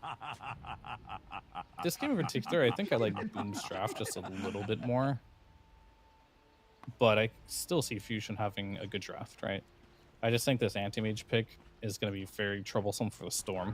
And I feel like Storm is one of those heroes that can't have issues. Right? Like, he has to have a good game. He has to get the Galvanized stacks running. And if he keeps dying to an Anti-Mage, that's like a big problem. But at the same time, I don't like the fact that Boom don't really have a great initiator either. So I don't know. I'm actually a little torn on this one. I like the Anti-Mage a lot. I'm probably just rooting for it because I want to see Anti-Mage do well in this particular game. But you got a lot of cool stuff going for you for Fusion's draft. So we'll just have to this see whole mess how is it all plays your out. fault? Well, I guess we have to keep tabs on what the item build's going to be then for Sacred. If you're saying like you feel like they have a difficult time of potentially being able to start some of these fights. Last game he did go Blink first item after the Orb of Corrosion and the Treads. So let's see if he's going to go Blink again, because maybe that'll help out with some of their issues and how he's going to be performed, because it definitely will be pretty much all on him to offer the control inside these fights early.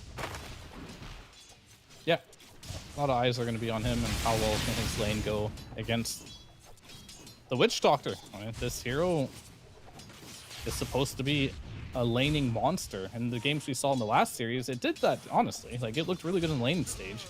I guess outside the laning stage, they couldn't really find much going for it on Sean. We'll see if this time around, Prada can make it work.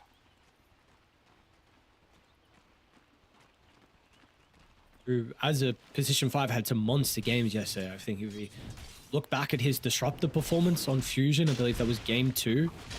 Just everywhere across the map. I mean, Static Storms were great. I believe that was a game where he had like Blink Dagger first on Disruptor and was just jumping in aggressively and laying Static Storm point blank on heroes. And a really good showing in that series to put them in this position. And we'll see how he's going to be able to perform on the Witch Doctor to help them get through the laning stage.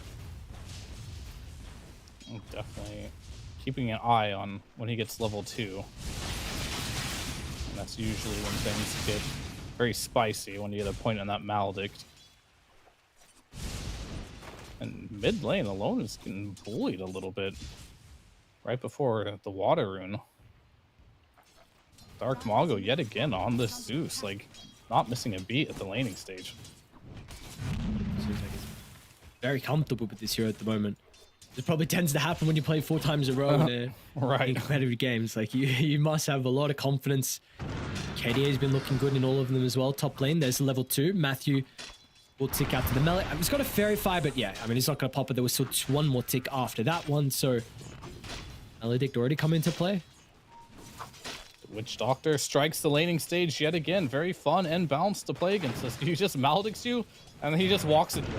It's like somehow that's the most terrifying thing in the world. This Witch Doctor slowly walking at you.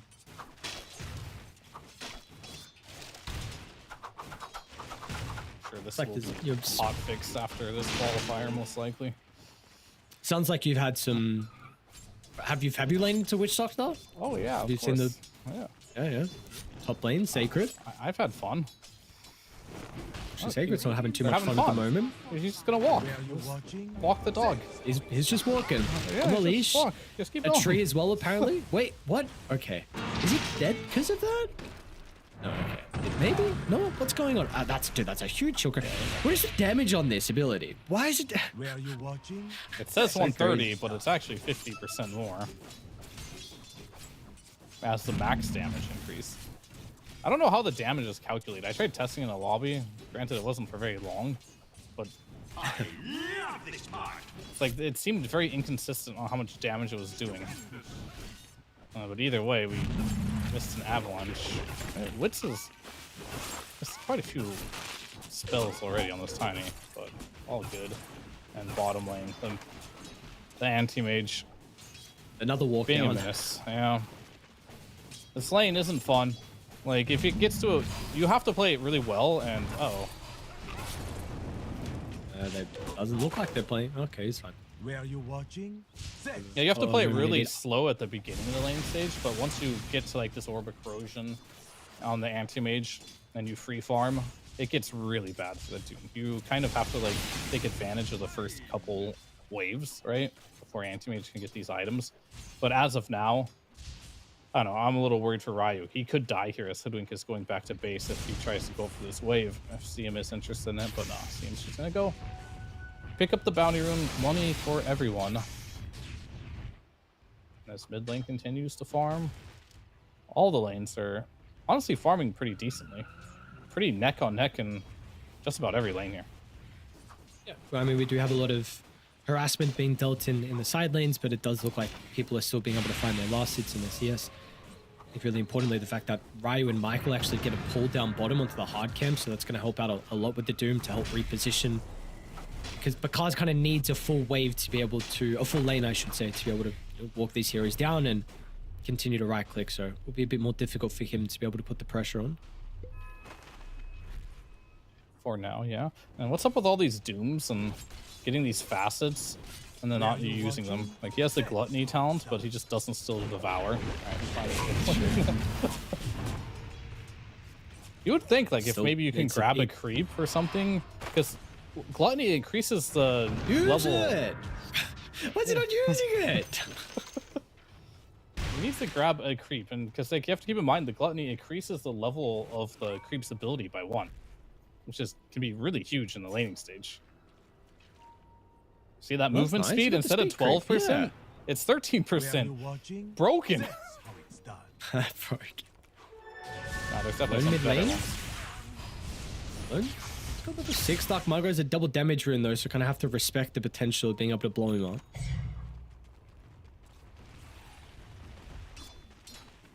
Alright.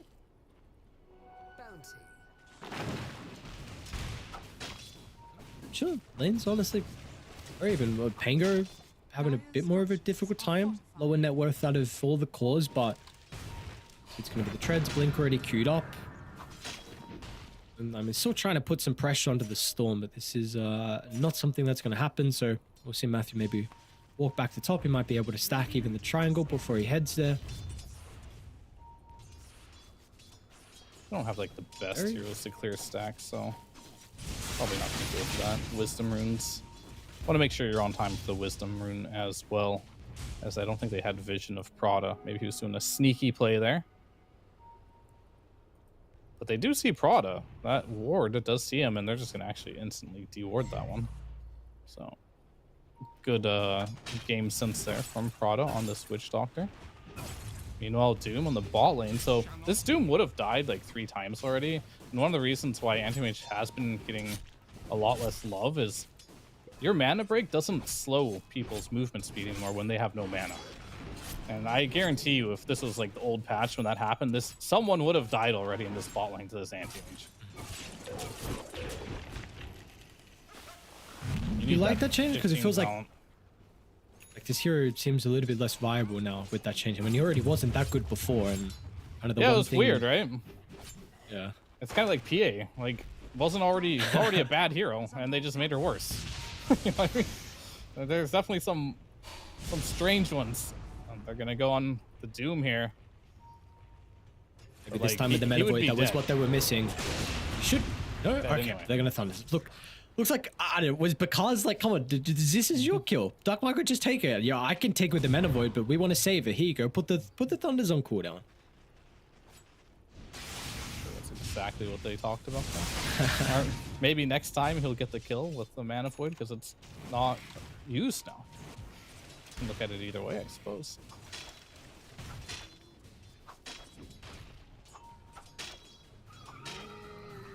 I don't know what Zeus actually has key. He's got a soul booster queued up. No idea. I don't know if he's just baiting me. I don't think I've ever seen this. Pass me. Yeah. I don't know. I don't think he's gonna go for an Octarine first item. That'd be kind of strange. Well, maybe he will. Dire's middle tower is under Who are we to judge? Died him. So yeah, he just queued up soul booster for no reason. He's like, alright, bait you guys. Oh yeah, he probably just had like the point booster like clicked on it and he misclicked the item he wanted. Much more of a slow-paced game than what we saw previously. There was a lot of action breaking out. The bloodbath is what we had. A lot of It's an anti-mage game, high-action Ares. games. You know, we're gonna get well. a nice 60-minute farm fest. I'm seeing that at the moment. No one's wanting to fight. Maybe like Fusion could look to make a play with the Ryu Doom, but the ultimate online, it's actually Boom that are starting to run him down. Dark Margo's going to TP bottom. That's how it's done. They want to make a go Is he into the gonna tower. get They caught could by lift the this? creep wave if they need to. You can't do that. That man has Doom ready and available. They scared him though. Oh, into the Doom. Got the cornucopia. And it looks like they want Kaz is coming to maybe. Yeah. Oh, not a bad rune. Dark Margo gets the arcane. We're chilling apparently. Sacred's just farming top. You know, Wit's on this on the Tiny. What is he's going Echo Saber first item, so we'll see what the decision is going to be for him afterwards. Is this a game, because I know we have seen the Tiny's item build be a little bit more versatile after the Echo Saber. Is there one that you're preferring as the second item this game for him? Yeah, I think Silver Edge. I think versus the anti-mage. They might get doomed with the bushwhack, yep. No counterspell, but you're going to be able to chase him down. Tiger holds back the Ryu Doom, so they weren't actually able to get much value out of the ultimate, so that is now put on cooldown. Is under attack. Yeah, that was interesting. I'm not sure where they thought the damage was coming from, but Alone? you're going to see Alone here. And he's going to use a lot of mana here to just get back. Feels bad for sure. And I was wondering what the build was going to be on the Storm. Radiant's bottom Because tower is I remember, like, back in the day, right? In Storm versus Anti-Mage, the Storm had one play against the Anti-Mage. And it was to get a really fast Orchid and just solo kill him on the map before he had Manta. And it looks like he's still going to go for that. I don't know if it's as effective as it was. Honestly, I'm thinking years ago when this was popular. Yep. If it's still that viable. Top lane Wits. First big movement from Boom. Plus he's actually going to be able to cancel out the Rolling Thunder. Now with the Avalanche as well, he won't even get it off in the end. Alone's TP up to top. They're going to have Prada here with the Death Ward damage, and nice move from Alone, who might be blown up. Because tries to respond, but the counter movement from him is just not enough. Unfortunately, first mana void of the game will not secure the kill onto Alone's Storm Spirit. And no TP as well there, so really good chain stunning from the side of Fusion there. And this game just continues. Anti-Mage continuing to free farm. You're getting a kill here and there on Fusion. Is it enough? We'll have to see. I think this Tiny could be very scary for Anti-Mage. Like, if he does get the Silver Edge, right? His combo will do full damage to this very low HP Anti-Mage. Plus, it'll make it a lot scary to split push. Granted, with me saying that, I'm sure he won't do it, because so far all the builds I do suggest for these carry players, they choose to go a different route. Alright, bottom lane. College jumped in a little bit early. Suns is still going to be there. Looks like with the freezing field committed, they should get here. Ryan. Maybe not Michael as well. Steps forward. Gonna be able to maybe he chase can him down, scurry away. scurry through the trees. Looks like he's fine. Yeah, he had the Mana Void come off cooldown just now. Not quite on time. I guess he did have a big stick there. He's gonna heal on up with the healing salve. Some damage will be done. And the mid lane, Alone and Dark Mago. Just chilling here, honestly. Thunder God Wrath is up though, so. We farming, Ares, we farming. We farming. This seems like it's going to be a real big test on Wits. Like Alone this game, like you're saying, his play we've seen in previous years against the Anti-Mage is the Orchid, so he's going to get it at an okay timing. I mean, he's still a little bit away, but it seems like really Wits has to go huge here with the build from the Tiny. And he's going to be going Blink Dagger, so unfortunately we will not see that Silver's Edge to deal with the Anti-Mage. Yeah, he has time to think about it. Think long and hard. Michael, the backstab from the Hoodwink. They're going to see the supports cross the opposite side of the river, and this is an opportunity for them to get some kills, but Alone, he's going to be revealed on with the blink from Sacred, and now the driving skills turns himself back around to hold the Tiny into place. Sacred's got the damage, but can he escape? And it looks like he can. Ryu not going to actually try and step in with the Doom, feeling like there is no avenue for them to also be able to punish the Pango. So great blink reveal from Sacred, once again going for its first item. Yeah, and they definitely needed him to go this blink, I think, this game. Obviously, if you go Echo or something like that, you feel better about the game. But when you're mid as a Zeus and you're an offlane Pango, you kind of have to be that hero that buys a Blink Dagger within your first couple of items, right? Whether you're an Axe who goes for like a Blade Mail blink or a Pango who also gets a blink at a reasonable time. No point but to wait here for Sacred, so gonna show that blink off really early, gonna connect with a couple nice little kills there. And this is exactly the type of game that Boom want to play. This is not how Fusion wanted to play this game. They don't want it to be Anti-Mages free farming, game is slow. Top tower is under attack. Not ideal at all for Fusion for this pace. And it really feels like Boom is just kind of setting the tempo of these games here to play the way that they want to play.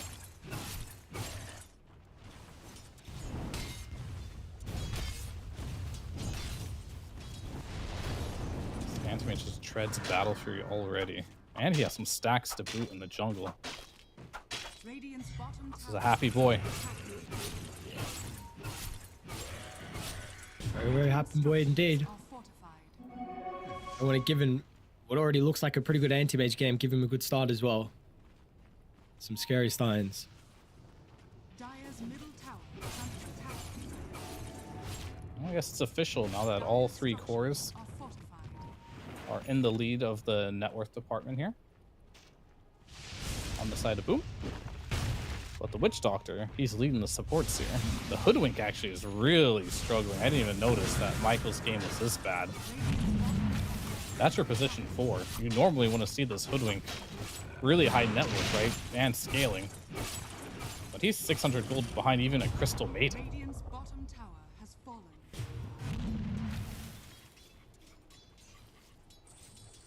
As you hear, you're expecting to give you a lot off the back of the lanes, and unfortunately he's not been able to do so. You do have the Orchid online for a loan. Is under attack. So let's see what the call is going to be here for Fusion. And Boom is starting to transition some of their forces to the north. Ryder's going to run into Tiger inside the tree line. I'm thinking about taking the fight, charging up the rolling front. They got a pretty nice observer that does actually scout out alone along with his Orchid, so they are well aware he has hit this timing. They're smoking bottom. They want to kill Pakaz here. Doom and the Hoodwink. Blink on Doom. If he can connect this Doom, could be a kill, but Pakaz very wisely decides to farm backwards instead of forward. And he might just avoid that gank there. Very well done by him.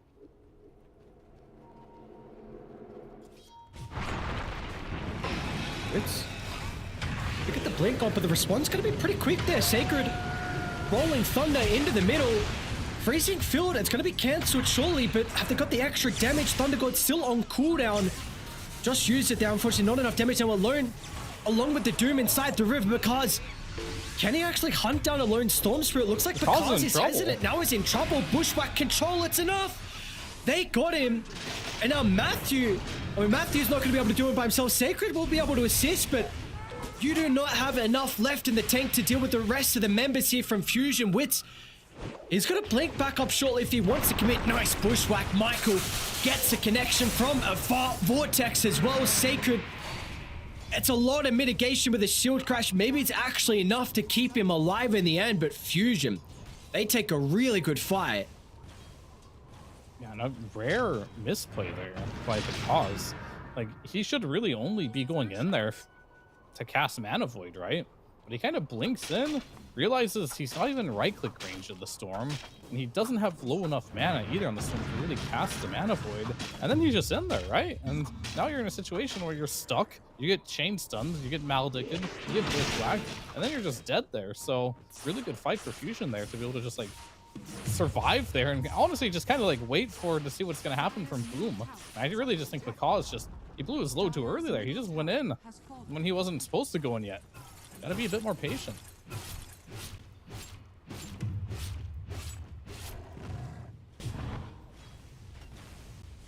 Finds a life for Fusion. Get some galvanized stacks for Alone. Setting up bottom as well. Matthew shows for a second. They're ready to jump. Alone with Michael will have the damage, but looks like Matthew's pretty aware of what's going on. Very aware.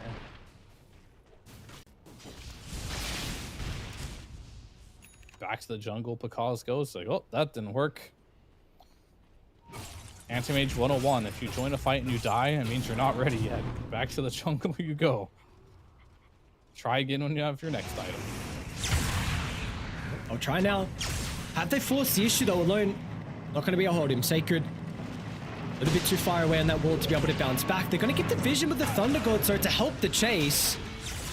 So Michael looks like probably the only sacrifice, at least Alone. Okay. I was a little bit worried they weren't going to get it, but never mind. They made it easy enough in the end. Keeping top as well here on Matthew. He has level 2 bushwhack. Misses. And that was very anticlimactic. Instead, he's just gonna eat a bushwhack to the face, or a maledict rather, sorry, to the face. So they got 1 kill. Anti-mage free farming again. How did they get a 2k gold lead from that? That's just that 1 kill and anti-mage hitting creeps? Some tiny hitting creeps that whole time too. Interesting. And tiny is getting Better farming. Yeah. Back to 1k, so very, very close game still. Yeah, very close. Like, I don't think anti-mage is just like the end-all be-all of this game either, by the way. It's not like he's just gonna go ham. It's just, if he goes in the right area and makes the right plays, he's very annoying to deal with this game. But as you saw in that last fight, it wasn't too annoying to kill him, right? It was actually kind of easy. So it really just comes down to how good is Picasso gonna play this game. It's just the ceiling and the potential for this anti-mage is very high. But you can also just make one mistake and instantly die. It's always been a bit of an issue with this hero, that margin of error always a concern. So we'll see what Picasso is able to do. Level 15. And they open the map. I mean, importantly, top lane is, they really need to get this tower. It would give anti-mage so much more farm opportunities for these camps. Right? Smoke off. Smoke does pop though. And they don't have all of fusion here. This rolling thunder could be devastating with the wall that bounced back off. Finally, Boom are able to open this game up. 2 big kills. Towers should go down top. And fusion were not there ready to take the team fight. Yeah, that was a really good smoke, and it looks like they're sticking around. Maybe looking to jump Zeus in the mid lane. I mean, is there the blink? Or could there, but the great Glimmer Cape as well. Perfectly played there by Boom. It was a hard go, but if they could have got it, it would have been really good. I don't think they had any detection though to deal with that Glimmer Cape from Matthew. And this item has been giving me multiple migraines, this Glimmer Cape item. It's just so not good. A fan? I mean, obviously, like, I don't play support. Of course I'm not a fan of Glimmer Cape. Just buy dust, bro. Come on. I mean, I try to, right? But like at some point in the game, like you just, what am I gonna hold? My Manta or Dust? You have to like pick. Yeah. And at some point you just can't kill heroes because they all have a Glimmer. Smoke on smoke again. Storm along with Hoodwink trying to connect with their heroes down bottom. Dark Margot. Oh my lord. This is scary. They just barely walked by each other. All right. And nothing will happen of it. Maybe they're going to continue to pivot their attention to top right. Did just complete a BKB. They're going to try and stop with the telekinesis. He needs to use it goddamn quickly though. Sacred with the initial follow-up stun. Right? Is they still going to be able to get the kill? They will. Sacred. The rolling thunder finishing blow is there, but the response alone zip from afar. Eyes on Picasso. Is he going to be able to find the angle here for the Mana Void? Wits is just gone. This tiny trumped in, but no BKB. He could not stand his ground against the spell damage, and now Michael as well is hunted on the Hoodwink. Trying to dance around the trees, but they will make quick work of him. Alone's going to try and go back in, but there's the Glimmer Cape and Alone. I mean, yeah, no Mana Void, but yeah, no mana. Cool, how do you get out now? And he will not be able to do so. I like how he's dying right by 4 heroes. I love this part. That's pretty funny. I mean, I've seen this Pango kill so many heroes with Rolling Thunder. I didn't realize that Rolling Thunder was physical damage. So BKB doesn't help you at all against the damage that comes out of the Rolling Thunder. Sure, you don't get stunned, but it still chonks you through that BKB.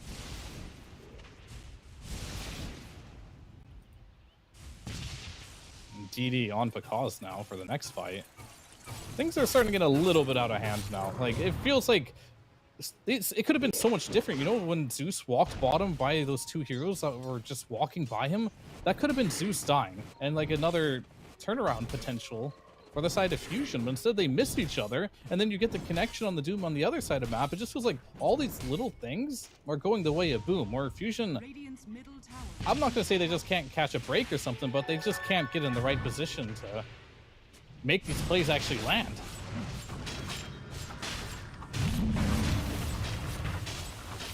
Something needs to change. It's going to happen quickly here for Fusion. Uh-oh, it's Roshan 5,000 time, net though. worth lead. You got Aegis with the DD on because, so this will go down with ease. And Fusion, they're trying to come in here. Are you really going to contest this? Aegis is already picked up, and Radiant have a really good observe ward around the small camp. There's a lot of information for them to utilize. Prada, they're even going to try and get him with the Rolling Thunder as well. Seiko He doesn't love the orchid. kill onto the Storm Spirit, and he's gone. The Orchid here for the Pangolier. What an item pickup. You've got one. I can use mine even better. Is now because he's got to find Michael almost in the exact same spot as prior. Try and do some pretty cute footwork. We've got a glimpse of him, mana mode. It's there because stops the TP. The buzzer, 3 are gone. Now this leads up to 8,000. Yeah, that's a net worth advantage right there. The fact that this Pango is able to pick up an Orchid, that leads into another kill on this Storm. And this is like the Storm build that is supposed to snowball against the Anti-Mage before he's online. It didn't happen, and let me tell you, when the story ends up this way, the game typically only gets harder for the Storm Spirit, but Witz is still in the game, and he's showing himself, like, I'm still here, guys. I am like the last hope here, potentially, for this game. Uh-oh, Anti-Mage He's been found. intercepts the high ground. It's going to have to BKB TP. Still cooldown for a couple seconds, in fact. It's not going to matter, but that was your instantly has to use the BKB, so that is your 9-second duration now gone. Is under attack. And you did get the Rubik kill. That does feel nice. But I think the next couple fights, we're going to have to see 2 things happen. One, a Doom has to go off as an initiation tool. And 2, Tiny has to be there. I feel like I've seen so many fights now where just Tiny's not here. Pause? They might get the Doom on the Aegis first here. life. They will. Witch Doctor's going to die because of it, though, and Sacred, he's already tipping in. Right, we'll try and escape, and... Oh, you doomed him. Oh. Yeah, that doesn't cancel TPs anymore. Sacred. You're like, come on, bro. Wait, you're not a core player? You don't know the mechanic? Yeah, it was probably, the communication was probably like this. I got Doom, guys. I got Doom. I'm going to cancel his TP. And then he just TPs out, and then his teammates are just like, bro. Radiant's middle Here's a tower tip. is Love the under attack. enthusiasm. We could have used that Doom now. That was 100-second cooldown. We would have liked that potentially for a fight to break out.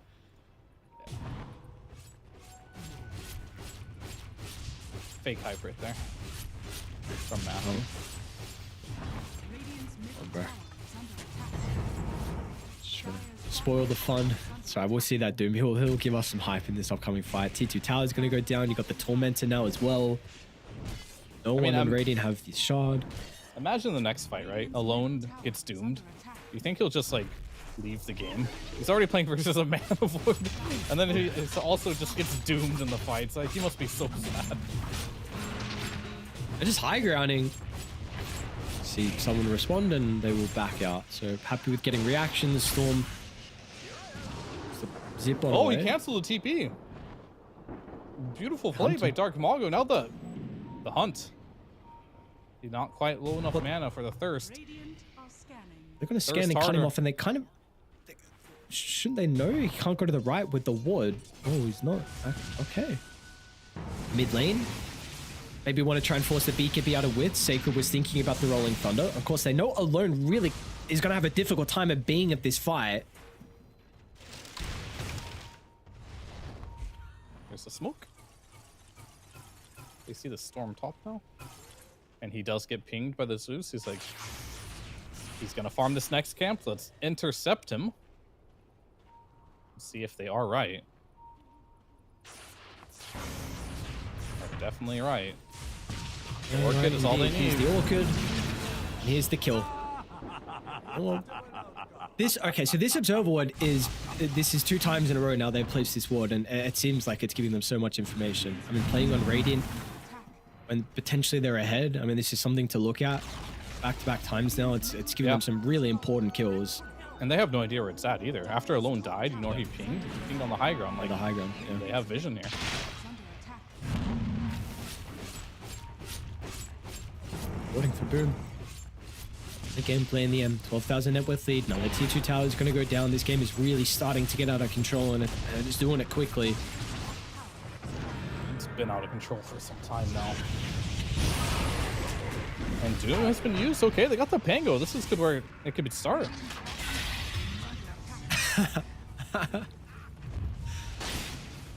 They're going to go again. I like this. Just keep the aggression up. You've got a big kill. There's an opportunity now. 4v5. Wits can still jump. Even over the Doom on cooldown, you have the potential to get kills. Unfortunately, they're a little bit too slow. Because will get away. No one is showing top. Maybe Alone has to do that.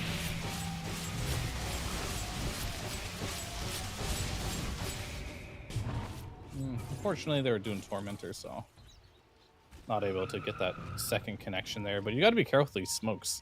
You're not going to have unlimited smokes here. Currently, don't have any more, actually, at the moment here.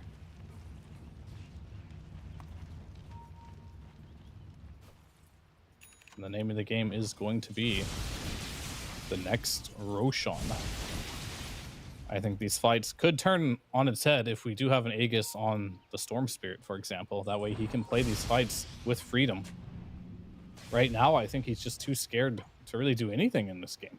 Because, yeah, if he gets Orchid just one time, he's dead. And he's not building anything to protect him either. I really think he desperately needs a BKB to be able to do anything in these fights. I was just going to ask, like, which blade really the route? I mean, is this just like the classic, look, I kind of have one defensive-ish item in Eternal Shroud. Of course, it helps a lot with your mana, but like, is this kind of the classic, you know, I have one, I don't want a second? Perhaps, but I'm just not sure. Like, you don't have status resistance. You don't really have much of anything to deal with this Orchid from the Banco, right? And I feel like if you get stunned once or Orchided once, you're just dead to Because. Yeah, sure, you get mana back when you get hit, but he's burning more mana than you're healing. That's for sure. And one thing I do know for certain is BKB makes it so you don't lose any mana. Not at least from the anti-mage.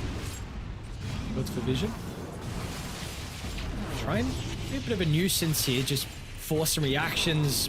Honestly, this is just a big F you. And now Because is actually trying to blow up Prada, but... Is that too deep? Could there be a toss back?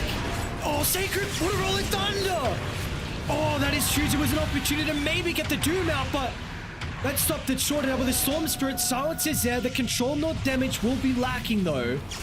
Matthew stole an Avalanche, stops him from being able to go down to the bottom of the stairs, and Sacred wants to jump back in. A big shield crash connecting onto two, but they're hesitant.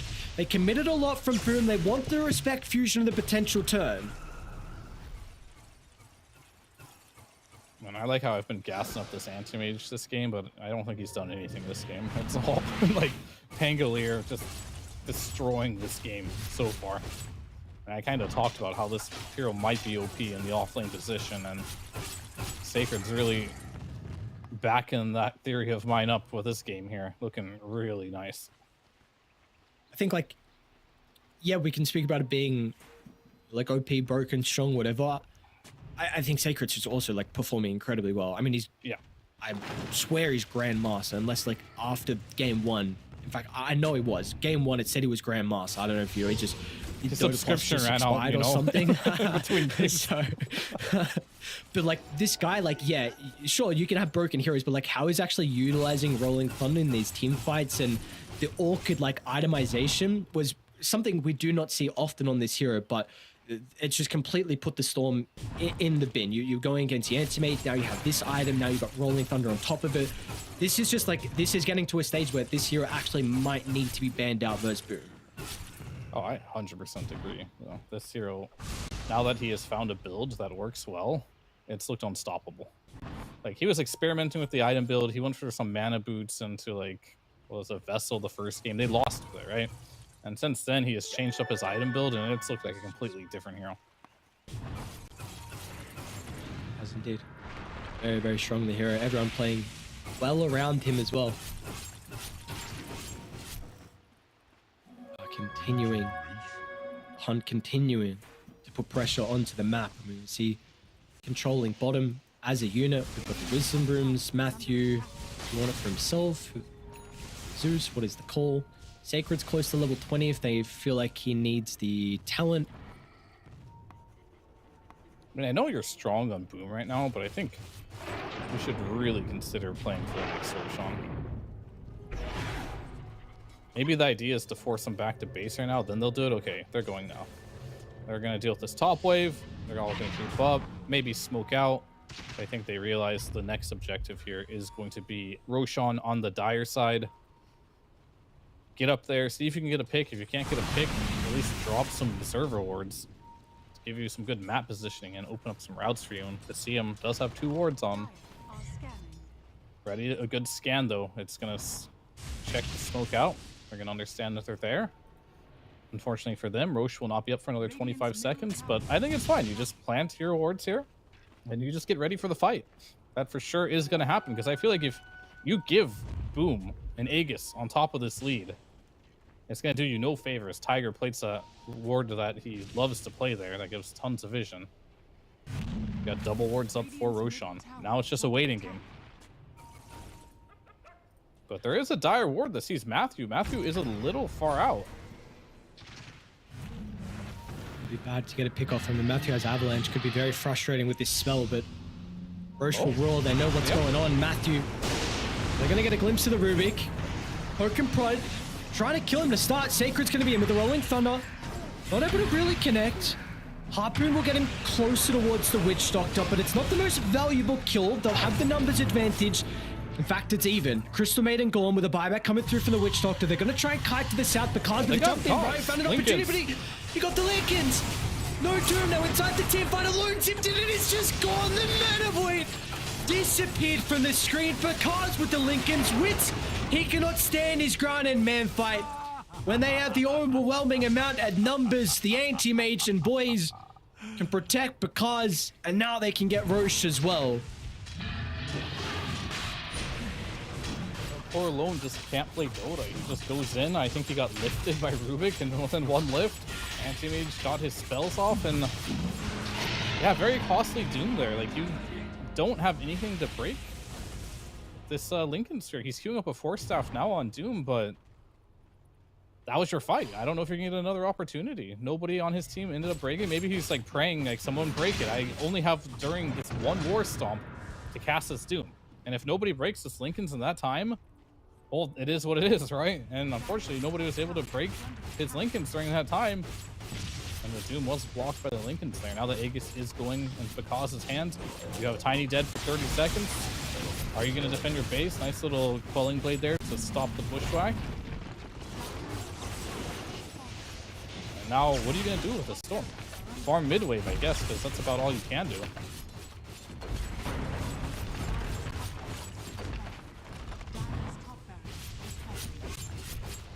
That's all you can do.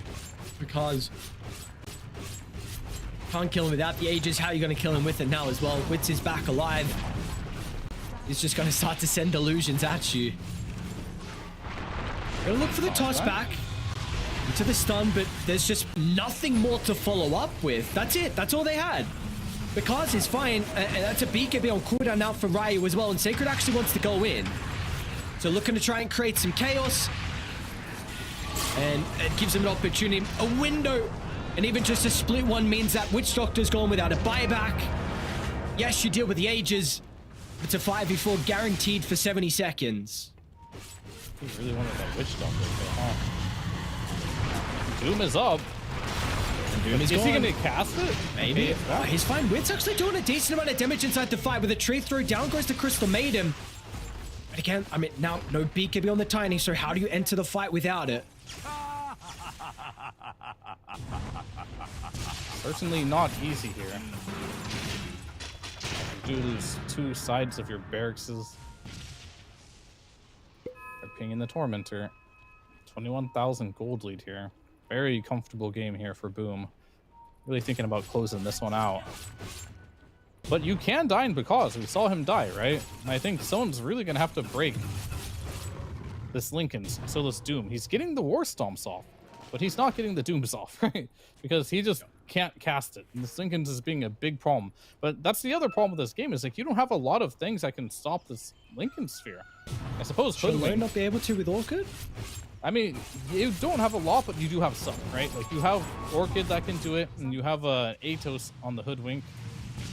And that's about it. I don't know if Witch Doctor can walk them into a cast. Have a Wind Waker now, which is a bit of an issue in itself. Matthew can use this one defensively on really anyone. You know, importantly, that Doom carrier. You have a defensive tool to help them out. Oh, the bash, Tiny on Wits, it's just gonna die. Fusion can't respond, and now Prada, he's gonna eat a couple Nimbuses as well. They're all just dying. It's just, there's not even gonna be a 5v5. Last hope of trying to defend. WCYD situation. Oh, Sacred? It's, okay, it doesn't matter. Yeah, cool. You do me, bro. What do you get out of it? And unfortunately, nothing. Because it's time to celebrate for being able to move forward. Job's not done. But at least you will see another day here in the lower bracket. They're going to knock Fusion out of the hunt to TI13. And just a pretty clean game from Boom here overall. Like, I really did enjoy the fact that yet again we get to see this Pangolier into the offlane. I'm sure we'll get sick of it eventually, or maybe some people are already sick of just hearing the name Pangolier. He was out of the meta for literally 1 week. Like, this hero is so trash, and then Valve buffed him again, and we found a new way to play him a little bit differently this time. But Sacred like fully abused it. He ended up 10-2 and 13 in this game. A great scoreline. More than the scoreline was the beautiful rolling thunders that he was able to give to his team here in this one. And I thought Picaz would be like the be-all end-all of this game with this anti-mage, but yeah, he had impact. He was good, but it still seemed like the Zeus and the Pango did most of the heavy lifting in this one still.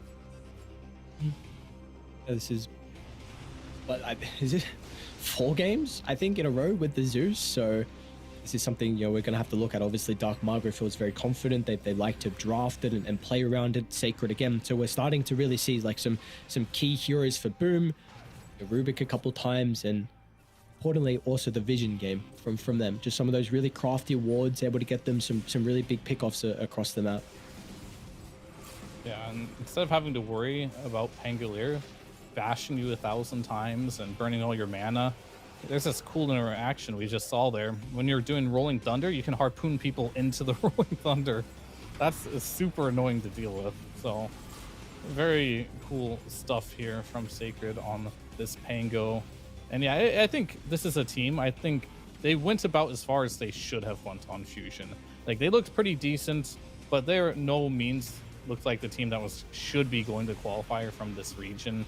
A little too sloppy of gameplay all around from most of them. Their drafts were pretty good, but this is definitely a team that looks promising for the future. If they stick around, get some more experience, I think that's a big thing for them. They could potentially make waves at potentially next TI qualifier. Just got to keep up with it. Well, we'll see. They're going to have the backing of this new organization with Fusion as well, which is the big thing. So hopefully they're going to be able to stick together and continue to grind and you know, play the scrims, play the third-party tournaments, and see if they can climb up here. Because, you know, still South America it's on the rise. It's, you know, continuing to get stronger. There's a lot of competition here, and unfortunately for them, they're not going to be able to have a hope of qualifying anymore. Being knocked out, Boom are going to continue on, starting in the lower bracket, and now they've been able to take care of 2 teams and see if this run is going to continue for them or not. Looking good so far from Boom. Very, very promising stuff. Yeah, they're definitely a team that I think has a lot of potential, and they just need to put the reps in, play more games, iron out the teamwork, because there's games here and there you're like, this doesn't look like the team that is, in theory, one of the biggest names in the region. This looks like a team that is not quite polished yet, but every single game that they play, they get better, and I think that's going to continue to be the case here. They have a long way to go here. I think the real tournament has just begun now, just looking at who's left in the tournament now. I'm sure we'll get to that later, but they got to stick with it and continue to be able to just like make things happen with this roster, continuously get better. It's only going to get harder. The challenges are going to just like continue to increase as we progress further on in this tournament for Boom. Well, we should be able to take a look at the results pretty shortly, and then we can see where the teams are currently situated and who they have to be versing coming up pretty shortly as well. Because with that series being done, we will close ourselves out for day 3. So yeah, we're going to see the results. Another day of all 2-0s, apparently. I mean, top heroic. Those games versus Leviathan were definitely much closer. I believe they were, 2 50-minute games, so that was competitive. Right. The Beast Coast won the second game. That was an absolute beatdown with an Earthshaker mid, the carry Pudge. Beast Coast looked really, really good versus Midas Club, so that's going to be a good test up against Heroic, who are probably looking like the best one, but it's pretty close in that upper bracket. And then, of course, with No Ping unfortunately getting eliminated and Fusion getting eliminated as well. Yeah, I mean, it's just the time of the tournament where we got to start finding the best teams. There's going to be 2 teams that are going to be going to TI13 from the South America region, or they'll be going to the road to TI13 rather, not the actual main event. You have to still qualify for that. But we're going to get 2 teams to be able to get on that road here. And this is where I think it gets really interesting. You got some really good teams here. Heroic, Beast Coast, they're showing that they're the best of the best right now in this particular qualifier. Then Midas versus QE Esports. I think QE Esports is a team that is my dark horse for this tournament. If I'm to look at all these teams, they look really nice, and they look like a team that could potentially put a fight up against Midas Club. But I think we're going to see a lot more 3-game series coming on. Obviously, Leviathan against Boom. Leviathan showing that they could win the first stage of the upper bracket against No Ping. They dropped down there, but I think we do have some of the better teams shifted into the spots where they should be, and now we're going to get some really good games coming out from this region. Yeah, I think, like, really, if you take a look at, if you at the start were to take a look at all the teams that were competing in the qualifiers, this is probably the remaining 6 teams you would be expecting to be left in the last 2 days. So we'll see how they're going to be able to compete, like you said, where it's going to be much more competitive coming into tomorrow. So it's going to be exciting. It's going to be some very exciting stuff in South America. We'll see if there's going to be any upsets as well, because I know in some other regions, importantly like Eastern Europe, a team like Virtus Pro was eliminated in round 2 of the lower bracket. So we'll see if there's going to be some upsets here.